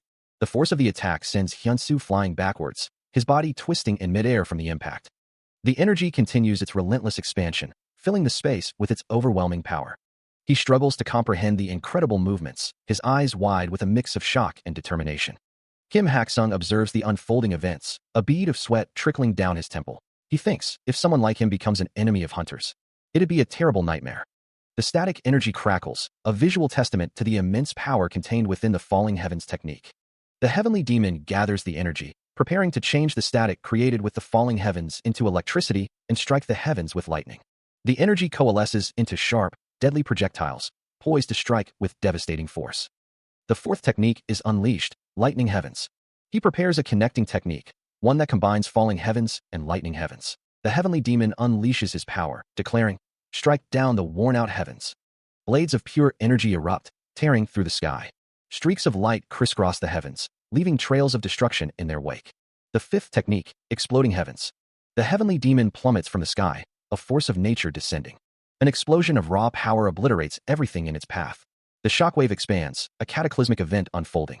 The heavenly demon's eyes burn with intensity as he vows, carve death into the heavens that have fallen. He gathers energy in his hands, preparing for his next devastating attack. The sixth technique, Heavenly Spiritual Body. The heavens themselves seem to shatter as the final technique is unleashed. A cataclysmic explosion erupts, sending jagged shards of energy tearing through the void. The energy splinters into razor-sharp projections, reflecting a distorted sky. A blinding flash of power washes over everything, obliterating form and substance. Swirling tendrils of fire-like energy dance in the aftermath, a chaotic ballet of destruction. Meanwhile, a woman stares into her reflection, her face obscured by the glass. She gazes at her reflection in the mirror, her expression unreadable. Tears stream down her face, reflecting the harsh light of the room. She slams her fist against the wall, a muffled "cook" escaping her lips. Clutching her hands, she whispers, I've lost too many members. The woman with long, dark hair lamented, I'm such a useless leader. Tears welled in her eyes, reflecting the weight of her words. Lee Mina entered the room, calling out, Yuni. Yuni responded, I'm your Yuni, huh? Lee Mina apologized. I'm sorry, I was just so happy to meet you again. Yuni replied, it's okay, I didn't dislike it. Lee Mina reached out, saying, don't be too worried, this could be just temporary. The scene shifted to a sterile room. A voice echoed, is everything okay outside? Yes, since we've taken care of the fragment for now, Hyunsu SSI has become a national hero. Lee Mina frowned. That little punk, his boss is awake, but he's nowhere in sight. Yuni stated, there's been no movements from Hyunsu SSI for a week after Robin SSI visited him. Yuni's eyes widened in shock. Robin visited him. The camera panned to an exterior shot of a modern building. Inside a room, a man with dark hair lay prone, while a figure with wild white hair loomed over him. Kim Hak-sung walks away from a dark, smoky area. Kim Hak-sung gives a thumbs up, a smug grin on his face. That master. I've improved a lot, haven't I? He thinks to himself, improved my ass. The heavenly demon divine cult leader hangs upside down, his voice laced with playful annoyance. Seriously, can't you just praise me a little? You sure have gotten arrogant, huh? The heavenly demon divine cult leader continues to hang upside down, observing Kim Hak-sung. He thinks, although it's a little unstable, he achieved lightning heavens in a week. Kim Hak-sung, lying in bed, glances at his phone. Oh, she's awake. The phone displays a message. Are you talking about the flame woman? It's been 2 days since she woke up. Kim Hak-sung sits up, looking at the heavenly demon divine cult leader. If you knew about it, couldn't you have told me about it? The heavenly demon divine cult leader clicks his tongue. Kim Hak-sung sits alone, deep in thought. I need to get going. The heavenly demon divine cult leader, still upside down, remarks, I can smell your sweat from here. The scene shifts to an exterior shot of a building, then to an interior view of a room. A voice echoes, what's this place? Another voice replies, a place to wash up. Kim Hak-sung removes his shirt, revealing his toned physique. A voice suggests, just wash up at home? Another voice responds, you can really scrub the dirt on your body off in this place. Kim Hak-sung finishes drying himself with a towel as the heavenly demon stands nearby, already dressed in a blue robe. The heavenly demon declares that he ought to take off his clothes to observe the culture. Kim Hak-sung is shocked, asking if he can do that. The heavenly demon states that what he wears or doesn't wear depends on him, adding that there's nothing that can't be done. The heavenly demon is now wearing a suit, leaving Kim Hak-sung speechless. The heavenly demon, looking determined, says he can do it all, striking a pose that resembles an ancestor. The heavenly demon holds a golden orb in his hand. The heavenly demon tells Kim Hak-sung that there's a place they need to go to before heading into the bath. Kim Hak-sung looks surprised, seeing people lying around in the bathhouse. Kim Hak-sung asks why there are people lying around, noting that this is also a place where people can have fun. Two women are holding something in their hands, which is identified as siki. Kim Hak-sung and the heavenly demon are offered boiled eggs to go with siki. Kim Hak-sung looks surprised as a hand offers him a boiled egg. He mentions that soda goes best with boiled eggs. The heavenly demon divine cult leader nods, seemingly adapted to this world. A nearby person offers something, saying, please try this first. Someone else exclaims, oh, Hunter Park Hyun-soo. The exclamation continues, Hunter Park Hyun-soo. Another person confirms, yeah, that's him. Someone asks for his signature. The heavenly demon divine cult leader observes, it seems you're very popular, huh? Despite looking like shit. Kim Hak-sung retorts, but compared to you, I'm better. Kim Hak-sung sighs, oh, this place looks good. The heavenly demon divine cult leader seems to be in pain. The water ripples as someone enters the pool. Kim Hak-sung smiles, exclaiming, yes sis, this feels so good. The heavenly demon divine cult leader asks, does it feel good? The heavenly demon divine cult leader thinks, if I also had a physical body, I'd also be able to enjoy this dash. Kim Hak-sung waves his hand in the water. Kim Hak-sung asks with a smirk, does that feel refreshing? The heavenly demon divine cult leader responds, you're pretty useful, little brat. The woman in the hospital gown stares out the window. She mutters, singularity. A man in a dark hoodie stands behind her. He says, that's what Mr. Robin said. The woman's feet are clad in simple slippers. The woman turns to face the man, a faint smile gracing her lips. I didn't recognize that even though you were so close to me, she admits. The man's feet are clad in sneakers. The man pours a packet into a cup. He asks, did Robin say anything else? The packet is poured into the cup. The woman replies, oh, he said that I've been officially registered as S rank by the Portal Strategy Committee. She pauses. And he tried to scout you? The man nods. Yes, which is why I wanted to talk to you first. He pauses, then wonders, Robin left out the most important detail, huh? The man looks surprised. The hope that the task force's first expedition leader, Choi Sung-go, who died in battle, showed us the 3 singularities. The S-rank hunters have split views on singularities. Hyun-soo sighs, sitting on the hospital bed. Robin believes that the singularities should be found even if that means sacrificing the majority. Armand joined him, and Anderson liked the research environment, so he joined them too. That's how the Portal Strategy Committee started. And Haxon was on the side, which didn't want to rely on singularities and focused on becoming stronger. The two men stand side by side, contemplating the situation. Takashi and Jill Lord Demon joined him in creating the Yes Guild. China's Qing Lan and America's Alexander each made their own guilds for their own reasons. Hyun-soo sits on the hospital bed, listening intently. Kim Hak-sung asks, what do you think? The woman thinks to herself, never thought much about all this. The woman thinks, simply wanted to protect my comrades with my own hands. Kim Hak-sung says, it doesn't sound like much, does it? Hyun-soo replies, not at all, that's really cool. The woman says, thanks for saying that. A memory surfaces, a woman with dark hair, her face marred by bandages, laments her inability to save others. Hyun-soo, his expression somber, reflects on the weight of responsibility, while they head into dangerous places to save people. The fault. The bandaged woman expresses disbelief at being comforted by a child's words. Fist Demon presses Hyun-soo, inquiring about his intentions and whether he will continue with them. Hyun-soo's words have made the Fist Demon certain. Hyun-soo hesitates, lost in thought. Fist Demon declares that Hyun-soo will become stronger. The woman with bandages looks up. She encourages him to walk his own path. Hyun-soo acknowledges that it's to be expected, given his S-rank status. Fist Demon senses the presence of people Hyun-soo has met. He warns that their presence is also something to be careful of. Thereafter Hyun-soo, a singularity. Hyun-soo declares that he has no intention of letting them get him. Fist Demon says that if he could, he'd trap Hyun-soo on a remote island. Hyun-soo retorts that there's no one in this world that can keep him trapped. Hyun-soo adjusts his shirt. A woman offers Hyun-soo a hug. Fist Demon warns Hyun-soo that he must not let his guard down at all times, adding that it takes only an instant to become a villain as a hunter. Hyun-soo says he looks forward to working with Fist Demon from now on. The woman places her hands on Hyun-soo's shoulders. Elsewhere, the sun shines brightly in a clear blue sky. Power lines crisscross above a cityscape. Buildings stand silhouetted against the sky. The camera pans up to reveal a dilapidated brick building, its walls covered in graffiti and surrounded by barbed wire. Inside, a crowd gathers, their faces grim as they listen to their leader. A voice declares that the weapons have been taken away by hunters. Henry Black Thunder, standing before the crowd with a microphone, acknowledges that they possess exceptional abilities compared to humans. He insists that they have the power that they deserve to have, the power to resist. He raises a finger, emphasizing that their guns were taken away. The voice booms, declaring that the dark spirits are one now. Henry Black Thunder's face contorts with rage as he screams. A surge of energy crackles around a raised hand, the power palpable. Henry Black Thunder demands to know who betrayed the organization. The camera pans back to the exterior of the building. The sky is stark contrast to the tension within. Energy crackles from the building, reaching towards the sky.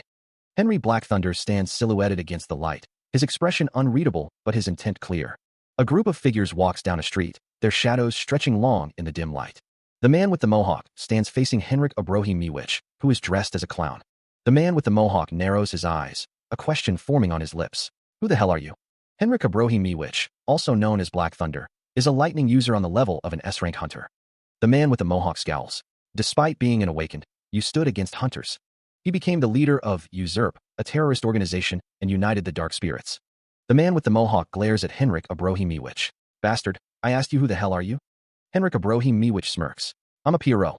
The man with the mohawk raises his hand, crackling blue lightning gathering around his fingertips. Die. A blast of lightning slams into Henrik Abrohi Miwich, the force of the impact visible even through his clown makeup. The lightning explodes outward, leaving a trail of smoke and scorched earth in its wake. The man with the mohawk stands amidst the chaos. The muscular character scoffs, declaring that petty tricks won't work on him. He glances at Henry Black Thunder. The clown, Henry Black Thunder, responds that lightning thinks they did the right thing in coming here. The muscular character narrows his eyes. The muscular character states that Henry Black Thunder has good eyes, acknowledging the illusion. A hand is shown.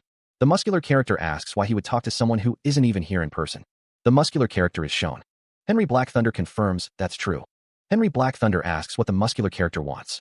The muscular character scoffs, stating that it's ridiculous and asking why he would do that. Henry Black Thunder asks why he would partner with some unknown guy for no good reason.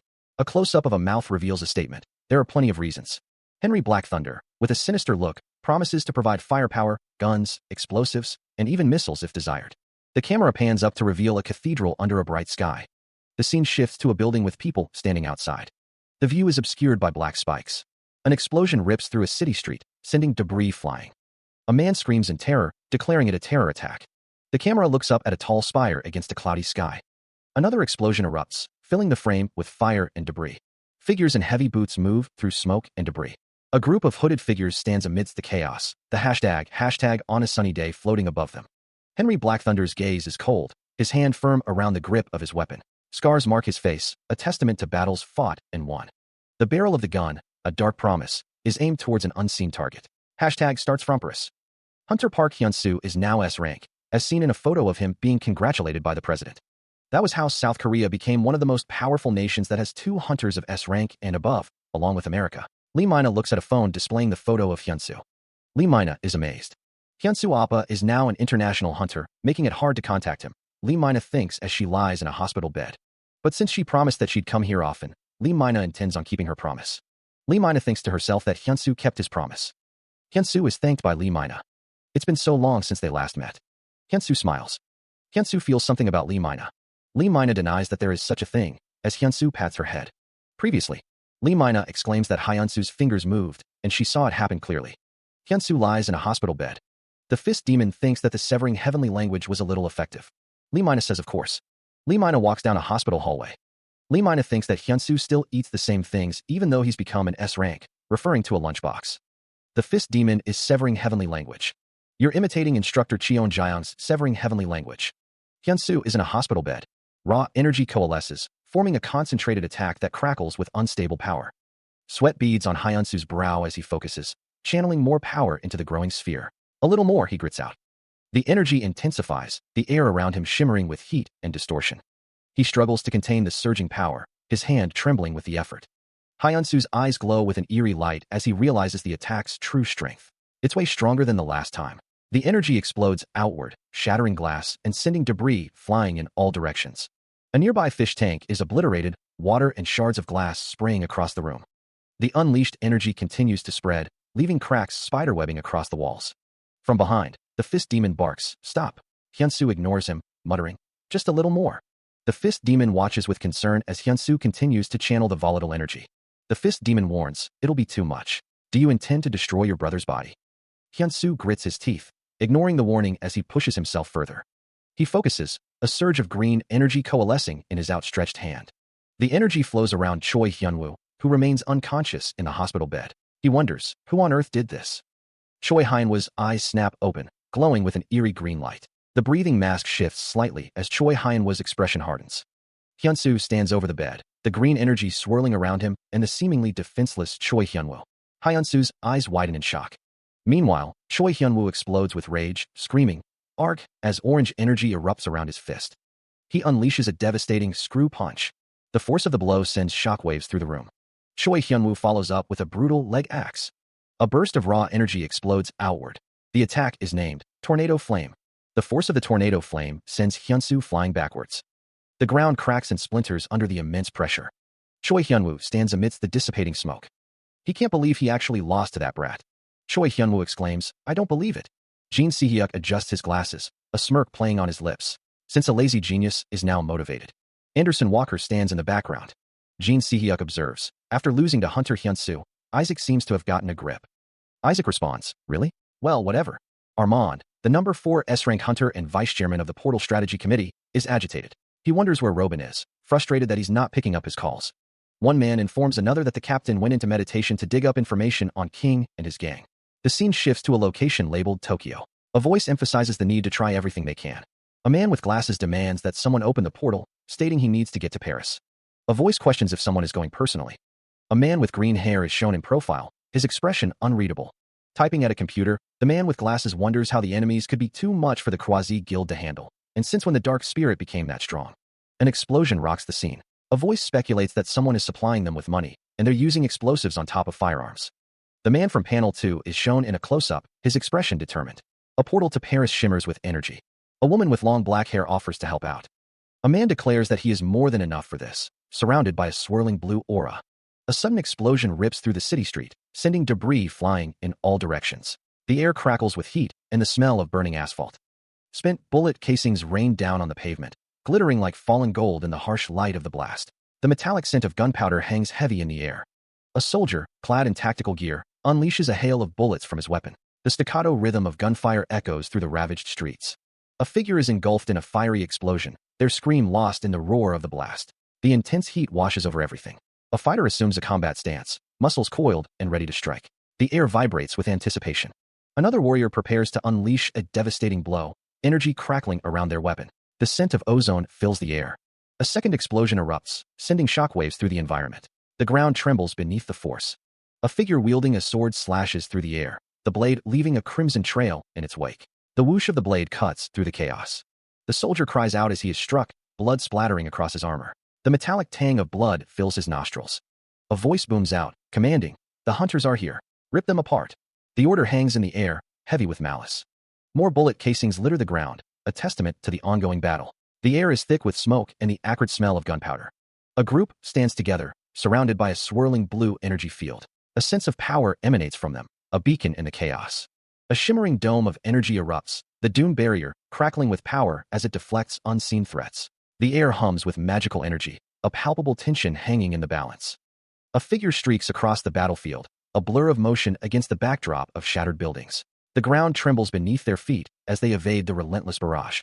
Employing a specialized technique, the warrior channels inner energy, creating a shield that deflects external attacks while simultaneously preparing a counter-offensive from within. Pink orbs of power swirl around them, a testament to their mastery. A figure wreathed in flames unleashes a devastating strike, the air shimmering with heat as they cleave through the battlefield. The scent of ozone fills the air, a testament to the raw power on display. Blue energy crackling around them, the commander barks, "Everyone, step aside." Their voice cuts through the chaos, a beacon of authority amidst the storm. A hooded figure, eyes glowing with crimson intensity, prepares to unleash a hail of bullets. Have a taste of 400 revolving bullets, they snarl, the air thick with anticipation. The bullets erupt in a blinding flash, tearing through the air with lethal force. Explosions bloom across the battlefield, the scent of gunpowder mingling with the metallic tang of blood. The bullets rip through the air, leaving trails of destruction in their wake. The sound is deafening, a cacophony of violence that drowns out all other sounds. The red-haired warrior grits her teeth, her expression a mask of grim determination. Beside her, the blonde-haired man clenches his fist, while the white-haired figure looks on with a mixture of concern and resolve. A figure is caught in the crossfire, the impact sending them flying backward in a spray of blood. The air crackles with energy, a testament to the sheer force of the attack. A figure emerges from the shadows, a sinister grin spreading across their face. Party time, they declare, their voice dripping with malice. The figure on the ground grits their teeth, declaring they won't die like this. The hooded figure slams a fist down, snarling, "Die already." The hooded figure's eyes widen in surprise. Oh. A figure descends from above, shouting, "Hey." The perspective shifts to the ground, looking up at the descending figure. A fist slams into the ground, cracking the earth. The hooded figure recoils, shouting, "What was that?" Bathed in a swirling aura, Armand appears, his expression intense. Armand stands tall, ready for battle. A figure watches, exclaiming, "He's finally here." The hooded figure commanded, his voice laced with malice, "Rip him up." A figure stood tall, his back to the viewer, as a horde of masked individuals prepared to advance. A group of figures marched forward, their purpose unknown. A figure plummeted from the sky, surrounded by shards of light. The figure with fiery hair extended his hand, his eyes glowing with power. "You sure are brave enough to go up against an S rank." The hooded figure cried out as dark tendrils pierced his body. A sharp intake of breath, a silent scream against the unseen assault. A fist clenched, radiating an intense, unseen power. Standing against the vast sky, a lone figure seemed to command the very heavens. The aftermath of a devastating attack, a body lying broken amidst the rubble. A figure with long hair and a white jacket glanced sideways, a flicker of something unreadable in his eyes. Civilians huddle around an injured man lying amidst rubble, their faces etched with concern. Firefighters battle the inferno, powerful streams of water arcing from their hoses towards the raging flames. The city burns, a panorama of destruction painted in shades of red and orange. Standing on a rooftop, the heavenly demon divine cult leader surveys the devastation below. Flames engulf buildings, consuming everything in their path. Energy gathers, swirling with ominous intent. The heavenly demon raises his hands, dark energy coiling around his arms like serpents. His stance is firm, unwavering amidst the chaos. The heavenly demon roars, his eyes blazing with an unholy light. Power surges through his veins, a torrent of destructive force. The city crumbles further, buildings collapsing under an unseen force. The destruction continues, a testament to his overwhelming power. The city skyline is visible against a pale sky. Buildings twist and distort as if caught in a powerful vortex. Two figures in black tactical gear operate a strange device, a beam of light emanating from its core. From below, voices cry out in alarm. It's Armand. A man looks up, his expression unreadable. The man's brow furrows, a question forming on his lips. Was that all of them? A building stands amidst the chaos, seemingly untouched. Someone plummets from above, a trail of debris marking their descent. He is surrounded by crackling energy, his face grim. Raw power surges, lightning dancing in the air. His features contorted in rage, the man grits his teeth. A pillar of energy erupts, reaching towards the heavens. A surge of energy crackles through the air. As expected of Armand. I can't believe you put out such a huge fire in an instant. Miwich. And you're fine, even after being struck by my lightning? Amazing. Don't look down on S ranks. Don't you know that you won't be able to use the same attack against an S rank twice? I already know that you're only capable of using that darn lightning. Miwich launches a pink energy blast, bidding Armand farewell. The Black Thunder declares that such an obvious diversionary tactic is futile. Armand activates a psychic shield. A hand crackles with white energy. He finds himself unable to use his power. Miwich unleashes another blast of energy. Armand's face contorts in shock. He coughs, sputtering. His body falls, surrounded by crackling energy. Miwich stands over the fallen Armand. Miwich sneers, calling him an arrogant bastard. The Black Thunder reveals that he used a tool that temporarily seals off abilities, vowing to kill Armand and spread the name of the dark spirit's existence. A surge of energy crackles through the air. Armand, surrounded by swirling green energy, declares, "That's it for you, Henrik." The energy intensifies, focusing into a concentrated blast. The blast rips through the air. The energy slams into Miwich, black tendrils erupting from the point of impact. The force of the blow sends him reeling. Staggering, Miwich fights to regain his footing. He spits out a curse, "Bastard." Miwich glares, recognizing his attacker. It's you, Anderson. You can teleport with coordinates? That's cheating." Armand smirks. "Kiki, this is good enough since all the hunters in the world are warned with this." A massive explosion engulfs the area. A source of dark energy materializes above the hospital, its crimson beams lancing downward. The hospital stands bathed in the eerie light, unaware of the impending doom. His face contorted in a grimace, heaven's eyes glow with an unnatural light. An evil darkness will spread rampantly. Where the darkness lands, there will be no life, and all living things will die. That will bring about death. It'll eat away at life. The dark energy begins to seep into the hospital, its touch bringing decay and despair. The patients, caught in the path of the encroaching darkness, begin to succumb to its power. A man watches in horror as the dark energy consumes the hospital room. What? What was that? The dark energy continues its relentless spread, leaving a trail of death and destruction in its wake. A patient cries out in agony as the darkness suffocates them. A sigh escapes someone's lips. He looks down at the figure in the hospital bed, his expression troubled. Who was that? That person even borrowed Hyeoni's body to tell me that. A man with white hair and a long beard stands with his arms crossed. I don't know, but it's probably the person who put that seal on Hyuntae. Heavens is surprised by the statement. The white-haired man continues. After we split up with the ancestral dragon, we were also apart for a short while, right? Heavens is shown a vision of himself being dragged away by an unknown power. At that time, I was dragged somewhere by an unknown power. The white-haired man says, with a method that was unknown even to me. A narration box states, never appeared in front of me, but I could feel that person's presence. The white-haired man asks, who are you? A small text bubble says, you won't know even if I told you. Heavens is shocked. The white-haired man states, I didn't feel any evil intentions from it, but I could feel that he could rival me. Heavens is surprised. That person's that strong. He can't think of anyone else capable of casting a seal that even the severing heavenly language is useless against. Heavens asks why he is only being told this now. Heavens wonders, offering a pardon? He imagines if someone like him came here with a physical body to conquer this world. A figure with white hair and piercing blue eyes stares intently.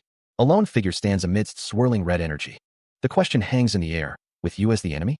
Heavens wonders who would even be able to stop that person. Heavens realizes he's never thought of that before. The thought is horrifying. It's terror manifested. Heavens recalls what the ancestral dragon said. That's the kind of existence that person is. That's probably what King is like too. The scene shifts back to the white-haired figure. If you want to protect this place, then you'll have to work even hard to become stronger. It's a total mess outside. The windows are being broken everywhere. The sorceress arrives, carrying a trash bag. She exclaims, oh my god. Even here. The sorceress asks, Appa, are you hurt anywhere?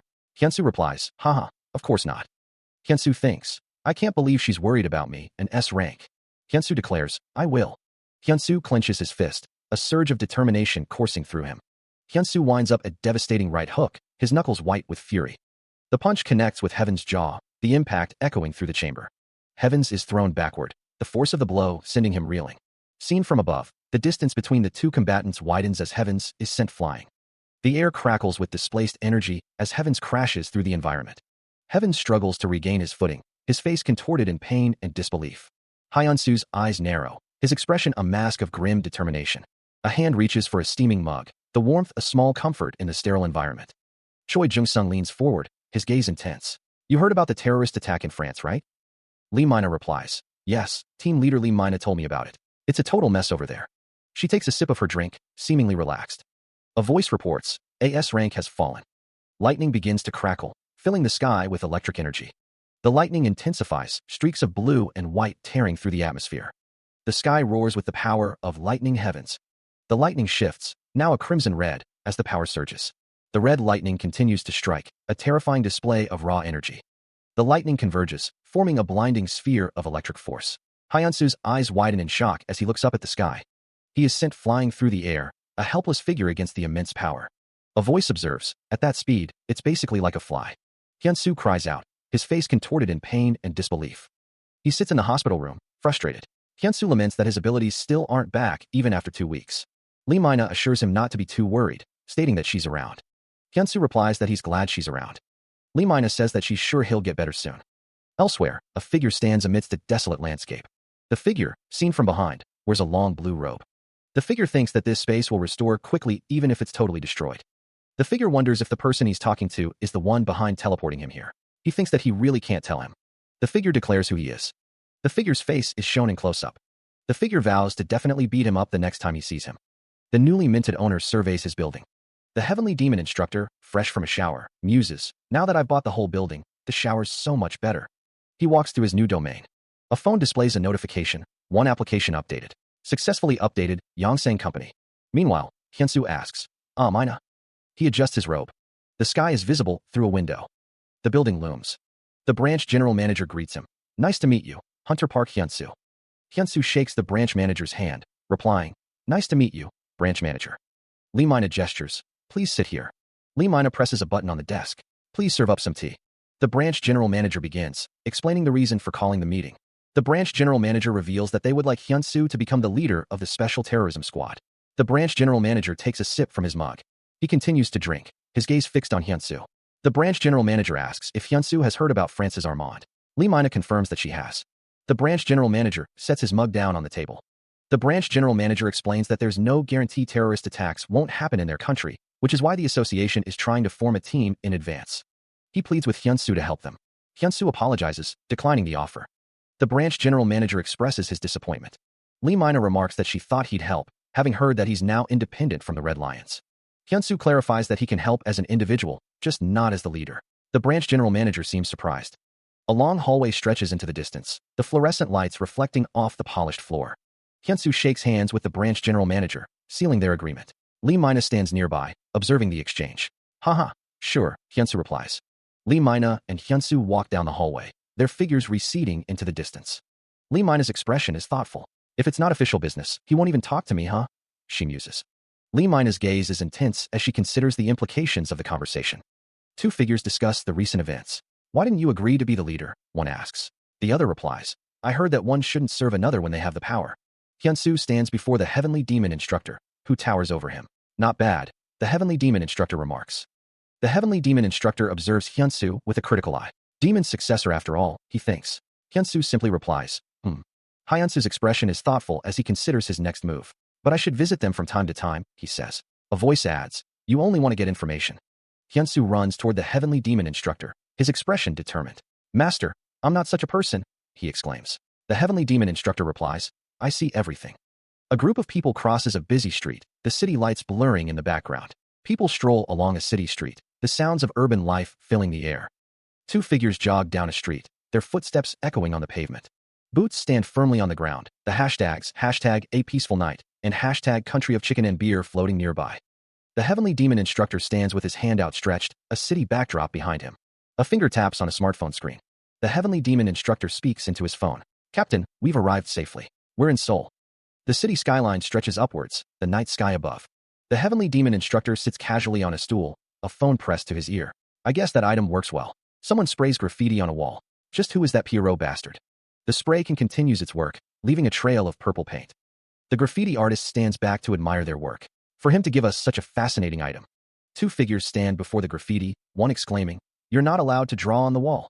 He speaks into his phone, stating that they will return shortly. Someone yells at the graffiti artist, saying that they are not allowed to draw there. The heavenly demon instructor stands near the graffiti artist. The graffiti artist is attacked. The graffiti artist is injured and confused. The heavenly demon instructor wonders why the graffiti artist is so desperate to die. The graffiti artist lies on the ground. Someone is amazed that just a spray could create a portal. A text bubble says that they will be back, Seoul. The graffiti artist is dead. A portal is visible. A red background is visible. Choi Jung-sung wondered how they could have gotten their hands on an item that could neutralize abilities. Since they don't have access to Portis, it's impossible for them to get it from there, Choi Jung-sung thought.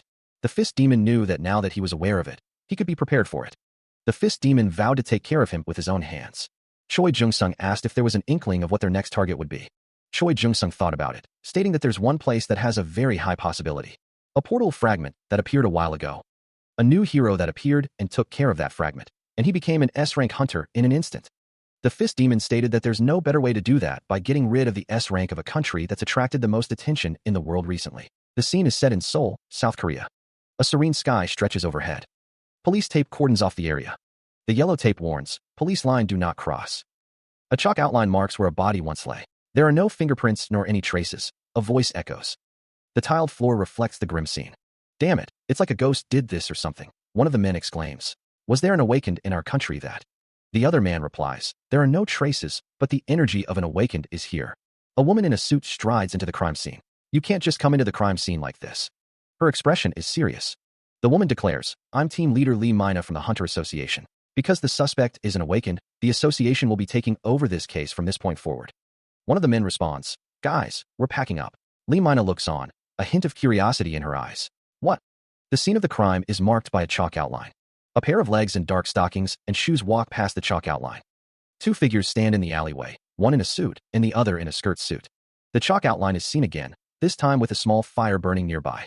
She greets Jaein as he arrives. He confirms his presence. Lee Mina questions why Jaein came from above instead of simply walking in. A voice requests a look at the roof area. Another voice asks about reconnaissance in the area. Eagle reports that there are no suspicious movements so far. Eagle reports that everything's good. Cheetah confirms that it's all clear. Ant reports that nothing is wrong, sighing as he thinks to himself that he'd meet Jayan like this. He greets Jayan, calling him his Makjiali partner. Monk Lim asks if someone belongs to the team. Lee Mina lies on the ground as Monk Lim says it's nice to meet her, having heard a lot about her. Monk Lim confirms that he is team leader Lee. Monk Lim states he was pretty shocked. Lee Mina asks him to repeat what he said. Lee Mina mentions telekinesis, recalling that one of the best telekinetic users was taken down. Someone responds with a simple yes. Jayan stands with Lee Mina and Monk Lim. Someone asks to repeat the question about reading fortunes. Monk Lim says that his fortune reading isn't on the same level as those neighborhood shamans, and that the result will be catastrophic. He observes that certain individuals are making their presence known. Monk Lim wonders if the current members would be enough, considering the countermeasures planned after the Paris terrorist attack. He accuses others of trying to freeload off him. Monk Lim boasts that his amulet technique is worth 100 men's work, erupting in laughter. Lee Mina explains that they are not the only squad for the countermeasures, stating that there are a total of 5 squads including them. Lee Mina adds that they have an incredible person who will be their control tower. It is revealed that the control tower is Armand from the Portal Strategy Committee. Lee Mina looks on. A new figure is shown. Lee Mina states that he'll be in this together with them. Lee Mina announces that an S rank will be working with them. The new figure remarks that Lee Mina must be the captain. The man in the suit states that he is not with the captain and is moving individually, only sharing information. Lee Mina observes that he is different from when she saw him in the incident with Haxon, and she can feel that he is definitely S rank. A close-up shows Lee Mina's hands. Monk Lim gasps, seemingly in shock or surprise, as he falls to the ground. Monk Lim exclaims that the great spirit or deity is beside him. The sound of something hitting the ground echoes. Monk Lim cries out, identifying the man as a demon god. The man in the suit remarks that Monk Lim can see spirits. The man in the suit extends his hand. The man in the suit helps Monk Lim up, asking him to get up. Lee Mina expresses disbelief that the man in the suit is so friendly despite being with such a great deity. A voice notes that it has only been 1 hour since Armand returned to the association, questioning how someone knew that. The man in the suit expresses a gut feeling, suggesting someone has likely lost to them. Lee Mina responds with a soft Monk Lim stands with Park Hyun-soo as another man suggests it would be better if Hyun-soo became the captain, encouraging him to do it. A man is surprised to be addressed as an S-rank hunter. The man in the suit reiterates that they will be moving individually, acknowledging the other's experience leading a team. The man from panel 4 is told that they are connecting them to Mr. Robin. Someone says that otherwise, they might get in his way, emphasizing that they mustn't trouble the person who's. The group stands together, the air filled with the sound of beeping. A message appears on a screen, and someone recognizes it as Armand. A man with long hair is connecting to Mr. Robin. The man from panel 4 and another character react with surprise, questioning if it's Robin from the Portal Strategy Committee. Robin, the chairman of the Portal Strategy Committee, states that since the situation is urgent, he'll go right into the main topic. After a thorough investigation of the Paris terrorist attack, 2 figures are engaged in a ritual within a circle of glowing runes. It seems the murder case that occurred within Seoul was the doing of the Dark Spirit. They consider scouting the area in advance. They'll soon charge into Seoul. Unfortunately, he is unable to provide any help personally. But Armand and Anderson will be there. He hopes that everyone will work with them. Their invasion has just been confirmed. An explosion rips through the scene, sending debris flying in all directions. Amidst the chaos of the explosion, a message appears, #GottaHell. The combat intensifies as explosions continue to erupt, obscuring the battlefield with smoke and debris. A figure fires a weapon, the muzzle flash illuminating their determined face. Another explosion rocks the area, the shockwave distorting the air and scattering debris. A sudden explosion rips through the city, shattering glass and sending debris flying. The force of the blast sends civilians reeling, clutching their heads in terror as the sound echoes through the streets. Elsewhere, bolts of violet lightning crackle across the skyline, illuminating the city's towers in an eerie glow. A figure, wreathed in crackling energy, laughs maniacally, declaring this city worthy of destruction. A masked face emerges from the shadows, a sinister grin spreading beneath the dark fabric as the storm rages behind him. A man in a suit expresses his gratitude to the heavenly demon instructor for participating in such an important matter. There's no need to be so formal. The man in the suit responds that the heavenly demon instructor is the Portal Strategy Committee vice chairman after all. The man in the suit chuckles, saying that what happened was something no one could foresee, and that anyone else would have lost too. The heavenly demon instructor has already. The man in the suit says he told the squad members to make sure they're on their highest alert. The heavenly demon instructor strikes the man in the suit across the face. A sudden exclamation pierces the air, the speaker unseen. Choi Jung-sung sits at a table, the situation appearing dire.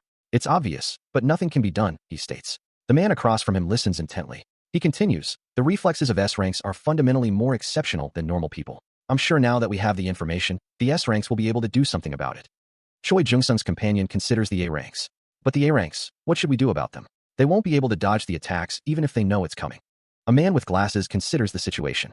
In that case, the A ranks must observe the situation before making their move. The man with glasses expresses concern. What if the citizens get hurt?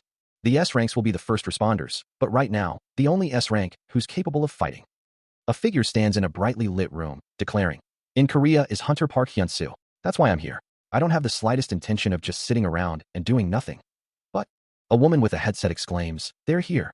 Another person asks, "Where? Where are they?" A person at a desk reports, "Samseong Station." There's also a reaction in Dongdaemun.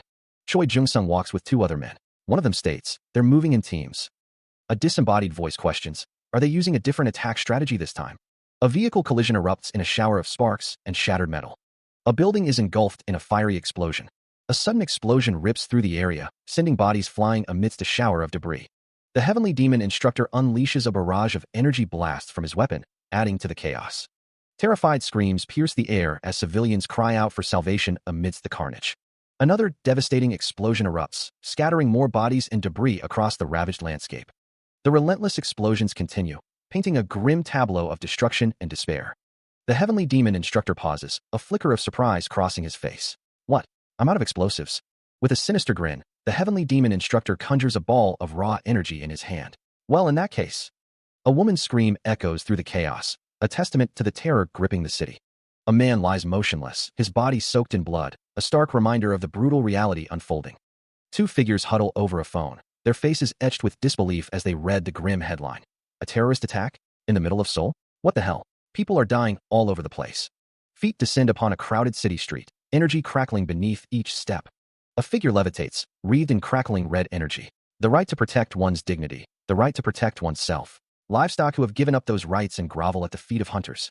You can no longer be called humans. From the crowd, a man wonders, "What's with that person? Is he a hunter?" Another replies, "I think he's speaking Russian." Two figures observe the scene, their expressions unreadable. Red energy surges, filling the air with an ominous presence. Panic erupts as the crowd scatters, desperately trying to escape the unfolding chaos. A man's face contorts in fear as he witnesses the unfolding events. Standing on a ledge, a figure watches the chaos below. Yeah, run even more wildly. A man with spiky hair and a goatee, Park Hyun-soo, grits his teeth in anger. Park Hyun-soo stands beside a white-haired figure, both observing the unfolding events. Park Hyun-soo clenches his fist, muttering, "Damn it. They say that physiognomy is a type of science, night." The sign reads, "Situation Room." A figure stands before a bank of monitors displaying scenes of destruction, his face contorted in rage. He spits out a curse, "Bastards." The city is under siege. Buildings crumble, and the air crackles with unseen energy. Someone believes the enemy is splitting up to attack. A figure plummets from a skyscraper, engulfed in flames. In response to the chaos, a voice declares, "In that case." A warrior stands amidst the destruction, wreathed in golden energy. A voice echoes, declaring they will fight on various fronts. A building's electronic display is being held up, a testament to the chaos. A bystander exclaims in disbelief, "My goodness." A man lies prone beside a wrecked car, the aftermath of a devastating attack. A woman kneels nearby, seemingly unharmed. Amidst the devastation, civilians celebrate their rescue. They cry out, wondering if the hunters have arrived to save them. A commanding figure issues orders, warning members not to engage the enemy until Armand arrives to take care of the situation. Hunter Park Hyun-soo, identified by name, is on the scene. The gravity of the situation is evident on his face. Someone monitors a screen, relaying information. Henrik has appeared in Myeongdong. A new arrival declares himself a powerful lightning user, stating, "I'm here already." The city continues to be ravaged by destruction, the chaos showing no signs of abating. He stands, watching as the Heavenly Demon instructor descends with a crimson aura. A hand clenches tightly, knuckles white with tension. The aftermath of the battle is visible, with bodies strewn across the cracked earth. A voice booms with righteous fury. "You bastard! How dare you hurt innocent people?" Hyun-soo's eyes glow with a fierce, red intensity. The Heavenly Demon instructor smirks, asking, "Are you Korea's new S rank?" He knew it from a glance. Another figure asks, "Master, what do you think about him?" A voice speaks of a marble that neutralizes abilities. Someone considers the traits of martial arts, stating, "I don't think it'll be affected by that marble." The white-haired figure responds, "But so many strange things have happened in this world, so I can't guarantee that. I guess I'll have to find out by fighting him then." The Heavenly Demon instructor asks, "What the hell are you talking about when your enemy's right in front of you?" The Heavenly Demon instructor's eyes glow with malevolent intent as he vows, his voice dripping with venom, "I'll kill you and spread the name of Dark Spirit throughout the world even more." Red energy crackles around the heavenly demon instructor's hands, the air shimmering with barely contained power. The crimson energy intensifies, blurring the space before him. A blast of energy slams into a nearby building, the structure groaning under the force of the impact. The building erupts in a shower of debris, the air thick with dust and the smell of ozone. Cracks spiderweb across the building's facade as the structure continues to buckle under the relentless assault. The heavenly demon instructor's eyes widen in disbelief, a silent, escaping his lips as he senses something amiss. His face contorts in rage as he realizes, he's gone. Where are you looking? Appearing suddenly behind the heavenly demon instructor, Hyunsu strikes with blinding speed. Hyunsu's fist connects with devastating force, the words "too slow" hanging in the air as the blow lands. The impact reverberates, a shockwave of pure force radiating outward. The heavenly demon instructor is launched through the air, a trail of fire and destruction marking his involuntary retreat. He sends the heavenly demon instructor flying with a devastating blow. The impact echoes with a resounding "cook." The heavenly demon instructor grits his teeth, a grimace of pain contorting his face. The heavenly demon instructor spits out, "You're still too weak to be in S rank." Hyunsu stands over the fallen heavenly demon instructor, his expression unreadable. The heavenly demon instructor thinks, S rank bastards are all too damn confident. A rank hunters and below are ordered to simply stand by and watch, refraining from making any actions. One of the hunters questions the order, wanting to fight. The monster's maw opens, a wet snarl escaping its throat. The monster roars, declaring that its justice isn't cowardly as it launches a devastating attack. A hunter's eyes widen in shock. The monster's attack continues, red energy crackling around its claws. Two hunters stand ready, one exclaiming that it's a hunter. The monster's attack connects. Choi Hyunwoo cries out in pain as he is struck. The monster's assault intensifies, red energy radiating from its form. The monster chuckles, remarking on the incredible sense of justice. A hunter holds a glowing orb, declaring that the monster will be the one to die first. The monster stares intently, its blue eyes glowing. The heavenly demon instructor focuses his gaze, a glowing orb of power coalescing in his hand. A crimson aura erupts around the heavenly demon instructor, the air crackling with raw energy. Elsewhere, hands ignite with a brilliant blue light, a counterforce rising to meet the heavenly demon instructor's power. The heavenly demon instructor pauses, a flicker of confusion crossing his face as he senses the shift in the battlefield's energy. The heavenly demon instructor thinks to himself, realizing that it is the neutralization marble. A voice echoes, stating that it takes 10 seconds for S ranks and at least 1 week for A ranks. A figure is engulfed in a red aura, their power surging. A figure stands firm, their presence commanding. A voice warns, stating that they were already told not to get involved. The figure's power intensifies, the red aura blazing brighter. The heavenly demon instructor exclaims in shock, recognizing the figure. Armand. Armand, a neutralization marble in his hand, grinned. So I have a few prepared. The neutralization marble detonated in a burst of flames. A figure with spiky purple hair, face contorted in rage, exclaimed, "How dare a vermin like you speak of my name?" The city skyline loomed in the distance.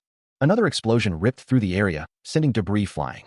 A hooded figure, face partially obscured, snarled, "Cowards! They're nowhere in sight." A black orb pulsed with a faint green light. A hand reached out, grasping the black orb. A figure was thrown back by a powerful force, crying out, "Kugh." A woman with long brown hair, wearing a business suit, declared, "Who's the coward here? We were simply a little late." The woman stood, her legs visible beneath her skirt. Another explosion erupted as figures shouted, "Over there!" A gun is surrounded by swirling red energy. The heavenly demon instructor cries out in pain. Lee Mina stands with Choi Jung-sung, who says, "I'm sure the headquarters asked you to refrain from doing anything." Choi Jung-sung declares, "Even if I were to die here, I won't simply stand by and watch them commit evil." The heavenly demon instructor is shown from a low angle. A voice booms, "Let's see if you can act up after this." The neutralization marble sits on the ground. Lee Mina exclaims, "The neutralization marble!" A swirling vortex of energy surrounds a green orb. Lee Mina and Choi Jung-sung look on in panic. The heavenly demon instructor declares, "I'm controlling that marble right now." The heavenly demon instructor holds the neutralization marble, which has become useless, a pressure that's so high that it can turn coal into diamond. He held the neutralization marble in his hand. The sphere vanished. The heavenly demon instructor watched as the marble disappeared. Lee Mina cursed, frustrated by the turn of events. "Damn it, fucking S ranks." The heavenly demon instructor prepared to give orders. The heavenly demon instructor stood with his arms crossed, observing the aftermath. A man with black hair looked on, thinking, he took out an A rank with just a swing? S rank's powers are beyond our imagination. The heavenly demon instructor addressed his subordinates. "I'll entrust you guys with the cleanup in this vicinity then." The heavenly demon instructor turned to leave. The city skyline loomed. Hyunsu stood amidst the debris. The heavenly demon instructor smirked. "Are you taken aback? You're nothing great, huh? In that case." The heavenly demon instructor declared, "I'll kill you now." He crackles with energy, preparing to strike Hyunsu with a devastating blow. Dodging the attack, Hyunsu retorts, "I told you, didn't I?" Hyunsu declares, "That you're way too slow." He follows up with a swift kick, infused with blue energy. The kick connects, sending a shockwave of red energy through the heavenly demon instructor. Hyunsu continues his assault, pressing the advantage. The heavenly demon instructor is struck again, reeling from the force. The force of the blows sends the heavenly demon instructor flying backwards through the air. He crashes into the ground amidst a cloud of dust and debris. Meanwhile, a man with spiky brown hair asks, "Is it because he's a singularity?" Another man with spiky white hair replies, "It seems it's time for you to appear." The fist demon's eyes burned with intensity as he commanded, "Bring that along." A close-up revealed the heavenly demon instructor's unwavering resolve.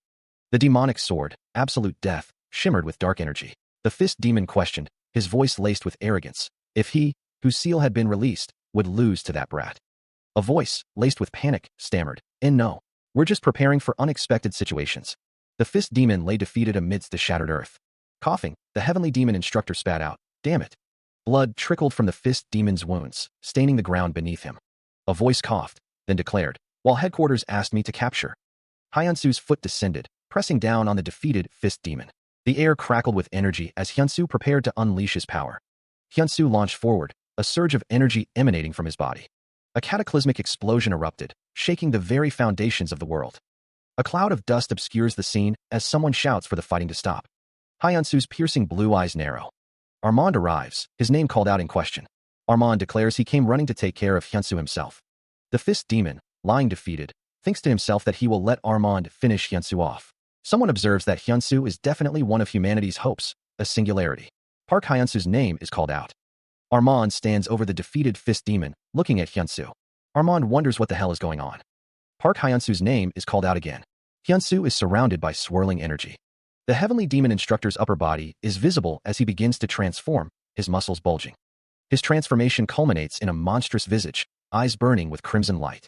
The transformed heavenly demon's voice booms, echoing with malice. "You haven't forgotten, have you? I told you that I'll appear in my true form to break your neck when we meet again." Hyunsu, looking up, is shocked by the transformation. "Knight," he exclaims. Standing beside Choi Jung-sung, Hyunsu wonders, "Knight? Could it be?" Someone speculates, their voice laced with concern.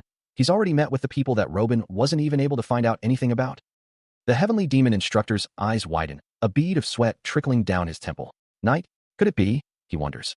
"He's already met the people that Robin wasn't even able to find out anything about."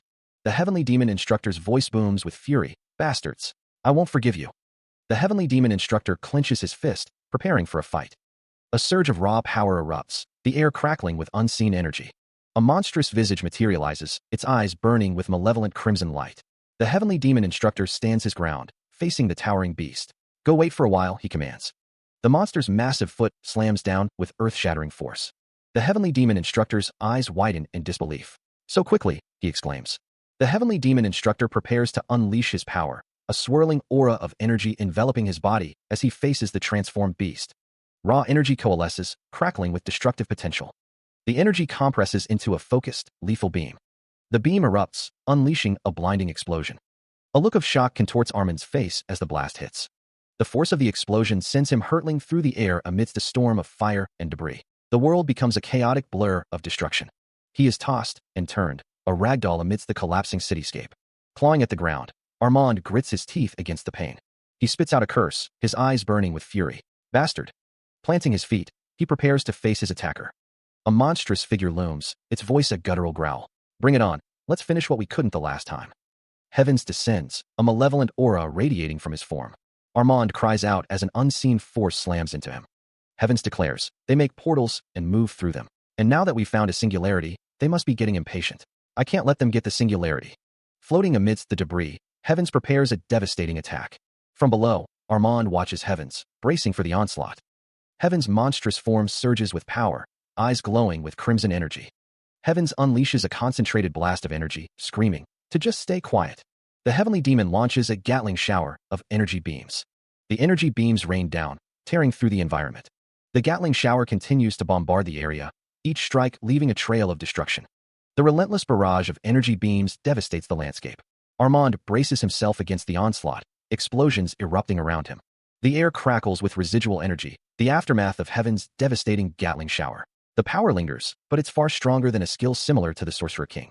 The energy dissipates slowly, leaving a faint scent of ozone in the air. Streaks of crimson and violet light fade, painting the sky with the colors of destruction.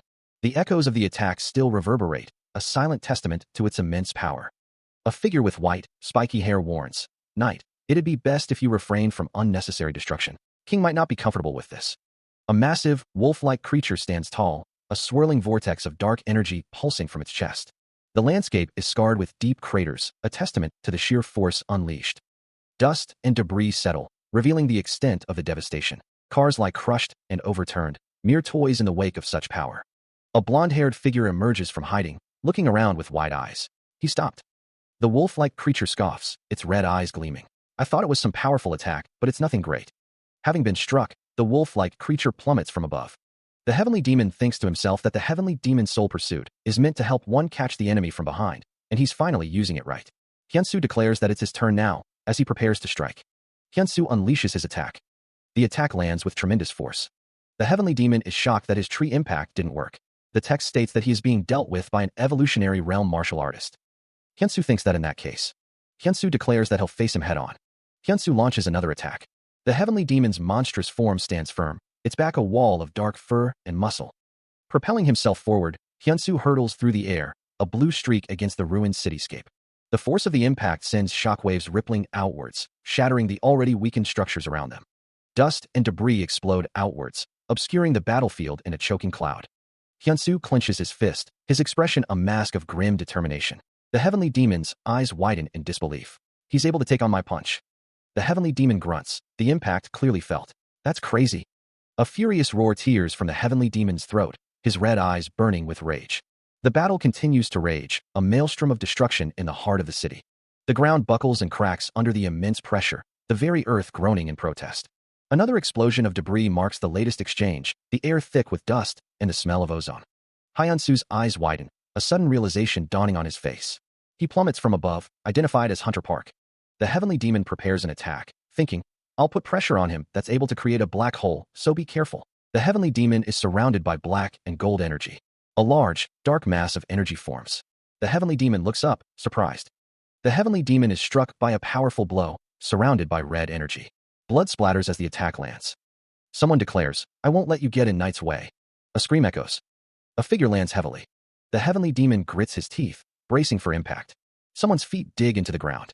A blinding flash of energy erupts, sending chunks of the ground flying in all directions. The unseen force continues its assault, impacting a nearby structure with devastating power. Another blast obliterates what appears to be a large, pink umbrella, sending fragments spiraling through the air. Debris rains down from above, a dark silhouette falling amidst the chaos. The energy slams into a nearby building, causing it to crack and crumble under the force of the impact. A sign is ripped apart by the relentless assault, its metal frame twisted and torn. Another explosion rocks the area, the air thick with dust and the smell of ozone. A massive chunk of concrete breaks free from a building, plummeting towards the ground. A foot descends, landing with earth-shattering force. A nearby observer mutters, "What bizarre movements?" The heavenly demon clutches his chest, blood seeping through his fingers. He grits his teeth, thinking, "And how did she injure me when not even bullets can pierce through my body?" He grits his teeth, resolving, "I need to recover." A figure with white hair and a purple umbrella descends from above. A towering building looms in the background. Knight shouts, "I'll open the portal. Feel free to fight all you want." A figure stands silhouetted before a swirling, luminous portal. "One over there." A large, furry creature looms, its red eyes gleaming. "Follow me." Hyunsu asks, "What will you do?" "That could be a trap." The other figure responds, "If it's a trap, then I'll just destroy him along with the trap altogether." A figure sprints forward, determination etched on their face. One of the figures exclaims, "They disappeared." Someone curses, "Damn it." The sky stretches out, vast and blue. A building stands bathed in sunlight. She asks, her voice echoing in the strange new location, "Where are we?" Hyunsu stands on the barren landscape, the sky a pale, unfamiliar blue. The heavenly demon instructor responds, "I heard from the ancestral dragon that a group has come to connect Earth with your world that's facing doom." The heavenly demon instructor snaps, "What did you say? That's none of your business." The heavenly demon instructor prepares to use a skill. The heavenly demon instructor uses heavenly demon flight, red energy lines streaking around him. The heavenly demon instructor's eyes glow red as he activates the skill. A surge of purple aura emanates from the heavenly demon instructor's fist as he declares the use of a skill. He unleashes a torrent of power, the air crackling with crimson and gold energy. Dark tendrils lash out from his form, twisting and writhing like living shadows. A towering skyscraper pierces the bright blue sky. Choi Jung-sung stands alongside another man, the question of Hunter Park Hyunsu's disappearance hanging in the air. It seems he followed them into the portal. The man with glasses expresses disbelief, unable to fathom an ability that even the neutralization marble can't counter. Inside a tank, a figure floats, prompting the question, did Henrik die? The response echoes, I don't think so. A man stands over a group of arrested individuals, the announcement made. We've arrested the remnants at Samseong Station. The situation at Dongdaemun has also been taken care of. A man stands with a large, bird-like creature. Two figures lie prone on the ground, their fates uncertain. A figure looms over another on the ground, the scene filled with tension. A close-up focuses on the feet of several individuals, their purpose unknown. I can't believe he's still alive after getting beaten up so much. The man's expression is one of disbelief. Two figures are sprawled on the ground, one with a red vest, their conditions dire.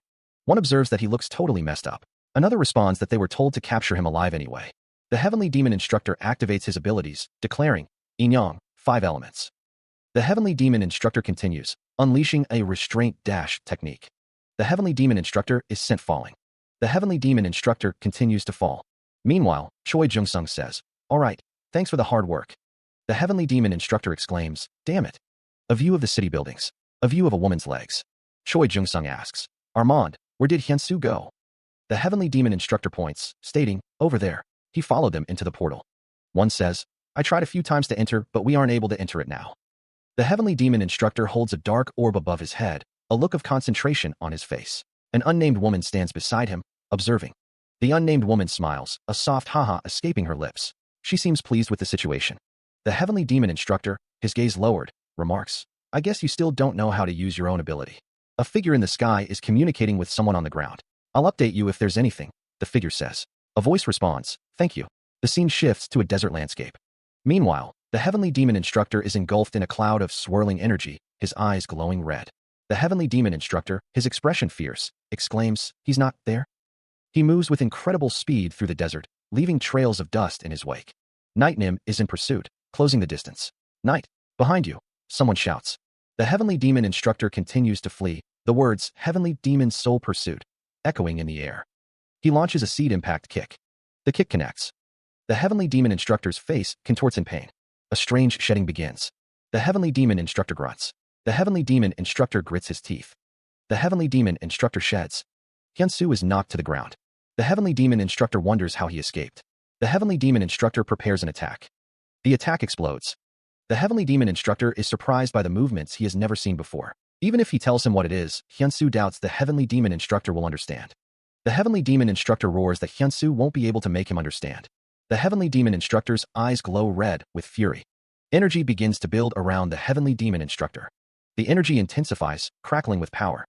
The built-up energy explodes outward. The Heavenly Demon Instructor's rage intensifies. Hyunsu unleashes a crescent cut attack.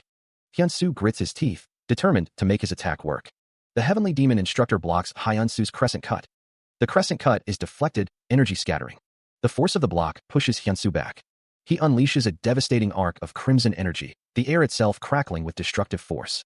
The energy tears through the landscape, buildings vaporizing in its wake. The Heavenly Demon Instructor sees an opening. Hyunsu desperately throws up a barrier, a shimmering blue shield against the onslaught. The Heavenly Demon Instructor's voice booms, your techniques no longer work on me. The crimson energy slams into the barrier, cracks spider webbing across its surface as Hyunsu grits his teeth against the overwhelming power. The energy continues to surge, a relentless tide of destruction.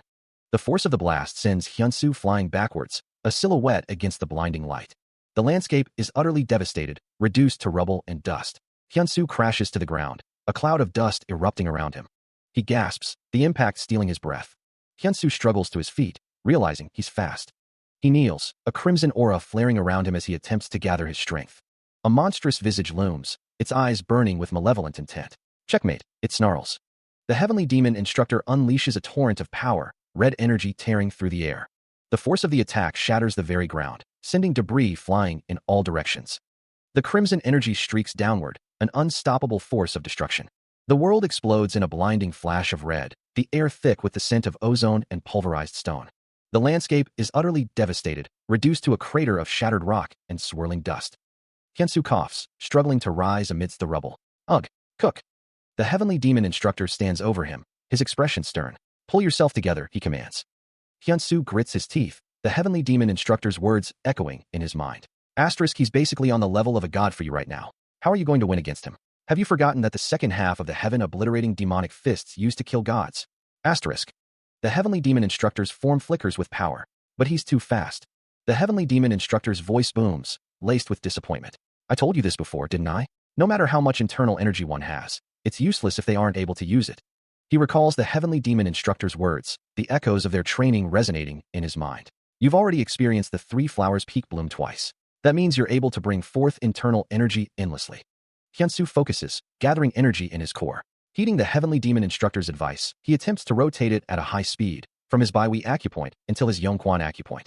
The heavenly demon instructor observes Hyunsu's efforts. He mutters, "That's acceleration."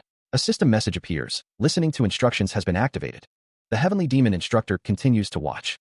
Hyunsu grits his teeth, sweat beading on his brow. He thinks, work when you're desperate. A monstrous voice booms, seriously. Use the time you're going to argue to deal with him instead. Hyunsu faces a hulking monster. The monster snarls, what the hell are you mumbling about? I'll end you for sure this. A voice echoes, time. A system message appears, acceleration has been activated. A glowing figure materializes, crackling with energy. The monster roars, acceleration. The monster, eyes burning with red light, prepares to strike. The heavenly demon instructor watches Hyunsu, remarking, there you go, disciple. Hyunsu's fist connects with the heavenly demon instructor. The heavenly demon instructor, reeling from the blow, shouts, you bastard. The heavenly demon instructor is sent flying backwards. The heavenly demon instructor comments, you sure are following everything I taught you well. Hyunsu cries out. A punch that scatters clouds. Clouds scattered heavens. Hyunsu's fist connects once more. The force of the blow sends shockwaves through the air. The heavenly demon's face contorts in rage, his eyes burning with crimson light. The heavenly demon is totally different from the last time. The heavenly demon releases the old crows to mock the heavens. Hyunsu leaps towards the heavenly demon, his body a blur of motion. Heaven obliterating demonic fists, second half, second technique. Black crow heavens dash. Hyunsu's attack slams into the heavenly demon, a wave of blue energy erupting from the point of impact. The young fighter continues his assault, each strike carrying the weight of a collapsing star. The heavenly demon is battered by Hyunsu's relentless attacks, the force of each blow threatening to shatter his very being. Elsewhere, a figure with white hair stands on a cliff, observing the battle from afar. I might actually get in the way if I try to join in the fight. The heavenly demon instructor thinks to himself, it's a good thing I brought this. The heavenly demon instructor stands ready, a strange sword in his hand. The heavenly demon instructor's hand clenches into a fist, his rage palpable. Bastard, he roars. The heavenly demon instructor declares, your attacks won't work anymore. Hyunsu unleashes the black crow heavens technique, a swirling vortex of dark energy. The heavenly demon instructor retorts, you're like a fucking snail. The black crow heavens technique slams into the heavenly demon instructor. The heavenly demon instructor cries out in pain, staggering back from the force of the blow. Cook. The heavenly demon instructor thinks to himself, the black crow heavens is more of a mystic technique than a fist technique. The heavenly demon instructor continues his internal monologue. I too had thought of the second half of the technique as a strange technique that I shouldn't mess with. The heavenly demon instructor realizes, but I now understand what it's for after seeing him fight that kind of a monster. A towering castle pierces the sky, its dark stone contrasting against the swirling pink nebula above. The castle stands silhouetted against a crimson sky, a crescent moon hanging ominously above. A desolate landscape stretches out, the ground cracked and barren under a reddish sky. The castle looms once more, its spires reaching towards the swirling, star-dusted sky. Inside the castle, a long hallway stretches into the distance, its polished floor reflecting the light. A disembodied voice echoes, stating that night has successfully drawn the singularity into this world. The heavenly demon instructor states that it's probably because of his orders to minimize unnecessary destruction. The heavenly demon instructor crosses his arms, his expression unreadable. The heavenly demon instructor reflects on how he risked being cursed to fight in his original form, concluding that the person Night brought here is definitely the singularity. Nightnim says, you can get up. The heavenly demon instructor stands with his back to the viewer, his hands clasped behind him. Hands press against a shimmering, translucent barrier. Nightnim stands in the foreground, her face partially obscured, as the heavenly demon instructor looks on from behind. The heavenly demon instructor states that it is his duty as Nightnim's vassal. A stylized background is shown. The heavenly demon instructor's hand is shown. The heavenly demon instructor thinks that the energy of death is something that's tough on him too. She looks down. Nightnim apologizes, saying she wasn't considerate. The heavenly demon instructor dismisses her apology, saying it's okay. Nightnim and the heavenly demon instructor stand in the room. She says that she, his lowly vassal, has inconvenienced him and would gladly receive punishment if he'd like to do so. The heavenly demon instructor tells her that she may leave now, as he needs to rest. A stylized background is shown. Nightnim says, "Oh right." The heavenly demon instructor turns away, his expression unreadable. The heavenly demon instructor apologizes, stating that Bishop isn't under his command. He promises to find her if he were given the order. The heavenly demon instructor dismisses Nightnim, telling her it's okay and that she may leave. The heavenly demon instructor walks away, his back turned. He closes the door, sealing himself off from the outside world.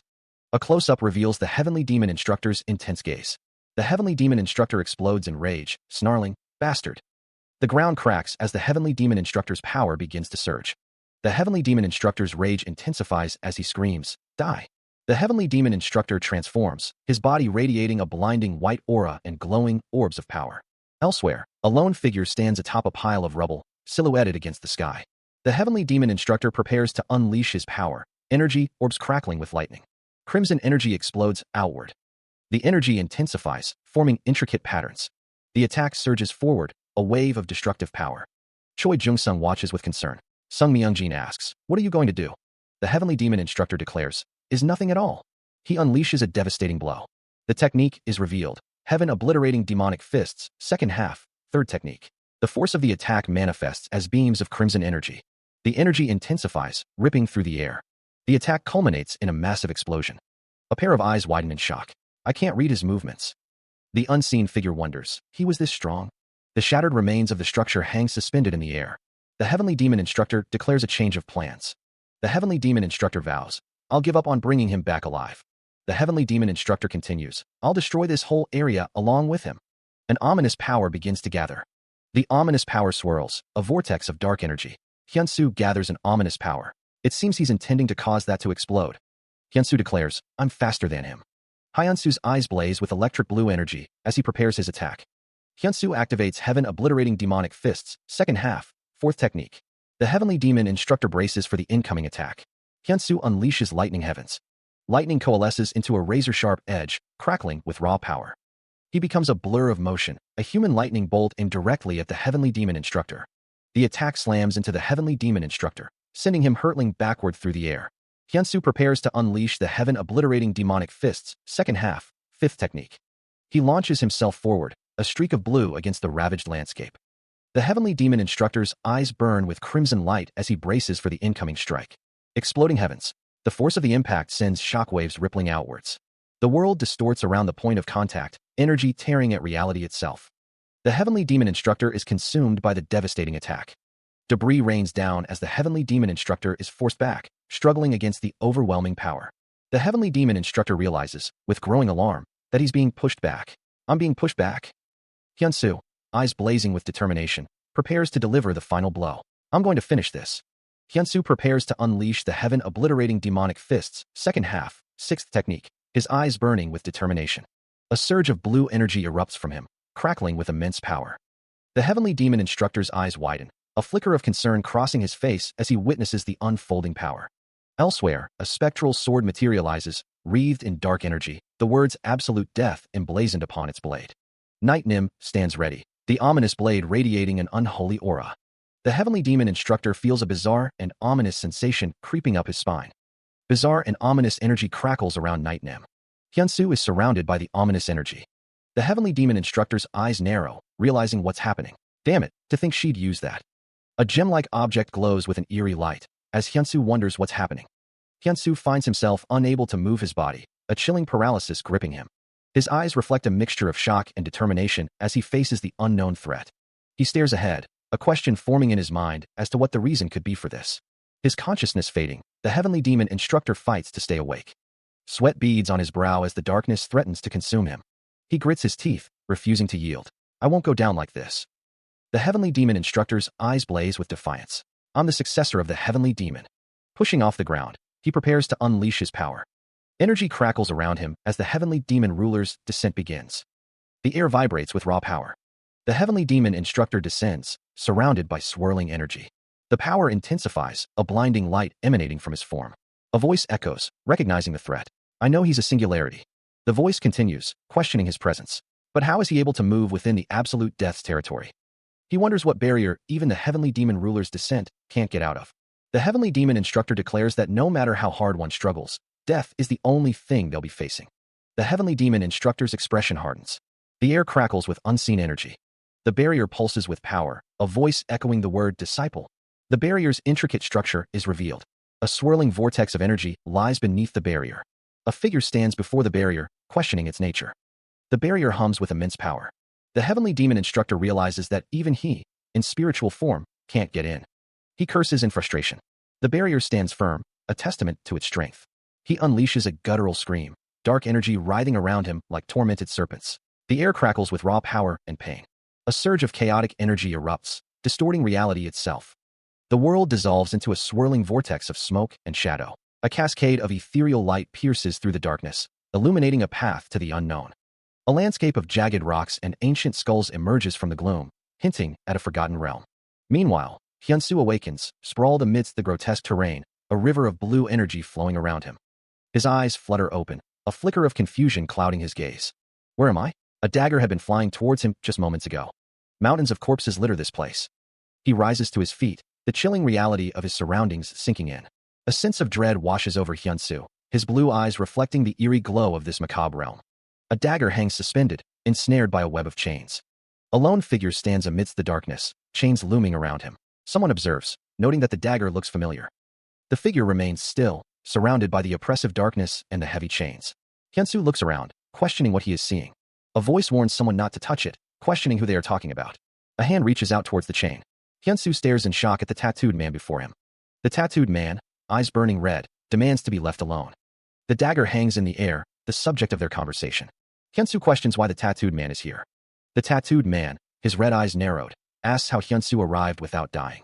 Hyunsu's face is inches from the fist demon's, the air thick with unspoken tension.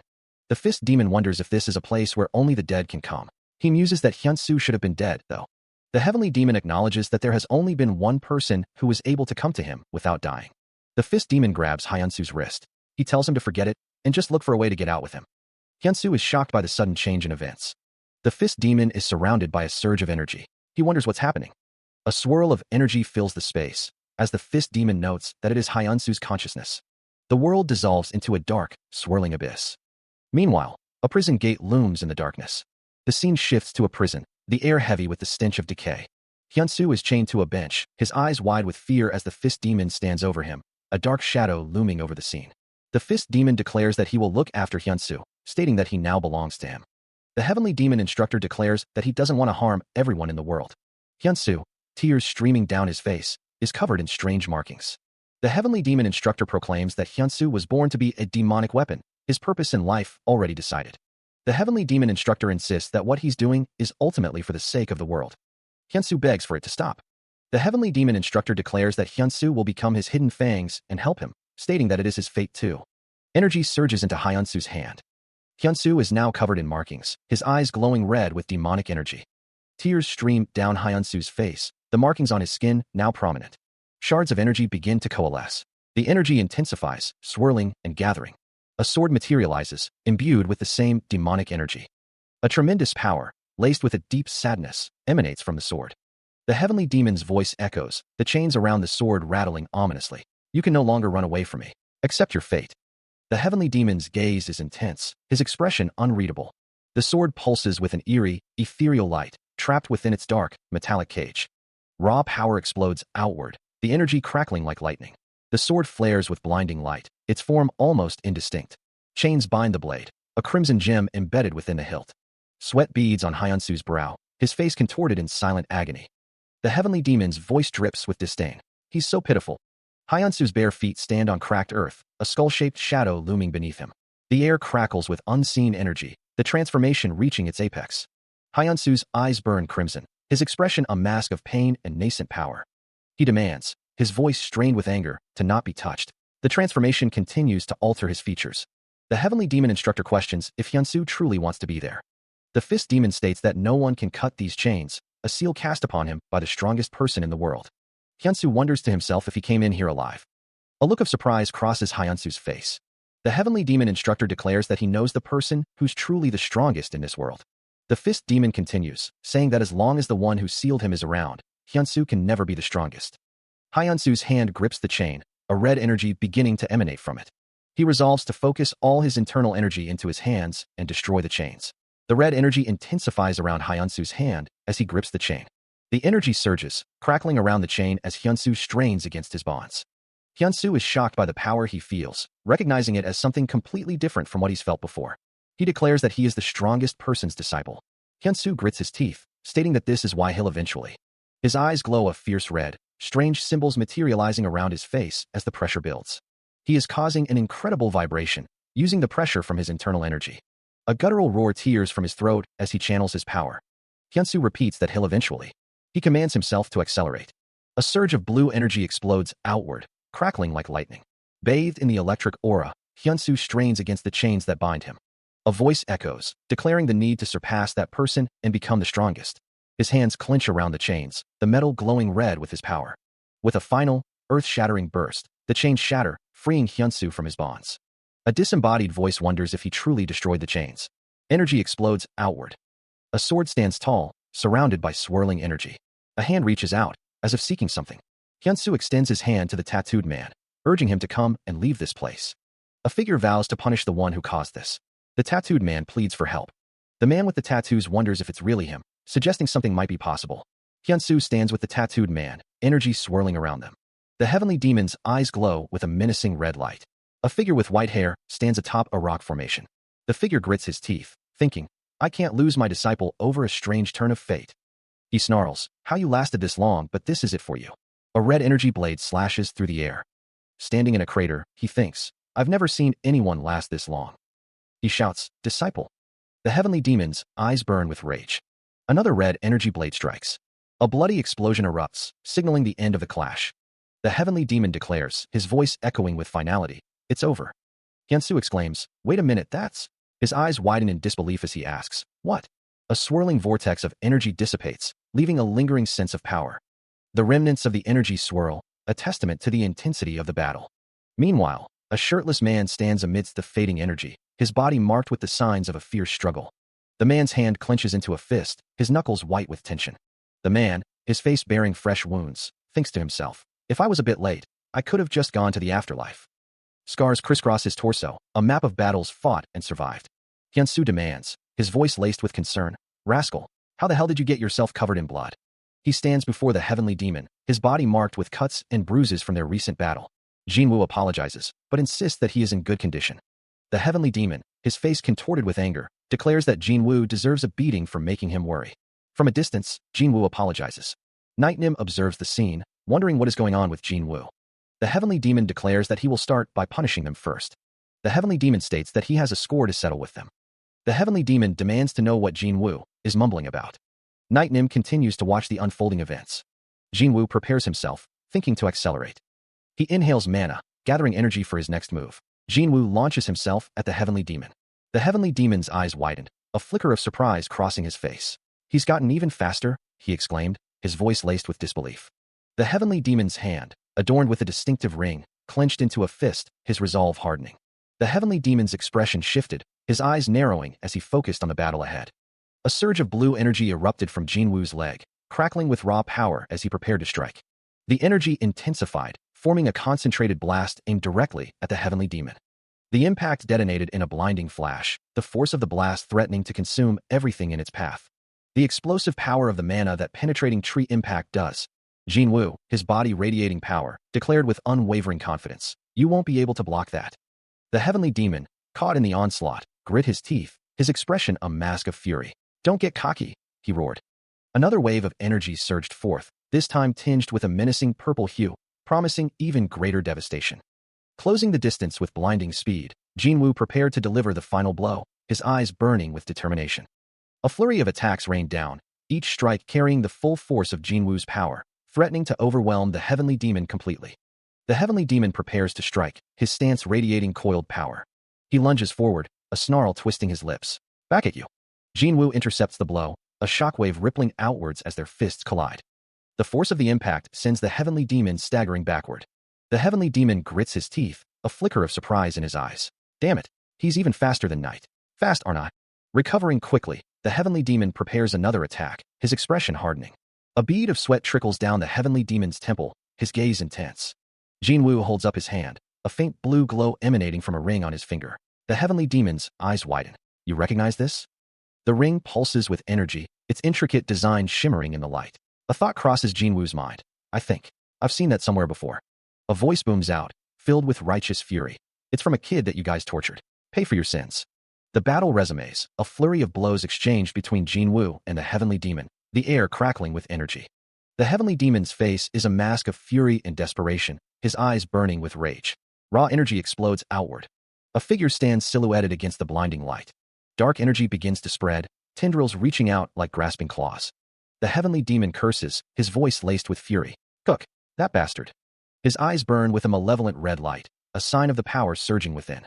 Now that things have turned out like this, he holds aloft a crimson elixir, its surface swirling with contained energy.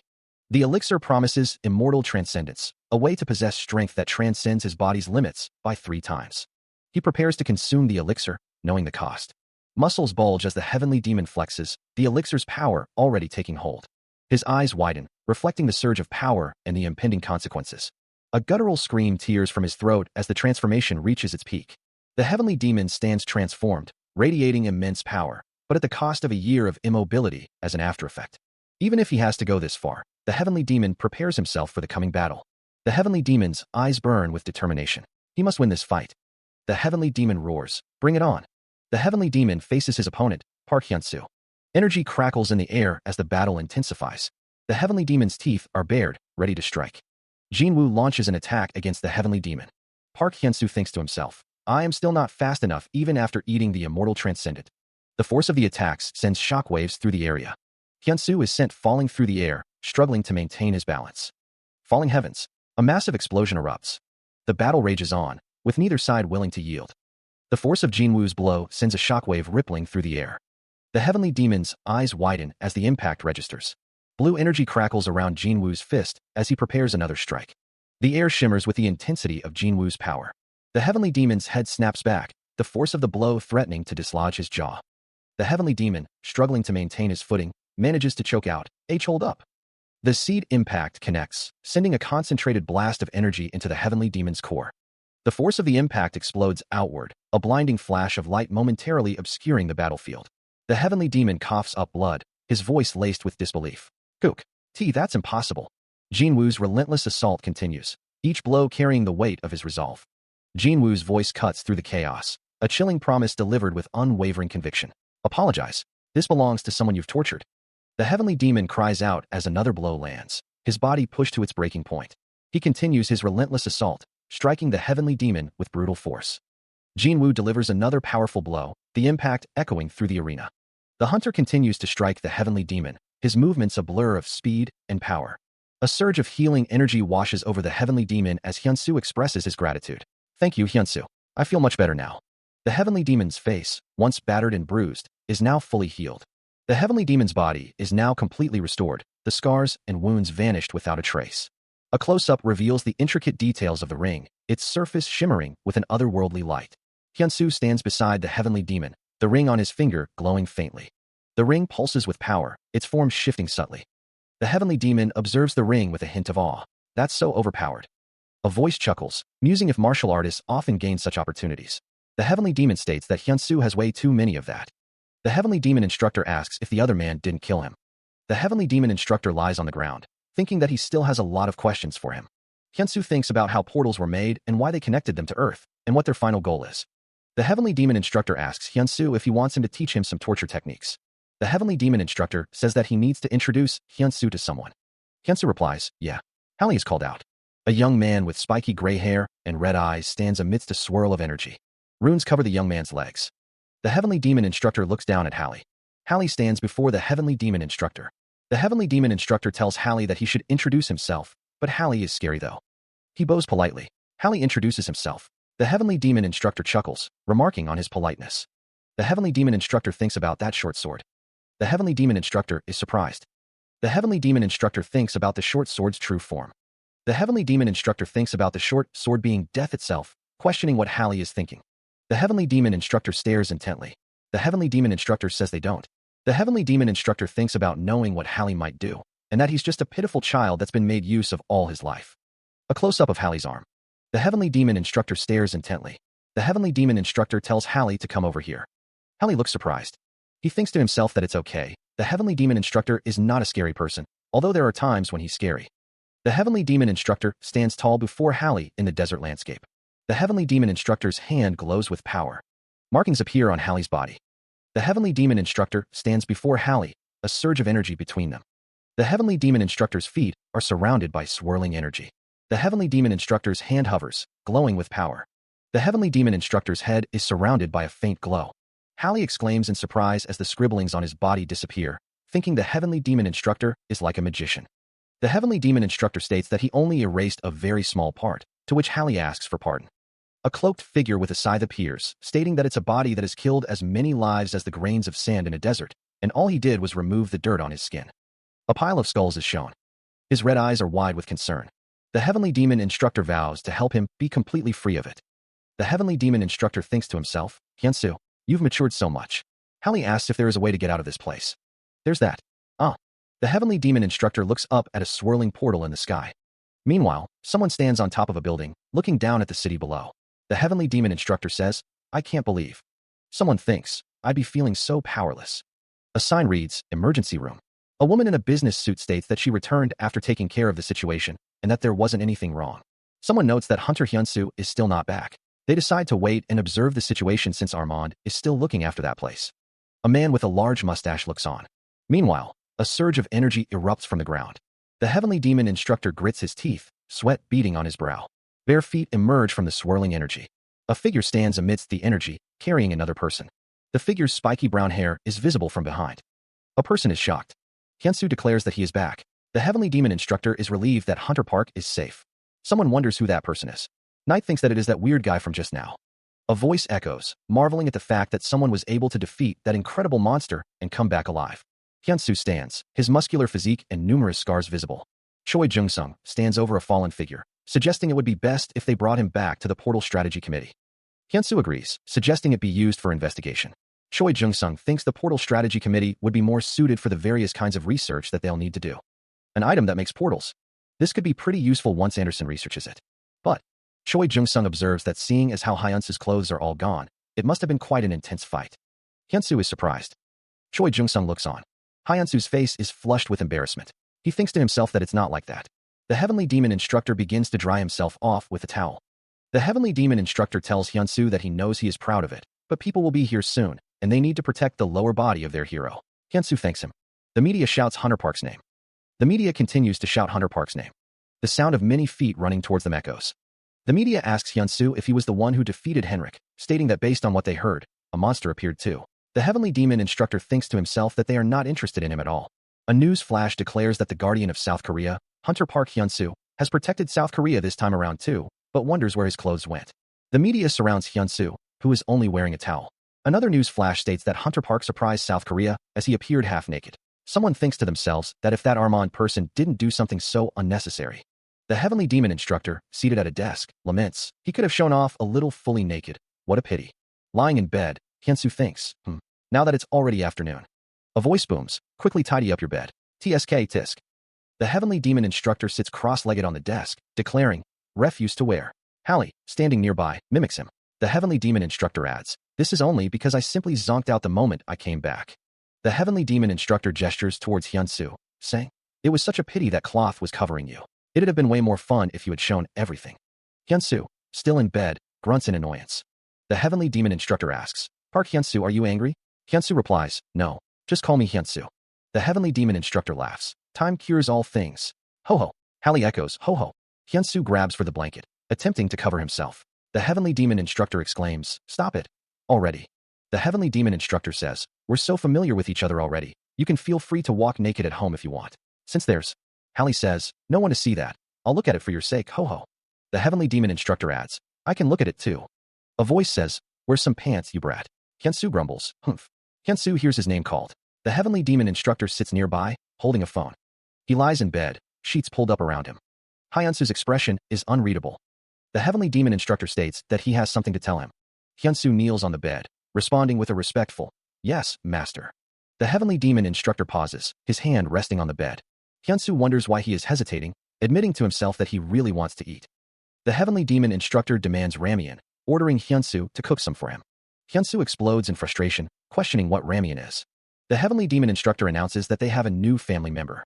The Heavenly Demon Instructor declares that he will show Hyunsu a whole new world, displaying a delivery app on his phone. The Heavenly Demon Instructor asks if Hyunsu wants to eat so much, listing various dishes. The Heavenly Demon Instructor explains that food delivery apps make this possible in Korea. A feast of Korean food is laid out on the table. Let's dig in. Yeah, wow, the story is to be continued. The Heavenly Demon Instructor sits cross-legged, enjoying a meal with a younger man. He asks what the other thinks of the Mayak fried chicken that's been really popular recently. The Heavenly Demon Instructor exclaims that it's truly a whole new world with the juices flowing out of the soft and sticky marinade along with the aged meat. The younger man gives a thumbs up. Bibimbap noodles are prepared this time. The Heavenly Demon Instructor is silent. The younger man asks if the Heavenly Demon Instructor doesn't like it. The Heavenly Demon Instructor asks if such delicious food exists and demands to be fed more of those. A young man with gray hair sits on the floor. The younger man asks why the gray-haired young man isn't eating. The Heavenly Demon Instructor says he'll feed him instead. He looks up, surprised. Jinwoo exclaims, I can't eat the food here. The Heavenly Demon Instructor sits across from Jinwoo, holding a piece of food. Jinwoo shouts, you were teasing me. You should have said that earlier. The Heavenly Demon Instructor asks, what?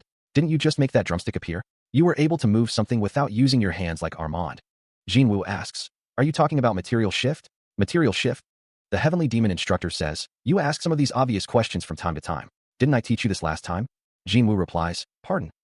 It's to create virtual hands to hold things. The Heavenly Demon Instructor states, you should be able to do it at your level. Jinwoo thinks, there's some difference between the ability that Armand used since it's just holding and moving something. Oh, he is ticklish, Grandpa. The Heavenly Demon chuckles. This is probably the most peaceful part of Hallie's life. As well, the Heavenly Demon looks down. Hallie reflects, and one more thing. If you become S-rank, I need to start looking for a way to get back. The Heavenly Demon stands in a green space. Someone thinks, I became S-rank, but we haven't found anything yet. He must be. The Heavenly Demon bows, saying, thank you, Master. I'll definitely keep my promise. Hallie looks up. What are you doing? Ah, there was a bug. How boring. A symbol appears in space. A grand castle stands silhouetted against a star-filled night sky. Inside the castle, a figure sits perched on a ledge, overlooking the room. The Heavenly Demon sits in his ornate chair, his expression unreadable. The unknown figure stands in the room. The figure sits on the steps, clad in a dark uniform with red trim. The figure's boots rest on the steps. The figure asks, sleeping. A voice responds, The figure stands before the Heavenly Demon, who says, you're here. The Heavenly Demon says, it's okay for you to stay in your original form though, no need to change into a human. The Heavenly Demon wonders, how could I do that?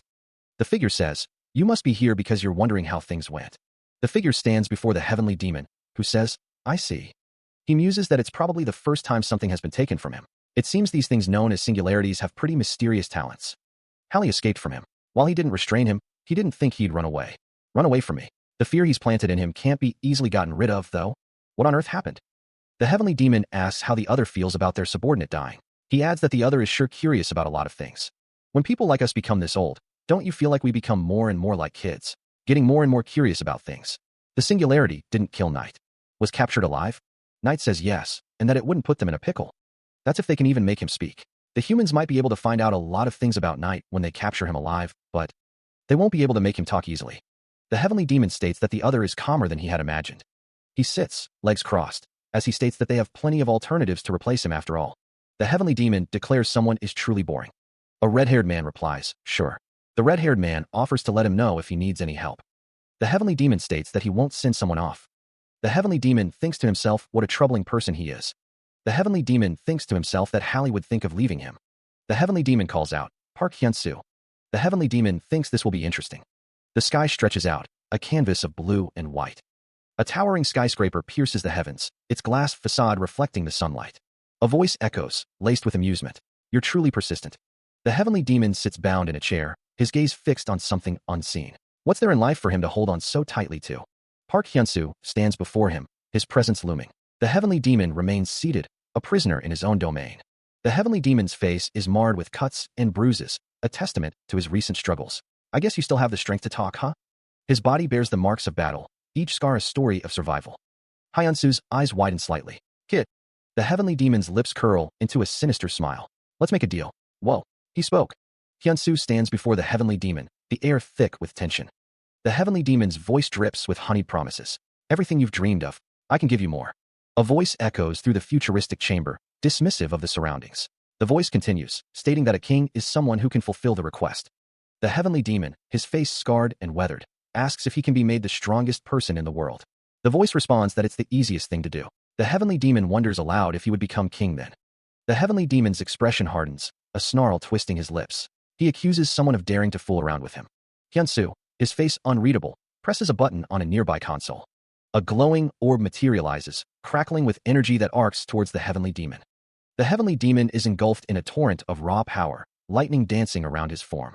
Hyunsu, a bead of sweat trickling down his temple, accuses someone of daring to try such bullshit on such an innocent person like him. The heavenly demon, now radiating power, declares that he is already on his way to becoming the strongest in this world. Close up on the heavenly demon's torso, showing the raw power coursing through him. The heavenly demon, a sinister grin spreading across his face, proclaims that he is a singularity after all. Hyunsu stares in disbelief, exclaiming that the heavenly demon is a singularity. He stands with his hands on his hips, a strange stillness about him. Hyunsu observes the heavenly demon, a silent question hanging in the air. The heavenly demon's eyes widen, a disturbing glint within their depths. They already have two singularities, he thinks, his mind racing. His hand clenches into a fist, knuckles white with tension. Cuckoo, he mutters, a strange sound escaping his lips. The heavenly demon, now restrained, lets out a series of maniacal laughs. Cuckoo, he exclaims, his eyes wild. Hyunsu stares at the heavenly demon, a worried expression on his face. Did he go crazy? He wonders aloud. Hyunsu, visibly agitated, demanded, "You're laughing." The heavenly demon instructor threw his head back, cackling. Kahaha, how could I not laugh? You're telling me that someone like you is a singularity. Hyunsu's expression shifted to one of disbelief and frustration. A thought crossed his mind. A singularity should be someone on a similar level to Park Hyunsu. Hyunsu clenched his fist, his frustration mounting. He stammered, "I." A surge of determination coursed through him. He vowed, "We'll surpass that bastard." Hyunsu's face contorted with rage as he screamed, "Someday, I'll definitely surpass him." The heavenly demon instructor remarked, "Really? He's probably growing while we're speaking though. He grew continuously even during his fight with me." The heavenly demon instructor sneered, "Someone like you won't even be able to get close to him." The heavenly demon instructor's eyes glowed with amusement. Hyunsu, consumed by anger, pointed a trembling finger. "You." The camera panned up to the sky. A hand reaches out towards a control panel, fingers outstretched.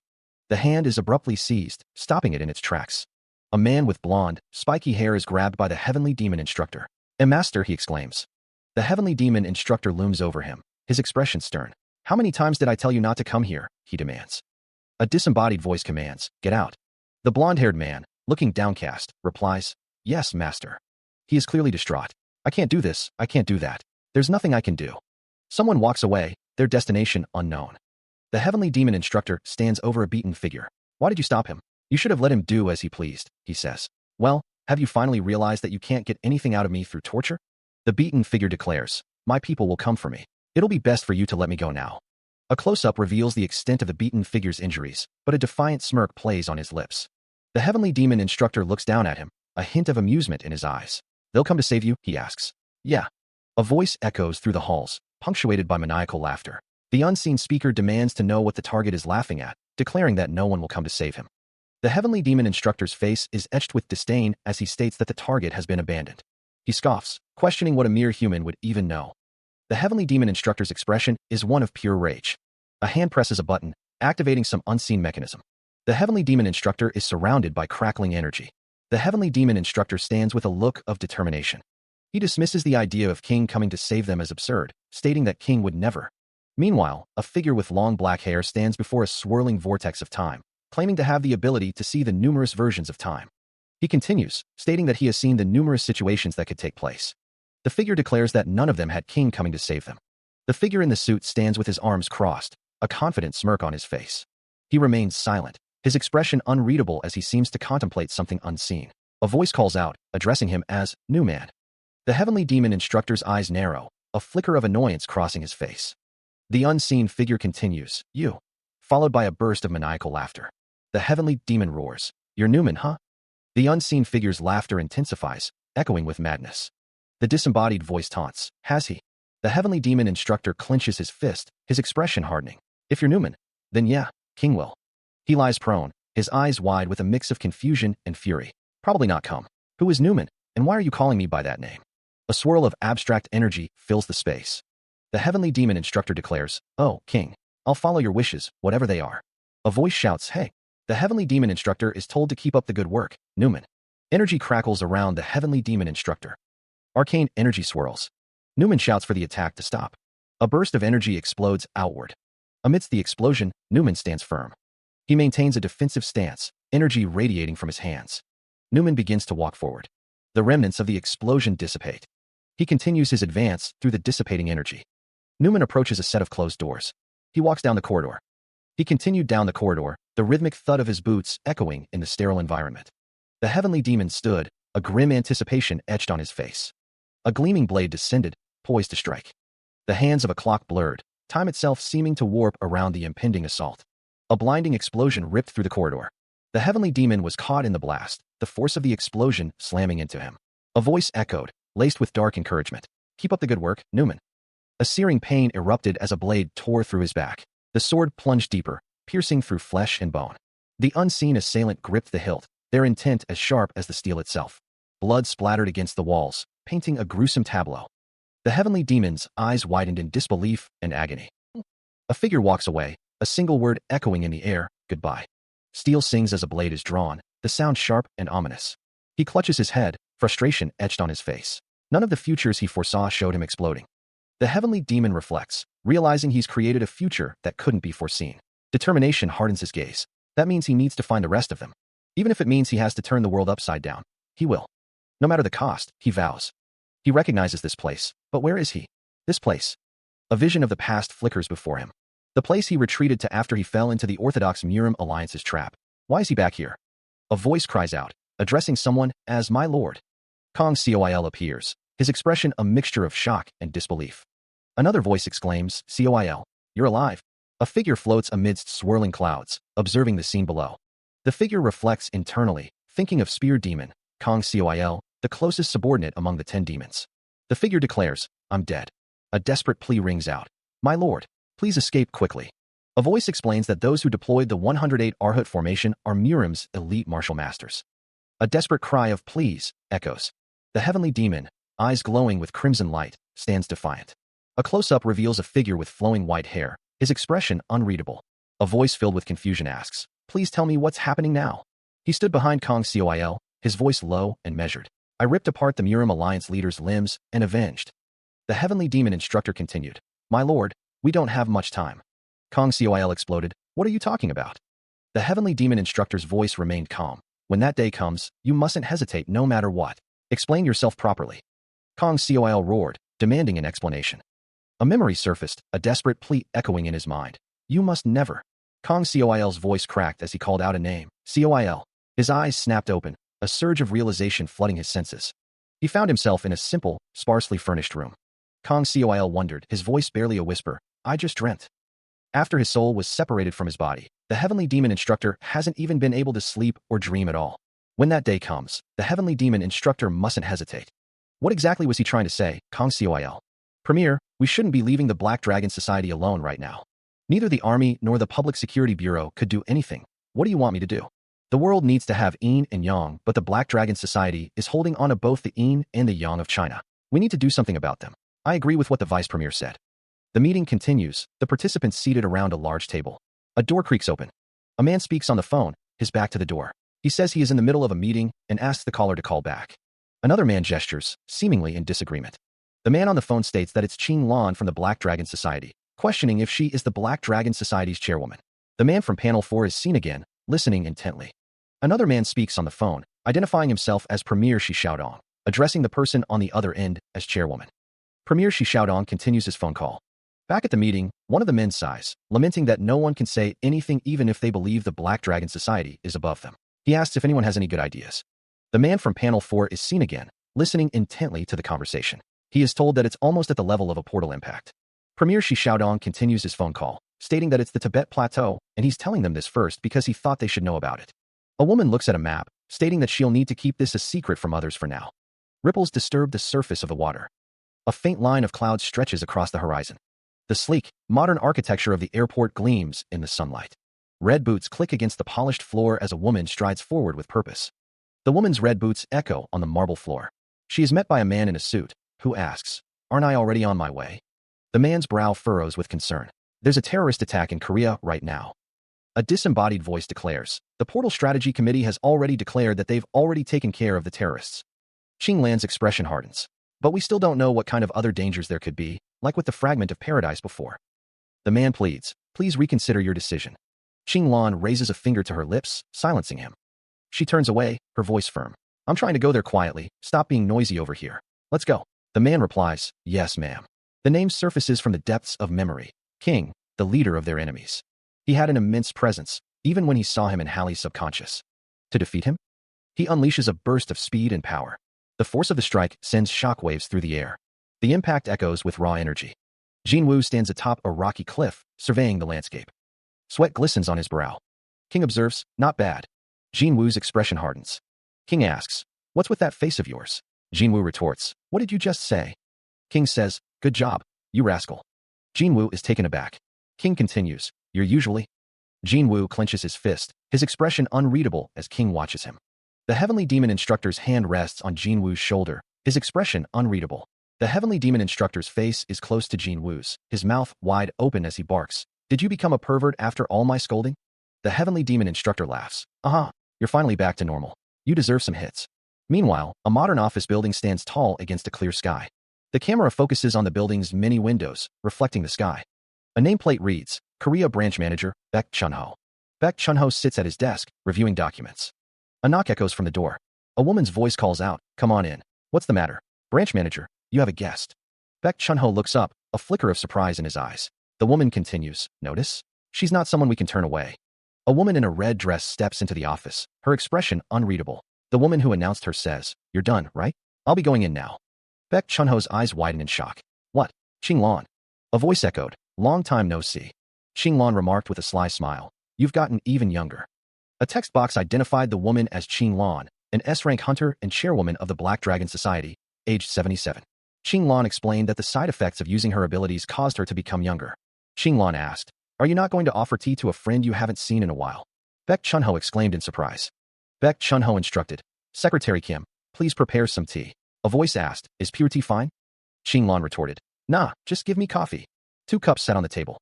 Baek Chun-ho inquired, what caused you to suddenly visit me? A voice stated, there's a portal in Tibet Plateau. The density was at 82 right now. A voice trailed off, shouldn't there? He questions if an evacuation is necessary at the current danger level. Qing Lan explains that because it's a small village, she told them to move to another place first. She also asked them to proceed without letting others know. Baek Chun-ho warns that if she's getting involved personally, then it must be a really dangerous situation. He states that someone needs to determine it. Qing Lan says that only one person can go in, and it must be a man. No one knows what's inside. Baek Chun-ho looks concerned. Qing Lan states that no one who went in came back out. Qing Lan's expression hardens. Baek Chun-ho watches Qing Lan, a grim understanding dawning on his face. Qing Lan says that this brings her to say this. Baek Chun-ho is visibly shocked. Baek Chun-ho sits across from a woman in a red dress. He states that if it's just a simple portal, he doesn't think there's a need to send Park Hyun-soo though. The woman replies that it's not just a simple portal. Baek Chun-ho exclaims that it's estimated to be S rank. The sky is a pale blue, dotted with fluffy white clouds. A dark blue car sits parked in front of a traditional-style building. A glimpse of a traditional building, bathed in the warm light of the setting sun. A tranquil courtyard features a pool, with water cascading from a stone wall. A man's hand holds chopsticks, picking up a piece of meat. He thinks to himself how ridiculous it all is. The premier doesn't have any intentions of doing anything about the Black Dragon Society now. He's just like a tamed dog now. A man chews thoughtfully, his eyes narrowed. She is offered a drink. Baek Chun-ho is informed that a portal has appeared in the Tibet Plateau. The man with the bowl cut knows that's why Qing Lan has gone to Korea as well. Chan is King's subordinate, one of the pawns. A sign welcomes Hunter Park. A man gestures for someone to go this way. Jinwoo's eyes widen. Energy crackles around Jinwoo. A fiery scene unfolds. Someone is suffocating in the heat, wondering what she is doing. Feet stand on a surface with glowing cracks. A man is engulfed in a blue aura. Gasping, someone struggles to breathe. Someone observes, noting that she seems to be fooling around. The Heavenly Demon Instructor stands with Jinwoo. Someone gasps, finally able to breathe. Qing Lan sits, remarking that it is as expected of an S rank. Jinwoo gestures, offering a seat. Someone comments that the greetings are pretty rough. Jinwoo looks on. Qing Lan smiles. Qing Lan introduces herself as the Black Dragon Society chairwoman, while Park Hyun-soo also introduces himself. Someone states that the more they use their power, the younger they become, and that this is the penalty for their abilities. An exclamation hangs in the air. She explains that her current form is the reason she is speaking casually. A long hallway stretches into the distance. Jinwoo observes an S-rank portal. Qinglan sits with her legs crossed. Qinglan asks if Jinwoo wants to give it a try. A moment of silence hangs in the air. Jinwoo looks up, his expression thoughtful. Qinglan explains that it's a portal only one man can go in, adding that Jinwoo is the most famous hunter nowadays. The reason is because he's a singularity. Jinwoo is humanity's last defense against the annihilation dragon. Qinglan's eyes glow with an inner power. Her lips slightly parted. She considered the implications of the singularity. Jinwoo warned, it's a one-man dungeon. It's S rank. You might die if you go in. A subtle smile played on Qinglan's lips. But if you make it out alive. Qinglan reclined, her gaze intense. She continued, I'll put everything I have on the line to support you. Qinglan stated, all right, since the S-rank portal is a dangerous existence to all humanity after all. She added, and since you're promising such benefits. Jinwoo responded, I can't possibly reject you. A firm grip sealed their agreement. Baek Chunho inquired, what's your schedule like? Jinwoo replied, I'm going back today. Jinwoo advised, since you don't know if you'll survive, go meet your friends and family before you come. Their hands remained clasped, a silent understanding passing between them. He thinks to himself that he might not survive. The heavenly demon instructor watches Jinwoo, a faint blue aura emanating from him. Jinwoo acknowledges something, stating, I know. He continues, and I. Jinwoo looks down, lost in thought. He thinks to himself that he has gotten much stronger now too. Elsewhere, a grand building stands tall against a clear sky. The news spreads, night is dead. Meanwhile, a group gathers around a table, discussing the recent events. They note that he chose to self-destruct instead of giving in to the tortures. A cloaked figure listens intently. Salden remarks that for an idiot like him, Knight made the right decision. An unseen figure declares that since their comrade just died, they better mind their words. Sheldon stands, listening. Someone yells at Sheldon, asking if he's wrong. Another figure tells them not to fight among themselves. A voice states that since the Knight position is empty, Bishop will need to fill up the gap for the time being. Sheldon agrees. The group sits around a table. Sheldon wonders who the next Knight will be, and if it could be him. Katrina, one of King's subordinates, is present. Someone asks if someone can shut Katrina up. Bordeaux, another of King's subordinates, tells them to be quiet. The group remains silent. The heavenly demon instructor sits at the table as someone says it's none of his business. A voice declares that King has already decided on the next Knight. The heavenly demon instructor sits at the table, looking displeased. Chan is asked how things are in China, and he replies that he's thinking of using their greed. Hyunsu is told that Bishop will be taking care of the portal, so he should focus on his mission. He replies that he understands. Qinglan states that she'll definitely destroy the Black Dragon Society along with Qinglan. An order is given for everyone except Bishop to leave the room, and someone replies, yes, sir. Two figures stand in a room. One says it's been a while since they've talked like this, and the other replies that they've both been busy after all. Two figures are shown, and one says that he heard Park Hyunsu agreed to raid the portal. Someone says, I see. I already saw that coming. An airplane takes off. A person walks with luggage. A pair of shoes stand on a polished floor, waiting.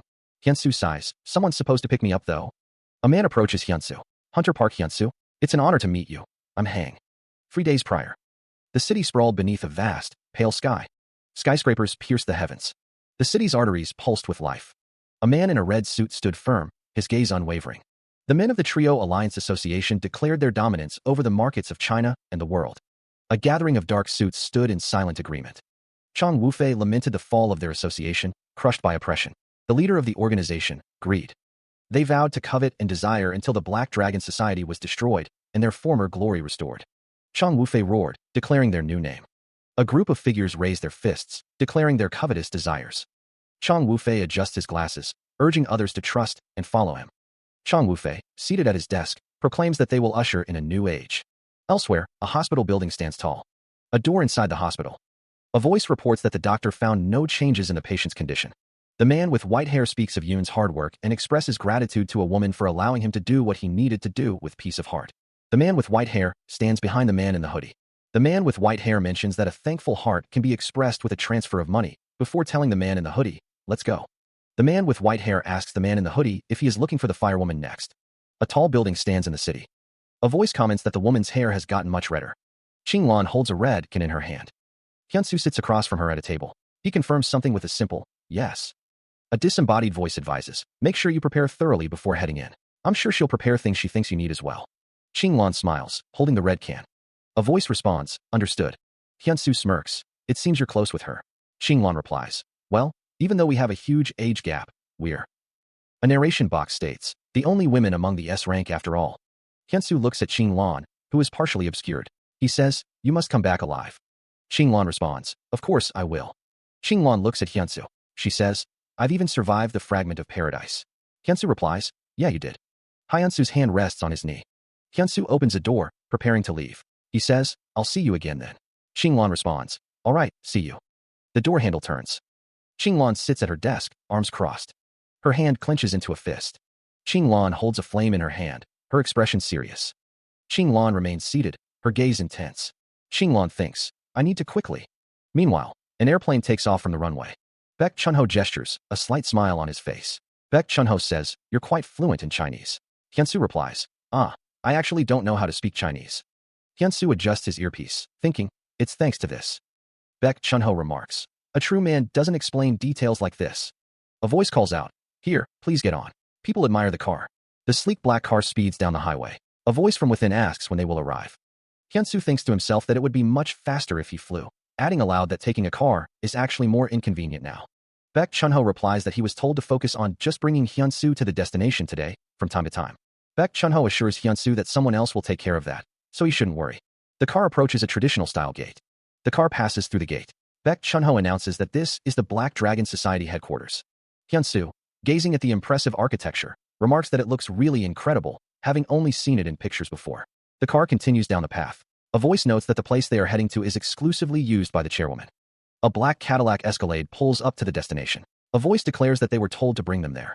Xinglan rushes out to greet them, arms wide in welcome. Hyunsu remains silent. Hyunsu's expression is unreadable. Xinglan asks if her clothes are a little cute, adding that she wouldn't wear them at any other time. Baek Chunho agrees with her. 2 cups sit on a table. Hyunsu takes a sip from a cup, as he recalls that there was an explosion on their way there. Xinglan explains that the explosion was caused by an organization known as Greed, the remnant forces of the Black Dragon Society. She wonders if they were terrorists and what they are after. Xinglan takes a sip from her cup, thinking about the destruction of the Black Dragon Society. Hyunsu thinks about how they were the ones who destroyed the black market, drug businesses, and gambling dens they owned. He sighs. Hyunsu expresses that he should have done something then. Xinglan replies that it's okay, as this is China matters after all. Xinglan tells Hyunsu that since he is here for the portal, he should please focus on that. Xinglan presents a tray, saying she has something for him before he heads in. Hyunsu asks what it is. The white-haired man explains that it's an elixir. There's an A-rank item that they got half a year ago when they raided an A-rank portal. Hyunsu asks if she's giving this to him. A glow emanates from the item. The white-haired man states that it's to increase his survival rates as much as possible. Xinglan says, but still, it's okay. Xinglan explains that it's because he's one of the people who must protect humanity, and he's the one who's closest to becoming the savior among those people. Hyunsu looks down, contemplating the weight of her words. He thinks that he needs to increase the position he's in. The white-haired man tells him to take it, saying that he mustn't reject a gift of a thankful heart. Xinglan instructs Hang to bring him to the accommodations. Hang responds, yes, chairwoman. Xinglan looks on with a determined expression.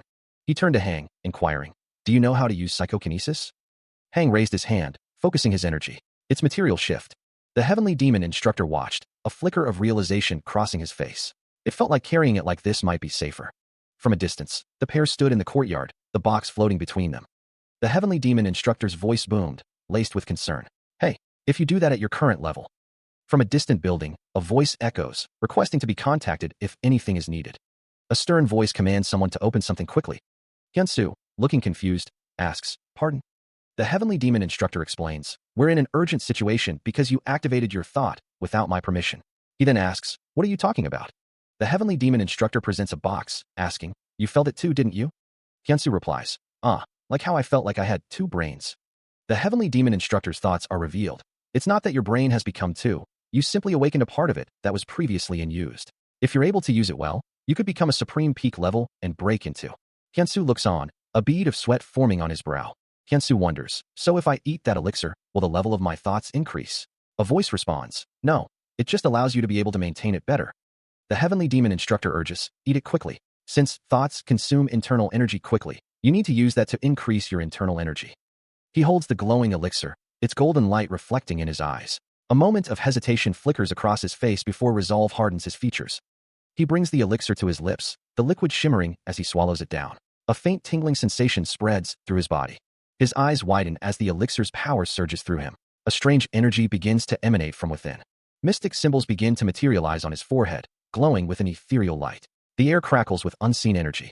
The symbols intensify, burning with a fierce light. His eyes glow with an unnatural intensity.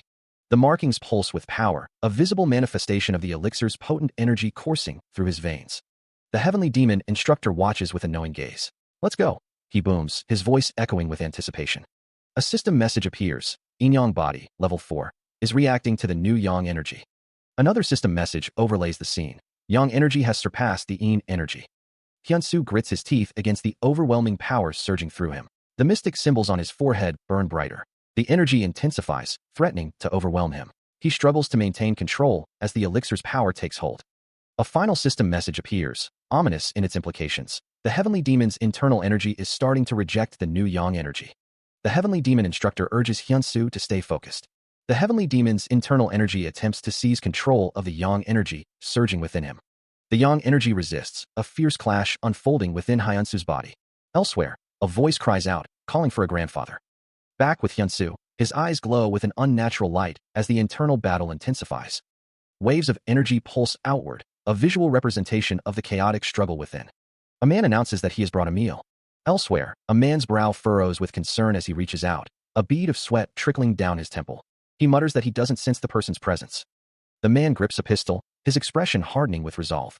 He reaches for the door handle, his hand gripping the cold metal before pushing it open. The man steps into the room, leveling his weapon, eyes scanning the scene for any sign of danger. His gaze sweeps across the room, a single tear tracing a path down his cheek as he takes in the scene. What, he mutters. The room is in disarray, evidence of a violent struggle scattered across the floor.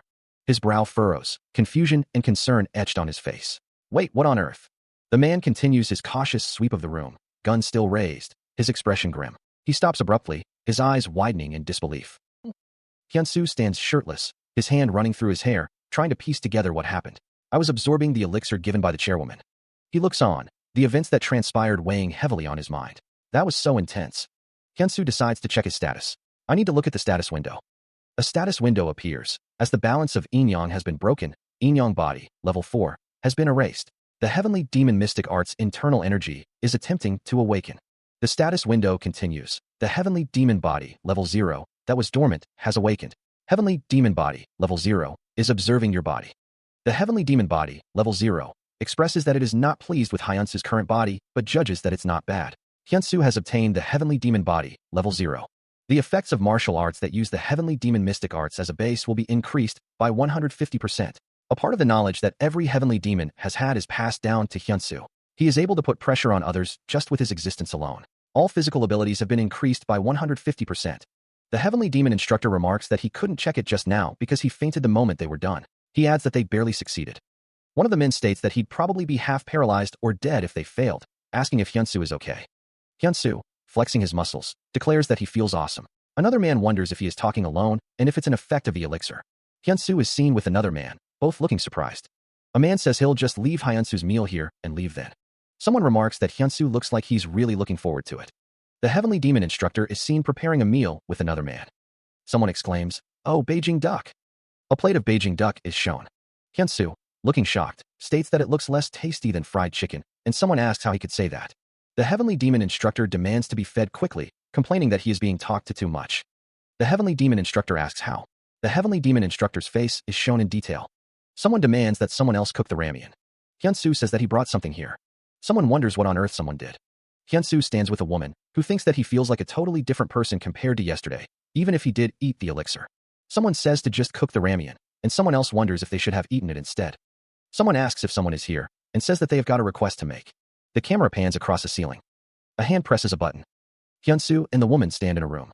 He is eager to test it out since he's consumed the elixir. The heavenly demon instructor notes that he can't believe Hyunsu is already going into training.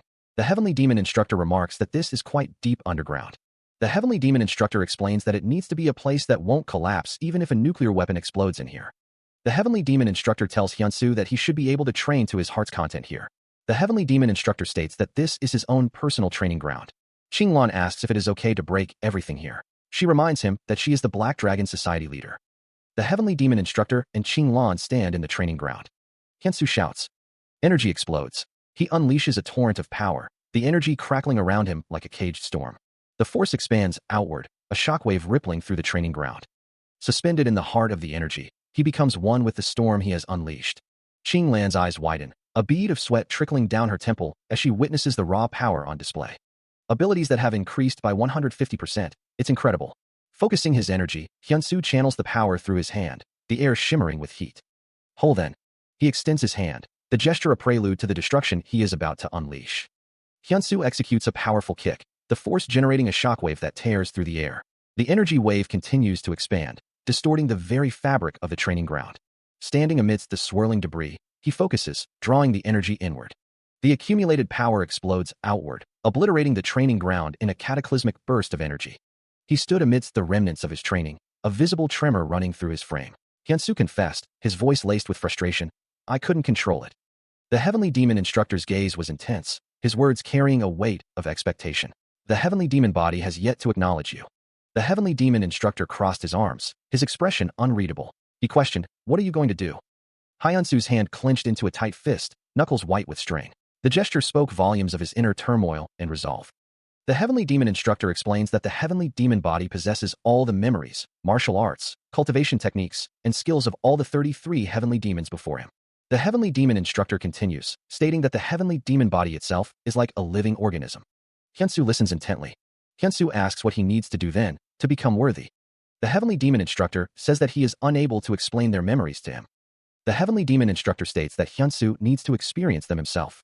Hyunsoo sits in a meditative pose, ready to look into those memories and find the way to become worthy. Qinglan asks if something went wrong. Hyunsoo closes his eyes, focusing his mind. The text reveals the name of the first Heavenly Demon, Jiam Sung. It's a memory that isn't revealed to a level 0. He finds himself viewing a memory that isn't revealed to a level 0, the second Heavenly Demon, Tae Guan. Hyunsoo realizes he can't look at memories that are too far in the past. He can't open them up. It's finally opened. The 10th Heavenly Demon's martial arts. The past Heavenly Demon mystic arts are very different from the present ones. The 11th Heavenly Demon. It seems he's very interested in medical techniques. The 21st Heavenly Demon, despite his cold appearance, uses an explosive martial art. Is he the one that completed the Exploding Heavens technique? There's a huge change for the 27th. He realized it, huh? The 27th Heavenly Demon, Ryu Zhang. His energy techniques were of an unprecedented standard. But there was also a time when he wasn't able to control his own internal energy like Hyunsoo. Ryu Zhang was able to find a way to control his internal energy with his exceptional energy techniques. And that's the Heavenly Demon Mystic Circulation, the strongest internal energy circulation technique in history. Every single cell of his body would interact with his energy. The energy flowed through him. He focused, needing to push it up to the Bai Wei acupoint in one go, then push it down to the Weilu acupoint. His body glowed with internal energy. Elsewhere, the scene shifts to Shanghai. The city skyline pierces the sky. One man stated that he saw the terrorist attack that happened in the vicinity of the airport. Another man replied that it was thanks to his help. Hang asks if it's the Qianan sect this time. Baek Chunho confirms, stating they're going to show the whole. The camera pans up to show a modern building. Baek Chunho wonders what if the Black Dragon Association interferes. Hang replies that even though he's just an A rank, he'll put his life on the line to fight. He adds that they have a chance to win as long as Qing Lan doesn't get involved. Hang asks how about becoming an S rank, prompting Baek Chunho to ask for a pardon. Baek Chunho places a red box on the table. Hang asks what this is, as the box is labeled Immortal Transcendent. Hang explains that it's able to draw out the dormant strength within a human to its extremes to fight for 10 minutes, but they'll experience pain down to their bones after that. Baek Chunho, holding a berry, asks if he's saying that an A rank like him can become an S rank with this. Hang drinks from a mug. Hang replies that it depends on the individual, but he might even be able to obtain strength above that of an S rank. Baek Chunho exclaims, "Ah." The berry is held in a hand, as the man thinks that he can't simply just eat this because of what Hang said. Baek Chunho tells someone to come here. Baek Chunho's associate holds out a small, red berry. Chong Wufei responds, "Yes, sir." A shadowy figure grabs Chong Wufei's arm. He thinks he's trying to test this out. Clutching at his throat, Chong Wufei struggles to breathe. Chong Wufei collapses to the floor, gasping for air. A monstrous transformation begins, the ground cracking beneath him. His hand contorts, becoming a grotesque claw. Chong Wufei's face twists into a horrifying visage, his mouth agape in a silent scream. Through the pain, Chong Wufei thinks, that's. I can definitely feel the strength of an A rank. The transformation completes. A voice echoes, he was just a C rank though. Power surges through the transformed Chong Wufei. I can feel power overflowing from within. The monstrous Chong Wufei looks at his hand, questioning, what just happened to me, boss? Hang watches the transformed Chong Wufei, a cup in his hand. Hang watches as the time has come to get rid of them.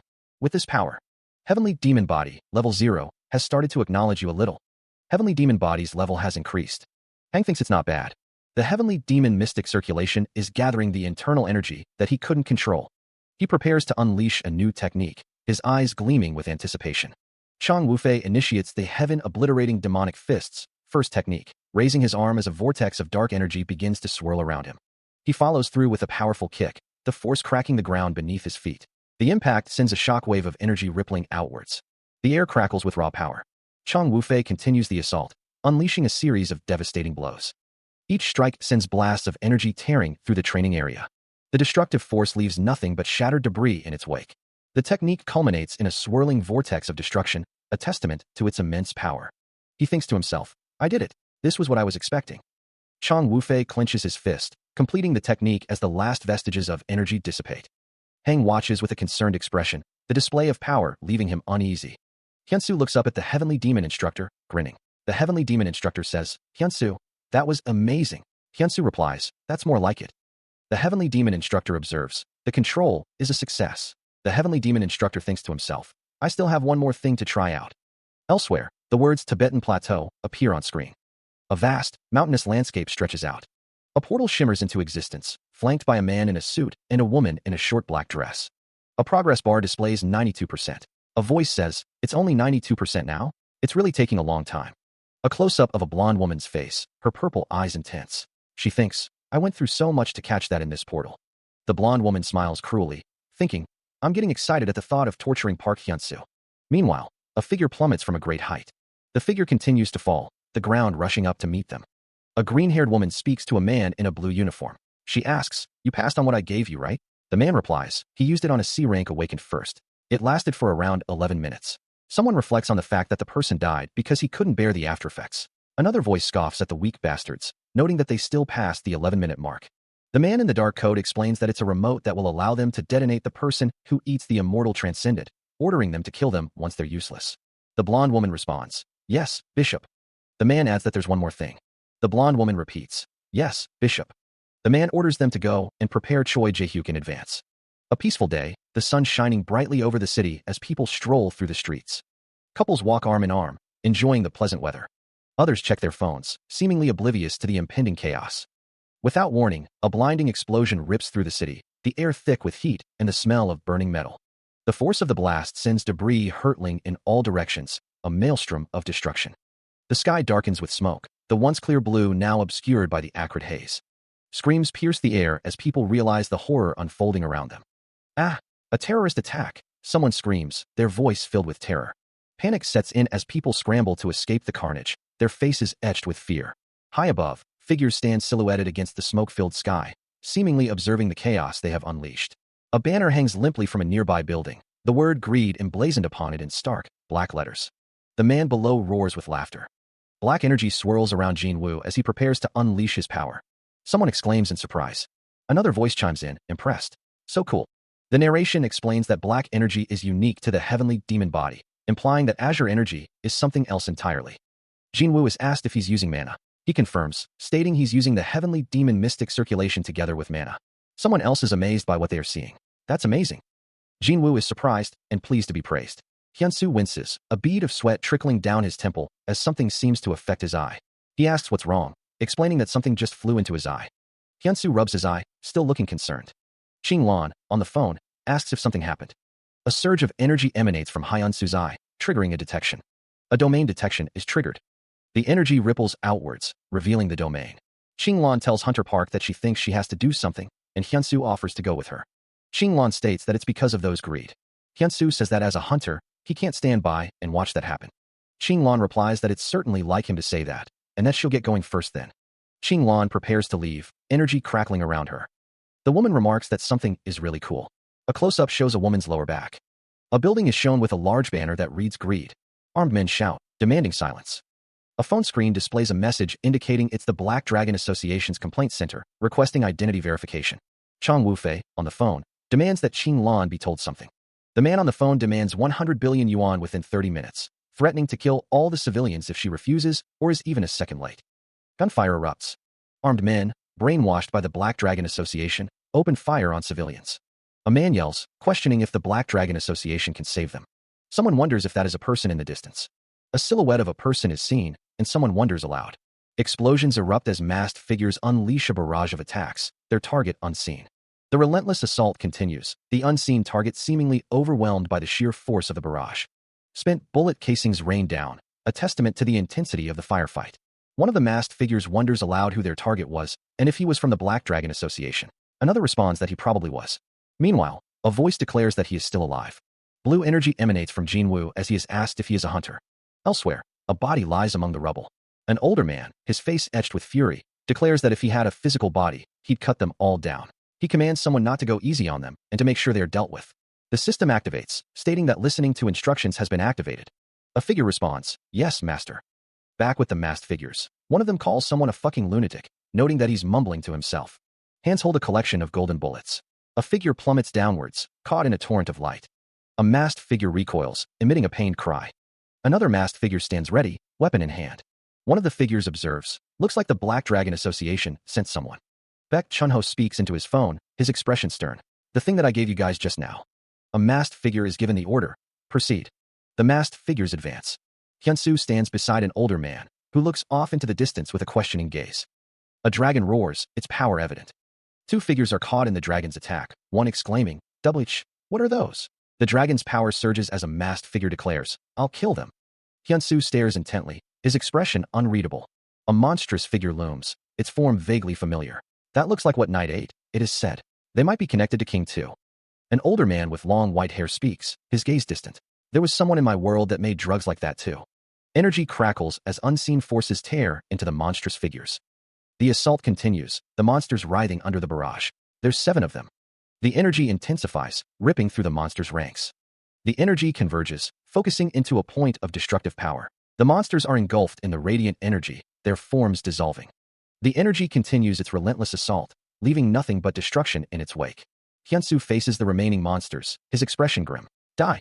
The energy gathers once more, ready to unleash its power. The final strike obliterates the remaining monsters, leaving only traces of their existence.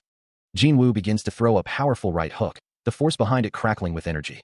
The right hook connects with the man's jaw, the impact creating a visible shockwave. I've never heard of someone that powerful in the Black Dragon Association though. At that level, he's definitely an S rank. To think there was another S rank besides Qinglan. In that case, I'll become an S rank and kill him myself. The man with glasses muses that to be able to fight against 7 A ranks together at the same time, one must be among the top S ranks. He thinks that all this is to gather information, but at this rate. Then, he asks if the other person is King's subordinate. The man turns around. Qinglan asks why he is here. Qinglan asks if he knows her. The man wonders how she was able to approach him without any presence. It looks like he is asked if he was helping greed. Qinglan states that she will be able to get a lot of information if she captures him. Ryu Jiang remains silent. A man with glasses asks if someone will be alright, wondering what it is about. Qinglan warns that things would be harder for him in the future if he gets any younger than this. Qinglan seems surprised. The word impertinent appears. Qinglan says that he better give up all thoughts of dying an easy death. Energy surges. Ryu Jiang is surrounded by energy. A white figure is surrounded by energy. He is surging with power, a crimson aura engulfing him. The energy crackles around Ryu Jiang's hand, a tangible force. Ryu Jiang, surrounded by the swirling red energy, hears a voice. "Thank you," it says. He replies, "Whatever." The voice continues, explaining, "It's because I've obtained true power thanks to you." The red energy coalesces into a monstrous form, a terrifying visage of power. Civilians cry out in alarm, witnessing the display of power. "Woa!" One shouts, while another screams, "Ah!" An eye watches the scene, a voice thinking, "I need to evacuate the civilians first." A blue energy field materializes beneath the civilians, lifting them into the air. The civilians scream and shout in confusion as they are lifted off the ground. "Ah!" One yells, while another asks, "Oh!" One of the civilians exclaims, "We're floating." The monstrous form of energy roars, a strange technique, it proclaims. The monstrous form continues, asking, "But do you think I'll just let them leave like that?" Engulfed in flames, he declared, "I won't let such a good opportunity get away." The fiery energy coalesced, forming a destructive force. The attack intensified, a fiery declaration of intent. "Die." The fiery mass descended from the heavens, a blazing inferno. Jinwoo smirked, observing the unfolding spectacle. Ryu Jiang focused, channeling his power into the heavenly demon mystic arts conceptualization.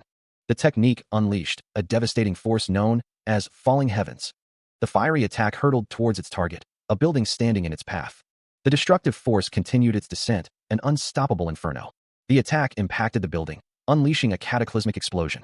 Ryu Jiang stared in disbelief, taken aback by the sheer power of his own attack. What the hell is this? The sound of the explosion reverberated through the air. He is sent hurtling backwards, a trail of displaced air marking his violent retreat. The air crackles with residual energy, the echoes of the unseen force that propelled him. Still airborne, Ryu Jang is a mere speck against the backdrop of swirling energies. Jinwoo unleashes a torrent of blue energy, each blast a precise strike aimed at his airborne opponent. Eyes glowing with an eerie red light, Jinwoo prepares another attack, the air around him shimmering with purple energy. Ryu Jang grits his teeth, realizing the tide of battle has turned against him. Damn it, I'm losing. An unseen force erupts, the air itself screaming, impact wave. The force of the impact sends ripples of blue energy outwards, distorting the very air. Jinwoo stands poised, a vortex of dark energy swirling around him as he prepares his next move. The air shatters with the force of his gathering power, the blue energy crackling like lightning. With a surge of power, Jinwoo unleashes his technique, the air trembling with anticipation.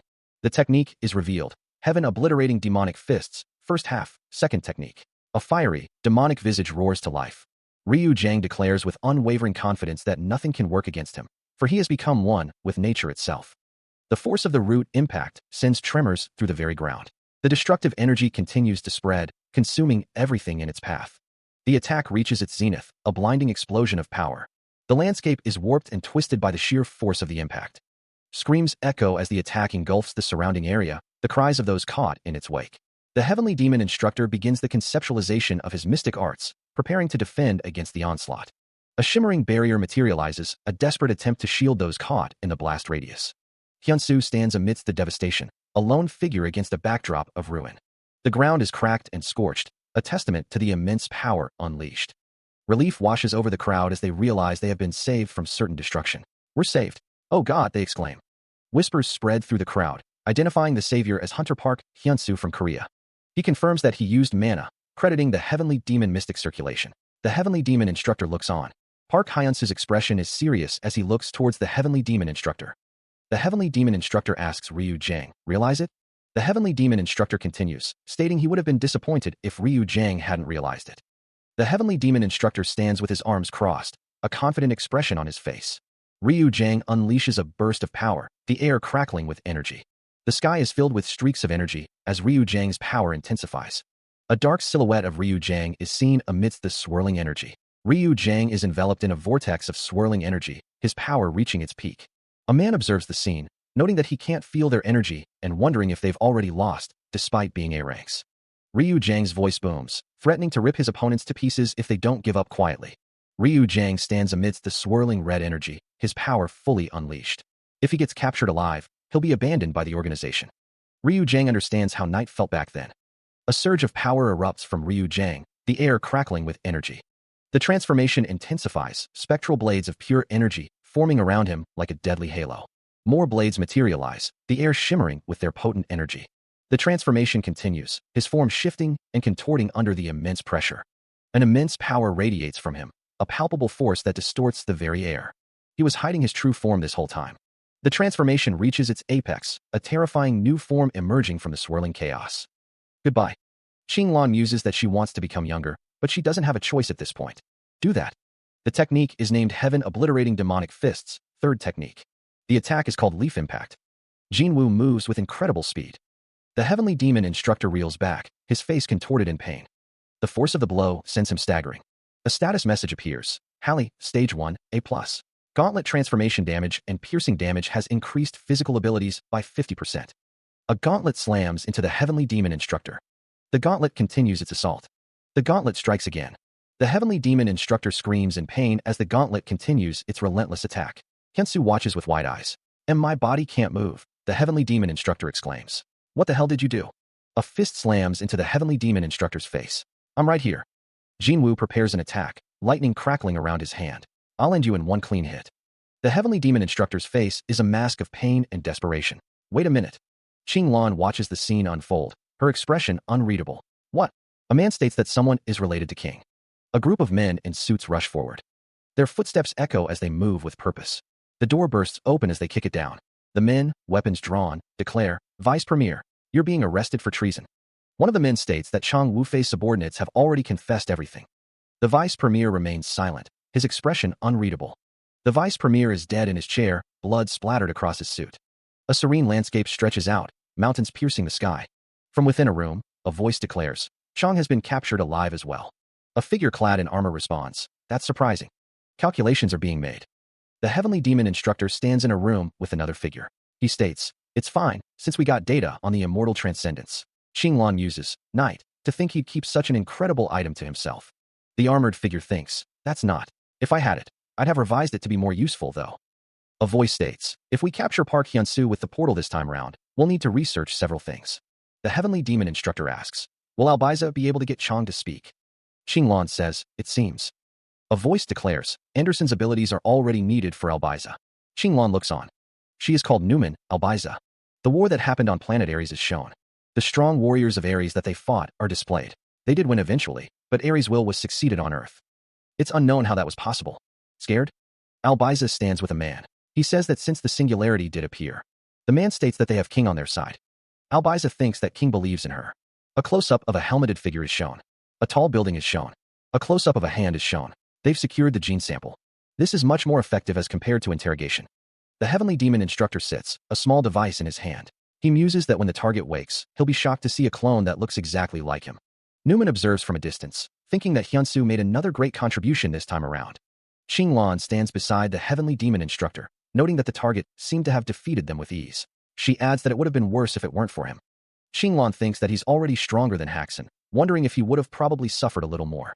The Heavenly Demon instructor thinks that compared to him, Isaac has hit a rut, wondering if it is time for him to surpass that. A swirling vortex fills the panel, accompanied by the thought that they need to be more careful. Newman asks if they are done with the analysis of the Immortal Transcendence umbrella. The Immortal Transcendent seems to be taking longer than he thought. The Heavenly Demon instructor asks what about the umbrella. Newman says that he's done with that, adding that although it's quite a surprising piece of technology, it has the same functions as the portal generator that they've made. Xinglan exclaims, surprised, that technological developments sure are amazing. A voice declares that she will take her leave now. The woman in the red dress, Xinglan, tells Newman to tell Armand she said hi. Newman replies that he thinks Armand would be disappointed if she left without meeting him. Xinglan raises a hand, seemingly dismissing Newman's concern. Newman states that it's because she has a lot of things to tend to. Xinglan asks if it's tomorrow, right, her expression agitated. Newman asks if she can stop peeking into his future. Xinglan walks away, and Newman scoffs, asking how he would know. Elsewhere, a bright light shines through the clouds. A mountainous landscape stretches out, hinting at a hidden world. A swirling portal begins to open, crackling with blue energy, and surrounded by dark tendrils. Xinglan and Newman stand before the fully formed portal, its energy swirling around them. Xinglan steps through the portal, disappearing into the unknown. Examining her hand, she notes the A-rank reflection and B-rank invisible shield provided by her ring. The A+ rank clearance is confirmed. The chairwoman asks if it's all right for her to take those items with her. Newman assures her to just make sure she comes back alive. She states that she'll see him later, then, protecting the chairwoman, she steps through the portal. The portal shimmers with energy. Meanwhile, in the situation room, Newman wonders where the chairwoman is. He is informed that she's gone into the area near the portal with Hunter Park Hyun-soo, and that they can't go any nearer because of the portal's pressure. Newman clenches his fists, frustrated. From within the portal, someone thinks to themselves that they don't need any protection. Newman is alerted. Chairwoman. He is told that someone just went in. Newman is shocked. She states that the only thing they can do now is wait. Xinglan stands with her arms crossed, a man in a suit behind her making a gesture with his hands. Jinwoo stands in a forest, looking ahead. The forest stands tall, its trees reaching for the sky. The air hangs heavy with the scent of pine and damp earth. This place doesn't feel as ominous as the paradise of Fragment, a voice observes. Jinwoo stands in the forest, the Heavenly Demon instructor behind him. The air is still, the silence broken only by the rustling of leaves. A voice echoes, a sense of power resonating within it. But I can feel something powerful here. The Heavenly Demon instructor and Jinwoo stand side by side, the tension palpable between them. Jinwoo tenses, his eyes narrowed as he prepares to strike. He launches himself forward, a surge of power emanating from his fist as he unleashes a devastating blow. Jinwoo reels back, a look of surprise etched on his face. What was that? He wonders. The forest remains silent, the only sign of the recent attack a faint disturbance in the air. An unseen force rips through the air, leaving a trail of distorted energy in its wake. The invisible attack slams into an unseen barrier, causing a violent explosion of energy that splinters outwards. The Heavenly Demon instructor observes the scene, his expression hardening. That's some dangerous enhanced energy, he mutters. The unseen barrier shatters under the force of the attack, the energy dissipating into the surrounding forest. Jinwoo's eyes narrow, a bead of sweat trickling down his temple. I definitely felt something, but I couldn't see it. Reacting instantly, Jinwoo activates his invisible shield. A shimmering sphere of protective energy surrounds him. The unseen attack strikes the invisible shield, the force of the impact rippling across its surface. The forest floor is scarred by the deflected energy, the ground scorched and smoking. The ancient trees stand silent witness to the battle, their leaves rustling in the wind. Jinwoo grits his teeth, his eyes blazing with determination. Asterisk, it cut through a B-rank barrier, just like that. Asterisk. His gaze sharpens, focusing on the point of origin of the attack. The Heavenly Demon Instructor's lips curl into a knowing smirk. Cook. The Heavenly Demon Instructor's voice booms, demanding, "Where are you hiding? Show yourself." The camera pans out, showing the Heavenly Demon standing amidst a forest. The Heavenly Demon Instructor's expression hardens. He wonders if they want to continue attacking while hiding. The Heavenly Demon Instructor declares, "I've got no choice but to make you appear then." The Heavenly Demon Instructor clenches his fist, activating the Black Dragon Cannon, A. A surge of blue energy erupts from his hand, firing a beam towards the unseen enemy.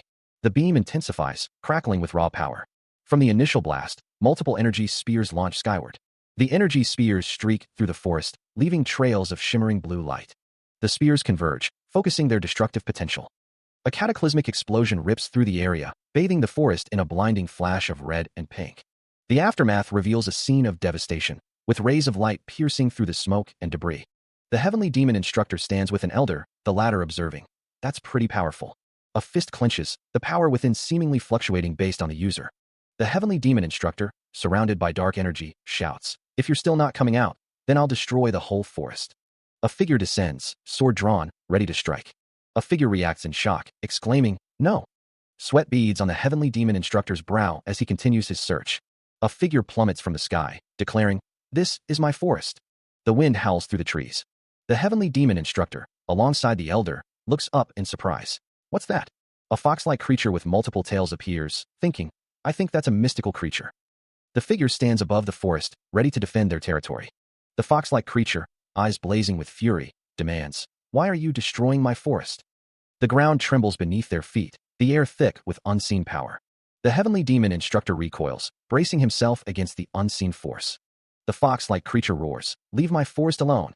The sound vibrates through the trees. Energy crackles around the creature's outstretched hand, a tangible manifestation of its rage. A blinding explosion of raw power erupts, bathing the forest in an ethereal glow. The force of the blast sends the Heavenly Demon Instructor hurtling backwards, a dark silhouette against the radiant light. Hyunsu watches the display of power, his eyes wide with disbelief. Could a voice alone truly wield such destructive force? A voice echoes through the trees, filled with awe and fear. "She's too strong." The fox-like creature stands defiant, its multiple tails swaying with barely contained energy. The creature unleashes another earth-shattering roar. The Heavenly Demon Instructor struggles to regain his footing, the weight of the creature's power pressing down on him.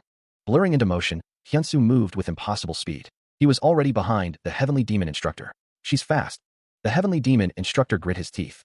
"Accelerate." Crimson energy blades materialized around him. Hyunsu dodged the incoming blades with ease. The Heavenly Demon Instructor leaped back, creating distance. Hyunsu clicked his tongue in annoyance. "Umph." More energy blades hurtled toward him, but he danced between them effortlessly. The Heavenly Demon Instructor intensified his attack, the blades glowing with power. He prepared a devastating technique. Clouds scattered heavens. Dark energy swirled around Hyunsu as he braced for the impact. A cataclysmic explosion erupted. The explosion continues to erupt, bathing the battlefield in blinding light and chaotic energy. The Heavenly Demon Instructor grits his teeth, acknowledging Hyunsu's unexpected strength. "He's really strong." Hyunsu, struggling to keep up, is shocked. "I can't believe I'm losing in speed as well." The Heavenly Demon Instructor's eyes widen in disbelief. "There's someone this strong among humans?"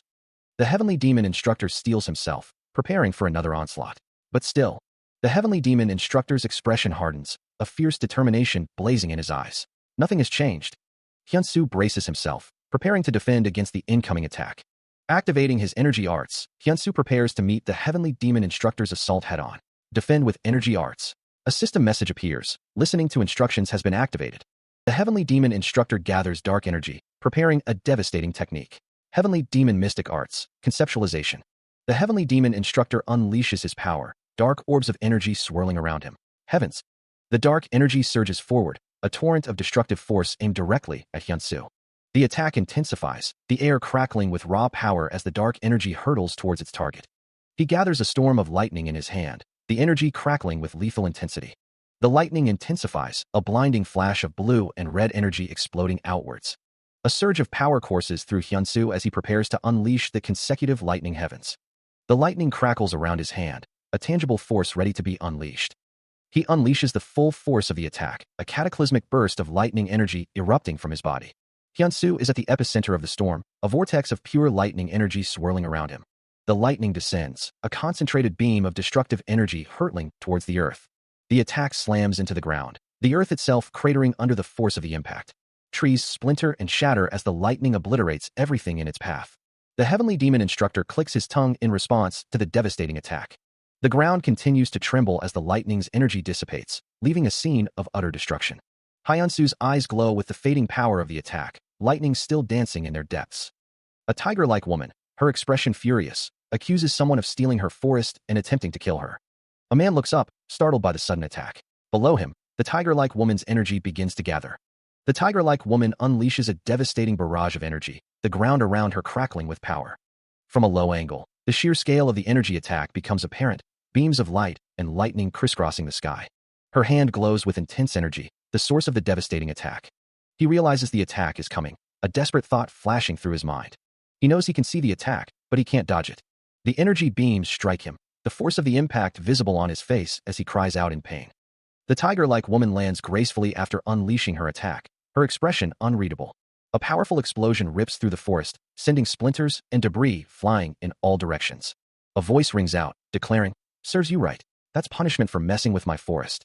The fox spirit soars through the air, its form a blur against the bright sky. A figure lies prone on the cracked earth, unmoving amidst the shattered remains of the forest floor. An aged voice booms, "Hey, wake up." A blinding beam of energy erupts from the ground, piercing the sky with its raw power. "I'll end your life." The fox spirit plummets from above, its descent a desperate, uncontrolled fall. Right now, the sky stretches endlessly above, a canvas of pale blue streaked with wisps of white. A hand crackles with violet energy, a swirling vortex of power contained within its grasp. Eyes, sharp and intense, blaze with an electric blue light, focused with deadly intent. The fox spirit is struck by a surge of violet lightning, its body contorting in agony as the energy courses through it. A blinding light descends from above, a concentrated beam of pure energy. The energy fractures, branching out like veins of raw power. The fractured energy continues to spread, illuminating the surrounding area with an eerie glow. The fox spirit is engulfed by the descending energy. The fox spirit's eyes widen in disbelief. What? The fox spirit, now standing amidst dissipating energy, realizes something is amiss. He's gone. A man throws his arms up to the sky, a surge of power coursing through him. This is awesome. He plummets from the sky, the ground rushing up to meet him. The fox spirit's expression twists into a snarl, her eyes narrowed with fury. The man, now standing, looks up, a renewed vitality radiating from him. Did you recover already? Yes, I feel super refreshed. The man's face is partially obscured, but a sinister smile plays on his lips. And the additional effect of this item is... The fox spirit's eyes widen in shock, a bead of sweat trickling down her cheek. A surge of energy emanates from an unseen source. Jinwoo, confused, wonders who the fox spirit is and where the child from before went. An older man observes, musing that she seems to be the mystical creature. The fox spirit asks Jinwoo if he does not recognize her. The fox spirit's hand reaches out. A close-up reveals the fox spirit's 7 tails. The fox spirit states that she cannot stay in this form for very long, but it's more than enough to rip him apart. Jinwoo realizes his body isn't listening to him. Jinwoo tells himself to pull himself together. Jinwoo kneels, struggling to regain control. The fox spirit declares she'll just crush him with raw power. He is struck by an unseen force, the impact sending tendrils of energy crackling across his body. The force of the blow contorts Jinwoo's face in a grimace of pain. He plummets downwards, the ground rushing up to meet him. In that case, he continues to fall, now surrounded by a matrix of glowing energy. The energy field intensifies, bathing him in an ethereal light. The fox spirit bares her fangs, her golden eyes narrowed in fury. A fist clenches in frustration. That's totally cheating. A sinister smile creeps across Jinwoo's face. Well, there are only a handful of A items in the world, after all. While I can't return the damage, I can hasten the recharge time. Jinwoo is instructing someone to distract her and pour in a barrage of attacks. He confirms the order. A barrage of dark energy swirls around the fox-eared woman as she unleashes falling heavens. The dark energy continues to swirl, intensifying the attack. Streaks of energy tear through the air. The fox-eared woman maintains her stance, the falling heavens attack showing no signs of weakening. More energy streaks fill the space. The fox-eared woman taunts, questioning if something like that would stop her. A massive explosion of energy erupts. Jinwoo observes that it is conceptualization, but he can't believe she blocked the falling heavens. A voice declares that it's just a distraction. Jinwoo prepares the 6th technique of the second half of Heaven Obliterating Demonic Fists. Energy streaks emanate from Jinwoo as he prepares his attack. A blinding light erupts as the heavenly spiritual body attack descends. The energy converges, focusing its destructive power. The attack hurtles towards its target, promising devastation. The fox-eared woman shouts, "Your tricks won't work," as she erects a crimson barrier. Jinwoo, seeing the attack, wonders if she caught on. The fox-eared woman grits her teeth, struggling against the immense force. Her barrier flickers, but holds against the onslaught. Meanwhile, Jinwoo prepares his own counterattack, a sphere of dark energy coalescing in his hands. The fox-eared woman continues to withstand the assault, her resolve unwavering. Jinwoo focuses, channeling his power into the swirling sphere. He prepares to unleash his attack, his eyes burning with determination. The heavenly spiritual body attack continues its relentless assault. The heavenly spiritual body attack dissipates, its energy cracking and fading into nothingness. The remnants of the failed technique swirl around the combatants. The energy implodes, leaving only lingering traces in the air. The sky reflects the fading light of the failed attack. The fox-eared woman, Qinglan, cries out in disbelief. Jinwoo curses under his breath, frustrated by the turn of events. He thinks to himself, the heavenly spiritual body didn't work. Qinglan can't believe this. The two warriors face each other, the air thick with tension after the failed attack. Qinglan, her expression a mix of surprise and frustration, asks, "You managed to draw out my eighth tail?" Her red eyes gleam with a fierce determination. The intricate patterns on her kimono shimmer with power. Her hands crackle with dark energy. A voice declares, "This is the end." Qinglan prepares to unleash her power. Jinwoo shouts, "Hallie." He steels himself, responding, "Okay." A system message appears, Gauntlet Transformation. Damage and piercing damage has increased physical abilities by 50%. Jinwoo thinks, if my heavenly spiritual body doesn't work, then... Qinglan declares, "I'll use Master's version." A system message appears, "You're imitating the heavenly spiritual body of Instructor Cheonjian." Jinwoo prepares to unleash his power. The words heavenly spiritual body appear. Azure energy coalesces, forming sharp, blade-like projections that pierce the air. The energy blades converge, erupting in a blinding flash of light and a surge of raw power. A shimmering grid of pink energy materializes, forming a defensive barrier against the onslaught. A voice echoes, declaring, "That's useless." Eyes blazing with golden light, a figure prepares to unleash a devastating counterattack, an orb of pure energy forming in their maw. A crimson beam of concentrated energy erupts, tearing through the air with terrifying force. The figure stands defiant, their glowing eyes burning with unwavering resolve. A voice, laced with contempt, declares the futility of the attacks. Once more, azure energy gathers, forming sharp, blade-like projections that threaten to rend the very fabric of space. A beam of pure, concentrated energy streaks forward, leaving a trail of shimmering light in its wake. The energy explodes outward in a radial burst, a chaotic symphony of blue and purple hues. A final surge of power gathers, the air crackling with anticipation as the energy prepares to unleash its full potential. A swirling vortex of dark energy crackles with contained power, ready to be unleashed. The dark energy explodes outward, obliterating the landscape with a cataclysmic force. Blinding white energy streaks through the air, leaving trails of shimmering light in its wake. The white energy slams into the ground, sending shockwaves rippling through the environment. Violet energy claws through the sky, tearing apart the clouds with its raw power. The violet energy detonates, leaving a trail of destruction in its wake. The figure plummets from the sky, a broken doll amidst the chaos. Emerald energy erupts from the ground, consuming the forest in a wave of verdant destruction. A voice declares with chilling certainty, she has no chance against Master's technique. Bruises and cuts mar his skin, a testament to the brutal onslaught he has endured. A voice responds, dripping with sarcasm, of course. Jinwoo floats in the air, his arm bearing the marks of a fierce battle as the heavenly demon instructor looks on. A voice, filled with dread, echoes through the forest. The speaker is horrified at the thought of someone like that being released into the world. Jinwoo stands with another figure, the latter declaring that she was strong and should be killed in one hit. Jinwoo responds, "All right." A surge of power emanates from Jinwoo's hand, crackling with blue energy. A desperate plea rings out, "Don't steal it." Jinwoo's expression hardens, a silent question hanging in the air. Jinwoo stands triumphant, overlooking a massive, defeated form. A voice, laced with possessive anger, declares, "This forest belongs to me and Rhine." A distant figure stands silhouetted against a burst of light. Two figures stand on a cliff, gazing down at a village nestled in the valley below. Fear colors the air as one of the figures whispers, "Those scary humans are here. Humans of another world." Tears well in the girl's eyes. "At this rate, what if we all die?" The fox spirit places a reassuring hand on the girl's shoulder. "Don't worry, I'll protect us." The girl nods. "Okay." A voice echoes through the forest. "Tonight's dinner will be mushroom soup." The voice continues. "I found a fox." The fox spirit calls out, "Over here." The fox spirit stands protectively in front of the girl, facing several figures approaching with weapons. The fox spirit snarls, "Don't be absurd. This forest is mine." The fox spirit's eyes glow with fury. With a burst of speed, the fox spirit strikes down two of the attackers. One of the attackers cries out in pain, "Ack! Cook!"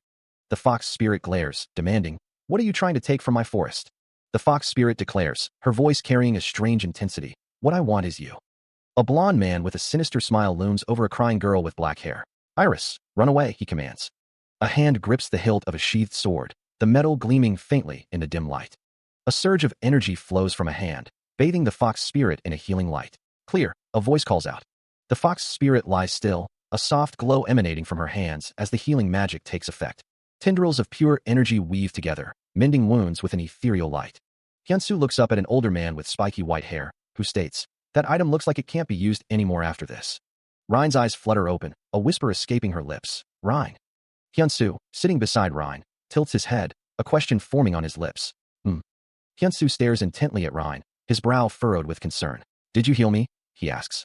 The camera focuses on Hyunsu's bare torso, revealing the scars of battle, as Rhine's head rests close to him.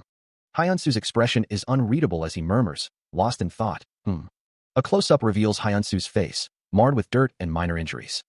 Hyunsu, his back to us, listens as Rhine explains, "That's why I came here through the portal." Rhine's expression hardens. "You're really not here to take my forest away from me?" Rhine's brow furrows, her gaze intense. Hyunsu stands before Rhine, the sunlight dappling his bare chest. She explains, "This place is known as a portal, and you're trapped in here." Rhine continues, "Yeah, it's a place that's made to be similar to the one you used to live in and to imprison you. It's connected to the outside world." Rhine's expression is serious, her yellow eyes narrowed. A swirling vortex of blue energy crackles with power. A disembodied voice warns, "Once the power of this place weakens, everything that lives here will be forced out into the outside world and endanger it." The energy intensifies, the voice continuing, "That's why the people from the outside came in here to kill you." Rhine's eyes widen, a hint of fear in her voice as she asks, "Dangerous?" Hyunsu stands firm, his gaze resolute. "Things are different now that we can communicate." Rhine looks up at Hyunsu, a mix of concern and hope in her eyes. Rhine suggests they leave. The domain's power is visualized as the heavenly demon mystic arts, now undergoing conceptualization. The energy of the domain crackles around Hyunsu. The word domain is emblazoned across the panel, emphasizing the power of the space. Hyunsu remarks that the domain is about 800 football fields in size. Rhine retorts that it's not that big, and warns him not to mock her forest. Hyunsu asks how they are going to get out, while Rhine insists they need to destroy this place. Rhine, pointing, demands to know who Hyunsu is talking to. Rhine asks what's over there. Hyunsu asks Rhine if she is scared of things like ghosts. Rhine calls Hyunsu a funny mystical creature, to which he responds with a simple yeah. She reels back, her eyes wide with shock. Hyunsu's expression mirrors Rhine's surprise. The sky stretches out above a distant mountain range. A lone building sits on the water's edge, nestled against the mountains. Meanwhile, Qinglong wonders aloud if he is not done yet, musing that he should have been out by now if he won. The woman states that the domain was designed to be destroyed once Park Hyunsu loses. Qinglong notes that it has been 20 days since he went in. The man informs her that around 2 hours have passed inside the portal. Qinglong remarks that an S-rank's fight should be 20 minutes at most. The man's hands are clasped together, his expression unreadable. "What's happening?" he asks. Qinglong decides that she needs to go in and check. The man looks on, his face etched with concern. She states with a sly smile that they are, of course, exceptions. Qinglong stands ready, her expression unreadable. Energy crackles around the portal. Jae-hyuk, clad in full armor, is instructed to follow. Qinglong and Jae-hyuk stand before the portal. The question hangs in the air, how long can one last with 8 tails? A fox-tailed figure exclaims, "Half a gak." The shirtless man asks what that is. The man explains that it's about 7 to 8 minutes in their time, a different unit of measurement for time. The older man with the white beard says he understands. A voice declares the intention to gather all the internal energy, conceptualization, and mana, then use the mystic circulation to break this place. The man, shirtless and scarred, holds a gem in his hand, thinking, in that case.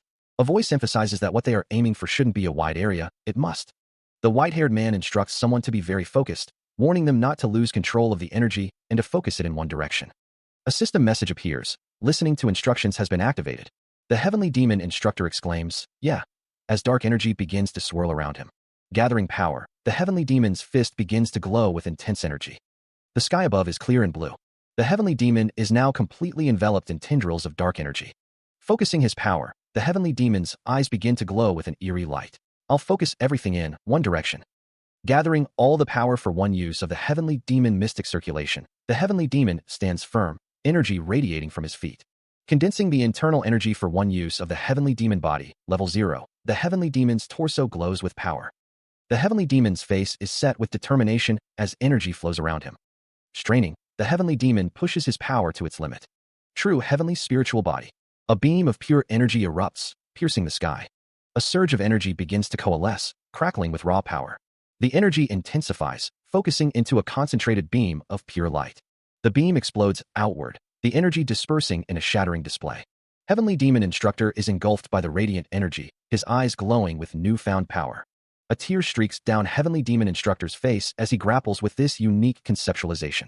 The sky cracks, reality itself seemingly fracturing under the weight of this new power. Mind destruction. Heavenly Demon Instructor is wreathed in crackling blue energy, the power radiating from his very being. An old man with a long white beard asks, "Disciple, when did you create a unique conceptualization? You really do some pretty ridiculous things."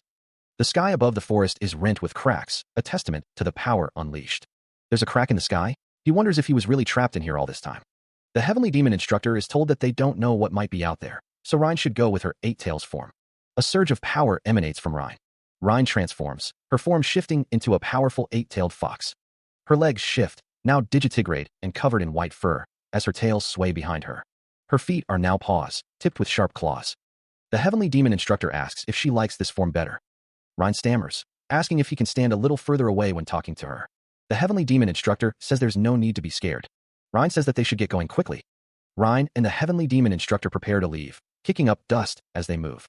Elsewhere, a strange structure rises from the depths. The pair find themselves in a new, watery environment. Rhine surveys their surroundings. Jinwoo walks towards Rhine. Rhine's expression is one of concern. Jinwoo's face is marred with cuts and bruises. Rhine's feet are submerged in the water. Rhine gently touches Jinwoo's face. Rhine asks, "What are you doing all of a sudden?" Jinwoo smiles, holding something behind his back. Rhine stares at Jinwoo, her expression unreadable. Jinwoo presents something to Rhine. The gift is covered in blood. The Heavenly Demon Instructor grunts in pain, his face contorted in a grimace. She is struck by a powerful blast, sending her flying through the air. The armored figure declares, "Arrogant demon." Iris screams, "Iris." Rhine is bombarded with more energy beams, crying out, "Bastard." An intense energy blast erupts. Another surge of energy pulses outward. The Heavenly Demon Instructor's expression hardens into a scowl. Hyunsu asks, "What just happened?" A voice echoes, "Only one person can enter this place, though." A weapon lies on the ground. Someone shouts, "That son of a bitch." Hyunsu stands, injured, as the Heavenly Demon Instructor looks on. A voice cries out, "Wait up." He watches as Rhine plummets downwards. The ground rushes up to meet her. A blinding light envelopes her as she falls. A rain of swords pierces the sky around her. She continues to fall, the wind screaming past her ears. The forest floor looms ever closer. Hyunsu's face contorts in horror. Hyunsu sprints forward, shouting, "Are you all right?" He desperately calls out, "Iris, wake up." A towering figure looms over Hyunsu and Rhine. The armored figure stands tall, emanating an ominous aura. Hyunsu, looking up at the armored figure, demands, "Who the hell are you?" Hyunsu urges Iris to calm down, noting that he feels like he's seen the armored figure before. The armored figure wonders if they've met Hyunsu before.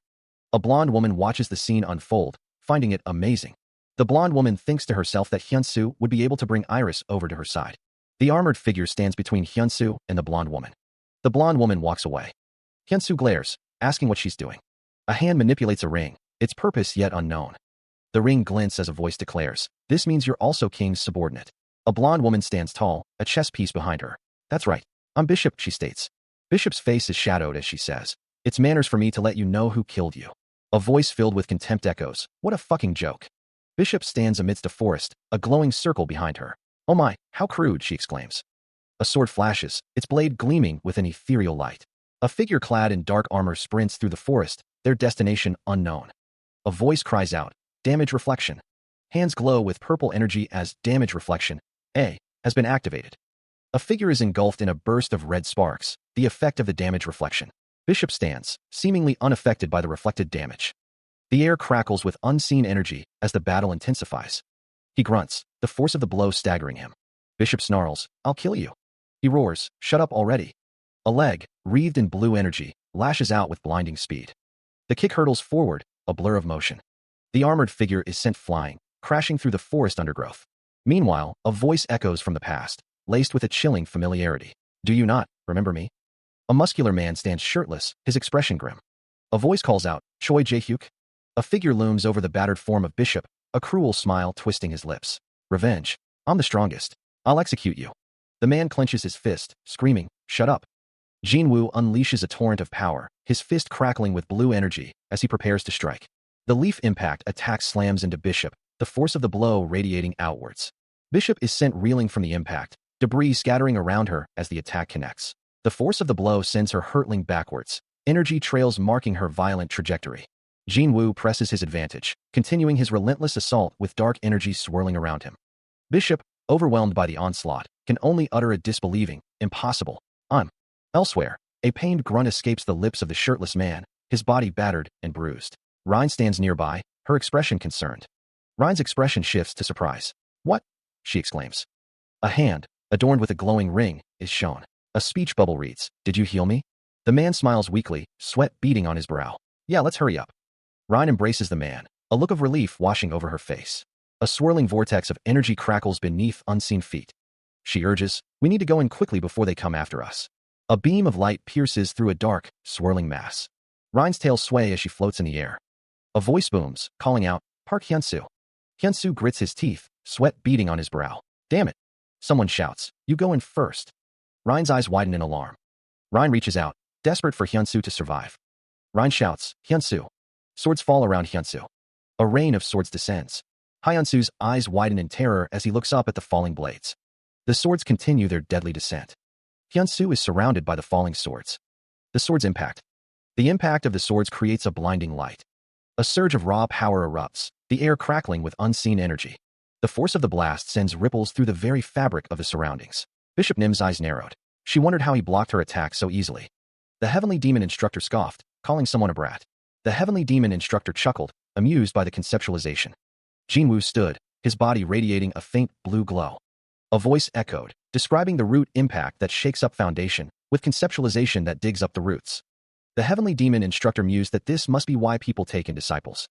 Jinwoo was surrounded by swirling energy, having grown even stronger than when he fought Night. Jinwoo stated that things won't go according to plan. The energy intensified around Jinwoo, his expression unreadable. Bishop Nim called out to Park Hyunsu. Hyunsu's name is spoken, and the Heavenly Demon Instructor's expression hardens. He warns, "Don't say my name so casually." The Heavenly Demon Instructor declares, "I won't go easy on you just because you're a woman." Lunging forward, the Heavenly Demon Instructor closes the distance with terrifying speed. An orange aura flares around Bishop Nim as she prepares to counter. Bishop Nim is now surrounded by a swirling aura of power. The Heavenly Demon Instructor throws a punch, his fist crackling with energy. The punch connects, a deafening boom echoing through the forest. But before he can follow through, the Heavenly Demon Instructor is struck by a blast of energy, sending him reeling. Bishop Nim declares, "Domain." The Heavenly Demon Instructor is sent flying backward, crashing through trees as the domain takes effect. Heavenly Demon Flight. The Heavenly Demon Instructor is sent flying. Bishop Nim smirks, a hint of triumph in her eyes. "Huh." The Heavenly Demon Instructor prepares his attack, declaring, "Conceptualization, mind destruction." Golden energy flares around Bishop Nim, a radiant shield against the coming onslaught. The Heavenly Demon Instructor's attack connects with a deafening roar, the impact echoing with the words, "Seed Impact." The force of the blow rips through the air, leaving trails of distorted energy in its wake. Bishop Nim grits her teeth, the attack clearly taking its toll.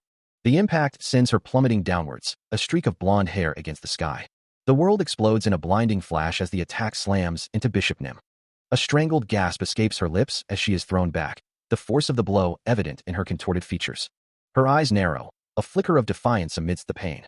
The exploding heavens technique sends Bishop Nim hurtling through the air, a desperate maneuver to regain control. A gasp of shock escapes her as she realizes the extent of the damage. Gathering her remaining strength, Bishop Nim conjures a swirling orb of purple energy, a counterattack brewing in her palm. She chants, "Oh, vengeful spirits, grind the body and soul of that man." Dark, spectral figures begin to materialize around her. Bishop Nim recalls, "I've collected all the vengeful spirits that died within portals this whole time." A sinister smile spreads across her face. "Let's see if you can last against the vengeful spirits of darkness." Meanwhile, Hyunsu's arm glows with a brilliant blue light. He declares, "I'll take care of them." The vengeful spirits swirl around Bishop Nim, their forms grotesque and menacing. They surge forward, eager to attack. Hyunsu focuses his energy, preparing to unleash his power. Vengeful spirits, return. A brilliant, ethereal sword materializes, radiating intense light. Hyunsu reaches for the sword, a determined look on his face. "This sword will free you all from your shackles." The sword hovers in the center of a swirling vortex of spirits. "Go back and find your freedom."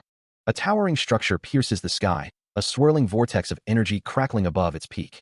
His arm now encased in a glowing, spectral armor, Hyunsu stares intently. Hyunsu declares, "It's done." A voice echoes, filled with disbelief. What? What?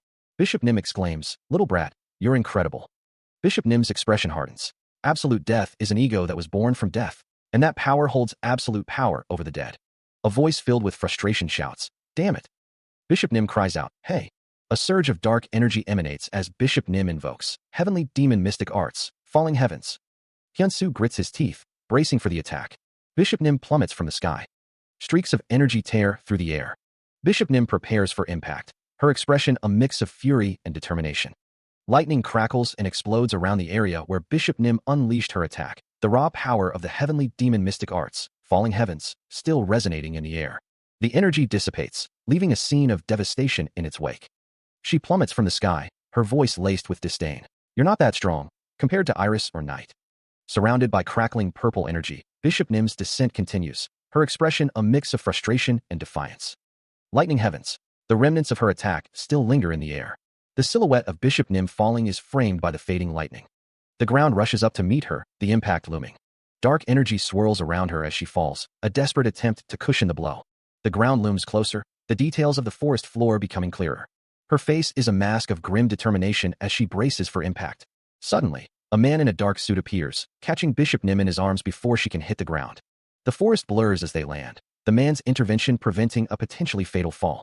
The heavenly demon instructor stands with an unknown man, observing the unfolding events. Why did you come so late? The man asks.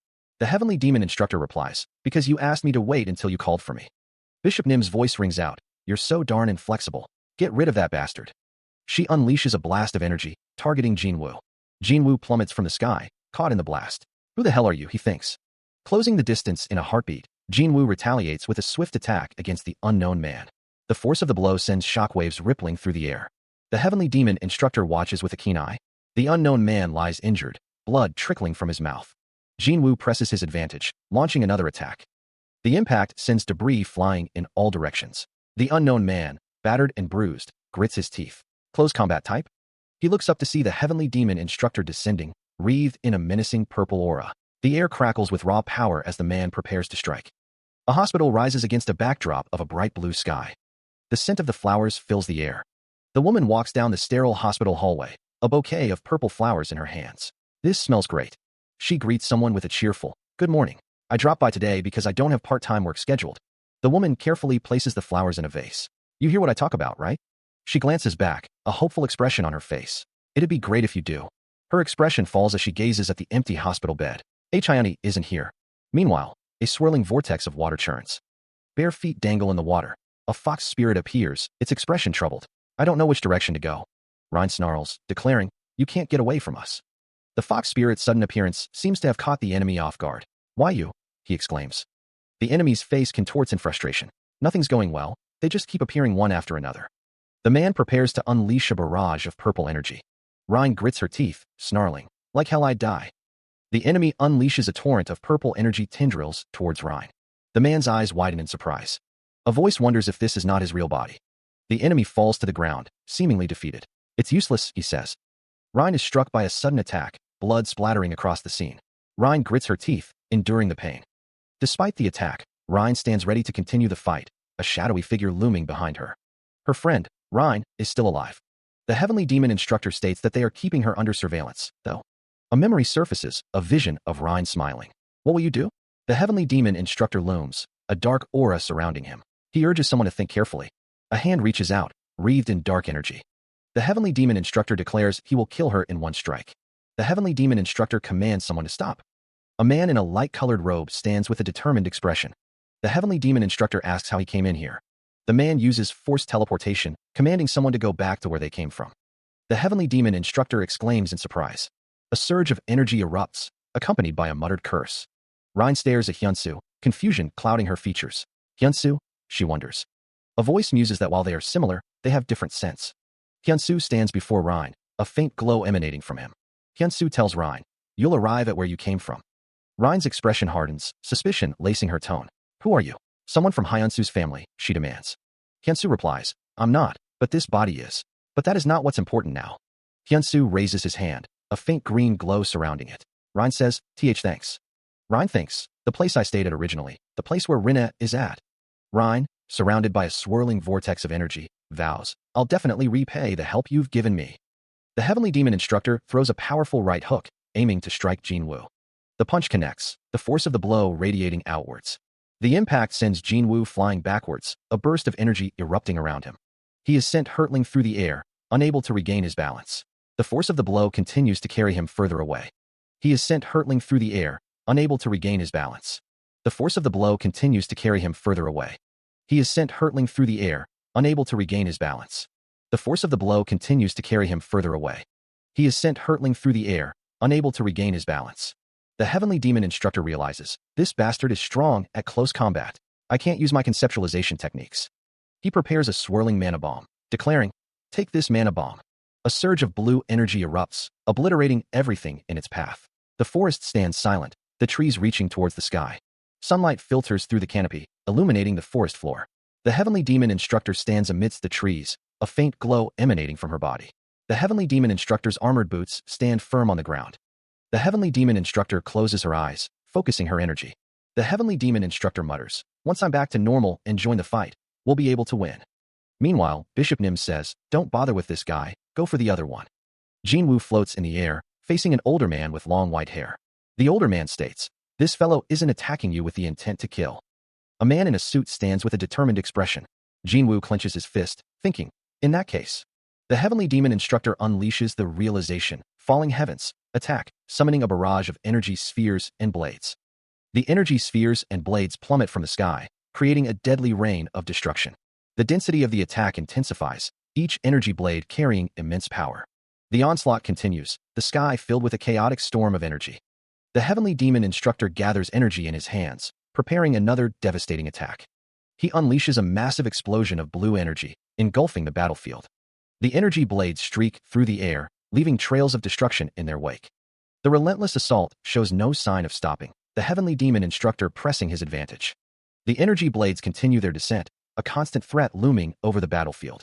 Bishop Nim expresses disbelief, wondering why he is running so far away. Realizing Ronbel is getting further away, Bishop Nim's expression hardens with anger. That bastard. Purple energy crackles around Bishop Nim as she prepares to take action. She shouts, "Stop looking for that treacherous jerk." Bishop Nim unleashes a burst of magical energy. A figure stands silhouetted against the sky. A wave of magical energy surges forward. Bishop Nim prepares another attack, declaring, "I'll kill you." Bishop Nim strikes with a burst of magical energy. Ryu Jang grits his teeth, enduring the assault. Shadows lengthen. Ryu Jang retaliates with a swift strike. A tall, modern building pierces the sky. A birthday cake sits ready, adorned with strawberries and lit candles. Isaac, wearing an orange jacket, stands in a doorway as someone calls out, "Our dear Isaac." A group presents Isaac with his birthday cake, wishing him a happy birthday. Isaac is told to come and blow out the candles. He responds with a soft, "Ah." The camera pans across the ceiling of the room. A slice of cake sits on a plate. The white-haired man takes a sip from his mug, as Isaac eats a strawberry. "Huh," he says surprised. Isaac asks, "Do you believe in God?" The white-haired man, holding his mug, questions why Isaac is suddenly talking about God, stating he doesn't believe in such things. The white-haired man says, "I, too, had denied the existence of God like you." The boy declares that God really exists. Newman states that he has seen God once before meeting Hyunsu, but Hyunsu denies it, telling him not to lie. Newman continues, stating that he was told to pass this to Hyunsu when the time is right. The white-haired man thinks that now is the time. Hyunsu is surprised by a sword. The fist demon observes that Jinwoo doesn't intend to get involved. The disembodied hand clutches a crimson orb, murmuring about an immortal transcendent. The orb pulses with dark energy in the gloved hand. Bishop Nim cries out as the orb is hurled towards her. Cursing, she reaches out to intercept the projectile. The man with the slicked-back hair stands with a shirtless man in a forest clearing. Bishop Nim prepares a technique, declaring it the Heavenly Demon Mystic Arts, latter half, 5th technique. She urges someone to wait a minute. The exploding heavens technique erupts in a torrent of blue energy. The blast obliterates everything in its path. The forest floor is consumed by the devastating explosion. The man with the slick-back hair observes, noting that someone is really strong. He declares that he doesn't intend to throw his life away unnecessarily, launching into the air. The shirtless man stands amidst the smoke, as the white-haired man watches from behind. The Heavenly Demon Instructor states that he doesn't feel even an ounce of sympathy for her. His unique ability, listening to instructions, has leveled up. The Heavenly Demon Instructor exclaims that he leveled up. The Heavenly Demon Instructor tells his master that he leveled up, and the efficiency has increased. The Heavenly Demon Instructor's expression is intense. Qinglan watches with her arms crossed. The Heavenly Demon Instructor wonders where his master is. He wondered if this world would grant him an ability as well. The heavenly demon instructor realized he was able to possess Hyunsu. He recalled the day that Coil told him about something. The heavenly demon instructor remembered being told that when that day comes, he mustn't hesitate and to tell the details. He thought about disappearing from this place. Hyunsu asked, "Master, what are you thinking about?" The heavenly demon instructor replied, It's nothing. Hyunsu, the gaps in the skies are filling up again. Hyunsu asked, "What about Iris?" A knife glinted in the light. The heavenly demon instructor stated, "That fox isn't dead." Hyunsu felt happy, and nothing felt uneasy. Flounder his offerings, then. A hand grips a sleek, dark knife, the blade catching the light. A voice demands, "Don't you have that thing that those bastards left behind?" The ground trembles with unseen power. Boots and polished shoes march forward, the sound echoing in the vast space. A group of suited figures surrounds a woman in a red dress, their expressions unreadable. The group continues their advance, their shadows stretching long and distorted. A man in a suit stands beside Qing Lan, his brow furrowed. "I can't feel any power from the portal," he states. Qing Lan observes the scene, her expression thoughtful. Seeing as how the Anderson index dropped so rapidly, Hyunsu must have succeeded. Two shimmering, blue portals crackle with energy, hanging in the air. A voice booms from beyond the portal. "I'm back." Hyunsu emerges from the portal, his body scarred and marked, but his eyes burning with determination. Hyunsu speaks to Qing Lan, his voice rough. "I would have died if not for the items you gave me." Qing Lan embraces Hyunsu, relief flooding her features. "You did great, Hyunsu." Two swirling blue portals shimmered in the air. He admitted, unable to kill the existence within the portal. Qing Lan looked at him, a question forming in her mind. Elsewhere, the portal began to disappear as men in suits looked on. Qing Lan stated that he succeeded, regardless. Hyunsu didn't think it would take a month, though. Qing Lan was shocked, thinking it had only been 2 hours. Hyunsu realized that the flow of time was different inside and outside the portal. Qing Lan, with a serious expression, told Hyunsu she needed to tell him something. Hyunsu, surprised, asked what it was. He listened intently. The news came. Reborn from the PSC died yesterday. A church stands tall against a bright blue sky. Inside, sunlight streams through stained glass windows, illuminating the altar. A portrait of the heavenly demon instructor rests on a table, surrounded by white flowers. The heavenly demon's stern gaze seems to pierce through the image. Jinwoo sits on a pew, his head bowed in grief. Tears stream down Jinwoo's face as he whispers, "Master."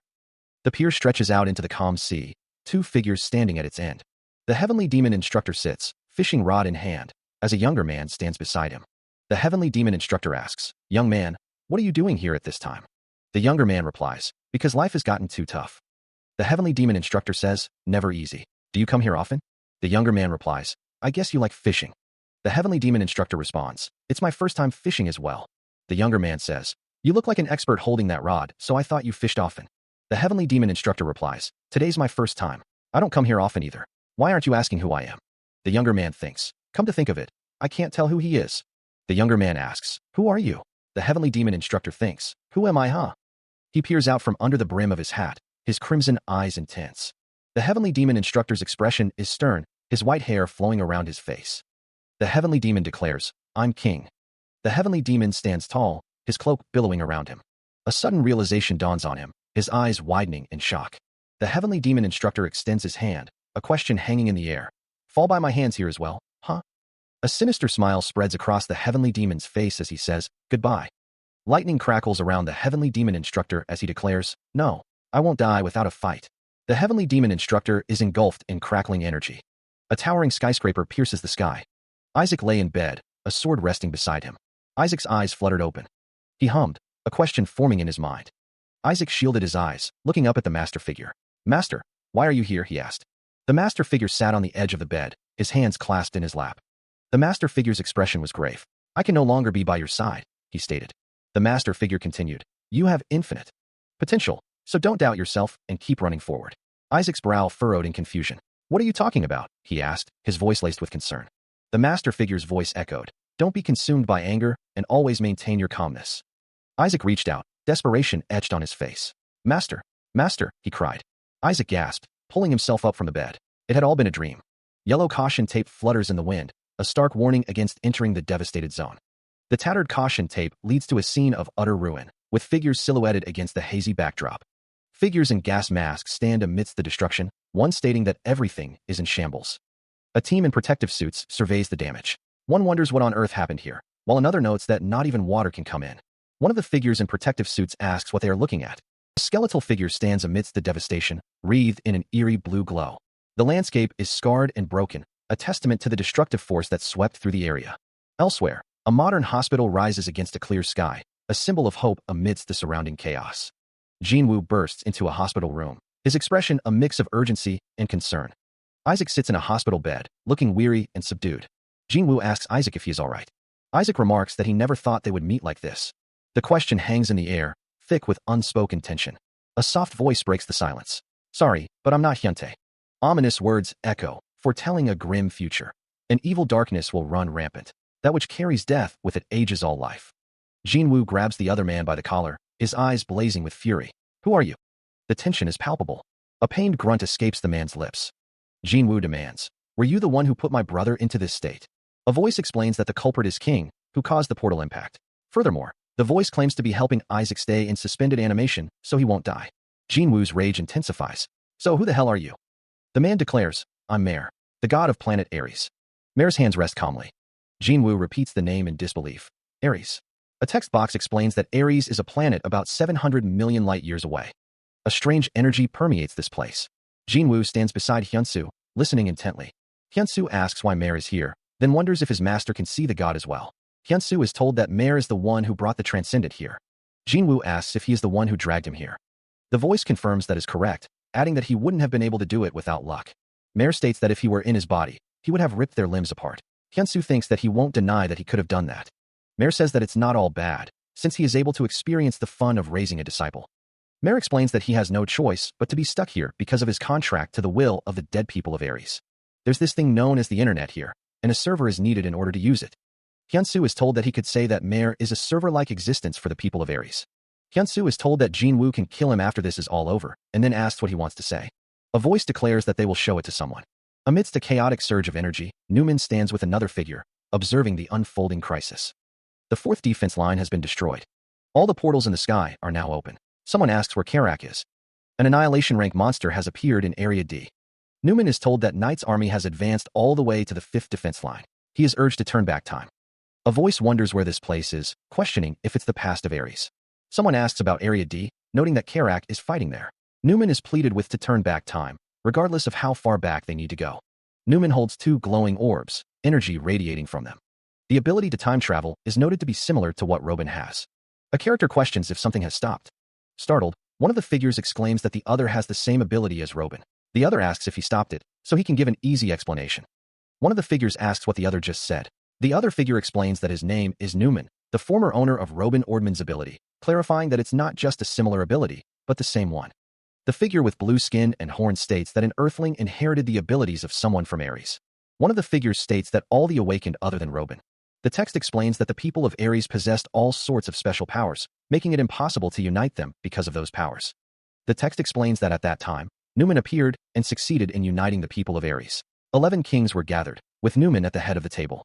One of the figures states that it's obviously Haxon. The text explains that Karak was the one who claimed to be the strongest in strength, and among the 11 of them, he was the most specialized in combat. The text identifies the red-haired woman as Hayurak, Marin, who possesses the power of a dragon. The text explains that even though they did have a common enemy, it was hard to unite everyone who used to be enemies with each other. However, Newman. The narrative reflects on the success of unification. In that process, the person who helped the most is Paul. The chief commander that led the S-rank hunters on Earth is Choi Sango. The speaker identifies the man across from him as Choi Sungo, Hayurak's boss. With Paul's help, Newman was able to unite Ares successfully. They started to fight back against the king with all they had. At first, they did well. Because a united Ares army was as strong as the enemy. The 11 of them were already strong to begin with, and once they were gathered together, they were a formidable force. But that only lasted temporarily. The queen started to move. It was thought that since there's a bishop and a king, there would also be a queen. But the book states that the queen is the strongest living weapon made from the cells of the 4 ancient kings and the current king with science and magic. The queen's strength completely surpassed everyone's imagination. A surge of raw power erupts, the air crackling with unseen energy. She was stronger than any attack available. A blinding light engulfs a lone figure, lightning dancing around their silhouette. A figure with crimson hair is struck by a concentrated beam of energy, the impact sending sparks flying. The people of Ares weren't a match for her. Match for her.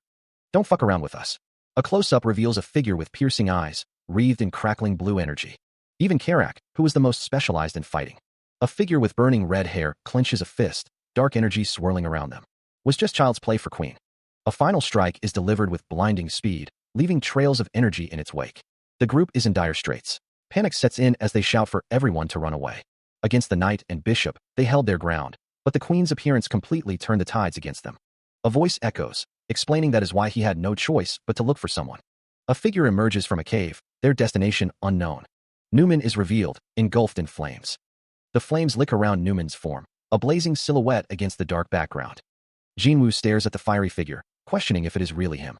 Newman's spirit form appears beside Jinwoo, confirming his identity but lamenting his pathetic state. A voice questions if he is the god of Ares. The figure clarifies that he is more accurately the god of their abilities, as a voice asks why he isn't doing anything when Ares is in such danger. The god of Ares is urged to do something to protect Ares. Newman states that he can only help them manifest their abilities. The Fist Demon states that there's a transcendent behind those people. The Fist Demon explains that's why he's unable to help them. That means they perish. The Fist Demon screams, calling out King. The Fist Demon vows, I will never forgive that bastard. Is there no way for Ares' will to be continued? It can be done if it is passed over to the people of another planet.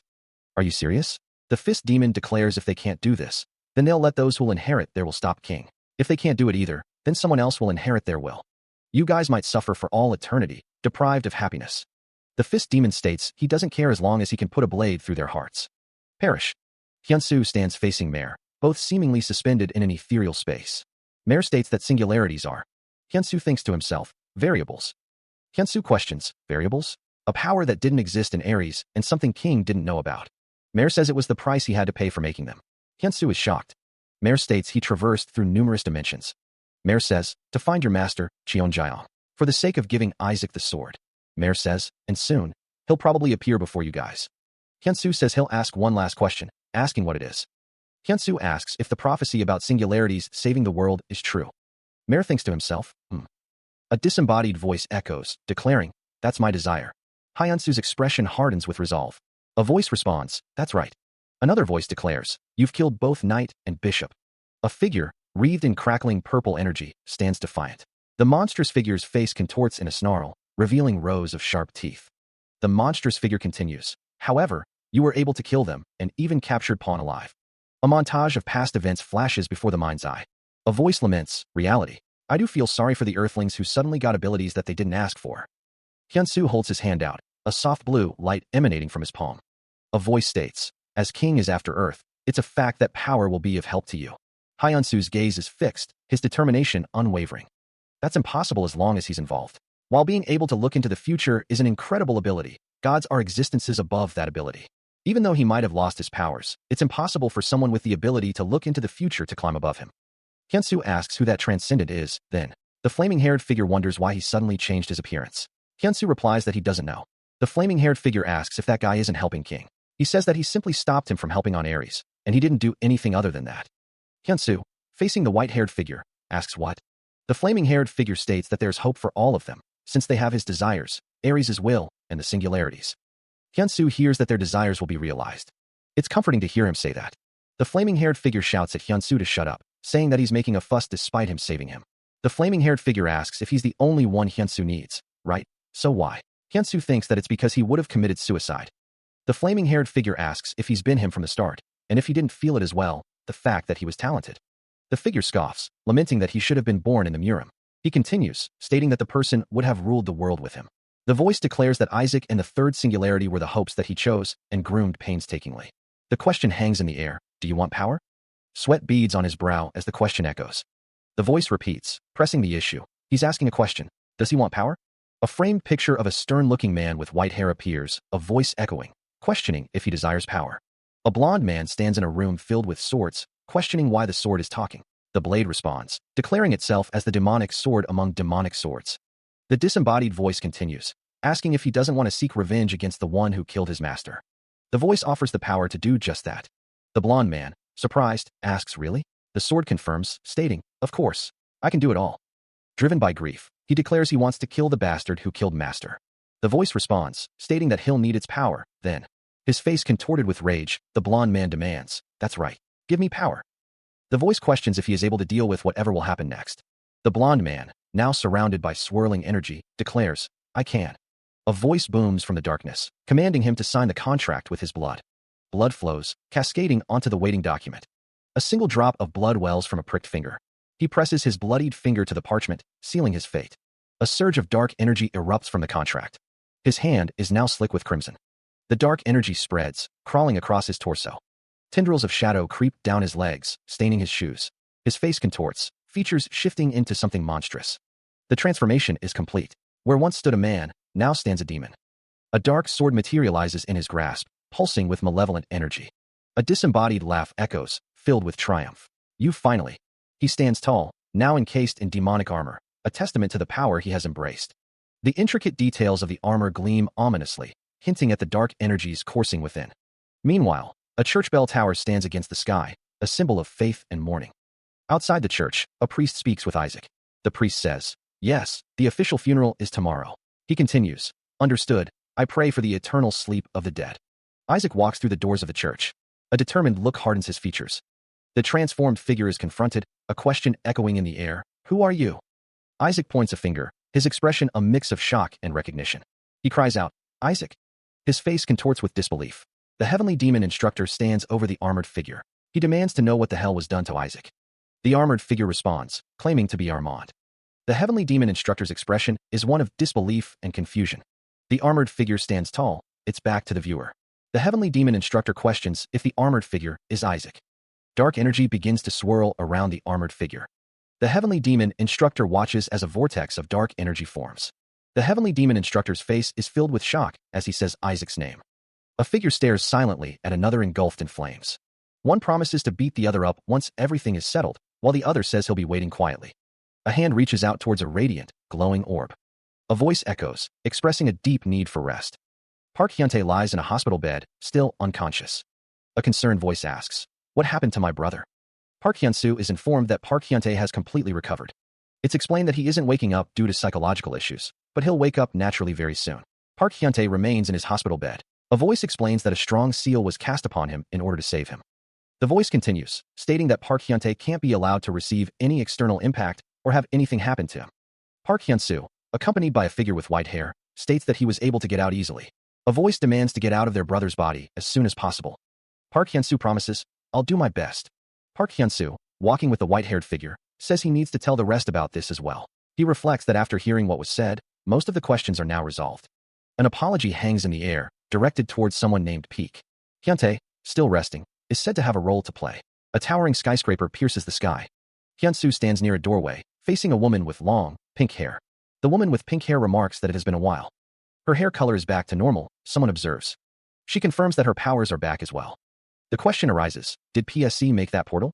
Hyun-soo is urged to go, as everyone is waiting for them. He agrees. Another view of a tall building against a blue sky. A group of people are seated around a table, their expressions unreadable. A man with black hair announces that it has been a long time. The heavenly demon instructor stands with his hands clasped in front of him, listening intently. A man with white hair and a neatly trimmed beard extends his hand. "Nice to meet you. I'm Maud Alexander," he says. A woman in a red dress explains, "The reason we're gathered here before the funeral is because Hunter Park Hyun-soo has eradicated Bishop, one of King's subordinates." The word Bishop hangs in the air, heavy with disbelief. The speaker continues, "Knight, but even Bishop?" Another voice adds, "Additionally, he just heard information from a transcendental existence that we don't know about." A man with graying hair wonders, "Since when did he get this strong?" A voice declares, "I'll tell you the most important parts." Hyun-soo listens as the voice explains, King's group could simply be seen as pirates of the universe. The voice continues, "They'd launch a surprise attack on any planets they see and plunder them. The method they use the most would be to create portals, summon monsters." The voice concludes, "And raise everything to the ground." The flashback shows a horde of monsters, the voice adding, "And among those monsters, those that are pretty strong would be used on the next planet." A demonic figure with sharp claws and glowing eyes questions the situation. The reason for their actions remains unstated. Maud Alexander wonders if the transcendent being he met is Mare. Hyun-soo recalls that Mare claimed to be the god of Ares, managing the abilities of its people. The people of Ares were lost in their war with King. Their abilities have migrated over to Earth, awakening in everyone here. The group listens intently. The heavenly demon instructor questions if their abilities had an original owner. Maud Alexander finds it hard to believe and expresses a desire to meet with the owner. The heavenly demon instructor wonders if they would be stronger than him. Hyun-soo recalls that based on Mare's memories, their abilities are similar to those of Earth's hunters, but were stronger. The heavenly demon instructor is told that there is an important part. Jin-woo's expression hardens as he wonders aloud, why King has come to Earth. Hyun-soo begins to explain why King and his group have come to Earth, and why they aren't using their full power to take over. There was a war between gods that has been passed down as a long-time legend on Earth. That's the battle between God and Satan. Satan lost that war and was sealed in the deep recesses of Earth. That sounds like some kind of Bible story. The heavenly demon instructor asks, the war between God and Satan? Hyunsu explains that the existence known as the Annihilation Dragon, King, came to Earth to wake Satan up. Earth was already decided to be the next place after Ares was conquered. Hyunsu continues, not even Mare knows what they want to do with the Annihilation Dragon, but it's certain that they're trying to revive the Annihilation Dragon. Maud Alexander states, it'll probably become a great fighting force for King. He explains that the reason they haven't gone all out to conquer Earth is because of the contract with Choi Sung-go. The heavenly demon instructor questions if Choi Sung-go is the chief commander. A woman with red hair is surprised to hear that Choi Sung-go had a special ability, the strengthening of seals. Hunter Choi found out about the Annihilation Dragon that was sealed and started to prepare the spell to strengthen its seal. However, King found out about it and offered to negotiate, because if Hunter Choi strengthens the seal, that seal will last for more than 500 years. Paul states that if Choi Sung-go strengthens the seal on Satan, then he'll destroy the Earth right away. A figure in a cloak is asked if their real objective is Satan. A shadowy figure declares that what he needs is Satan, but even without Satan, he's more than capable enough of destroying Earth. A man with dark hair is asked what he wants in return for not strengthening the seal. A shadowy figure says that what Mare said, singularities, will soon appear. He promises that he won't destroy Earth for 5 years. A close-up of the man with dark hair is shown. The shadowy figure says how ridiculous it is to think that they can raise a force to defeat him within 5 years. He states that if they break that condition, they should come in their original body and attack Earth. Based on that, as a penalty, their life will be reduced and their power will be weakened. The man with dark hair is asked if he agrees to this verbal oath, and if he does, the seal strengthening will stop right away. He thinks to himself that a mere human knows about the verbal oath. He adds a condition, stating that the deal isn't totally balanced.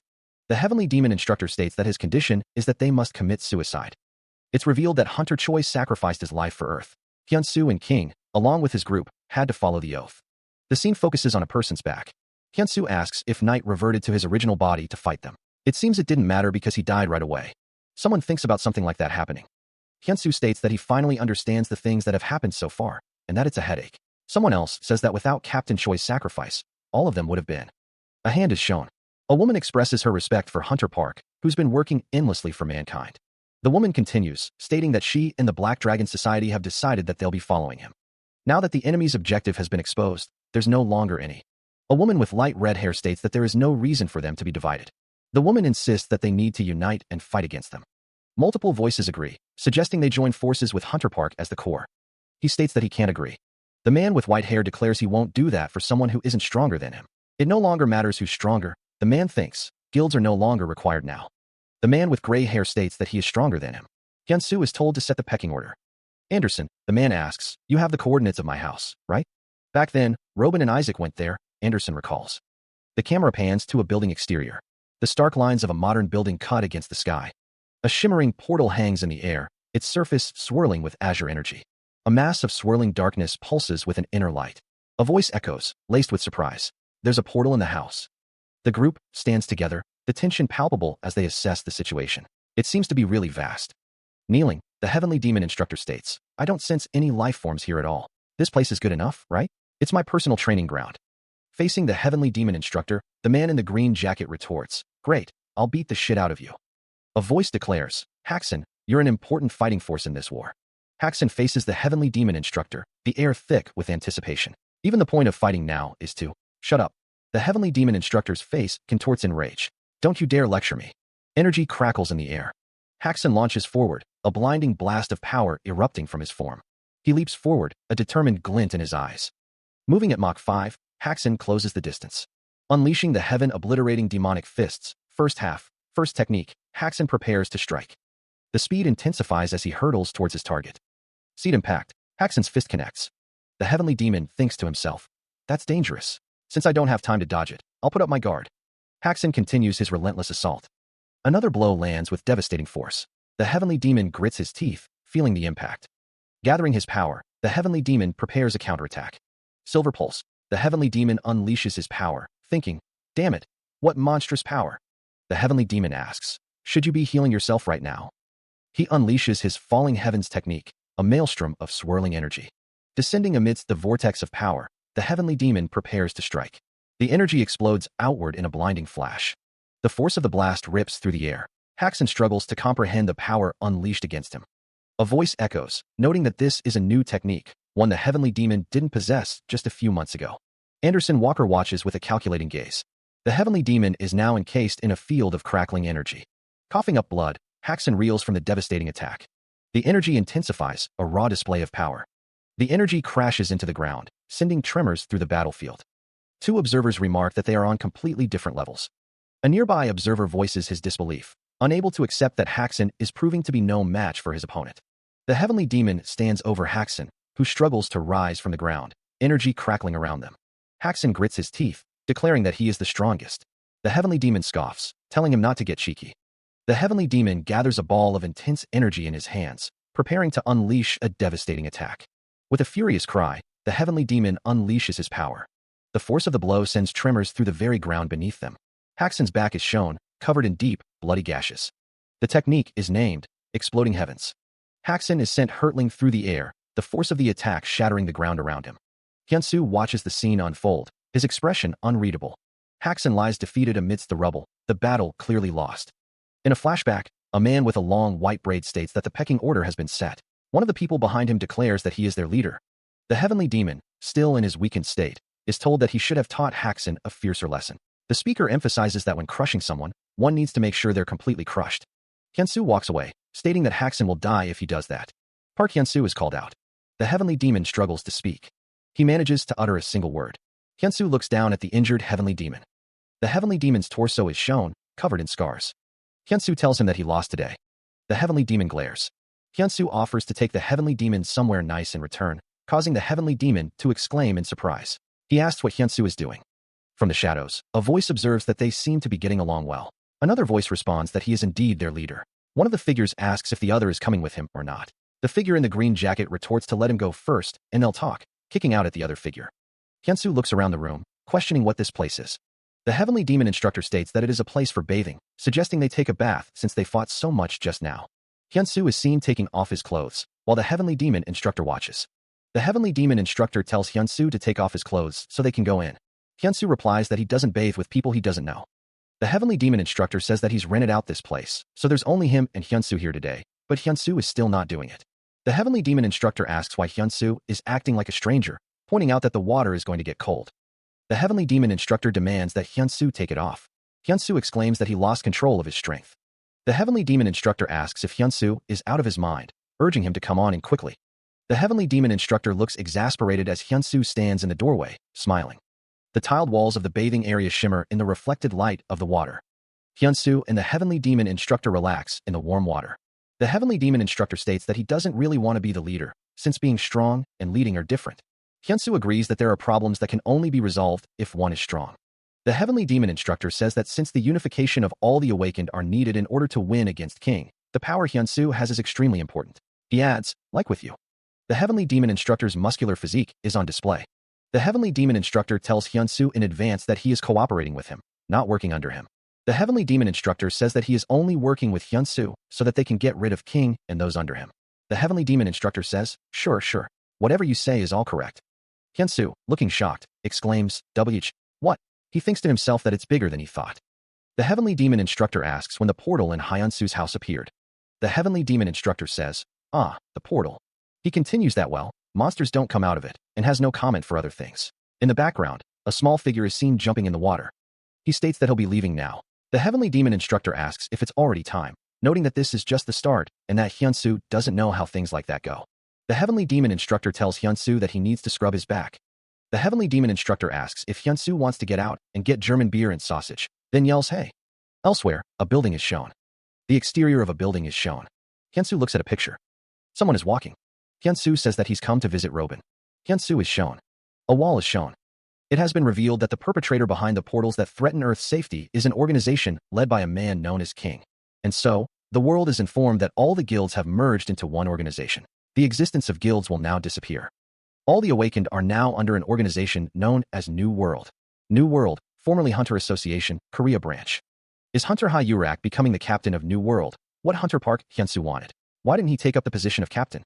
As all of you already know, Hunter Park is the strongest hunter that's really good at running away from people. He's currently in the midst of doing personal training and can't take on any other tasks at the moment. The woman at the podium pauses. Sigh, those reporters sure have a lot of questions, she thinks. Great job, the woman says. All the pressing needs have been resolved, right? Yes, 80% of the portals on Earth have been taken care of. What about the A-rank portal that appeared in Ethiopia? One of the women mentions that Haxon volunteered to take care of that portal, adding that since he's S-rank, an A-rank portal shouldn't be a problem for him, even if he went in alone. The scene focuses on the legs of one of the women. One of the women expresses that she never expected Haxon to be so cooperative, adding that something about him has changed after that fight, and that this is what men are like. Two of the women stand before a portal. A man is addressed as Armand. The women discuss a sudden visit and the appearance of an S-rank portal above the Pacific Ocean. A castle looms in the distance. A portal crackles with energy. The portal pulses with dark energy. Two figures stand before a portal. One says that there's not much time left, so they should hurry up. The other responds that this is something that King has found with great effort. The portal crackles with energy. The portal hums with an ominous energy. Armand is greeted by a figure in a mask. The masked figure announces that Rook is here, prompting Armand to wonder if that is indeed him. A figure wrapped in bandages stands silently, a faint blue glow emanating from within. The bandaged figure stands tall, its presence imposing. A voice expresses disbelief at the immense energy emanating from what appears to be a mere corpse. Armand's expression hardens, a bead of sweat trickling down his temple. Armand enters a room with ornate decorations. Kayvon calls out a greeting. Rook questions why he wasn't greeted, while another wonders if there is a need to do that among themselves. The pink-haired figure declares himself to be Pawn and identifies Armand as Rook. Rook states that it's nice to meet Pawn and asks if it's their first time meeting in person. Kayvon confirms his identity. A voice remarks that Rook is quite a famous mage in the East universe and can be trusted since King personally chose him. The heavenly demon instructor wonders how their movements are looking. The white-haired figure states that they've discovered the portal and have finished forming a team for it, noting there are 30 A ranks and 1 S rank. He adds that there's still no movement from Park Hyunsu. The heavenly demon instructor is at a table with others, as one of them mentions that 90% of the linkage between the 7 portals has been completed. The pink-haired figure remarks that there are only 4 of them, though. Someone wonders if they'll be at all 7 portals. The heavenly demon instructor says that they already have someone helping with the 5th portal and the 6th portal, leaving the remaining 2 portals. It's stated that the remaining portal will be entered by the person who will be dealing with Park Hyunsu. Someone exclaims in surprise, as it's revealed that since they've been given permission to fight in their original forms, all of them must fight with all their strength in their own portals. The blonde-haired figure asks about the restriction that was previously made in the contract with Paul. Someone says that they'll take on all the restrictions by using the Watch of Causality. The heavenly demon instructor looks on. The white-haired woman yells out, "But Rook!" A disembodied voice commands the group to fight with their full power and to bring back Park Hyunsu's head. A swirling vortex of blue energy churns, hinting at the immense power contained within. The portal looms large, its surface shimmering with an otherworldly energy. One of the figures remarks on the portal's immense size, calling it the biggest they've ever seen. Another figure states that they don't sense any ominous feeling like with the fragment of paradise. Hyunsu is called out too. One of the women asks why it feels like he's still the same, despite going for personal training. It's explained that since Hyunsu attained the level of origin reversal, they aren't able to sense his power.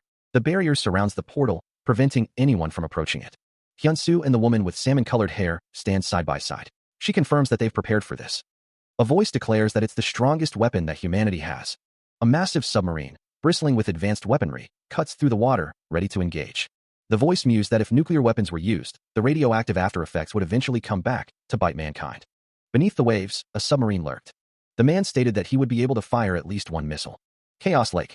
The fist demon raised his hand, energy swirling around him. It was declared that Lord Demon's energy was covering the portal. Preparations were complete. Once the missile exploded, it would cut off its connection with the outside world immediately. The man stated that he didn't want them to remain silent, and ordered to fire. A missile launched into the sky. The missile exploded. The portal shimmered. The missile detonates, sending a shockwave rippling across the sky. The warheads plunge into the ocean, disappearing beneath the waves. The heavenly demon instructor cries out, feeling the immense power. The explosion continues to expand, a blinding flash of light. The water churns as the missile vanishes without a trace. The heavenly demon instructor grunts in pain, overwhelmed by the force. The heavenly demon instructor realizes, the power is stronger than I thought. An observer notes, "Oh, it's disappearing. That's amazing." The missile disappears into a swirling vortex, leaving no sign it was ever there. It disappeared without a trace, as expected of an S rank. One of the observers exclaims, "How's that? Fucking awesome, right?" Another responds, "Shall we go in then?" The observers watch with anticipation, ready to move forward. The ruins stand tall against the sky, remnants of a forgotten age. It seems to be some kind of ruin. It feels pretty creepy. Monsters detected. There's a lot of them. The monsters attack with sharp claws. Everyone, get ready to fight. The group prepares to engage the monsters. A scream pierces the air as one of the group is attacked. The monster's claws strike with deadly force. Oh. Another member of the group is caught in the monster's attack. Massive claws, sharp as razors, jutted into view. A swarm of grotesque insectoid monsters filled the sky. The pink-haired woman surveyed the scene. Compared to the monsters I saw in the fragment of paradise, these guys look cute. A figure plummeted from above, diving headfirst into the horde. The pink-haired woman was now wreathed in flames. I'll burn all of you to a crisp. From a high vantage point, the pink-haired woman stood firm. A voice echoed. She's gotten stronger again. The whole sky's on fire. Blades of pure energy slashed through the air. Lose to her. The energy blades continued their assault. The onslaught of energy intensified. One of the monstrous creatures was struck by the devastating energy. A purple-haired woman grinned wickedly. Is there anyone who can make me even younger? A blinding light emanates from the sky. A figure stands silhouetted against the radiant sky. Analysis complete. One portal in the middle. Energy crackles around the portals. A monstrous figure looms beneath the portals. 6 portals are linked, and there's falling heavens. A surge of energy erupts from the portals. Meanwhile, he looks up at the sky, awestruck. That's Hunter Park. He thinks, oh, incredible. He's worth 100 men. A figure is engulfed in a fiery aura. Hunter Park and another figure observe the scene. The portals shimmered, their energy palpable. The man with slick-back black hair stated, you should have done that from the start. Hayurak responded, I was doing some reconnaissance. The man with slick-back black hair said, I can't believe there's 6 portals linked when it looks like just one portal. It seems their technique has improved even more compared to back in the fragment of paradise. A narration box states, however, the difficulty isn't high. The normal monsters can be left to the normal team members, and the S ranks will each take a portal boss monster. The man with slick-back black hair said, understood. I'll pass that message along. I'll get moving now. Stay safe. A hand reaches out towards a shimmering portal. Hayurak said, all right. Hyunsu. The man with slick-back black hair smiles. Hayurak stands on the edge of a portal, ready to enter. Hayurak, surrounded by a fiery aura, looks angry. The portal shimmers with energy. He stepped forward, his destination unknown. The amusement park stretched before him, a bizarre landscape replacing the fiery portal. He found himself on a roller coaster, the wind whipping past his face. Was this really inside the portal? Hyunsu declared, all right. A voice echoed, this is great. Another voice declared, this is an opportunity to get rid of you and get acknowledgement from King. Jinwoo muttered, The roller coaster lurched forward. The riders screamed as the roller coaster climbed higher. The descent began, a terrifying plunge into the unknown. A voice wondered, why am I riding this? The heavenly demon instructor grins, finding the roller coaster ride enjoyable. Hyunsu, however, is less enthusiastic. He thinks that this isn't the time to be enjoying this. The roller coaster continues its ascent. The roller coaster climbs higher, offering a view of the amusement park. The heavenly demon instructor and Hyunsu, along with other passengers, question the unusual path of the roller coaster. The track ahead is cut off, causing panic among the riders. Screams of terror fill the air. A sense of impending doom hangs in the air as the roller coaster hurtles towards the broken track. The roller coaster continues its descent towards the severed track. The roller coaster explodes in a cataclysmic burst of fire and debris. The force of the explosion throws people and pieces of the roller coaster in every direction. Hyunsu is sent flying through the air, bracing for impact. The roller coaster has exploded. Hyunsu cries out for his mom. A child tugs at his mother's coat, begging for cotton candy. The mother sighs, agreeing to the treat. The roller coaster looms overhead, its tracks twisting into the sky. A scream pierces the air. The events are repeating. Hyunsu stands beside a man with long white hair and a beard. The man confirms something. Hyunsu wonders if he's in a space where time repeats itself, like in the Anthropy Kingdom. Or, you've lost in the first game, the roller coaster. A speaker crackles to life. Hyunsu declares that he doesn't like fighting. Which is why I reconstructed various dimension spaces the moment you stepped in here. The speaker announces, I'm Bordeaux, and that's my ability. A figure with long, spiky black hair says it's a little scary to fight Hyunsu since he defeated Knight and Bishop, but Hyunsu finds himself in a space that's exclusive to someone else, where even he would be helpless. He retorts that Bordeaux sure talks big for someone who's hiding while talking. Bordeaux smirks, stating that Hyunsu sounds weaker than a Knight and Bishop. A disembodied voice declares that it's futile to provoke it, adding that Hyunsu will lose and be stuck there for eternity. A monstrous face with glowing red eyes and a wide, unsettling grin fills the panel, its presence radiating malice. A man with slick-back black hair refuses to play the game. A speaker stands against a bright background as a voice questions the nature of this space. The heavenly demon instructor stands within a web-like structure, declaring that there's no way someone competent would need to hide while acting up. The heavenly demon instructor, hanging upside down, dismisses the situation as an illusion. The heavenly demon instructor's eyes gleam as he determines that if it's an illusion, it's straightforward. A system message appears, describing the skill Conceptualization, Mind Destruction LV.1, which allows the user to adjust the essence of everything that exists. Conceptualization, Mind Destruction LV.1, has been activated, and the heavenly demon instructor is enveloped in crackling blue energy. A foot steps forward, leaving trails of glowing energy in its wake. A close-up reveals the heavenly demon instructor's intense blue eyes. A figure inside a giant eye exclaims in shock. The words "Seed Impact" appear amidst a burst of energy. The heavenly demon instructor throws a punch, surrounded by crackling energy.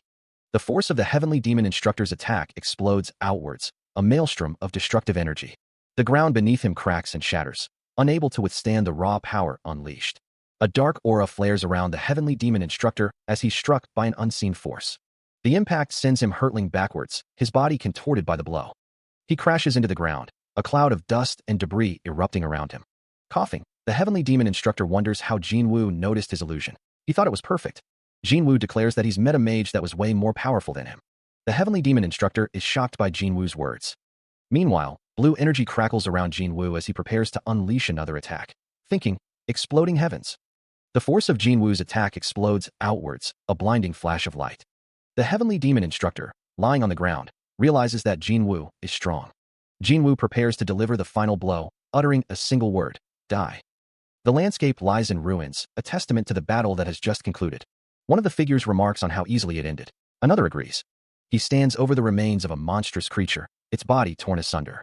A voice muses that Hallie is still asleep. A voice notes that it is how he is when he's going through a growth phase.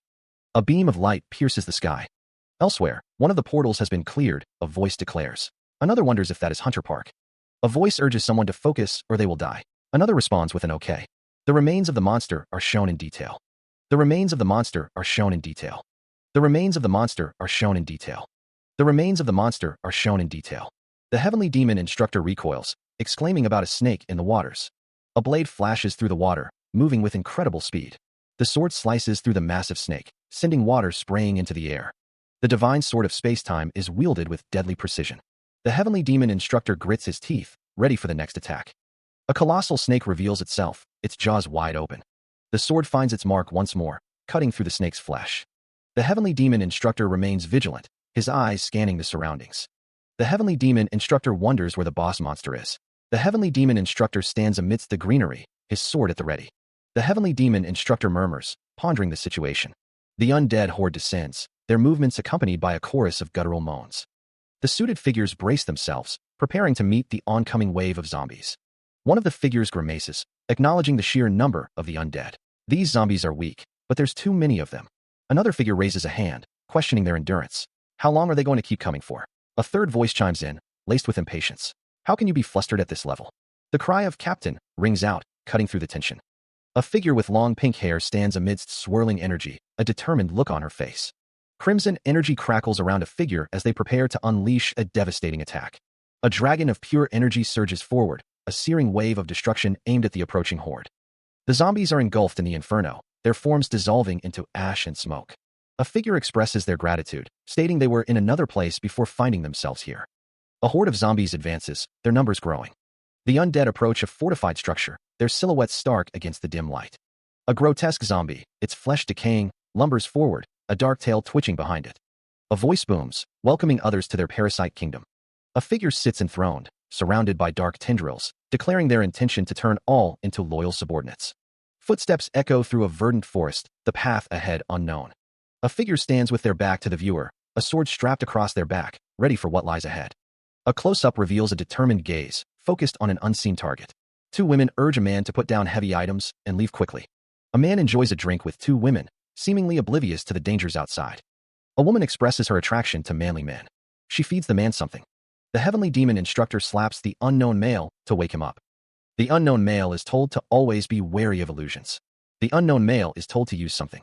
The heavenly demon instructor wonders if the butterflies are dispersing illusion powder. The unknown male asks what kind of illusion made him make that kind of face.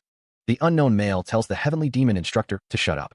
The heavenly demon instructor says what a pity. The heavenly demon instructor says if he came just a little later, he would have died after he sucked all his yang energy dry. A figure is shown. Two men ask if the figure is the boss, and say how clumsy, they can't believe they exposed themselves. The voice declared that it already knew the other's abilities well, having experienced them on Ares. The figure with white hair looked down, their expression unreadable. The voice continued, stating that the fate of dying by their hands was the other's future. A figure with a bald head and a mask declared that it wouldn't work on them again, holding a glowing orb. The figure with the mask looked up, a confused expression on their face. Meanwhile, the heavenly demon instructor sat cross-legged, attended by two women. One of them told him that he worked hard today and asked him to take off his clothes. Another woman asked him to lie down, saying they would help him relieve his fatigue. The masked figure's eyes narrowed. The voice declared that their powder was so minute that things like gas masks wouldn't be able to stop it. The white-haired figure expressed their shock. The figure prepared to strike with a sword. The white-haired figure exclaimed in disbelief before the masked figure said goodbye.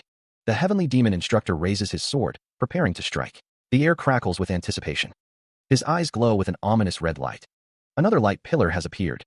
A woman with long pink hair speculates that Takashi and Jill succeeded. A close-up of the woman's face. A shadowy figure descends the stairs, followed by two undead. A blonde-haired man suggests that controlling the undead is less appealing than using others. Antagonist Selden Parasite designates new hosts in the name of the Parasite King, Selden Parasite. Tentacles emerge from the shadows. Bodies lie scattered on the ground. Two armored figures discover the fallen bodies. One asks what is happening. Worms crawl on the ground. The armored figures are surprised by the number of insects. The infected men are caught off guard, unsure of what is happening. A wave of fire erupts, incinerating the infected. One of the infected men is shown with parasites coming out of his mouth. One of the infected men shouts, "Hey, what's..." The pink-haired woman leaps forward, surrounded by flames. Happening here. She slams her fist into the ground, unleashing a wave of energy. The pink-haired woman is surrounded by energy. Another infected man asks, "What are you doing?" The pink-haired woman glares intensely. One of the infected men asks, "Were those parasites?" The pink-haired woman declares, "I'll burn them all away." A voice says, "Since you guys are A-rank warriors, you should be able to handle this much." A figure plummets downwards towards two others. The figure is engulfed in flames. A burst of energy erupts. A figure recoils in pain, letting out a guttural cry. The heat intensifies, forcing the two figures to shield their faces. "Ah, it's so hot." Someone calls out, questioning, "See, Captain?" Two figures stand atop a high rock formation, observing the scene below. One of the figures explains, "You guys were just being controlled by parasites like those zombies below." "Oh." A woman with pink hair grits her teeth, glaring. "Guys up here. That bastard." A figure stands at the top of a long staircase, overlooking a crowd of people below. Two figures on a cliffside watch as something plummets from the sky. The blonde-haired man looks up in alarm. "Ugh." The pink-haired woman plummets through the air. He observes, deciding she's a bad match for him.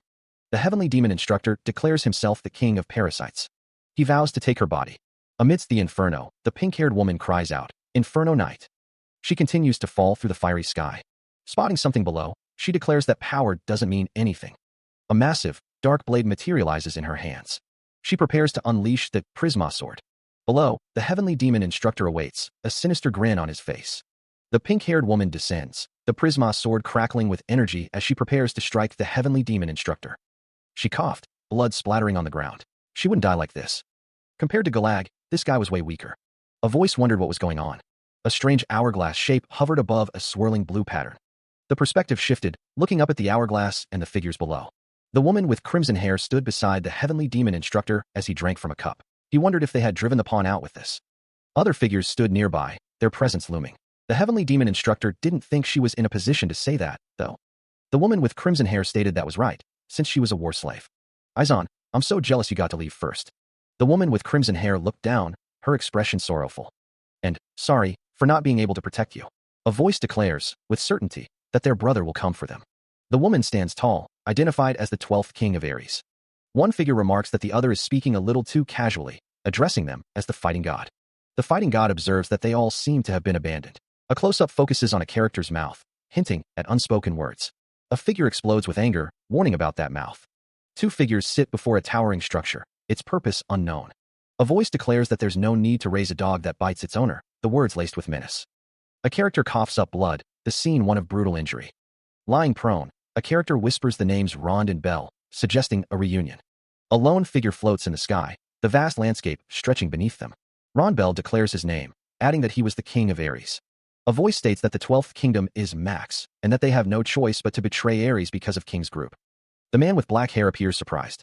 He asks why he is being told this. Ron Bell's eyes glow red as he prepares for action. An older man with white hair warns the black-haired man to be careful, stating that Ron Bell is serious about killing him. An unseen figure accuses someone of killing one of their sisters. Ron Bell launches himself forward, a fist cocked back. The blue-eyed man is shocked. A woman with light blue hair wonders if someone could be the girl who was with Knight. The air crackles with energy. Ron Bell's fist connects with his target. The heavenly demon gathers power, energy crackling around him as he prepares his next attack.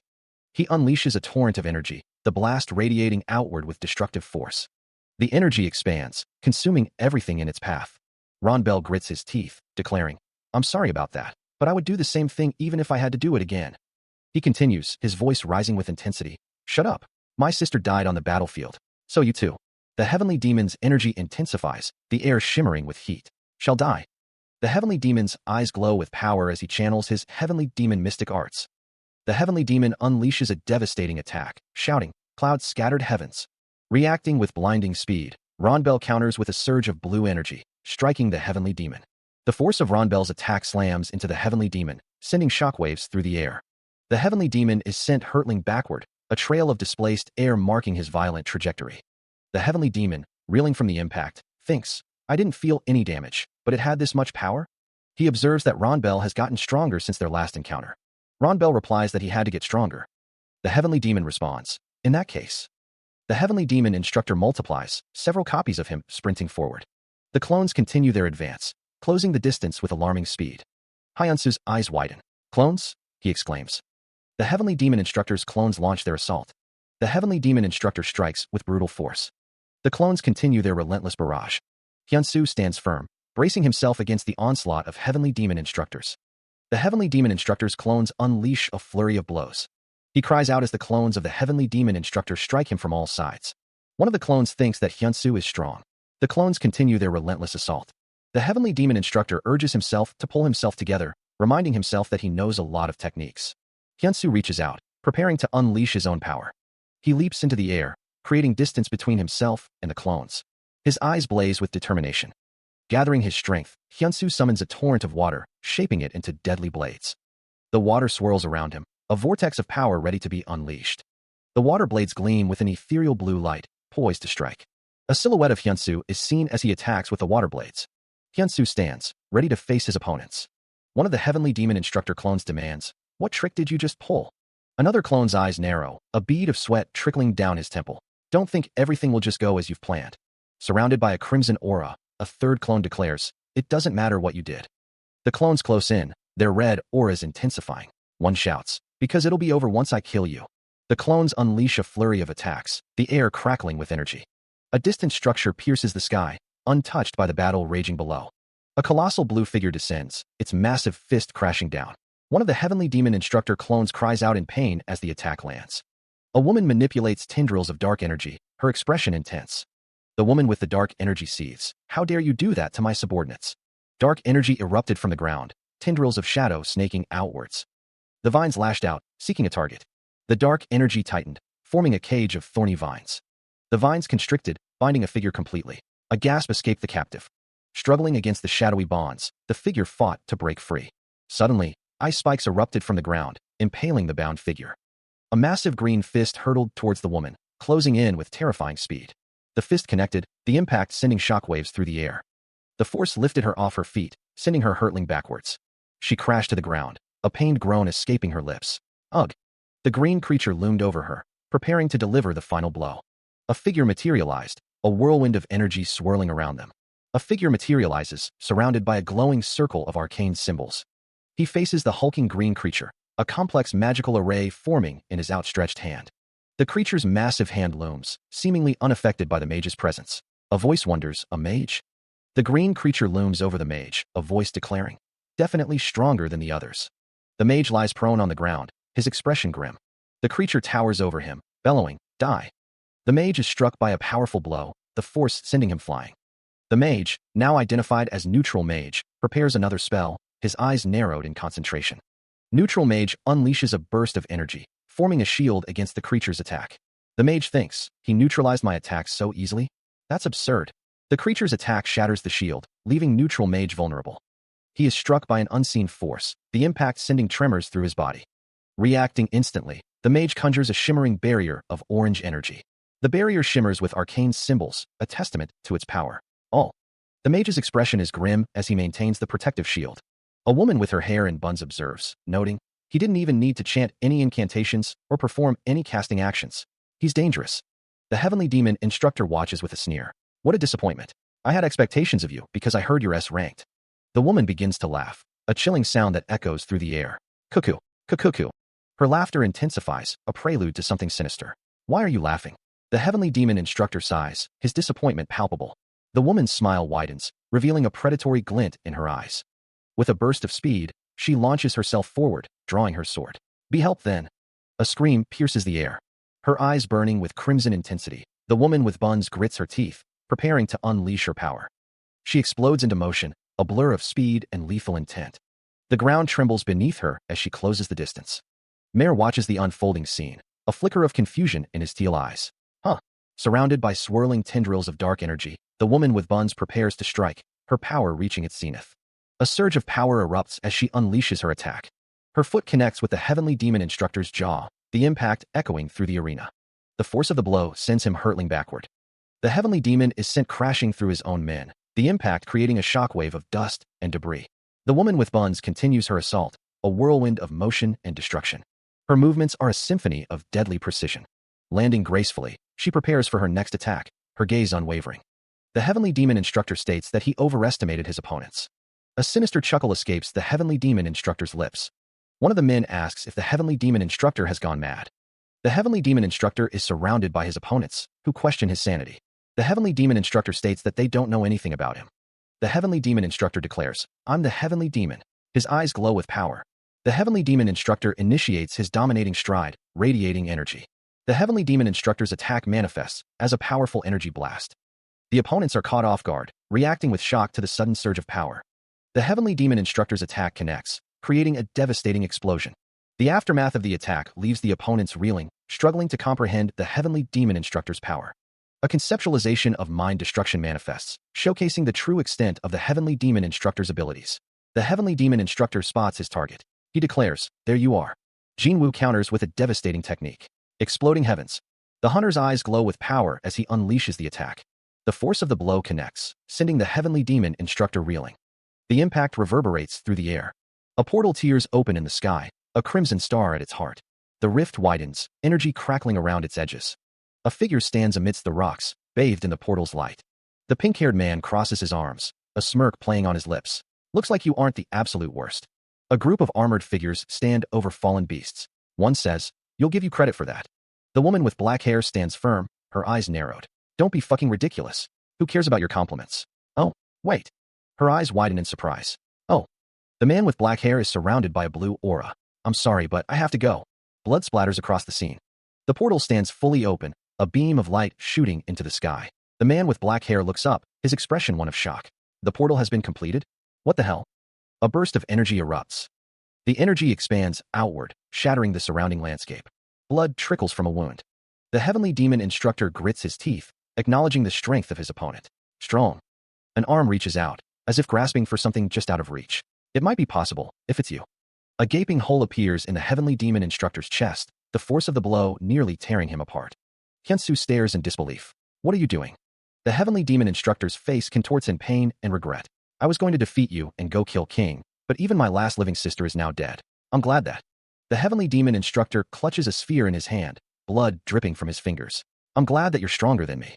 Hyunsu holds a similar sphere, his expression a mixture of shock and understanding. "This is my life vessel." Weakening, the heavenly demon instructor implores him. "Make sure to kill that bastard, King."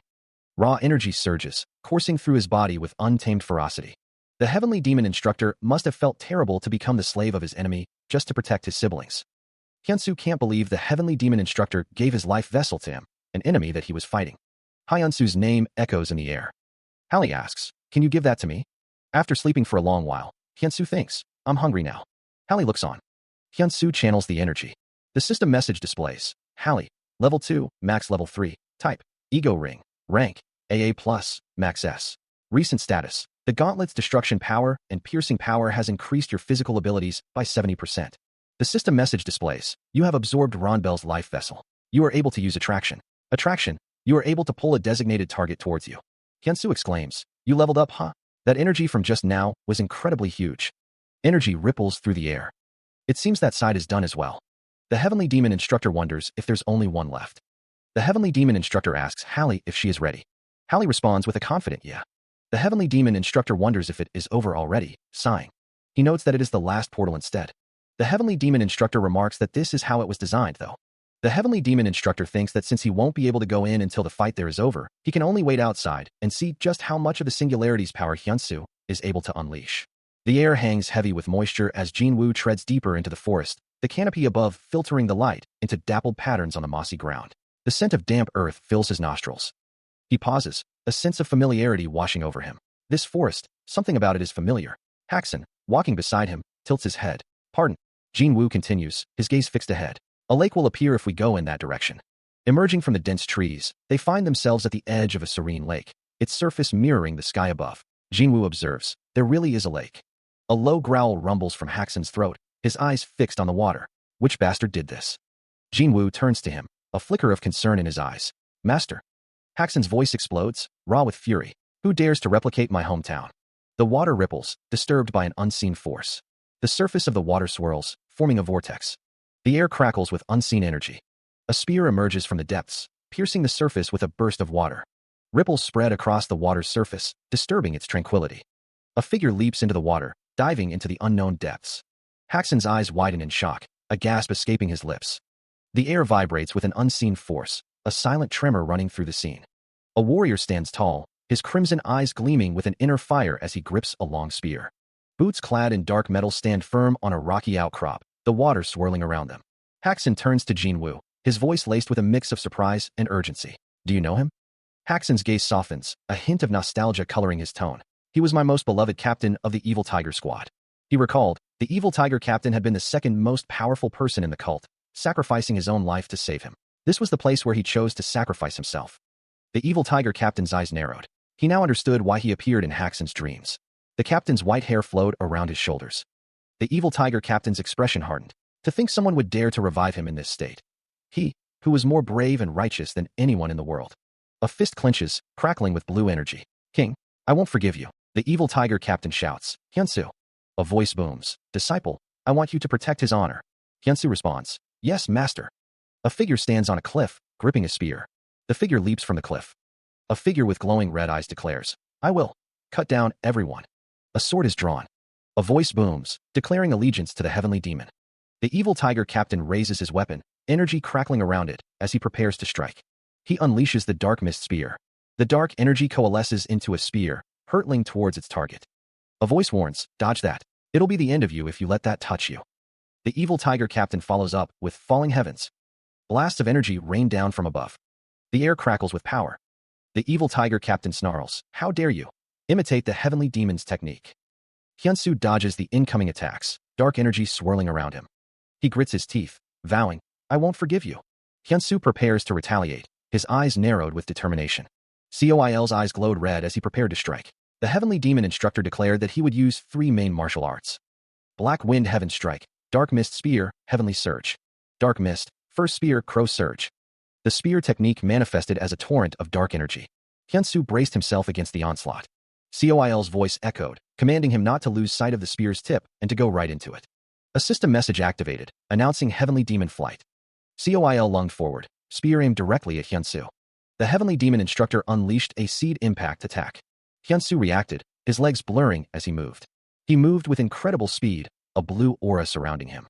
An explosion rips through the sky, signaling the start of another devastating attack. The technique is identified as the Dark Mist, Second Spear. The Heavenly Demon instructor prepares to unleash the deadly spear technique. The force of the attack sends Hyunsu plummeting downwards. His face contorted in pain, Hyunsu grits his teeth against the burning agony. The dark mist swirls, a vortex of destructive energy. The attack slams into the earth, detonating with earth-shattering force. Dust and smoke billow outwards, obscuring the landscape. Clutching his chest, Hyunsu struggles to breathe. It feels like his whole body is burning from the inside out. The Heavenly Demon instructor prepares another attack, the dark energy coalescing around him. Surrounded by the devastation, Hyunsu struggles to rise, his body screaming in protest. Coil's eyes narrow, a dangerous glint in their depths. He demands to know how Hyunsu learned his liege's martial arts. The Heavenly Demon instructor grunts in pain, clutching at his side as steam rises from his body. Something has clearly struck him. His crimson eyes widen in disbelief, a silent question etched on his face. Hyunsu declares, you must know that you're no longer of this world. You're just being used by King and his group. Gathering energy, Hyunsu prepares to launch another attack, the ground cracking beneath his feet. The Heavenly Demon instructor retorts, his voice laced with fury. Wicked bastard. What the hell are you talking about? I only have one mission. He continues, his face contorted in rage. It's to buy time for the Heavenly Demon to recover. Hyunsu lunges forward, his spear a blur of motion. Preparing to unleash his technique, Hyunsu declares, Dark Mist, Third Spear. Eagle Strike. The spear thrusts forward with incredible speed, leaving a trail of distorted air in its wake. Hyunsu shouts, My mission is to send you off in an honorable manner. His eyes burning with determination, Hyunsu presses his attack. The Heavenly Demon instructor braces himself, preparing to defend against the incoming strike. The Heavenly Spiritual Body technique manifests as a surge of power, an arrow of pure energy piercing the sky. The energy intensifies, crackling with raw power as it hurtles towards its target. The Heavenly Demon instructor grits his teeth, a flicker of surprise in his crimson eyes. He recognizes the nature of the attack. The Heavenly Demon Mystic Arts, Heavenly Spiritual Body. In that case, the exploding assault erupts, a concentrated blast of force. The energy continues to build, a swirling vortex of power. The attack reaches its apex, a blinding flash of light consuming everything in its path. The force of the impact shatters the ground, sending tremors through the training ground. Dust and debris fill the air as the aftermath of the attack settles. Hyunsu watches intently, his expression unreadable. He thinks, I can't believe he managed to offset the Heavenly Spiritual Body. What a monster.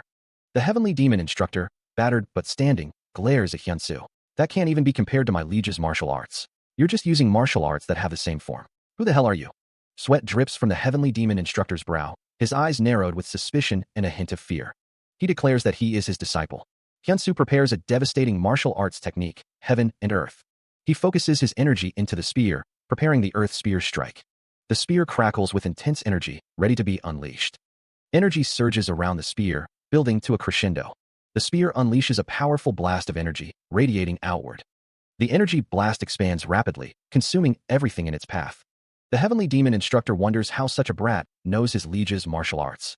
The Heavenly Demon mystic arts can only be passed down to Heavenly Demons, and it's not something one can learn just because they want to. The Heavenly Demon instructor shouts that he has served his liege all his life and demands Hyunsu not try to deceive him. He promises a painless death if Hyunsu tells him the truth. Hyunsu declares that he never expected the Heavenly Demon instructor to believe him. The energy continues to surge, a testament to Hyunsu's power. Hyunsu is told to use the new ability, Attraction. The Heavenly Demon instructor raises his sword, declaring they will take Hyunsu's weapon away from him. The Heavenly Demon instructor admits that it's a great idea, but he can't find an opening because Hyunsu is too strong. The Heavenly Demon instructor's sword gleams. Hyunsu uses the Attraction ability. The Heavenly Demon instructor realizes Hyunsu possesses something troublesome in his body and decides to act. Closing the distance, Hyunsu flies towards the Heavenly Demon instructor. The Heavenly Demon instructor's sword makes an impact. Hyunsu unleashes Eagle Strike. The Heavenly Demon instructor is sent flying through the air. A close-up of the Heavenly Demon instructor's sword. Hyunsu's attack impacts the Heavenly Demon instructor. A surge of power erupts, the air crackling with unseen energy as Hyunsu's attack tears through the space between them. The Heavenly Demon instructor grits his teeth, his expression a mask of frustration. Ugh, nothing's working. The Heavenly Demon instructor's crimson eye glows with malevolent intent. Let's end this, kiddo. The Heavenly Demon instructor's face contorts in rage, while Hyunsu's eyes reflect a steely determination. Hyunsu prepares his next attack, dark energy coalescing around him. Conceptualization. Dark Mist, Sixth Spear. The spears materialize, their tips gleaming with deadly intent. The spears strike the Heavenly Demon instructor, piercing his body with brutal force. The Heavenly Demon instructor's eyes widen in shock. Master, I can't move my body. The Heavenly Demon instructor's face is a mask of fury. He thinks, you're definitely strong, but for you to shamelessly steal and use my liege's martial arts. The spears continue their assault, the air shimmering with destructive energy. That, I can't forgive. A silhouette is impaled, the figure riddled with spears as blood splatters across the scene. The Heavenly Demon instructor's face is a twisted mask of rage and pain, his eyes burning with fury. While we fought, I stuck a few conceptualizations onto you bit by bit. Energy crackles in the air. The energy intensifies, forming a dark, ominous presence. The ground cracks and crumbles as the dark energy spreads. The destruction continues, leaving a trail of debris and dust. The Heavenly Demon instructor floats in the air, a sinister thought crossing his mind. He must try to possess him. Is this the time that he's not supposed to hesitate? Hyunsu, battered and bruised, pleads with him. Master, don't do anything. He wonders what the Heavenly Demon instructor is talking about. Hyunsu's vision blurs. The Heavenly Demon instructor says, look at the state you're in. You might die. Hyunsu thinks, I can't let you go. Hyunsu's thoughts continue. It's thanks to you that I, who was nothing, had been raised into someone who could save the world. I still haven't repaid that kindness yet. I can't let you go. The Heavenly Demon instructor, his face etched with concern, shouts, Brat, don't say that. The world fades to white. A figure stands over the prone form of the Heavenly Demon instructor, who lies amidst shattered earth. The figure asks, are you sleep-talking? Pathetic, the heavenly demon instructor thought, his body prone on the ground. It's not over yet, he tells himself, resolving to find an opening. Meanwhile, in his thoughts, the heavenly demon instructor considers using attraction, as Hallie suggested.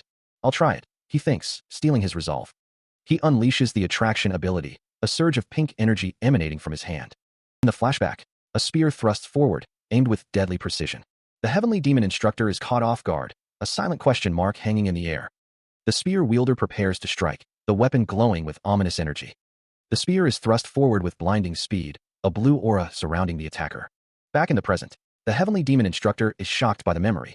What the hell? He exclaims. A voice echoes, taunting him. Senior, it's time for you to learn a lesson from your wicked junior from now on. The speaker is revealed, a figure clad in dark armor, a blue glow emanating from their weapon.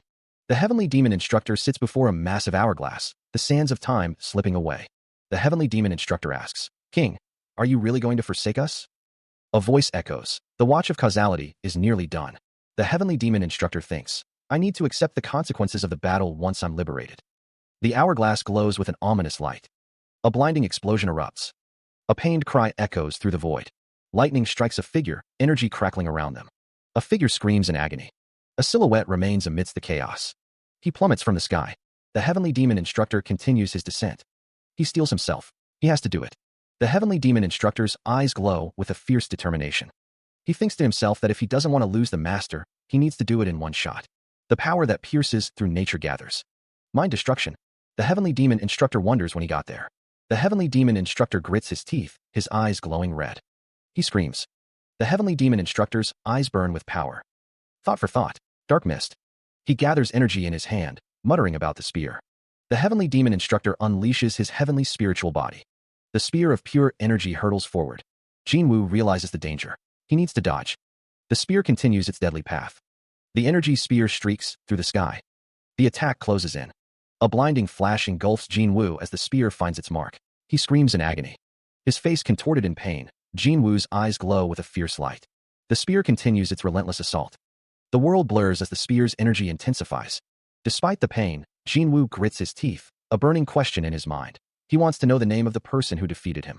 Park Hyunsoo introduces himself as the 34th disciple of heavenly demon Chong Jiang. A close-up reveals a single, blood-red eye. An aged warrior with white hair and beard declares, My lord, I see you now. The warrior apologizes, regretting that he didn't see him before, and bids Coil to rest in peace. Hyunsoo remembers being told, You are my most treasured person. Hyunsoo thinks, Master, I have defended the honor of genius. A massive explosion erupts. The landscape is devastated. Hyunsoo lies in water, seemingly defeated. A close-up shows Hyunsoo's face, streaked with tears. A beam of light pierces the sky. A voice declares, the last portal was conquered. Amidst a storm of crackling energy, a figure plummets from the sky, their form indistinct against the chaotic backdrop. A figure sits in contemplation, a dark expression clouding their features as they observe the unfolding events. A roar tears through the air, the sound filled with anguish and desperation. The white-haired man stands over Hyunsoo, his expression a mix of fury and helplessness. Hyunsoo lies broken, his chest bare and marred with wounds, a faint blue glow emanating from the man's hand as he attempts to heal him. The man's voice booms, relaying the grim diagnosis. Hyunsoo's internal cavity is completely scattered and burnt. Despair etched on his face, the man admits he can't do anything to treat him at this rate. A figure stands amidst swirling energy, a beacon of hope or a harbinger of destruction. The ground cracks and splinters as the energy unleashes its fury, a testament to the immense power at play. The devastation stretches across the landscape, a silent testament to the battle's ferocity. Clicking his tongue, the pink-haired figure wonders if they both died. Another figure plummets through the sky, their fate hanging in the balance as the pink-haired figure assumes King won if it was a tie, which means Isaac is their last hope. A voice echoes, speaking of a remaining hope. A surge of energy erupts from the ground. Amidst the swirling energy, a figure lies prone on the cracked earth. His hand grips the ground, fingers digging into the fractured stone. He struggles to rise, pushing himself up onto his hands and knees. A grimace of pain contorts his face, sweat beading on his brow. Sitting up, he mutters in disbelief, Kikek, I'm seriously incredible duh. He declares, this is where it ends. Elsewhere, a figure stands with an air of detached amusement. The figure muses, I spent many years watching King. It was rather entertaining. The defeated figure plummets from the sky. The figure demands, what's your identity? He reflects that his plans were only in place until Eris. Now, King thinks that he may have thought too highly of himself. He demands the other figure answer him. Asked for his identity, King declares himself an author or a director. He muses that in some universes, they call him a god, and in others, they fear him as a demon. It was entertaining to see what they would do on his stage, but these days, it's no fun. King states he is trying to reorganize his characters. The scene focuses on King's hand. Since the other figure is an irrelevant side character, the other figure wonders when he got here. King declares he will delete him. A figure stands against a bright light. King should have done better. It's not like he can change the main character from King to somebody else at this point. King feels bad for Park Hyun-soo, but he's going to have to take care of things on his own. He stood waist deep in shimmering water, the air thick with an otherworldly luminescence. Where was he? Was he dead? His brow furrowed, a flicker of confusion crossing his face. A blinding light erupted before him, promising either salvation or oblivion. Through the radiant glow, Hyun-soo recognized two familiar figures. Tears welled in his eyes. Dad? Hyun-soo rushed forward, embracing his parents tightly. I missed you guys. His father smiled, his eyes crinkling at the corners. You've gone through so much. His mother's voice, soft and loving, echoed his father's sentiment. You, son, we love you. Hyun-soo's eyes widened in panic, a desperate plea escaping his lips. Don't go. He stood before his parents, bathed in a warm, ethereal light. His father, a stern figure in a dark suit, placed a hand on his shoulder. His mother, her face etched with gentle pride, smiled. You still need to do so much for this world, she said softly. His father added, we are so proud of you, son. Tears welled in Hyun-soo's eyes, a single drop tracing a path down his cheek. A silent question hung in the air. Why? The disembodied voice echoed, a statement of fact. Your luck is as tough as your talent. Another voice, equally detached, declared, you barely reached the required EXP. The voice resonated with a promise, a destiny unfolding. You will evolve. His body began to shimmer, the air around him distorting with unseen energy. A blinding light erupted, consuming everything in its path. He plummeted through the air, the world a blur of motion around him. Below, the heavenly demon instructor watched with growing unease. A voice, laced with disbelief, broke the silence. What the hell? The heavenly demon instructor's eyes widened, his face a mask of shock. Happening to the body of my dying disciple. The transformation continues, energy swirling around his torso. A surge of power emanates from the core of the transformation. His eyes glow with an intense, otherworldly light. The heavenly demon instructor bellows. Have you come to your senses? A notification appears. Your unique ability, listening to instructions, has leveled up. Another notification. The heavenly demon body, LV1, is satisfied with your transformation. The heavenly demon body has leveled up. The heavenly demon instructor asks, are you casting something strange again?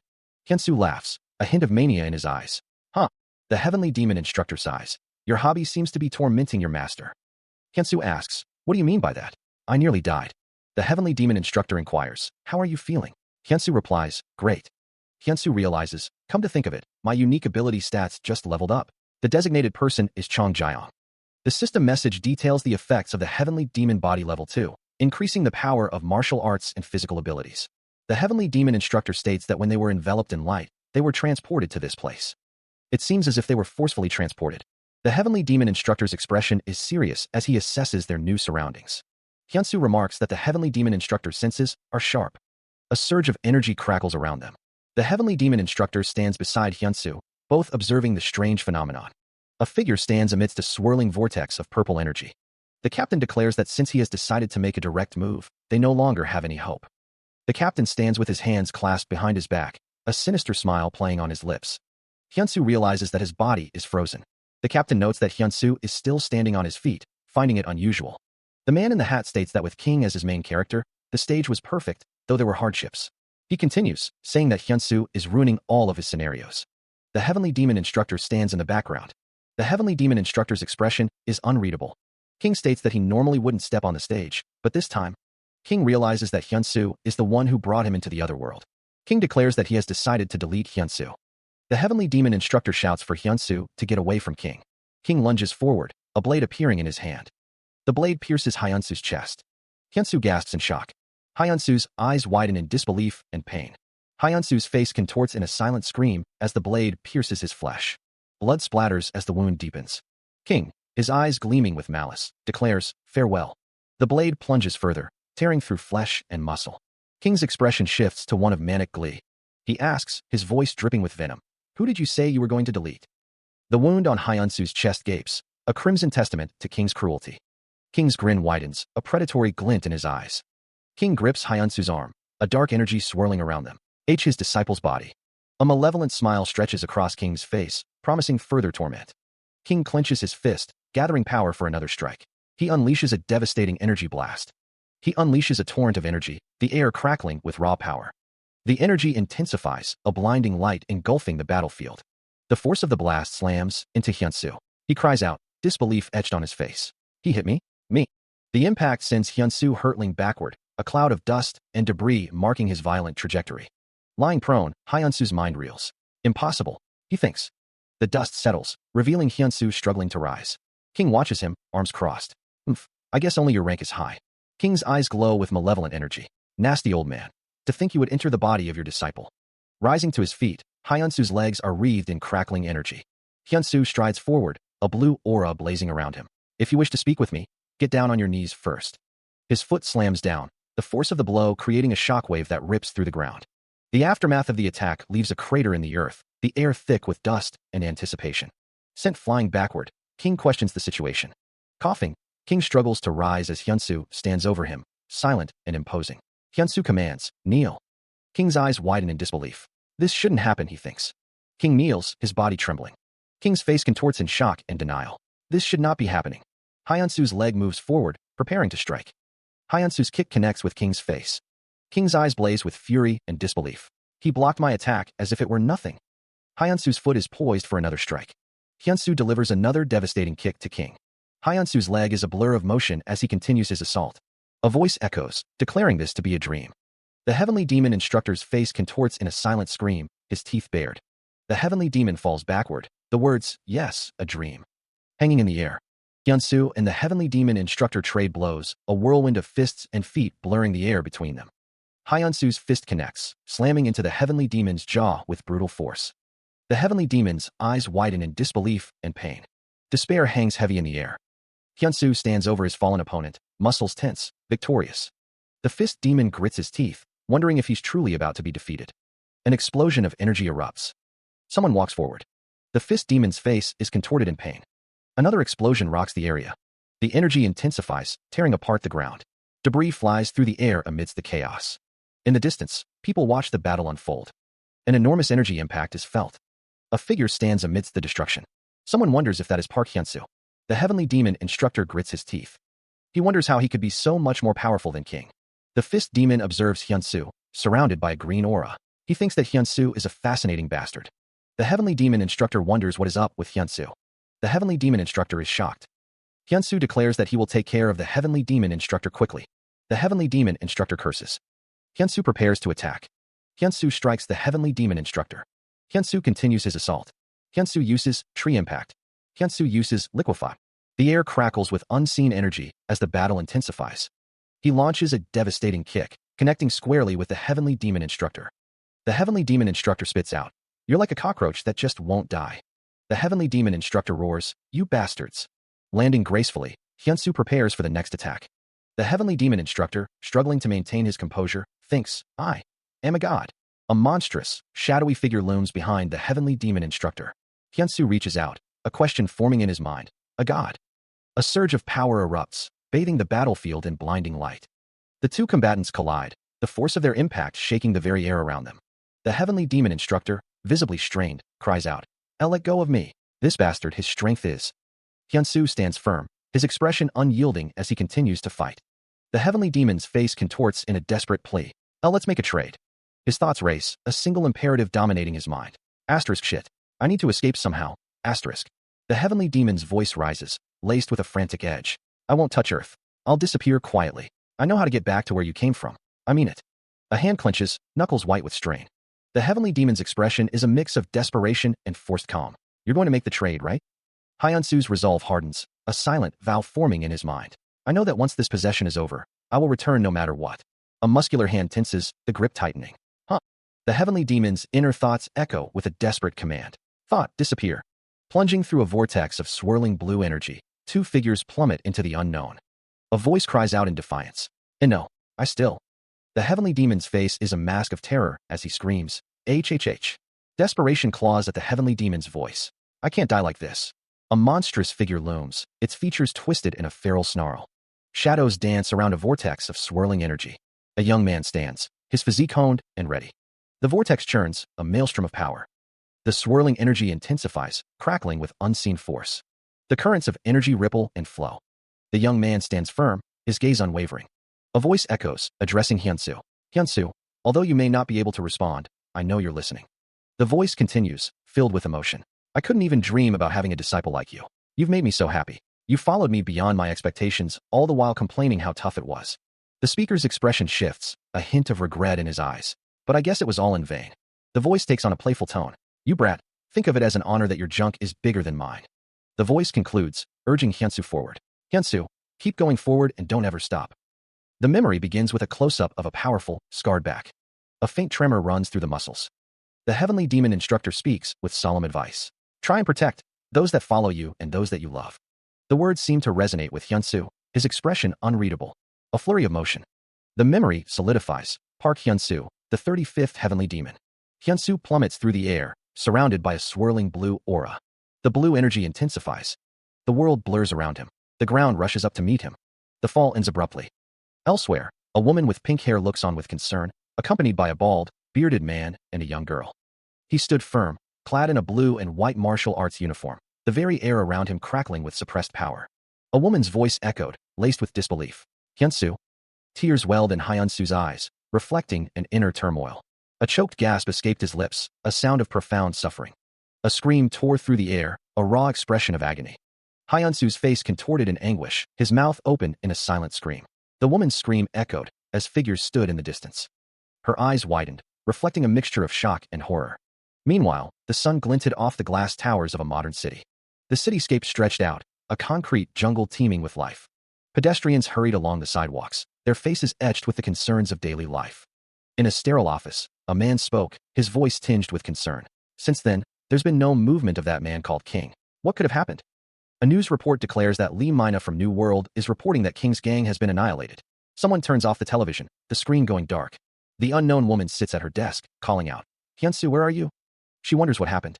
Another unknown woman enters the room, asking if he has come back yet. The unknown woman replies, yes, sister. The unknown woman sits at the table. At that time, Hyunsu had the eyes of a child who lost their parents. The unknown woman thinks that it's tough, since she's not there to console him. The unknown woman looks sad. She thinks that he'll come back soon. The other unknown woman tells her that when he does, she should confess to him. Power coalesces around a clenched fist, energy crackling as the strike is prepared. In the distance, a fortress-like structure stands against a blood-red sky, seemingly the target of the impending assault. A leg drives forward, channeling immense force as the attacker closes in. The impact detonates, a blinding explosion of energy engulfing the target. Debris rains down as the structure buckles under the force of the blow. A monstrous guardian, teeth bared, faces the onslaught. The attacker prepares another strike, determination etched on their face. Storm Fist. The technique is unleashed, a torrent of power surging forward. The force of the attack radiates outward, obliterating everything in its path. The monster's face contorts in agony as the Storm Fist connects. Elsewhere, a figure sits in a darkened room, observing the distant battle. The figure muses. Ever since changing appearances, she's become even louder. A figure strides confidently through a grand doorway, their silhouette framed by the light beyond. A sinister smile spreads across a pale face, revealing sharp, pointed teeth. The woman, adorned with horns and flowing black hair, clutches a glowing red orb. She is called Queen. A colossal whale breaches the water, its immense form momentarily eclipsing the sky. Water explodes around the whale as it crashes back into the depths. The whale's descent creates a maelstrom of foam and spray. The ocean settles, leaving only a ripple on the surface. A man floats serenely on the water, his body relaxed and still. A voice echoes, laced with impatience. How long are you going to stay like that for? The voice continues, tinged with annoyance. Are you going to ignore me again today? The man remains motionless, floating on the vast expanse of the ocean. A figure floats on the surface of the water, a promise echoing from an unseen speaker. Then I'll come back again tomorrow. A voice calls out, please come again, as customers depart. Two figures leave the restaurant, one of them expressing, thanks for the meal. A hand wipes down a table, cleaning up after the departing customers. The woman continues to wipe down the tables, maintaining a clean environment. The sound of something being cleaned echoes through the restaurant. The woman looks up as someone calls out, Brother Hyuntae. Hi, it's me. Hyuntae stands in the doorway, a sheepish smile on his face. The woman says, I told you not to be so formal. Hyuntae replies, haha, I still find it. The atmosphere is awkward as the woman wonders, but where the hell has Brother Hyunsu gone? He's so mean. Hyunsu eats with chopsticks. Lee Mina says she's sure he's got business to take care of. Hyunsu asks how things are at work. Lee Mina replies that it's all right. Since leader Ha Yurak is considerate, it's easy enough. Lee Mina exclaims, guessing it pays to know people, and laughs. Lee Mina says she also opened up her shop using the loan she got from New World. A door opens with a bang.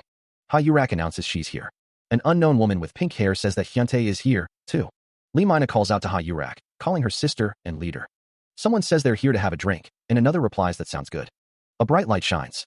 A landscape is shown. The ocean stretches out, its surface shimmering under the bright sky. A lone figure sits at the edge of a rocky cliff, gazing out at the horizon. The man sits cross-legged on the ground, his expression unreadable. A close-up reveals a man's face, his blue eyes narrowed in annoyance. Stop bothering me and get lost. A figure with pink, spiky hair introduces himself. Let me introduce myself. I'm Kayvon. Kayvon declares, I'm the third singularity that Mare mentioned. The man sitting on the cliff says, I told you I'm not interested. Get lost. The man's eyes narrow. I would have thrown you away had I known you'd be like this. Kayvon states, it would have been better to go to Isaac. The man on the cliff looks up at a figure in the sky. A voice echoes, King is still alive. The Annihilation Dragon will appear again. The man remains seated, his expression thoughtful. Energy crackles in the sky. The landscape stretches out, cracked and barren. The Heavenly Demon Instructor floats in the air, a dark aura swirling around him. The Heavenly Demon Instructor states that there is no point in infiltrating the King's gang as a spy. Jinwoo warns, his voice low, that if he keeps bothering him, he'll kill him for real this time. The Heavenly Demon Instructor crosses his arms, declaring that he knows this since he's been traveling across the universe for quite some time. But Jinwoo is still pretty weak. He adds that Jinwoo is incomparable to his master. A surge of power emanates from the Heavenly Demon Instructor, a complex magic circle forming beneath his feet. The Heavenly Demon Instructor advances, his cloak billowing behind him. The Heavenly Demon Instructor unleashes a blast of energy towards Jinwoo. Jinwoo, his eyes blazing with blue energy, demands that the Heavenly Demon Instructor say that again. The Heavenly Demon Instructor smirks, asking if he said weak. The Heavenly Demon Instructor stands ready. Energy blades hurtle towards the Heavenly Demon Instructor, but something unseen deflects them with explosive force. Stop joking around. The Heavenly Demon Instructor grunts, recoiling from the force. Kook, what incredible energy. But the Heavenly Demon Instructor gathers energy in his hands, preparing a counterattack. He unleashes a torrent of power. I can still neutralize it. The energy blades shatter, dissolving into nothingness against the Heavenly Demon Instructor's power. Jinwoo faces the Heavenly Demon Instructor, the air crackling with residual energy. He considers the Heavenly Demon Instructor's power. He absorbed the cloud-scattered heavens? The Heavenly Demon Instructor attempts to maintain a facade of composure.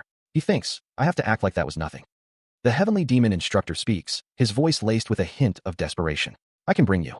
Jinwoo's eyes narrow, his gaze intense. Where your master is. A flashback reveals Jinwoo's birth. I had mysterious powers since birth. A memory surfaces, depicting someone who lived as the disciple of Carlyle, the greatest sorcerer in the Eastern universe. The Heavenly Demon Instructor declares that dimensional travel is nothing to him, as he manipulates a glowing circle of energy. Hyunsu, looking surprised, hears that Mare used his life force to look for them within the space-time continuum. The voice continues, stating that Hyunsu is also a singularity that was formed for the survival of humanity, using Mare's life as collateral. The Heavenly Demon Instructor states that this has nothing to do with him. Hyunsu remains silent, listening to the Heavenly Demon Instructor. The Heavenly Demon Instructor expresses his annoyance. Hyunsu asks if the Heavenly Demon Instructor is going to bring him to where his master is.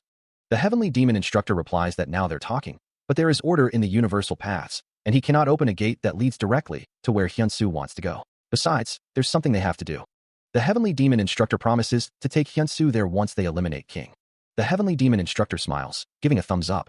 Hyunsu warns him to keep his promise. Hyunsu asks what he has to do first. The Heavenly Demon Instructor booms that he must get stronger by fighting powerful beings across the universe. The Heavenly Demon Instructor continues, stating that Hyunsu must be strong enough to not be ashamed to see his master. The Heavenly Demon Instructor gestures emphatically as he speaks to Hyunsu. A surge of magical energy crackles around them. Elsewhere, a beam of light pierces the night sky above a sprawling cityscape. Footsteps echo on the pavement. A man in a gray hoodie and khaki pants looks down, a troubled expression on his face. He wonders if he should stop by to see Yoon. Park Hyun's face is illuminated by a strange light. A voice declares, it's me. Park Hyuntae stares in disbelief at a figure engulfed in flames. Hyunsu stares in disbelief at the figure wreathed in flames. Why you are? The fiery figure's voice booms, resonating with heat. I'm the one who kept your life afloat while you were lying on the hospital bed. The flames lick around the figure's face, obscuring their features but hinting at immense power. Hyunsu's expression is somber. I felt your existence subconsciously. The fiery figure continues, their voice echoing through the city. Thanks to you, I was able to live again instead of dying. I wanted to meet you somehow and repay you for your help. The fiery figure's tone turns commanding. You just need to play your role. Hyunsu, taken aback, wonders, my role? Hyunsu's brow furrows, a sense of unease washing over him. Elsewhere, two figures stand before a complex magical circle. The first figure holds a glowing orb, radiating power. The power that Newman of Eris had. The orb crackles with energy, ancient runes etched upon its surface. That was possessed by Robin of Earth. The fiery figure's words echo in Hyunsu's mind. And now, you're the one who possesses it. A figure engulfed in flames stands ready to fight for the world. The city looms, silent and watchful. Sunlight glints off the rooftops of towering skyscrapers. A dark castle rises from a swirling vortex of crimson energy. A voice echoes in the grand hall. The stone has been brought here, huh? A large, glowing orb sits on a pedestal, radiating a soft light. A woman with long, black hair and horns speaks. Since you already have the blue one, we just need to get the black one now, right?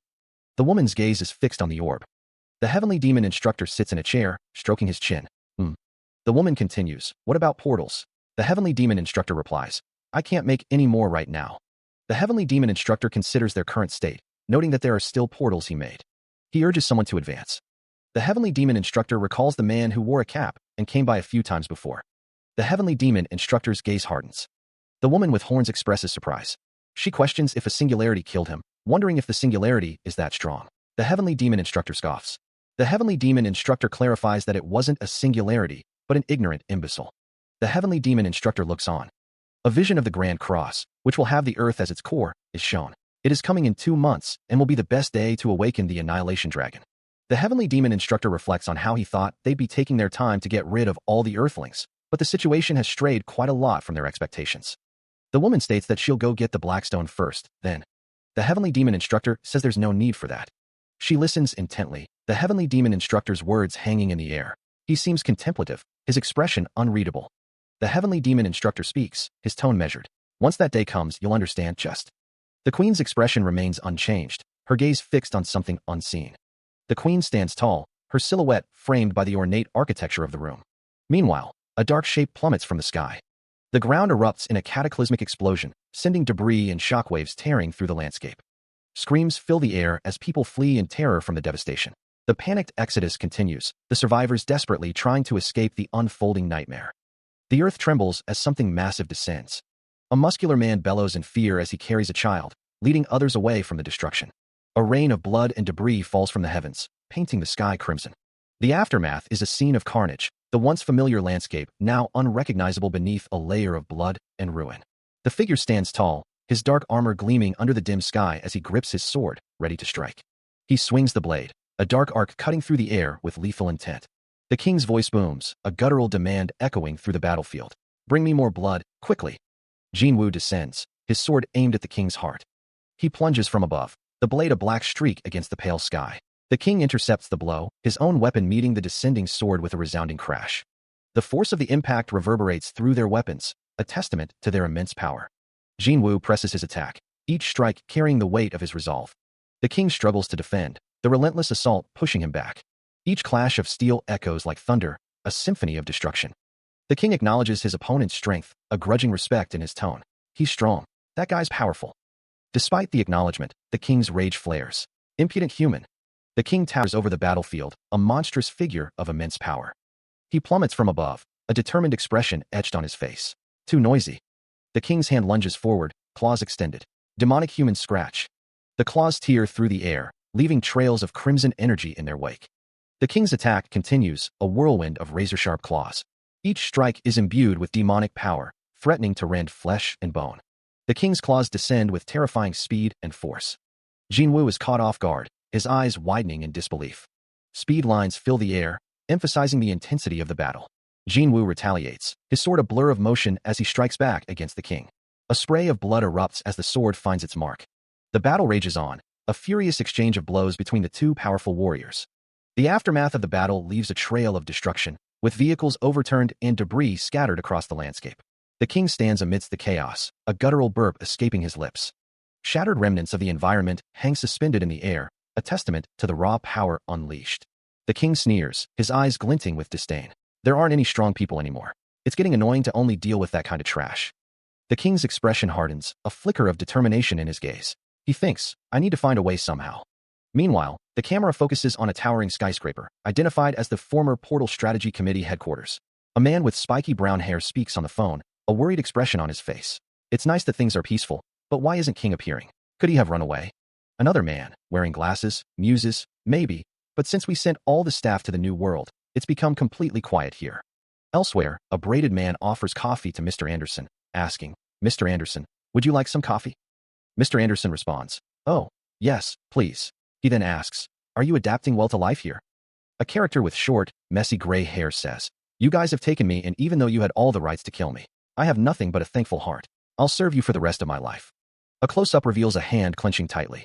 The queen, surrounded by an ethereal glow, pleads, her voice trembling with desperation. Please show mercy. Before her, a figure kneels, their head bowed in what appears to be submission or respect. Tears stream down a man's face as he hangs his head in despair. Queen stands over a defeated figure, her expression cold. You sure are good at knowing your place, she remarks. The heavenly demon instructor grits his teeth, his eyes burning with fury. A man in a white suit stands with his arms outstretched, seemingly bracing for an impact. Queen points forward, a sinister smile playing on her lips. The force of the blast sends debris scattering in all directions. Chunks of rock and metal hurtle through the air, propelled by the shockwave. The heavenly demon instructor is sent flying backwards, caught in the explosion's wake. Amidst the chaos, the queen stands firm, her gaze fixed on her fleeing opponent. Scrambling to escape, the heavenly demon instructor sprints away from the relentless queen. Bracing himself, the heavenly demon instructor prepares for another attack. Another blast sends him hurtling through the air once more. The queen conjures a massive sphere of water, the liquid swirling around her hand. A cruel smile spreads across her face as she prepares to unleash her attack. With a flick of her wrist, the queen sends the water sphere hurtling towards her fleeing foe. The sphere of water races through the air, a watery doom closing in. The water sphere slams into the heavenly demon instructor, engulfing him in a torrent of water. The heavenly demon instructor groans in pain, struggling to rise from the debris. He looks up, his gaze fixed on the queen. She launches a devastating kick. The queen's foot connects with the heavenly demon instructor's body. The force of the blow sends him flying through the air. Since you guys are pretty tough, the queen declares. Debris explodes outwards. The heavenly demon instructor crashes into the ground. A surge of magical energy erupts. The queen stands silhouetted in a doorway. Anderson Walker runs away, exclaiming in pain as the heavenly demon instructor lies defeated. Surrounded by a blue glow, a man states that the queen is a bad matchup and they should get away first. The queen stands tall, a sinister smile playing on her lips. She looks down at the scene below, sneering at the cowards. The queen, engulfed in a red aura, vows to kill them all, one by one, as she waits for them. The queen stands, radiating power. Meanwhile, a modern building stands tall against a clear sky. Lee Mina and Ha Yurak stand in an office, looking at a screen showing a man in a hospital bed. Ha Yurak states that she understands and will prepare it in advance. Lee Mina and Ha Yurak stand side by side. Lee Mina says that they'll need to get everything prepared again because of the queen. Since they don't know when she'll come again, everyone is to travel in pairs. A window reflects the images of the heavenly demon instructor, a bald man, and a woman with red hair. The bald man states that they are already doing that. The heavenly demon instructor says that he would love to fight the queen. Suddenly, the heavenly demon instructor is kicked in the face. The woman states that she felt like that would be the case, so she came for him first. The heavenly demon instructor yells that he will die. The woman kicks the heavenly demon instructor again. The woman states that he is so darn slow. The heavenly demon instructor is shocked. The heavenly demon instructor's hands are shown. The woman attacks the heavenly demon instructor again. She delivers a kick, deeming it uncouth. The kick lands, but she thinks it is not too bad. This is the indestructible Alexander mode. The heavenly demon instructor roars. The woman screams to shut up. She continues her assault. The woman's attack intensifies. She kicks again. The heavenly demon instructor is struck. The heavenly demon instructor is overwhelmed by the attack. The unknown woman towers over someone, her eyes gleaming with malice. She hisses, "You insect." Alexander, lying in a hospital bed, looks up in shock. "Hey Alexander," he exclaims. Anderson Walker thinks to himself, an S rank, is lacking so much in power compared to her. Alexander grits his teeth, his expression a mix of pain and frustration. Tendrils of dark energy lash out. The dark energy surrounds Alexander's bed as Anderson Walker watches. Anderson Walker's eyes widen. Anderson Walker shouts, who's there?" The unknown woman appears, surrounded by dark energy. She asks, "Have you already forgotten me?" Anderson Walker looks down in shock. "Isaac," he exclaims. Alexander's expression is one of shock. Isaac stands in a blue suit, his foot resting on a pile of rubble. The destruction before them was wrought by that queen person, and it was done in an instant. Anderson Walker considers the scene. "Probably." The blonde man demands, "Let's fight her right away." Anderson Walker is taken aback. "What?" The sword speaks, its voice resonating with dark intent. "Or should we devour this guy first?" Anderson Walker adjusts his glasses, clearly surprised. "Tach, the sword is talking?" Anderson Walker says, "Bloody, stop it." He then asks, Can the gravity room be used right now? Anderson Walker inquires. It can be used, but why do you ask? He thinks to himself, I want to do some. The question hangs in the air. What's the setting that Master usually uses? The gravity room is set to at least 10 times the gravity. 10 times. Anderson Walker declares. I'll start with 20 times, then. Lee Mina stood near the seated group, her expression thoughtful. Lee Mina asked, do you feel all right? The woman in the red dress responded, I'm almost fully recovered. One of the men asked, why isn't Anderson here, though? Another man replied, I heard he's training Isaac. One of the men questioned, Isaac? He's finally back. Lee Mina and the woman in the red dress continued their conversation. The woman in the red dress said, wouldn't it be better to stop his training first and get him to join us? We'll need all the people we have to fight Queen. Lee Mina replied, I agree with her. One of the men stated, you know how stubborn he is. The men continued to discuss the situation. One of the men exclaimed, where the hell is Haxon? He's the strongest among us. The heavenly demon instructor wonders where Park Hyunsoo went in such an urgent time, noting that Hyunsoo is on a completely different level. Lee Mina calls out, addressing someone as captain. The camera focuses on Lee Mina's legs as she walks. Lee Mina stands in an office with Ha-Yurak, who asks what is wrong. Ha-Yurak stands with his hands clasped in front of him. The heavenly demon instructor stands with the unknown woman. It's revealed that Ha-Yurak is a monk famous for his foresight ability, and he came here without any notice because he was so scared. Ha-Yurak performs a divination which the life and death of all mankind depends on. The prophecy states that about 2 months later, a grand cross will take place starting with Earth. That's when the Annihilation Dragon will wake up. Lee Mina, Ha-Yurak, and the heavenly demon instructor react with shock. A lone spire pierces the swirling, ethereal sky. A ruined castle looms in the distance, its dark stone reflecting the bleak landscape. The air crackles with residual energy, the echoes of a recent battle still lingering. Explosions of light and energy illuminate the ravaged terrain. The remnants of a powerful attack scar the earth, the air thick with the scent of ozone. The ground is shattered, the very stones pulverized by immense force. A monstrous creature lies defeated, its green scales marred by blood and dust. It coughs, a final, rattling breath escaping its jaws. A voice echoes in the aftermath, laced with disappointment. He's supposed to be the strongest demonic human, but he's nothing much. The speaker stands amidst the devastation, his back to the viewer, energy crackling around his hands. He turns his head, his expression grim. I need a stronger opponent. A figure, wreathed in flames, looms in the foreground. You're already strong enough.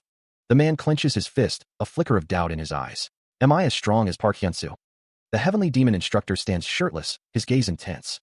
A voice booms, declaring that someone needs to return because they've gone too far out. A city rises in the distance, bathed in a soft, ethereal light. A dark castle looms atop a rocky crag, silhouetted against a blood-red sky. A figure declares that the time has finally come. A figure with long white hair sits, a faint smile playing on his lips. A voice declares that the flow of the universe is on their side. The sound of something approaching echoes through space. A crowd of people bustles through a modern city. An aerial view captures the sprawling cityscape, a maze of buildings and streets. A vibrant planet hangs in the void, its surface swirling with greens and blues. A blinding light flares from its edge, piercing the darkness. Shooting stars streak across a canvas of cosmic dust, painting ephemeral trails of light against the inky black. A monolithic pyramid rises towards a sky of pale turquoise, its apex bathed in an intense, ethereal glow. Runes of power shimmer against a backdrop of weathered stone, their meanings lost to time, but their energy palpable. A fortress of dreams floats amidst the clouds, its spires reaching towards the heavens, defying gravity's pull. The air crackles with unseen forces, the very fabric of reality bending and twisting into impossible geometries. Silhouetted figures stand atop a jagged precipice, their forms wreathed in swirling energies, poised on the brink of transformation. A radiant sun bursts forth, scattering motes of light and arcane symbols across the ethereal plane. Columns of pure energy erupt from the earth, reaching skyward like the pillars of a forgotten temple. A focused beam of celestial light descends, illuminating the ancient pyramid and awakening its dormant power. The heavens open, unleashing a torrent of radiant energy that washes over the world, reshaping the landscape in its wake. The pyramid stands defiant against the storm, its surface etched with symbols of resilience and enduring strength. Two figures plummet from the sky, locked in what appears to be a deadly descent. The scene shifts to a towering stone structure, its purpose unknown. A cosmic backdrop of stars and planets fills the frame, hinting at a grand scale. The starry expanse continues, an endless canvas of celestial wonders. One of the figures kneels before the other, the air thick with anticipation. A voice declares, "Oh, Annihilation Dragon, we've come here for your revival." A disembodied voice echoes, questioning, "King?" The queen observes the kneeling figure, her expression unreadable. She wonders, why is he kneeling?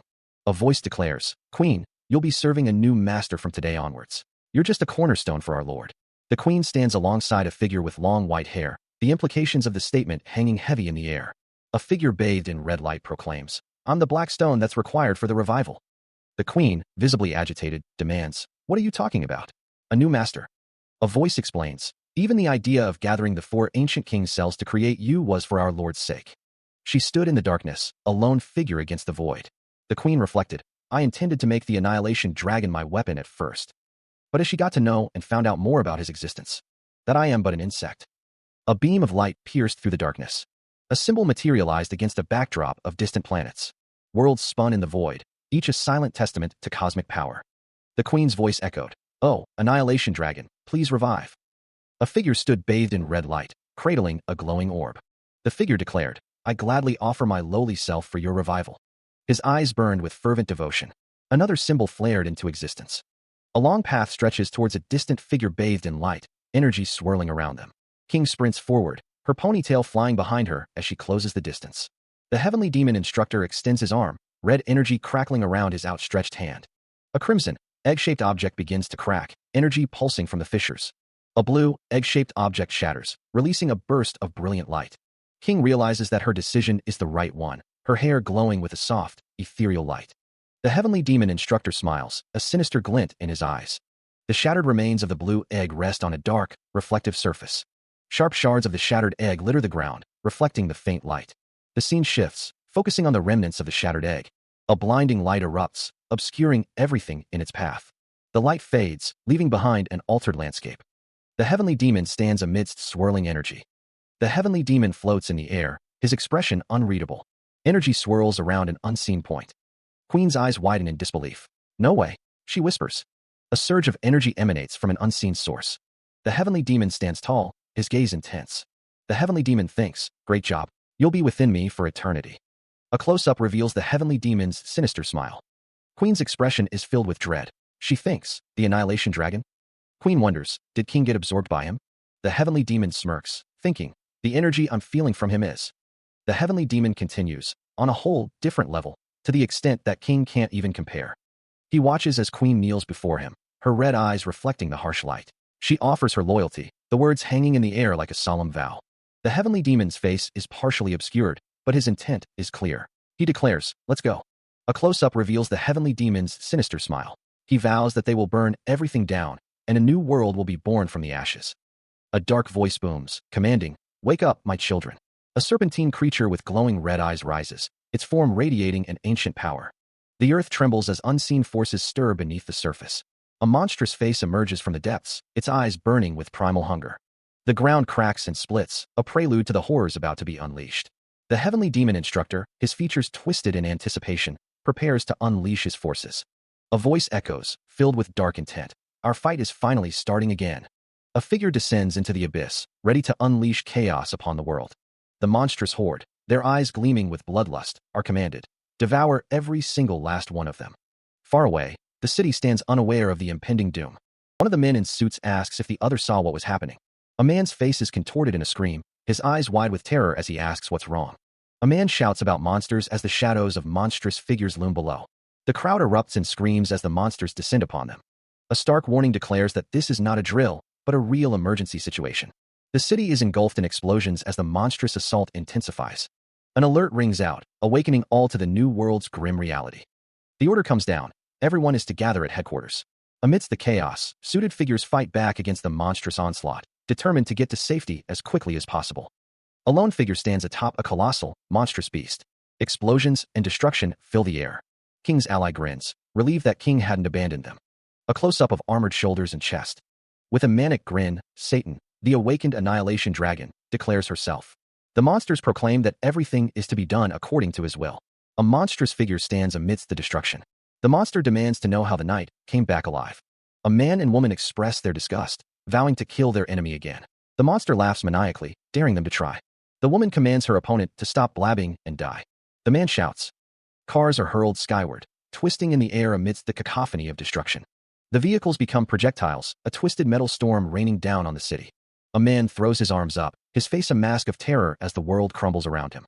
The sound of shattering glass and rending steel echoes through the streets. Cars are crushed into unrecognizable masses, their alarms blaring a mournful symphony. A woman watches the destruction, muttering, Armand. He's become even stronger. The city's infrastructure buckles under the unseen force, concrete groaning in protest. More cars are flung through the air, their trajectories erratic and deadly. The twisted wreckage of vehicles rains down, each impact a fresh wave of destruction. A monstrous figure stands amidst the chaos, declaring, what futile attempts. The unseen entity booms, its voice echoing with finality. It's over for you. The monster's face is revealed, a visage of pure malice and overwhelming power. A beam of crimson energy tears through the city, obliterating a skyscraper in a blinding flash. From the wreckage, Inhuman descends, claws extended, ready to strike. The force of an unseen blow sends the monster reeling, blood spraying from his maw. A woman cries out, her voice laced with desperation. Armand. Inhuman lunges at the unknown woman, his massive hand poised to crush her. It's your turn this time. The monster snarls, his red eyes burning with malice.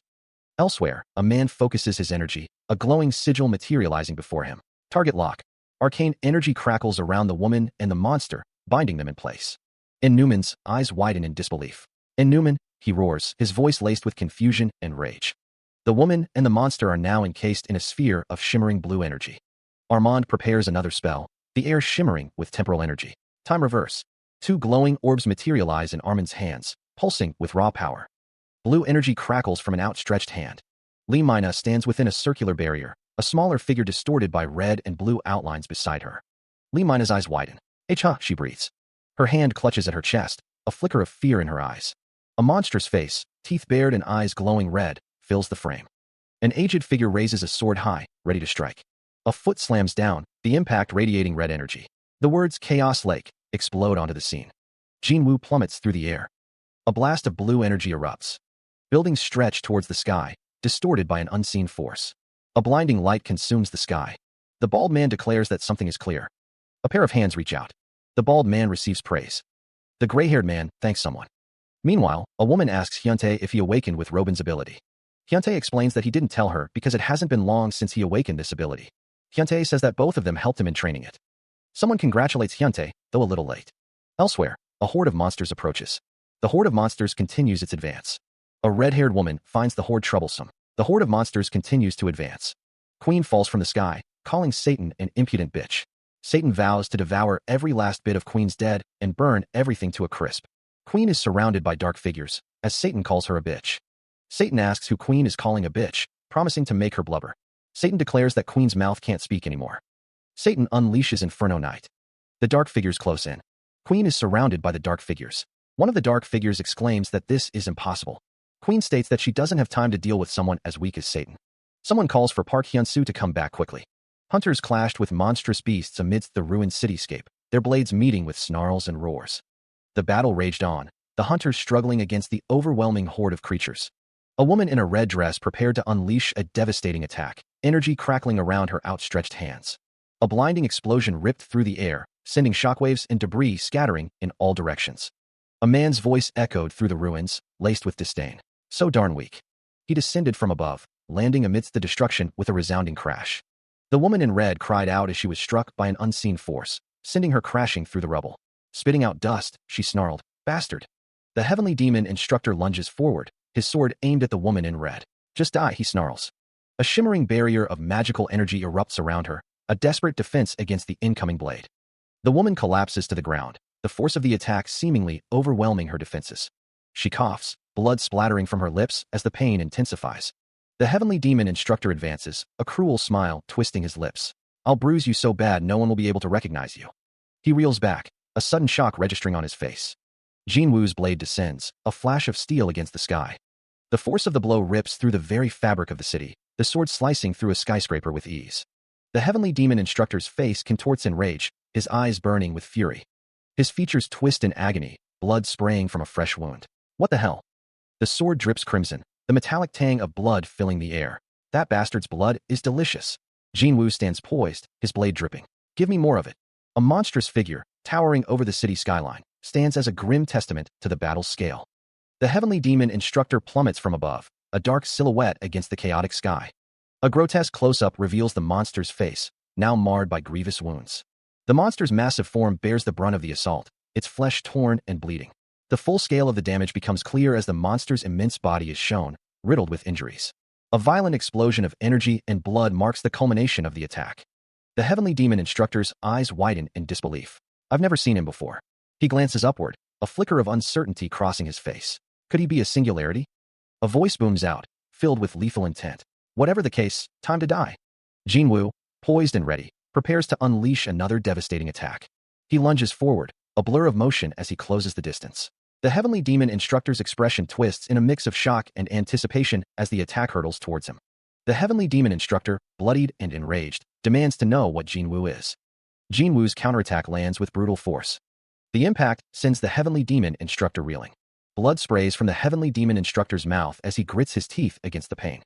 The force of the blow sends the heavenly demon instructor flying backwards. The heavenly demon instructor is left battered and bloodied.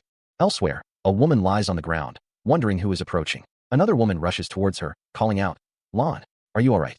Meanwhile, Jinwoo is confronted by another figure, who declares that he came to help. The figure asks if everyone is alright. The figure remarks that it seems only the small fry are left. The heavenly demon instructor looks down at Hyunsu, wondering if Isaac has become that much stronger. Even without seeing what he can do, the heavenly demon instructor can feel immense power from him. Meanwhile, a woman observes that the power is almost comparable to Park Hyunsu's level. Enough. The queen is done fooling around. She vows to get rid of all of them in one go. Red energy crackles around the queen's feet. She screams, "You!" The queen's face contorts in rage. She demands they give Alexander back alive. An explosion erupts in the distance. The queen prepares to summon a plasma sword. The ground explodes as something crashes down. Sword raised, she descends with blinding speed. The queen plummets towards the city below. She coughs, unable to track her opponent's movements. The heat intensifies. The queen is sent hurtling through the air. She prepares to strike with her plasma sword. An explosion rips through the city. The fist demon observes, realizing she's on a whole other level. Can they really defeat her? The queen stands before the fist demon. Someone shouts to Takashi to slash away. Someone exclaims in disbelief. The fist demon raises his sword, a promise of pain etched on his face. "If I do that, you will be cut." A voice commands, "Ignore me, just slash." The queen, her red eyes gleaming, orders someone, away. A blade flashes, arcing towards the fist demon. The queen allows the attack. "Let you do that." The fist demon is struck, the force of the blow sending him crashing through the floor. The sword, stained with blood, rests against the ground. The fist demon lies defeated amidst the rubble. The fist demon coughs up blood, his eyes fixed on the queen. The queen stands tall, her gaze unwavering. A voice echoes, slash. The fist demon grits his teeth, blood dripping from his chin. Takashi grits his teeth, a snarl twisting his lips. The city blurs as the battle intensifies. A figure lies prone on the ground, another standing over him. Anderson descends, blade poised to strike. The warrior vows to cleave his opponent into pieces with the sword of space-time. A figure slashes downward with a glowing blade. Crimson eyes narrow, focused and intense. A sudden realization dawns. A voice demands, "What are you doing?" Two figures face off, tension hanging heavy in the air. A figure unleashes a devastating attack. The aftermath of the clash lingers. He is sent hurtling backwards, his sword still clutched in his hand. Jinwoo stands over Yamamoto Takashi, his expression unreadable. A voice booms, "You guys are such a handful, seriously. You got beaten to a pulp even though I only looked away for a moment." Jinwoo's eyes glow with an electric blue light. The heavenly demon instructor tells someone to take a break. The fallen figure groans in pain. The queen hums to herself. The queen and the heavenly demon instructor stand ready. A close-up of the queen's face. The heavenly demon instructor thinks to himself, wondering if she recognizes who he is. The heavenly demon instructor declares that they will fight her right away. The queen prepares to fight. The queen and the heavenly demon instructor face each other. The sword is ready. The heavenly demon instructor is ready. He launches a series of blue energy blades towards the queen. Deflecting the attack, the queen raises a dark energy barrier. The heavenly demon instructor is surprised. I couldn't cut through her." The queen continues to deflect the energy blades with ease. The heavenly demon instructor unleashes another attack, this time imbued with red energy. The queen blocks the attack, the dark energy barrier holding strong against the explosion. The queen remains unfazed, effortlessly deflecting the heavenly demon instructor's attacks. The heavenly demon instructor is visibly shocked. Ugh, what was that? He realizes she's not a human, but a monster made from the genes of the four ancient supreme kings. He thinks his present powers won't work against her. The heavenly demon instructor is in disbelief. Even Isaac is no match for her. Two figures watch the battle. One asks, "What can we do, then?" A woman watches with concern. A woman in a red dress urges everyone to gather their strength, insisting that this isn't the time to be down. A disembodied voice declares that the enemy is alone and they have the numbers on their side. A man with a bowl cut expresses his fear, admitting that he wants to hide, but acknowledges that Mina is brave. A man contemplates using his time travel ability if everyone gets injured badly, questioning if he'll be able to do it. A woman with pink hair states that it's all over if they lose. Two women walk together, their expressions grim. The woman with pink hair apologizes to another woman, acknowledging that they are at war.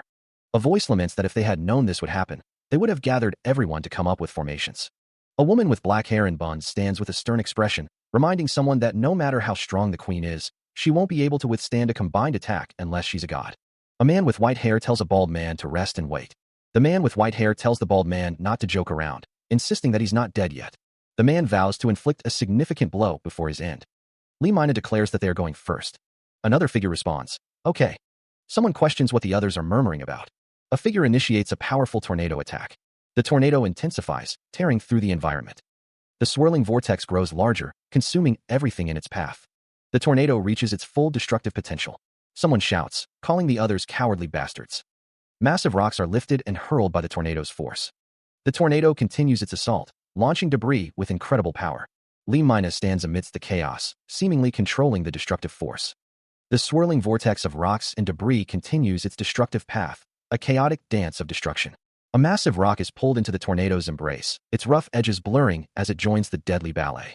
Crimson eyes narrow, observing the unfolding chaos with an unsettling intensity. The rocks explode upon impact, sending shards of stone and dust in every direction. The force of the blast sends a shockwave rippling outwards, further devastating the already ravaged landscape. A voice cuts through the din, dismissing the cataclysm with chilling nonchalance. Such child's play. More rocks detonate, each explosion adding to the symphony of destruction. Buildings crumble and shatter, reduced to rubble by the relentless assault. Mina's attack is dealing several times more damage along with Armin's tornado. Another explosion rips through the air, the shockwave visible as it distorts the surrounding space. Hands manipulate a swirling sphere of energy, a counterforce gathering power. A sudden realization dawns, etched on a face framed by spiky white hair. That's the swirling vortex of power intensified, a destructive force that consumed everything in its path. Debris and shattered remnants spun wildly within the tempestuous winds. The chaotic energy continued to build, threatening to tear apart the very fabric of reality. The queen's voice echoed, laced with frustration. These bastards, they're so pesky. Her crimson eyes narrowed, a storm of fury brewing within. A figure prepared a finishing blow, gathering power for a decisive strike. The queen's expression hardened, her resolve unwavering despite the overwhelming odds. A surge of energy erupted, a raw display of power unleashed. The queen channeled her energy, weaving intricate patterns of power around her. Her eyes burned with an intense, crimson light, reflecting the immense power she wielded. The force of the attack ripped through the air, leaving a trail of destruction in its wake. The impact reverberated, shaking the very foundations of the world. She stands amidst the ruins, a crimson aura crackling around her. The city lies in shattered pieces before the queen. Her armor is damaged, blood staining her skin, but her eyes burn with undiminished fury. The queen glances down at Anderson Walker, who lies prone amidst the rubble. Cuckoo, that definitely did damage. The queen's face contorts in rage. Bastards, she roars, her voice echoing through the ruined streets. Plunging from the sky, she descends towards the heart of the city. Gathering power, the queen prepares to unleash a devastating attack. Lunar impact. The attack slams into the city, a shockwave rippling outwards as the queen grunts with effort. Wings spread wide, she soars through the air towards her target. A cataclysmic explosion engulfs the buildings, vaporizing everything in its path. Her eyes blazing with determination, the queen vows, even if I have to revert to being a baby and die, I won't let you live. A voice cries out, Queen. She gathers power, preparing to unleash another devastating attack. Launching herself into the air, the queen ascends to meet her unseen foe. A fiery aura surrounds her as she taunts. You seem to hate the heat, huh? The queen unleashes a torrent of fiery energy, the air crackling with destructive power. The inferno engulfs a nearby building, the structure crumbling under the intense heat. The fiery destruction spreads, consuming everything in its path. Her eyes glowing with crimson intensity, the queen declares, let's die together. The queen's expression twists in defiance. That's not going to happen. A sudden, unseen force slams into her, dark energy erupting around the point of impact. The dark energy overwhelms her, a searing pain tearing through her body. Vision blurring, the queen gasps, Cook, I'm losing consciousness. A hand crackles with dark energy. The queen attacks, her movements a blur of dark intent. Her voice booms, echoing with unwavering conviction. Nothing will change. Her attack slams into the ground, the impact sending tremors through the earth. A figure plummets downwards, caught in the wake of the queen's destructive power. Another figure is launched skyward, a helpless silhouette against the blinding light. Falling back to earth, the figure is engulfed in swirling energy, a chaotic descent. The world blurs, a distorted reflection of the unfolding chaos. The queen's power slams into the city streets, sending vehicles flying in a twisted ballet of destruction. Her voice, laced with malice, promises annihilation, rip you to shreds. The figure continues to fall, a dark shape hurtling towards the ravaged earth. Standing amidst the ruins, the queen surveys the devastation, her silhouette a stark reminder of her power. The city lies in ruins, a testament to the queen's devastating power. Energy beams crisscross the skyline, leaving trails of destruction in their wake. An explosion rips through a skyscraper, sending shards of glass and concrete raining down on the streets below. The building crumbles, its steel frame twisted and broken. The city is now a graveyard of shattered dreams and broken promises. A man watches the destruction unfold, his face etched with disbelief. What was that? I couldn't see anything. It was too fast. Falling through the air, the queen descends amidst the chaos. Who is it again? The figure looks down, blood trickling from the corner of his mouth. You're much weaker than I thought. He gathers his strength, preparing for another assault. Power surges through his leg, ready to be unleashed. He clenches his fists, energy crackling around him. Let's see just how strong you are. Debris rains down as a blinding light fills the sky. The falling debris continues to scatter. The heavenly demon instructor declares, I'm the strongest here. I'll fight you next. A figure descends from above. A group exclaims, he's finally come back. Someone observes, he's gotten much stronger. The heavenly demon instructor challenges, who says they're the strongest? A figure declares, strongest here is me. The heavenly demon instructor remains silent. The heavenly demon instructor faces a dark figure. The figure questions if he is recognized. The white-haired man asks if he has become like this. The two figures stand on a building, facing each other. The dark figure demands to know what the other is jabbering on about. The ground cracks and shatters. The dark figure asks if he is that Calark bastard, or whatever. The ground is torn apart. The dark figure states that he couldn't even be touched back then, but it seems that has changed now. The dark figure stands menacingly. Haxan declares that the other will die by his hands today. The dark figure laughs. The ground explodes with energy. An explosion of raw power rips through the air, the shockwave distorting the very space around it. The heavenly demon instructor's voice cuts through the chaos. You're playing around. Muscles tense, ready to unleash a devastating blow. A strike lands with brutal force, sending shockwaves through the air. Haxan's eyes burn with unwavering resolve. He prepares to unleash a technique, energy crackling around his fist. Power surges, muscles coiled like springs. The heavenly demon instructor's voice is laced with disbelief. You grabbed me. Haxan's voice booms with confidence. I told you I'm the strongest. His muscles bulge, ready to deliver the final blow. The air crackles with energy as the attack is unleashed. Flash knuckle. The devastating blow connects, sending shockwaves through the battlefield. The force of the blow sends the heavenly demon instructor reeling. The heavenly demon instructor grunts in pain, his expression a mix of surprise and anger. He gathers energy in his open palm, a swirling vortex of blue light forming in its center. The air crackles with building power. A blinding explosion of energy erupts from the heavenly demon instructor's hand. The shockwave rips through the surrounding buildings. The force of the blast is immense. The heavenly demon instructor's eye twitches as his transformation begins. Dark energy surges around him. The heavenly demon instructor has transformed, now a towering demonic figure with glowing red eyes and jagged claws. Haxan stares up at the transformed heavenly demon instructor, a bead of sweat trickling down his temple. She got bigger? He plummets from the sky, an omen of destruction. The force of the descent sends out a shockwave, a harbinger of the devastation to come. Buildings crumble under the immense pressure, reduced to rubble in an instant. The destruction spreads, consuming everything in its path. Skyscrapers twist and break, their steel frames offering no resistance. The heavenly demon instructor's power radiates outward, a tangible force of annihilation. A car is vaporized in the blast, a testament to the attack's sheer intensity. Haxan watches in disbelief. Does this mean Haxan is weaker? The heavenly demon instructor floats amidst the chaos, a cruel smile playing on his lips. I thought it'd be fun to give you hope for a second.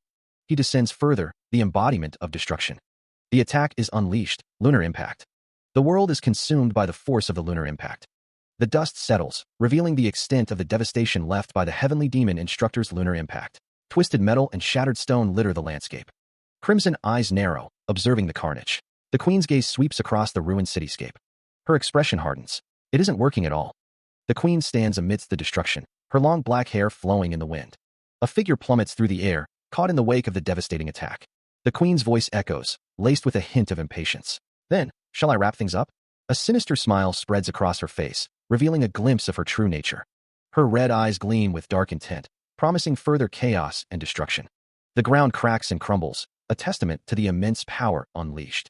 A figure is caught in the swirling debris, struggling to maintain their footing. More debris rains down, adding to the already catastrophic scene. The queen's power intensifies, a vortex of energy swirling around her as she prepares her next move. Is this how things are going to end? Hyansu's face contorts in fear. He trudges forward, each step splashing through the murky water. I don't want to die. I can't fight a monster like that. He trembles, paralyzed by terror. Hyung, where are you, and what are you doing? Hey, I'm going to do that. Then you'll be fed on by me. Do you remember the contract? Of course I do. Meanwhile, a figure plummets from the sky, a dark streak against the backdrop of towering skyscrapers. The impact shatters the street, a shockwave of force erupting outwards as the figure slams into the ground. She lies amidst the rubble, a cloud of dust obscuring the extent of the damage.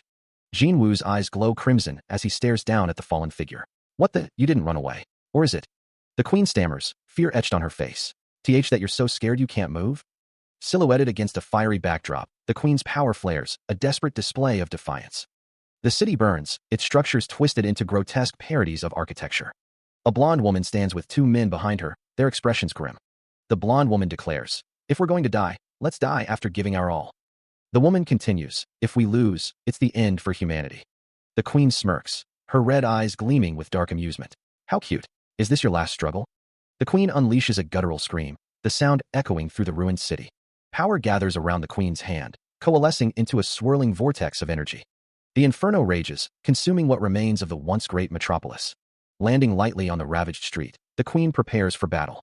Her eyes burning with crimson light, the queen snarls, I should respond in kind. The queen's hand clenches into a fist, ready to unleash her power. With a surge of energy, the queen prepares to strike, her resolve hardening with each passing moment. She pauses, an unspoken question hanging in the air. A figure materializes, its form crackling with raw energy, eyes burning with crimson light. The queen's expression twists in disbelief. What is? The figure's eyes glow with an ominous intensity. The unknown woman felt a strange sensation. A small figure with red eyes and flames appeared, and someone questioned if it was Satan. A figure in a black suit stood tall. Someone questioned if Isaac had changed again. A group of people walked forward. The figure with red eyes and flames declared that he was not Isaac. The figure declared that he was the devil. The woman's legs were visible. The unknown woman exclaimed. The unknown woman had transformed, now sporting horns. The woman declares that she is the one who inherited the strength of the four ancient emperors. The devil plummets downwards, a dark figure against the city skyline. She shouts, calling him just a fake. The woman unleashes a flurry of blows, each strike carrying immense power. She thinks about the indiscriminate strength at Queen. The devil screams in agony, blood splattering across his face. He regenerates his severed arm. She realizes that even if he's a fake, he has the blood of the four emperors. The devil continues to fall. She vows to slice him to pieces so that he can't regenerate. The woman prepares to strike again, her resolve unwavering. The devil is struck by a powerful blow, the force sending shockwaves through the air. She is sent hurtling downwards, the city buildings blurring past. The impact sends debris flying as she struggles to regain her footing.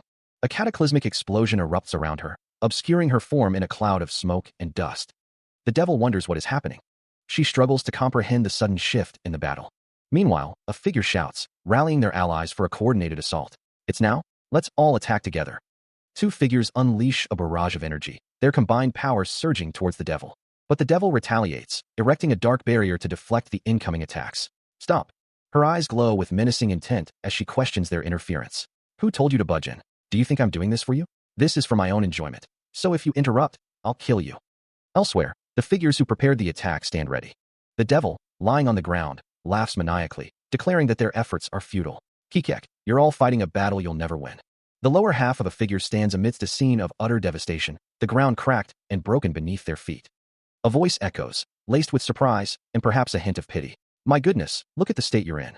A terrifying visage emerges from the shadows, eyes burning with malevolent red light, framed by wisps of dark energy. Explosions of dark energy rip through the environment, leaving trails of destruction in their wake.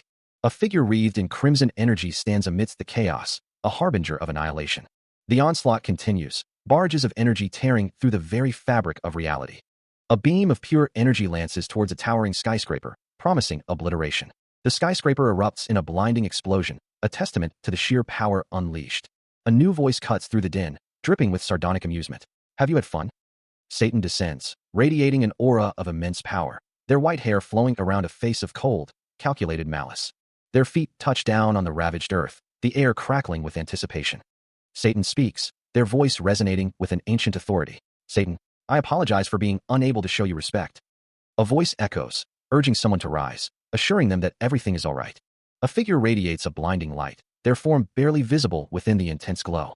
The air crackles with unseen energy. An explosion of light and debris fills the ruined cityscape. Two figures stand amidst the devastation, their expressions unreadable. A voice confesses, "I showed you an ugly side of me." The two figures stand close, the tension palpable between them. A voice speaks, seemingly forgiving. "It seems you've had your fun, so it's okay." A close-up reveals a face etched with a complex mix of emotions, a hint of a smile playing on their lips. Shadows dance, obscuring details, hinting at hidden depths. A voice whispers in disbelief, "As Satan?" Two figures stand amidst swirling energy. One wonders aloud, "Did he really revive?" Elsewhere, a group reacts in shock. "Is that the Annihilation Dragon?" One asks, fear evident in their voice. Another cries, "What do we do? We're." A voice booms with rage, "You bastard." The Annihilation Dragon descends, wreathed in dark energy. The figure with white hair stands beside a woman with black horns, both observing the unfolding events. A figure declares, "I have nothing to say to you." The Annihilation Dragon plummets downwards, a blur of motion. An explosion of energy erupts. The Annihilation Dragon continues its descent. A beam of pure energy pierces through the air.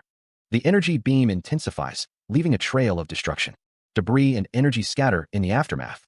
She stands alongside another figure, a dark energy swirling around them both. The Annihilation Dragon asks if they should clean things up nicely. A concentrated beam of energy shoots forth, piercing the sky. The beam strikes a city, creating a dome-shaped shield of energy.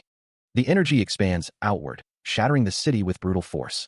An explosion of light and debris erupts, consuming everything in its path.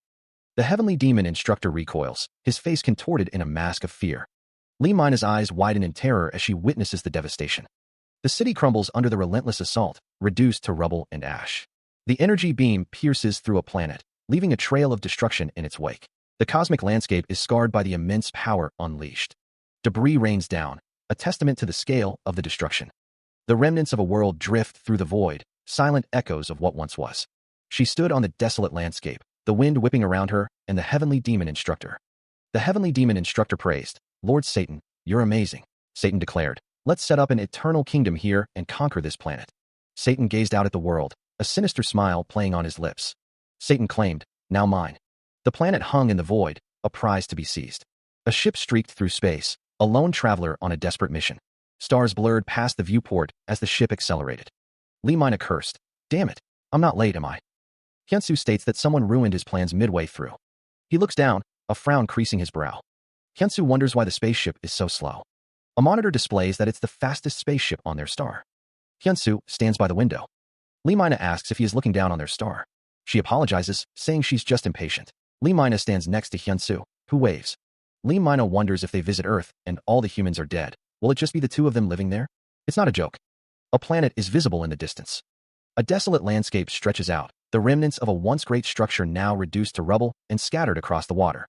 Hyunsu coughs, sputtering as he pushes himself up from the debris, the taste of salt and ash heavy in the air. He struggles to focus, his vision blurring as he whispers, "What is this?" The wreckage extends as far as the eye can see, the horizon a canvas of gray and despair. The realization hits him. It's all gone. His eyes widen, a desperate plea echoing in his mind. "During the brief moment when I went down?" He stumbles to his feet, the water swirling around his ankles as he surveys the devastation. Twisted metal and shattered remains litter the landscape, a testament to the sheer force of whatever cataclysm struck. The water reflects the dim light, casting long, distorted shadows that dance around his feet. A small, flickering light emerges from the wreckage, a faint beacon in the overwhelming darkness. Tears stream down his face as the crushing weight of reality settles upon him. I'm the only one alive." The silence is deafening, broken only by the gentle lapping of water against the ruins. He looks down, tears welling in his eyes. A profound sense of regret washes over him. "I'm sorry, everyone." Focusing on his hand, he sees it shimmering with a faint, ethereal light. Yun reaches out, his hands trembling slightly as he calls out a name. A fierce determination ignites within him. He must save everyone. He vows to use his hands, the source of his power, to protect those he cares for. Tears stream down Yun's face, his red eyes burning with resolve. He is prepared to make the ultimate sacrifice. Blue energy crackles around him as Yun declares his fate. "I die." A view of Earth from space. The camera zooms in on Earth. A ship hurtles towards the atmosphere. From the space station, a figure with foxtails remarks, "From here, Hyunsu's star is pretty." Iris declares, "We'll hit the atmosphere soon, so I'll go first." Iris asks, "You're going there from here?" She thinks, "I'm so anxious that I can't wait any longer." Another view of space. A figure plummets from space, surrounded by a blue aura. A blinding light erupts. The figure streaks towards Earth, entering the atmosphere. The reason he exists is probably for this moment. Hyunsu looks down, a grim determination etched on his face. The air crackles with unseen energy around him. A pained grunt escapes his lips. His eyes narrow, focused with intense resolve. A sphere of shimmering blue energy forms in his hands. Target acquired. He whispers, time reverse. His teeth grit, bracing himself for the strain. He vows, we'll bring them back. Lightning crackles around him as his eyes glow with power. He cries out, everyone. A surge of energy erupts from him, a desperate, anguished scream tearing through the air. His face contorted with effort, Hyunsu pushed himself to the limit. Flanked by the heavenly demon instructor, Hyunsu declared, let's go. A surge of power erupted from him, a primal scream tearing from his throat. Hyunsu gritted his teeth, determination blazing in his eyes. I can do it. Energy crackled around him, the air thick with anticipation. A blinding sphere of power began to coalesce, lightning dancing around its surface. The energy intensified, the air vibrating with raw power. The sphere pulsed, a beacon of concentrated energy. Power surged, the very fabric of reality seeming to bend around him. The sphere erupted, unleashing a torrent of pure energy. Reality fractured, the world around him distorting and breaking apart. The world shattered, the remnants of reality swirling around him in a chaotic vortex. Reality shatters, the very fabric of existence tearing apart as buildings crumble and fragment into jagged shards. Energy spikes erupt from the ground, further destabilizing the already chaotic environment. Buildings phase in and out of existence, their forms flickering like dying embers in a cosmic fire. The landscape warps and twists, the very ground beneath their feet becoming an unreliable foundation. More structures succumb to the distortion, their once solid forms now mere illusions in a shattered reality.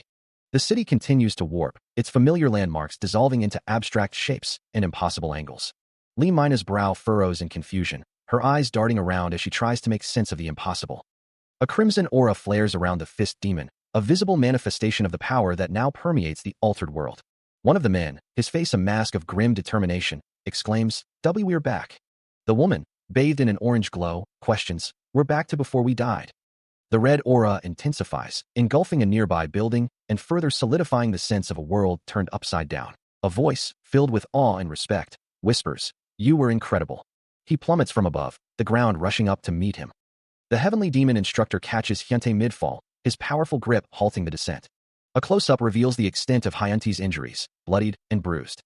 The heavenly demon instructor supports Hyuntae, his expression grim. A deep, maniacal laugh echoes. The heavenly demon instructor hears someone yell, Hyuntae. Hyuntae's face is shown in a close-up, his injuries are severe. The heavenly demon instructor says, you've surpassed Robin. A bald man laughs maniacally. Lee Mina rushes to Hyuntae's side, concern etched on her face. Someone thinks, to think these insects had such talent. Lee Mina looks up, her expression a mix of shock and anger. A voice echoes, dripping with malice. You've worked hard, but I can just kill you again. Newman stands, arms crossed, a sinister aura radiating from his form as he speaks the deadly words. Elsewhere, two men in suits stand together, their expressions unreadable. A guttural snarl tears through the air. White hair billows, energy crackling around it. The transformation intensifies, the air shimmering with power. Newman stands amidst a rising tide of energy, the ground cracking beneath his feet. The air crackles as Newman's voice booms. No, I changed my mind. This time, I want to enjoy killing you one by one. His face contorts, energy surging from his eyes. Power gathers, coalescing into a tangible force. Newman's voice drips with venom as he promises, I'll let you taste the pain of hell. His transformed body radiates power, a terrifying display of raw energy. Newman, now in his transformed state, grips the man tightly. He says, you're first. The man begs, let me go. Energy begins to emanate from the man's hand. He wonders, HM. Newman states, you're doing something useless. The man cries out, cook, I'll rip you. Screaming in agony, the man shouts, a part like this, so scream as much as you want. Aiak. Newman asks, does it hurt? A sadistic smile spreads across Newman's face. The man questions, Hyung, why did you come so late? The heavenly demon's gaze sharpens, his eyes narrowed with a predatory intensity. A subtle tremor vibrates through the air. The heavenly demon gazes down at Hyunsu, his expression unreadable. A voice wonders, since when was he there? Hyunsu mutters, I didn't sense him at Al Dash. A sharp intake of breath echoes. The heavenly demon's feet hover above the ground. The heavenly demon looms over Hyunsu and another figure, his presence casting a long shadow. A sinister grin spreads across the heavenly demon's face. Voices call out, Hyunsu, and Hyunsu boy, Hunter Park Hyunsu. Hyunsu is told, you've worked hard. You really did a good job. Hyunsu laughs. He asks what they were all doing at this time. The man apologizes, explaining that he traveled to get stronger. Lee Mina mentions a new colleague. A new colleague? Is it someone he knows? Hyunsu states that it's the third singularity. The bald man questions if it's the third singularity. The bald man suggests they deal with that first, though. Hyunsu says that they should continue this conversation after he kills that bastard. Hyunsu launches forward, intent on violence. The heavenly demon instructor throws a punch. The punch connects. Jinwoo clashes fists with the heavenly demon instructor. The heavenly demon instructor thinks that the attacks aren't working as they did before and that she definitely got stronger. The heavenly demon instructor says that she's received some of Lord Satan's power. The heavenly demon instructor stands tall as Jinwoo looks up at her. The heavenly demon instructor says that someone like Jinwoo is nothing to her now. The heavenly demon instructor and Jinwoo clash fists again. The heavenly demon instructor thinks that the reason heaven obliterating demonic fists was created was to face a powerful enemy like Jinwoo. Jinwoo stands in front of a city. The heavenly demon instructor plummets from the sky. Jinwoo remarks, "So it's a shame you're weaker than I thought." The heavenly demon instructor grins, a sinister glint in his eye. The heavenly demon instructor cackles, "Kaiha, then entertain me, won't you?" He plummets towards the city below. Hunter Park, Hyunsu watches the battle unfold. Jinwoo mutters, a blue aura emanating from his body. He prepares to unleash his power, whispering, "Seed." A surge of energy erupts from Jinwoo, arcing towards his target. The force of the blow is immense. The attack connects, a blinding flash of blue energy. The heavenly demon instructor is struck by the full force of the attack, his expression contorted in pain and rage. Buildings crumble as an unseen force tears through the city, shattering glass and sending debris flying. The destruction continues, more buildings succumbing to the relentless assault. A wide shot reveals the extent of the devastation, smoke and fires rising from the collapsed structures. The unseen force continues its rampage, tearing through more buildings with ease. Above the chaos, the sky remains indifferent, clouds drifting lazily across the horizon. The city continues to fall, buildings reduced to rubble and dust. He looks around, a flicker of confusion crossing his face as the world around him crumbles. Disbelief warps into rage, sweat beading on his brow as the scale of the destruction becomes clear. He roars, "How dare this bastard!" The unseen force continues its assault, reducing buildings to nothing more than twisted metal and shattered concrete. He stares down at the devastation, his expression a mixture of shock and fury. The air crackles with unseen energy as the battle intensifies. Jinwoo unleashes a furious barrage, his fists a blur against the towering figure of Satan. The impact resonates with the force of a tree impact. Satan reels, a guttural cry escaping his lips as blood splatters from the blow. A wave of blue energy erupts as Jinwoo initiates mind destruction. The attack rains down with the weight of falling heavens. The air shimmers with residual energy. Another devastating strike lands, the force threatening to shatter Satan's armor. To think he could fight against Satan. Those watching from afar can only marvel at the display of power. He got stronger, incredibly. The battlefield is littered with debris and the remnants of shattered energy. Satan struggles to maintain his footing, the onslaught taking its toll. The air crackles with unseen energy. This much isn't enough. His gaze sharpens, a storm brewing in his electric blue eyes. Satan's voice echoes, laced with a hint of respect. "Yeah, you're definitely the strongest among those I've met until now. You're at least on the level of a devil." Satan continues, "I compliment you for being able to rise to that field with a human body. Then, from now on." He is struck by an unseen force, the impact sending him hurtling through the air. Spinning wildly, he becomes a projectile, a blur against the sky. The energy continues to lash out, propelling him forward with terrifying speed. Satan's voice echoes, laced with amusement. "This will hurt a bit." The relentless energy continues to drive him onward. The ground rushes up to meet him, a concrete jungle looming large. He crashes through a building, glass and steel exploding around him in a shower of destruction. A beam of pure energy slams into the ground, detonating with earth-shattering force. The impact pulverizes the earth, sending shockwaves rippling outwards. He continues his uncontrolled descent, smashing through skyscraper after skyscraper. Each impact is a cataclysm, a symphony of shattering glass and collapsing concrete. The relentless assault continues, the city itself becoming a casualty of this devastating power. The force of the blast sends shockwaves rippling outwards. Buildings crumble, reduced to shattered husks. The city lies in ruins, a testament to the devastating power unleashed. The heavenly demon instructor looks up, a flicker of confusion in his eyes. Amidst the wreckage, Jinwoo stands firm, his gaze unwavering. The heavenly demon instructor's eyes widen. He disappeared in front of my eyes? It's a skill called the heavenly demon soul shed.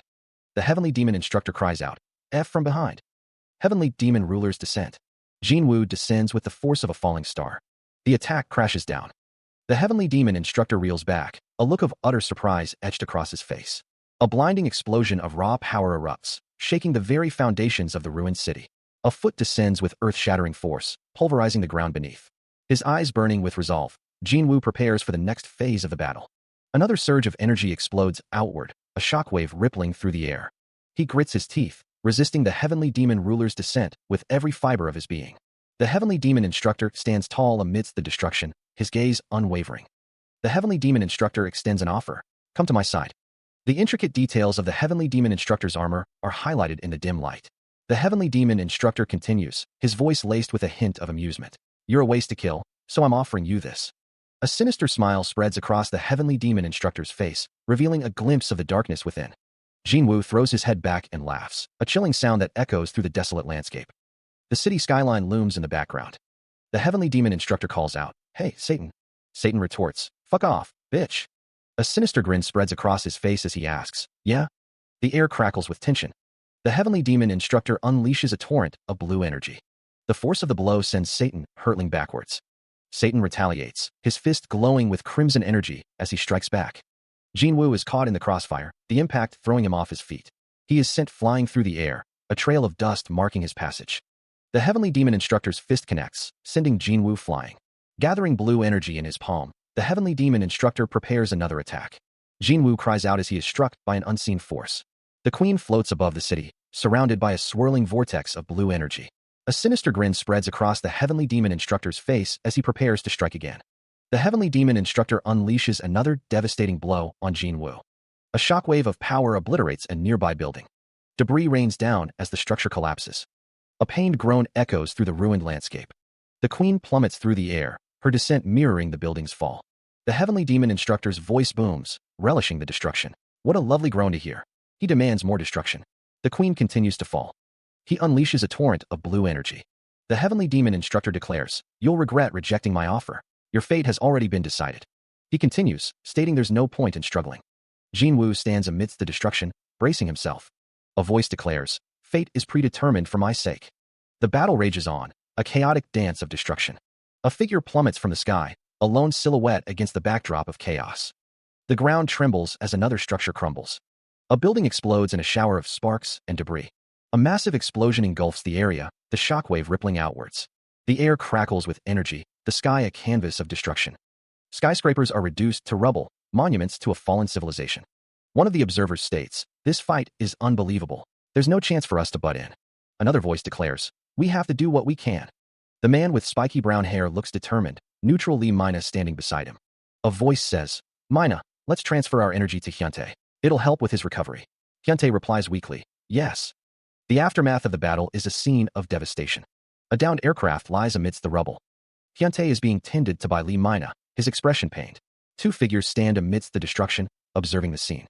Suddenly, a voice erupts with fury. The fox-like figure snarls, "How dare you touch my Hyunsu?" Clenching her fists, the fox-like figure prepares to unleash her wrath. Leaping forward, she launches herself towards her unseen target. Fueled by rage, the fox-like figure accelerates, red energy crackling around her. Focusing her power, she channels it into a devastating hand strike. The target of her fury braces for the impact. The strike lands with earth-shattering force. He is caught off guard by the sudden assault. A clawed hand slashes through the air. The claws rake across Satan's chest, drawing a thin line of blood. Satan remarks, "That kind of hurt." The fox-like figure declares, "It did no damage at all." The fox-like figure prepares for another strike. A kick lands with brutal force. The fox-like figure screams, "How dare you attack Lord Satan?" Rage contorts the fox-like figure's face. The fox-like figure unleashes a furious cry. Claws drip with fresh blood. Satan watches the display with narrowed eyes. She launches herself forward, a blur of motion against the backdrop of the city. An unseen figure taunts, "Do you like your new hairstyle?" Queen's expression twists into a snarl. The fox-like figure retaliates, striking with blinding speed. A voice screams, "Die!" Unleashing a surge of power, the fox-like figure continues the assault. Queen cries out, staggered by the blow. The fox-like figure presses the advantage, his attack relentless. A voice acknowledges, "You definitely are strong." The heavenly demon instructor kneels, blood staining his clothes. The heavenly demon instructor reflects, "Stronger than any other devil I've met in the universe." However, they all knelt under the force of the heaven-obliterating demonic fists. A view from outside shows the building where the battle is taking place. The heavenly demon instructor's face contorts into a sinister grin. He snarls, "Enough with the bullshit, let's see you struggle." The heavenly demon instructor continues, his expression twisted with malice. "If you can't amuse me, I'll let you experience a never-ending pain where your skin gets ripped eternally." A low chuckle rumbles from the heavenly demon instructor's throat.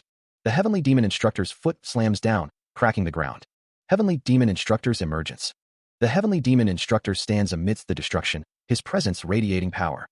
The Heavenly Demon Instructor's eyes narrow, a flicker of surprise crossing his face. How can such energy exude from such a tiny human body? He muses. A close-up reveals the Heavenly Demon Instructor's sinister grin. A hand reaches out, as if grasping for something. A figure with piercing blue eyes declares, "This isn't the time for you to be at such ease." A partial view of a character's torso is shown. He steps forward, his foot crushing the ground beneath him. The impact sends tremors through the earth. Jinwoo throws a punch, his fist a blur of motion. The Heavenly Demon Instructor sneers, "Do you think I'll get hit by that again?" The punch connects with a resounding crack. The Heavenly Demon Instructor spits out, "That was a fake." Another blow lands, staggering the Heavenly Demon Instructor. Jinwoo stands his ground, ready for the next attack. The Heavenly Demon Instructor is struck again, the force of the blow sending him reeling. The impact shatters the ground around them. The Heavenly Demon Instructor's face contorts in rage. Jinwoo declares, "Accelerate." His expression hardened, Jinwoo prepared to unleash the full extent of his power. Satan was sent hurtling through the air, a trail of dust marking his violent trajectory. The Heavenly Demon Instructor declared, "This is the power I've gathered from the late heavenly demons in order to get rid of you." A blue aura flared around Jinwoo, his eyes glowing with an intense light. The air crackled with energy as the words, "This is the end," echoed through the battlefield. Closing the distance in a blur, Jinwoo struck with devastating force. The Heavenly Demon Instructor crashed through the ruined cityscape, leaving a trail of destruction in his wake. Queen watched with a look of stunned disbelief. The defeated Heavenly Demon Instructor lay prone amidst the rubble, a voice crying out, "Lord Satan." His eyes wide with pain and fury, the Heavenly Demon Instructor glared up at his attacker. Blood streamed from the Heavenly Demon Instructor's wounds, painting a gruesome tableau against the broken ground. Jinwoo stared down at his fallen foe, a flicker of shock crossing his face. The Heavenly Demon Instructor stands over Queen, who is bleeding profusely. Hyunsu watches from the side, his expression unreadable. The Heavenly Demon Instructor grunts in pain. The figure cries out in pain as blood splatters around them. Debris rains down. A figure plummets downwards amidst the destruction. Jinwoo thinks to himself, to think Queen would take Satan's place. The Heavenly Demon Instructor stands with Jinwoo, stating that he has lost a good opportunity. More debris falls.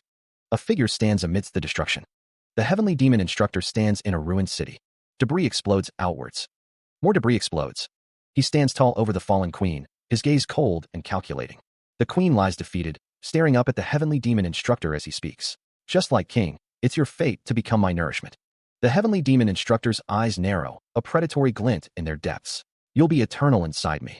Energy crackles around the Queen as the Heavenly Demon Instructor unleashes his power. The Queen is engulfed in a blinding light, the Heavenly Demon Instructor's power overwhelming her. The support fox figure watches the battle unfold, a mixture of concern and determination etched on her face. The support fox figure's eyes widen, her expression a mix of shock and anger. "Crazy bastard." The Heavenly Demon Instructor's lips curl into a sinister grin. "Kek." The Heavenly Demon Instructor throws his head back and laughs maniacally, his power surging around him. "Kehaha." A burst of raw energy explodes outward. Satan, his massive arm raised, watches a figure approach in the distance. "Gosh, you're disgusting," he remarks. A voice booms, "There's no devil like you." Jinwoo's expression hardens as he calls out, "Hey, your name is Satan, right?" A disembodied voice observes, "He's actually gotten smaller in size." Satan's eyes narrow, a predatory grin spreading across his face. Another burst of energy erupts as Jinwoo moves. Jinwoo closes the distance, a blur against the cityscape. He throws a punch, his fist a speeding bullet. The punch connects with devastating force, the air rippling around it. Satan, reeling from the blow, sneers, "You're slow." He grunts in pain, the force of the blow evident. Shadows erupt from beneath him, tendrils of darkness lashing out with incredible speed. The Heavenly Demon Instructor is bombarded by the unseen force, explosions of energy erupting around him.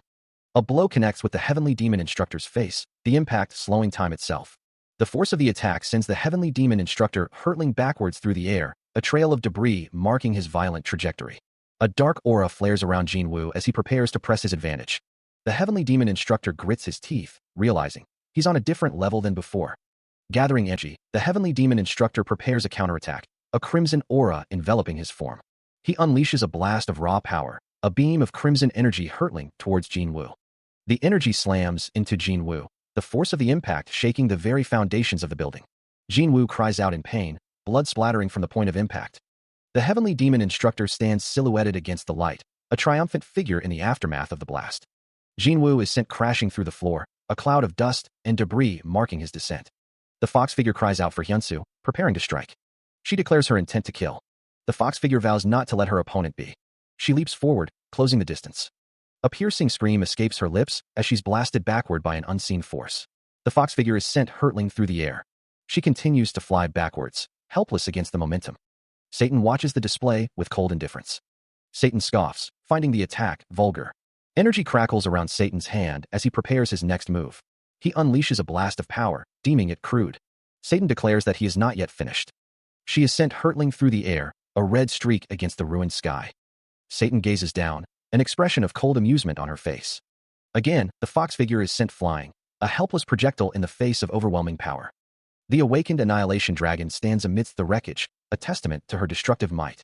The awakened Annihilation Dragon's voice echoes through the ruined city. Oh, did you say you had more? A gaping hole marks the side of a skyscraper, a silent testament to the battle's ferocity. The fox figure lies prone amidst the rubble, defeated but not broken. Summoning the last of their strength, the fox figure rises, a faint aura flickering around them. Determination burns in the fox figure's eyes, a desperate resolve hardening their features. The fox figure grits their teeth, a desperate plan forming in their mind. This is dangerous, but I'm going to go in with my 9 tails. With a desperate cry, the fox figure unleashes their power. Satan watches, her expression unreadable as the fox figure's power surges. They are enveloped in a surge of raw power, the air crackling with unseen energy. The energy intensifies, swirling around them like a tempestuous vortex. The fox figure is now completely consumed by the radiant aura, their form barely visible within the luminous shroud. A fierce determination hardens their features, a silent vow etched upon their face. The fox figure declares, their voice resonating with newfound strength, that they are going in with full power. Bathed in the ethereal glow, the fox figure stands ready, a beacon of defiance against the encroaching darkness. Elsewhere, the heavenly demon instructor smirks, a glint of amusement in his eyes. Oh, now it looks like it'll be a bit fun. Hyunsu clenches his fist, his knuckles white with rage. I'm killing that bastard. Hyunsu stands alongside the fox figure, his expression grim. Hyunsu declares, then let's go together, as they both charge forward. The heavenly demon instructor sneers, it seems you haven't gotten a grip yet. The air crackles with unseen energy. The fox figure is surrounded by a lattice of red energy. The red energy intensifies. The fox figure stands ready, red energy swirling around them. The energy crackles and surges. The heavenly demon instructor grits his teeth, a furious expression on his face. Hyunsu charges forward, determined to join the fight. Energy gathers. The heavenly demon instructor unleashes a blast of energy at Hyunsu. Hyunsu coughs, blood trickling from his lips. The heavenly demon instructor taunts, you play so cutely. The city is under siege. The heavenly demon instructor roars, his voice echoing through the chaos. Not anymore. Crimson energy claws tear through the sky. Dark, jagged shapes loom in the distance. Beams of violet energy rain down, detonating against the city structures. The violet beams continue their relentless assault, carving paths of destruction through the urban landscape. The city skyline is pierced by the violet energy, buildings crumbling under the onslaught. Explosions bloom amidst the skyscrapers, smoke billowing as the city buckles under the relentless barrage. A figure launches into the fray, a streak of blue against the violet chaos. Debris rains down as the city groans under the relentless assault. The violet energy intensifies, explosions ripping through the foundations of the metropolis. Jinwoo surges forward, a blue aura enveloping him as he confronts the devastation. He prepares to unleash a devastating technique, his hand crackling with blue energy. The air shimmers as Jinwoo activates, exploding heavens. A torrent of blue energy erupts from Jinwoo's hand, arcing towards the heavenly demon instructor. The heavenly demon instructor braces for the impact, his expression grim. Jinwoo presses his attack, closing the distance with blinding speed. The heavenly demon instructor intercepts the blow, a surge of red energy radiating from his hands. The clash of energies sends shockwaves rippling through the air. The heavenly demon instructor's face is marred by a spray of blood, his eyes wide with shock. Staggering backward, the heavenly demon instructor plummets towards the ground. The force of the battle obliterates a nearby building. The fox figure rushes to Jinwoo's side, offering aid. The battlefield lies in ruins. Hyunsu, supported by Lee Mina, looks on with concern. The heavenly demon instructor, his eyes narrowed, declares, I'm sick of you now, so. He unleashes a devastating blast of energy, shouting, goodbye. Seeing the attack, the fox figure quickly raises his hands, preparing a defense. A shimmering, emerald barrier materializes, deflecting the heavenly demon instructor's attack. The heavenly demon instructor's expression twists in frustration. A protective sphere surrounds the fox figure. The fox figure's protective sphere holds strong. The fox figure grits his teeth, bracing for impact. The heavenly demon instructor smirks, declaring, the protagonist always appears late. Below, an unknown figure stands, crackling with potent energy. Kayvon, accompanied by the fox figure, is greeted with a sharp rebuke. Kayvon, you jerk, you're finally here. A voice booms, declaring, I had a lot to prepare. The energy intensifies, swirling with greater ferocity. A voice echoes from the structure, asserting, you cannot. A voice cries out, heavenly demon. The figure clutches a sphere of raw power, a voice taunting, you brats, who said I wouldn't come back. See you soon. The energy surges, ready to be unleashed. The figure directs the energy downwards, towards the city below. The energy hurtles towards its target, a city skyline. The city is engulfed in a cataclysmic explosion of energy. Kayvon and the fox figure react with shock to the devastation. He stands next to Hyunsu. The fox figure admits that he kind of missed this dirty air. An old man with long white hair is surrounded by a blue aura. The blue aura intensifies around the old man. Muttering to himself, Hyunsu's eyes narrowed. The fox figure cries out, Master! The heavenly demon instructor looks down at them. The heavenly demon instructor states that they've gotten stronger. Hyunsu and the fox figure are falling. Hyunsu yells, Master! The heavenly demon instructor attacks Hyunsu. The heavenly demon instructor continues his assault. A view of the city. The heavenly demon instructor asks how they dare block the reunion of a teacher and his disciple. The heavenly demon instructor asks if Hyunsu is this bastard's master. He vows to eliminate them as well. The heavenly demon instructor prepares to strike, electrical energy crackling around his form. The attack surges forward, a concentrated burst of power aimed directly at Hyunsu. Hyunsu manages to dodge the incoming assault. The heavenly demon instructor declares that this is not the end. He gathers another surge of electrical energy, preparing to unleash another devastating attack. The energy crackles and intensifies, a blinding display of raw power. Hyunsu leaps into the air, narrowly avoiding the brunt of the attack. The electrical energy explodes outward, a cascade of destructive force. The attack obliterates the surrounding buildings, leaving a trail of devastation in its wake. The air smells of ozone and burning concrete. Hyunsu and the fox figure flee from the destructive power, desperate to escape the heavenly demon instructor's wrath. The fox figure wonders if Hyunsu's ability to fight back is due to him regaining his body. He unleashes a torrent of power, lightning crackling around him as the heavenly demon instructor prepares a new, devastating attack. The heavenly demon instructor roars, the sound echoing as he channels his energy. The heavenly demon instructor declares, I've recently created the heavenly demon method, seeing as you've withstood. The heavenly demon instructor's hand glows with blue energy as he prepares to strike. The heavenly demon instructor thinks, but the fact that I got back my body and came to this world. The heavenly demon instructor shouts, to stop me, as a green aura surrounds him. The heavenly demon instructor unleashes his attack, a blinding flash of energy erupting from his position. The energy blast intensifies, tearing through the air with incredible force. The attack continues its relentless assault, a wave of destruction spreading outwards. A close-up reveals the sheer power contained within the heavenly demon instructor's attack, a maelstrom of energy. Someone exclaims, I can't read his movements at all.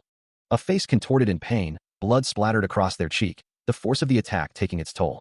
The impact of the heavenly demon instructor's blow sends Hyunsu reeling. The heavenly demon instructor's face contorts in rage as he unleashes his power. He is sent flying through the air, the city a blur beneath him. The heavenly demon instructor watches with a grim expression. A voice booms out, filled with fury. Queen descends, a crimson aura blazing around her. The impact of her attack shatters the ground. The heavenly demon instructor grits his teeth, acknowledging the power of the blow. Queen continues her assault, a whirlwind of destruction. It took a while to recover, the heavenly demon instructor thinks. It isn't too late, I see, Queen thinks, her eyes glowing with malevolent intent. Queen prepares to strike again, her power reaching its zenith. She lunges forward, a dark aura surrounding her as she prepares to strike. I'll get a blow in. The heavenly demon instructor grits his teeth, rage contorting his features. You bastards. I'll. Queen's eyes glow with malevolent intent.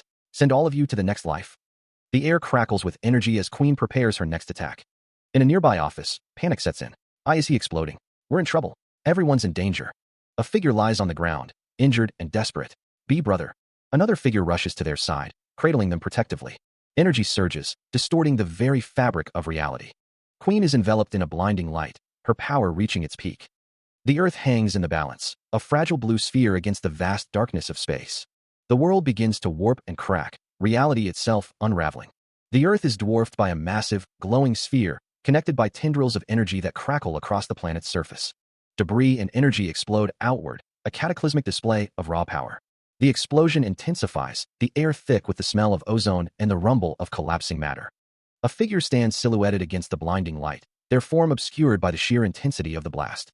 A blinding flash of energy erupts, a beacon of destructive force. Meanwhile, Queen stands on a desolate, white plain beneath a starry sky, her expression one of cold fury. She barks, How dare you insects talk back to me? The heavenly demon instructor's face contorts in a savage grin, his eyes gleaming with dark amusement. The heavenly demon instructor asks, his voice laced with concern, "Are you okay, my disciple?" Hyunsu, standing beside the heavenly demon instructor, replies, "Yes, master. I used mystic circulation." The heavenly demon instructor's expression shifts to one of shock and disbelief. He exclaims, "What the? How did you come here?" Hyunsu's voice echoes in someone's mind. "Can you hear me, Hyunsu?" He is asked if he was transported well. Hyuntae, looking around, wonders where they are, noting that he is in a state of shock. Two alien-like figures stand before Hyuntae and Lee Mina. A voice declares that they can do as they want now. Meanwhile, the heavenly demon instructor looks on with a sinister smile. A voice states that since he's weakened, now is the time to show him what kind of existence the heavenly demons are. The heavenly demon instructor watches Hyunsu. A voice responds with, "Yes, master," followed by, "Wait one moment." A voice exclaims, "You cheap." The heavenly demon instructor and Hyunsu prepare to use a technique, declaring, "Exploding heavens." The heavenly demon instructor and Hyunsu are upside down, channeling energy. A silhouette is shown with energy. The silhouette struggles, exclaiming, "I can't." Two figures stand beneath a starry sky, facing a blinding light. The light intensifies, growing brighter and more expansive. Hyunsu stands alongside the fist demon, both seemingly focused on something ahead. Streaks of light pierce through the darkness. Beams of light converge, creating a powerful display. The words "heavenly spiritual body" appear, radiating energy. A blinding light explodes outward. A monstrous figure with glowing red eyes thinks, "This makes no sense." Another figure reflects, "To think I would." To these pathetic orbs of light drift through a dark, ethereal space. A figure floats in the air, declaring, "It's over." The earth returns to its normal state. A voice declares that it is Hyuntae's ability. Someone wonders aloud if they are alive. A voice states that they have been revived. Hyuntae is shown, and someone exclaims his name, stating that he was able to use teleportation. The words "the third singularity" appear. Hyuntae states that he wanted to counter time a bit more, but this is his limit. Someone states that they were able to survive because of Kavon, the third singularity, and that he saved Earth. One of the figures asks about Satan, and the other tells them not to worry about that. The two figures stand together. A figure states that someone is completely dead and that their master helped them. A figure exclaims, "Master?" A voice wonders what it all means. The fist demon stands alongside two other men, one with white spiky hair and the other with slicked back black hair. One asks if he's gone forever. A fist pumps in the air as someone exclaims that they're finally done, with a cheer for Park. Hyunsu stands with his hands clasped, a woman with long brown hair standing beside him. The group celebrates their victory, with one person declaring that Hyunsu is their master. A couple embraces, smiling. Humanity, which suffered from all kinds of portals just half a year ago, is now living in peace. Seoul, where the last Great War took place, has recovered considerably. The entire world is sending their thanks to the Hunter Group New World. Today is the day of Hunter Park Hyunsu's younger brother, Park Hyuntae's wedding. People enter a building, presumably for the wedding. The wedding reception is in full swing. Park Hyuntae receives congratulations. One guest exclaims, "Congratulations, Hyuntae. You look great today." A hush falls over the crowd. The officiant declares, "Then the bride and groom, please kiss in the representation of your eternal union." Hyuntae embraces his bride. The guests applaud the happy couple. Hyunsu is asked, "Will Hyunsu and the Fire Lady be doing that next time?" Someone demands, "Decide. Is it me or that red girl?" A young man wonders, "But where did Grandpa go?" The camera pans to a building. The heavenly demon instructor thinks, "To think it would take this long for you to fulfill that promise." A voice declares, "But I didn't lie, and I even took the black." He acknowledges that he turned Hyunsu's room into a general use portal. Hyunsu thanks him for that. The heavenly demon instructor tells Park Hyunsu to hurry and go. Hyunsu is told that he has worked hard. The heavenly demon instructor crosses his arms. Hyunsu states that he will be back. Elsewhere, a majestic waterfall cascades down a rocky cliff, surrounded by lush greenery. The heavenly demon instructor sits in a meditative pose at the base of the waterfall, the water swirling around him. The heavenly demon instructor's eyes narrow as he asks if someone has been healthy and at peace. The heavenly demon instructor leaps from the cliffside, diving into the cascading water. The heavenly demon instructor plunges into the depths of the waterfall. The heavenly demon instructor's training is interrupted as Hyunsu launches a kick, his bare foot aimed at his former master. The kick connects, a resounding kiak, echoing as the force of the blow ripples through the air. The heavenly demon instructor remarks, "You've gotten bigger since I last saw you." Hyunsu retorts, "I grew much bigger than you, master." Hyunsu continues, his voice laced with defiance, "How dare you tease your master?" The heavenly demon instructor responds with a sharp tone, "Didn't you acknowledge it as well, master?" Hyunsu, a vein throbbing on his forehead, says, "Seeing you fool around, you have 1,000,000 years to go." Hyunsu challenges, "Do you want to fight?" The heavenly demon instructor retorts, "I'm not the me of the past. Come, I'll fight you." The waterfall cascades down the cliffside, a silent witness to the impending battle. The waterfall crashes against the rocks below, the roar of the water filling the air. The heavenly demon instructor stands over a fallen Hyunsu, warning, don't fool around. Can't you go easy just once? Follow me. I'll teach you. Hyunsu sits in the water, looking surprised. Hyunsu wonders if he will be able to meet the other masters who are friends with the heavenly demon instructor. The heavenly demon instructor assures him that he is stronger than them. The heavenly demon instructor leads Hyunsu away. Hyunsu asks if he should go like this, having left his clothes by the water. He wonders if he took them off to show off in the first place, and is told to go and show off to the whole world.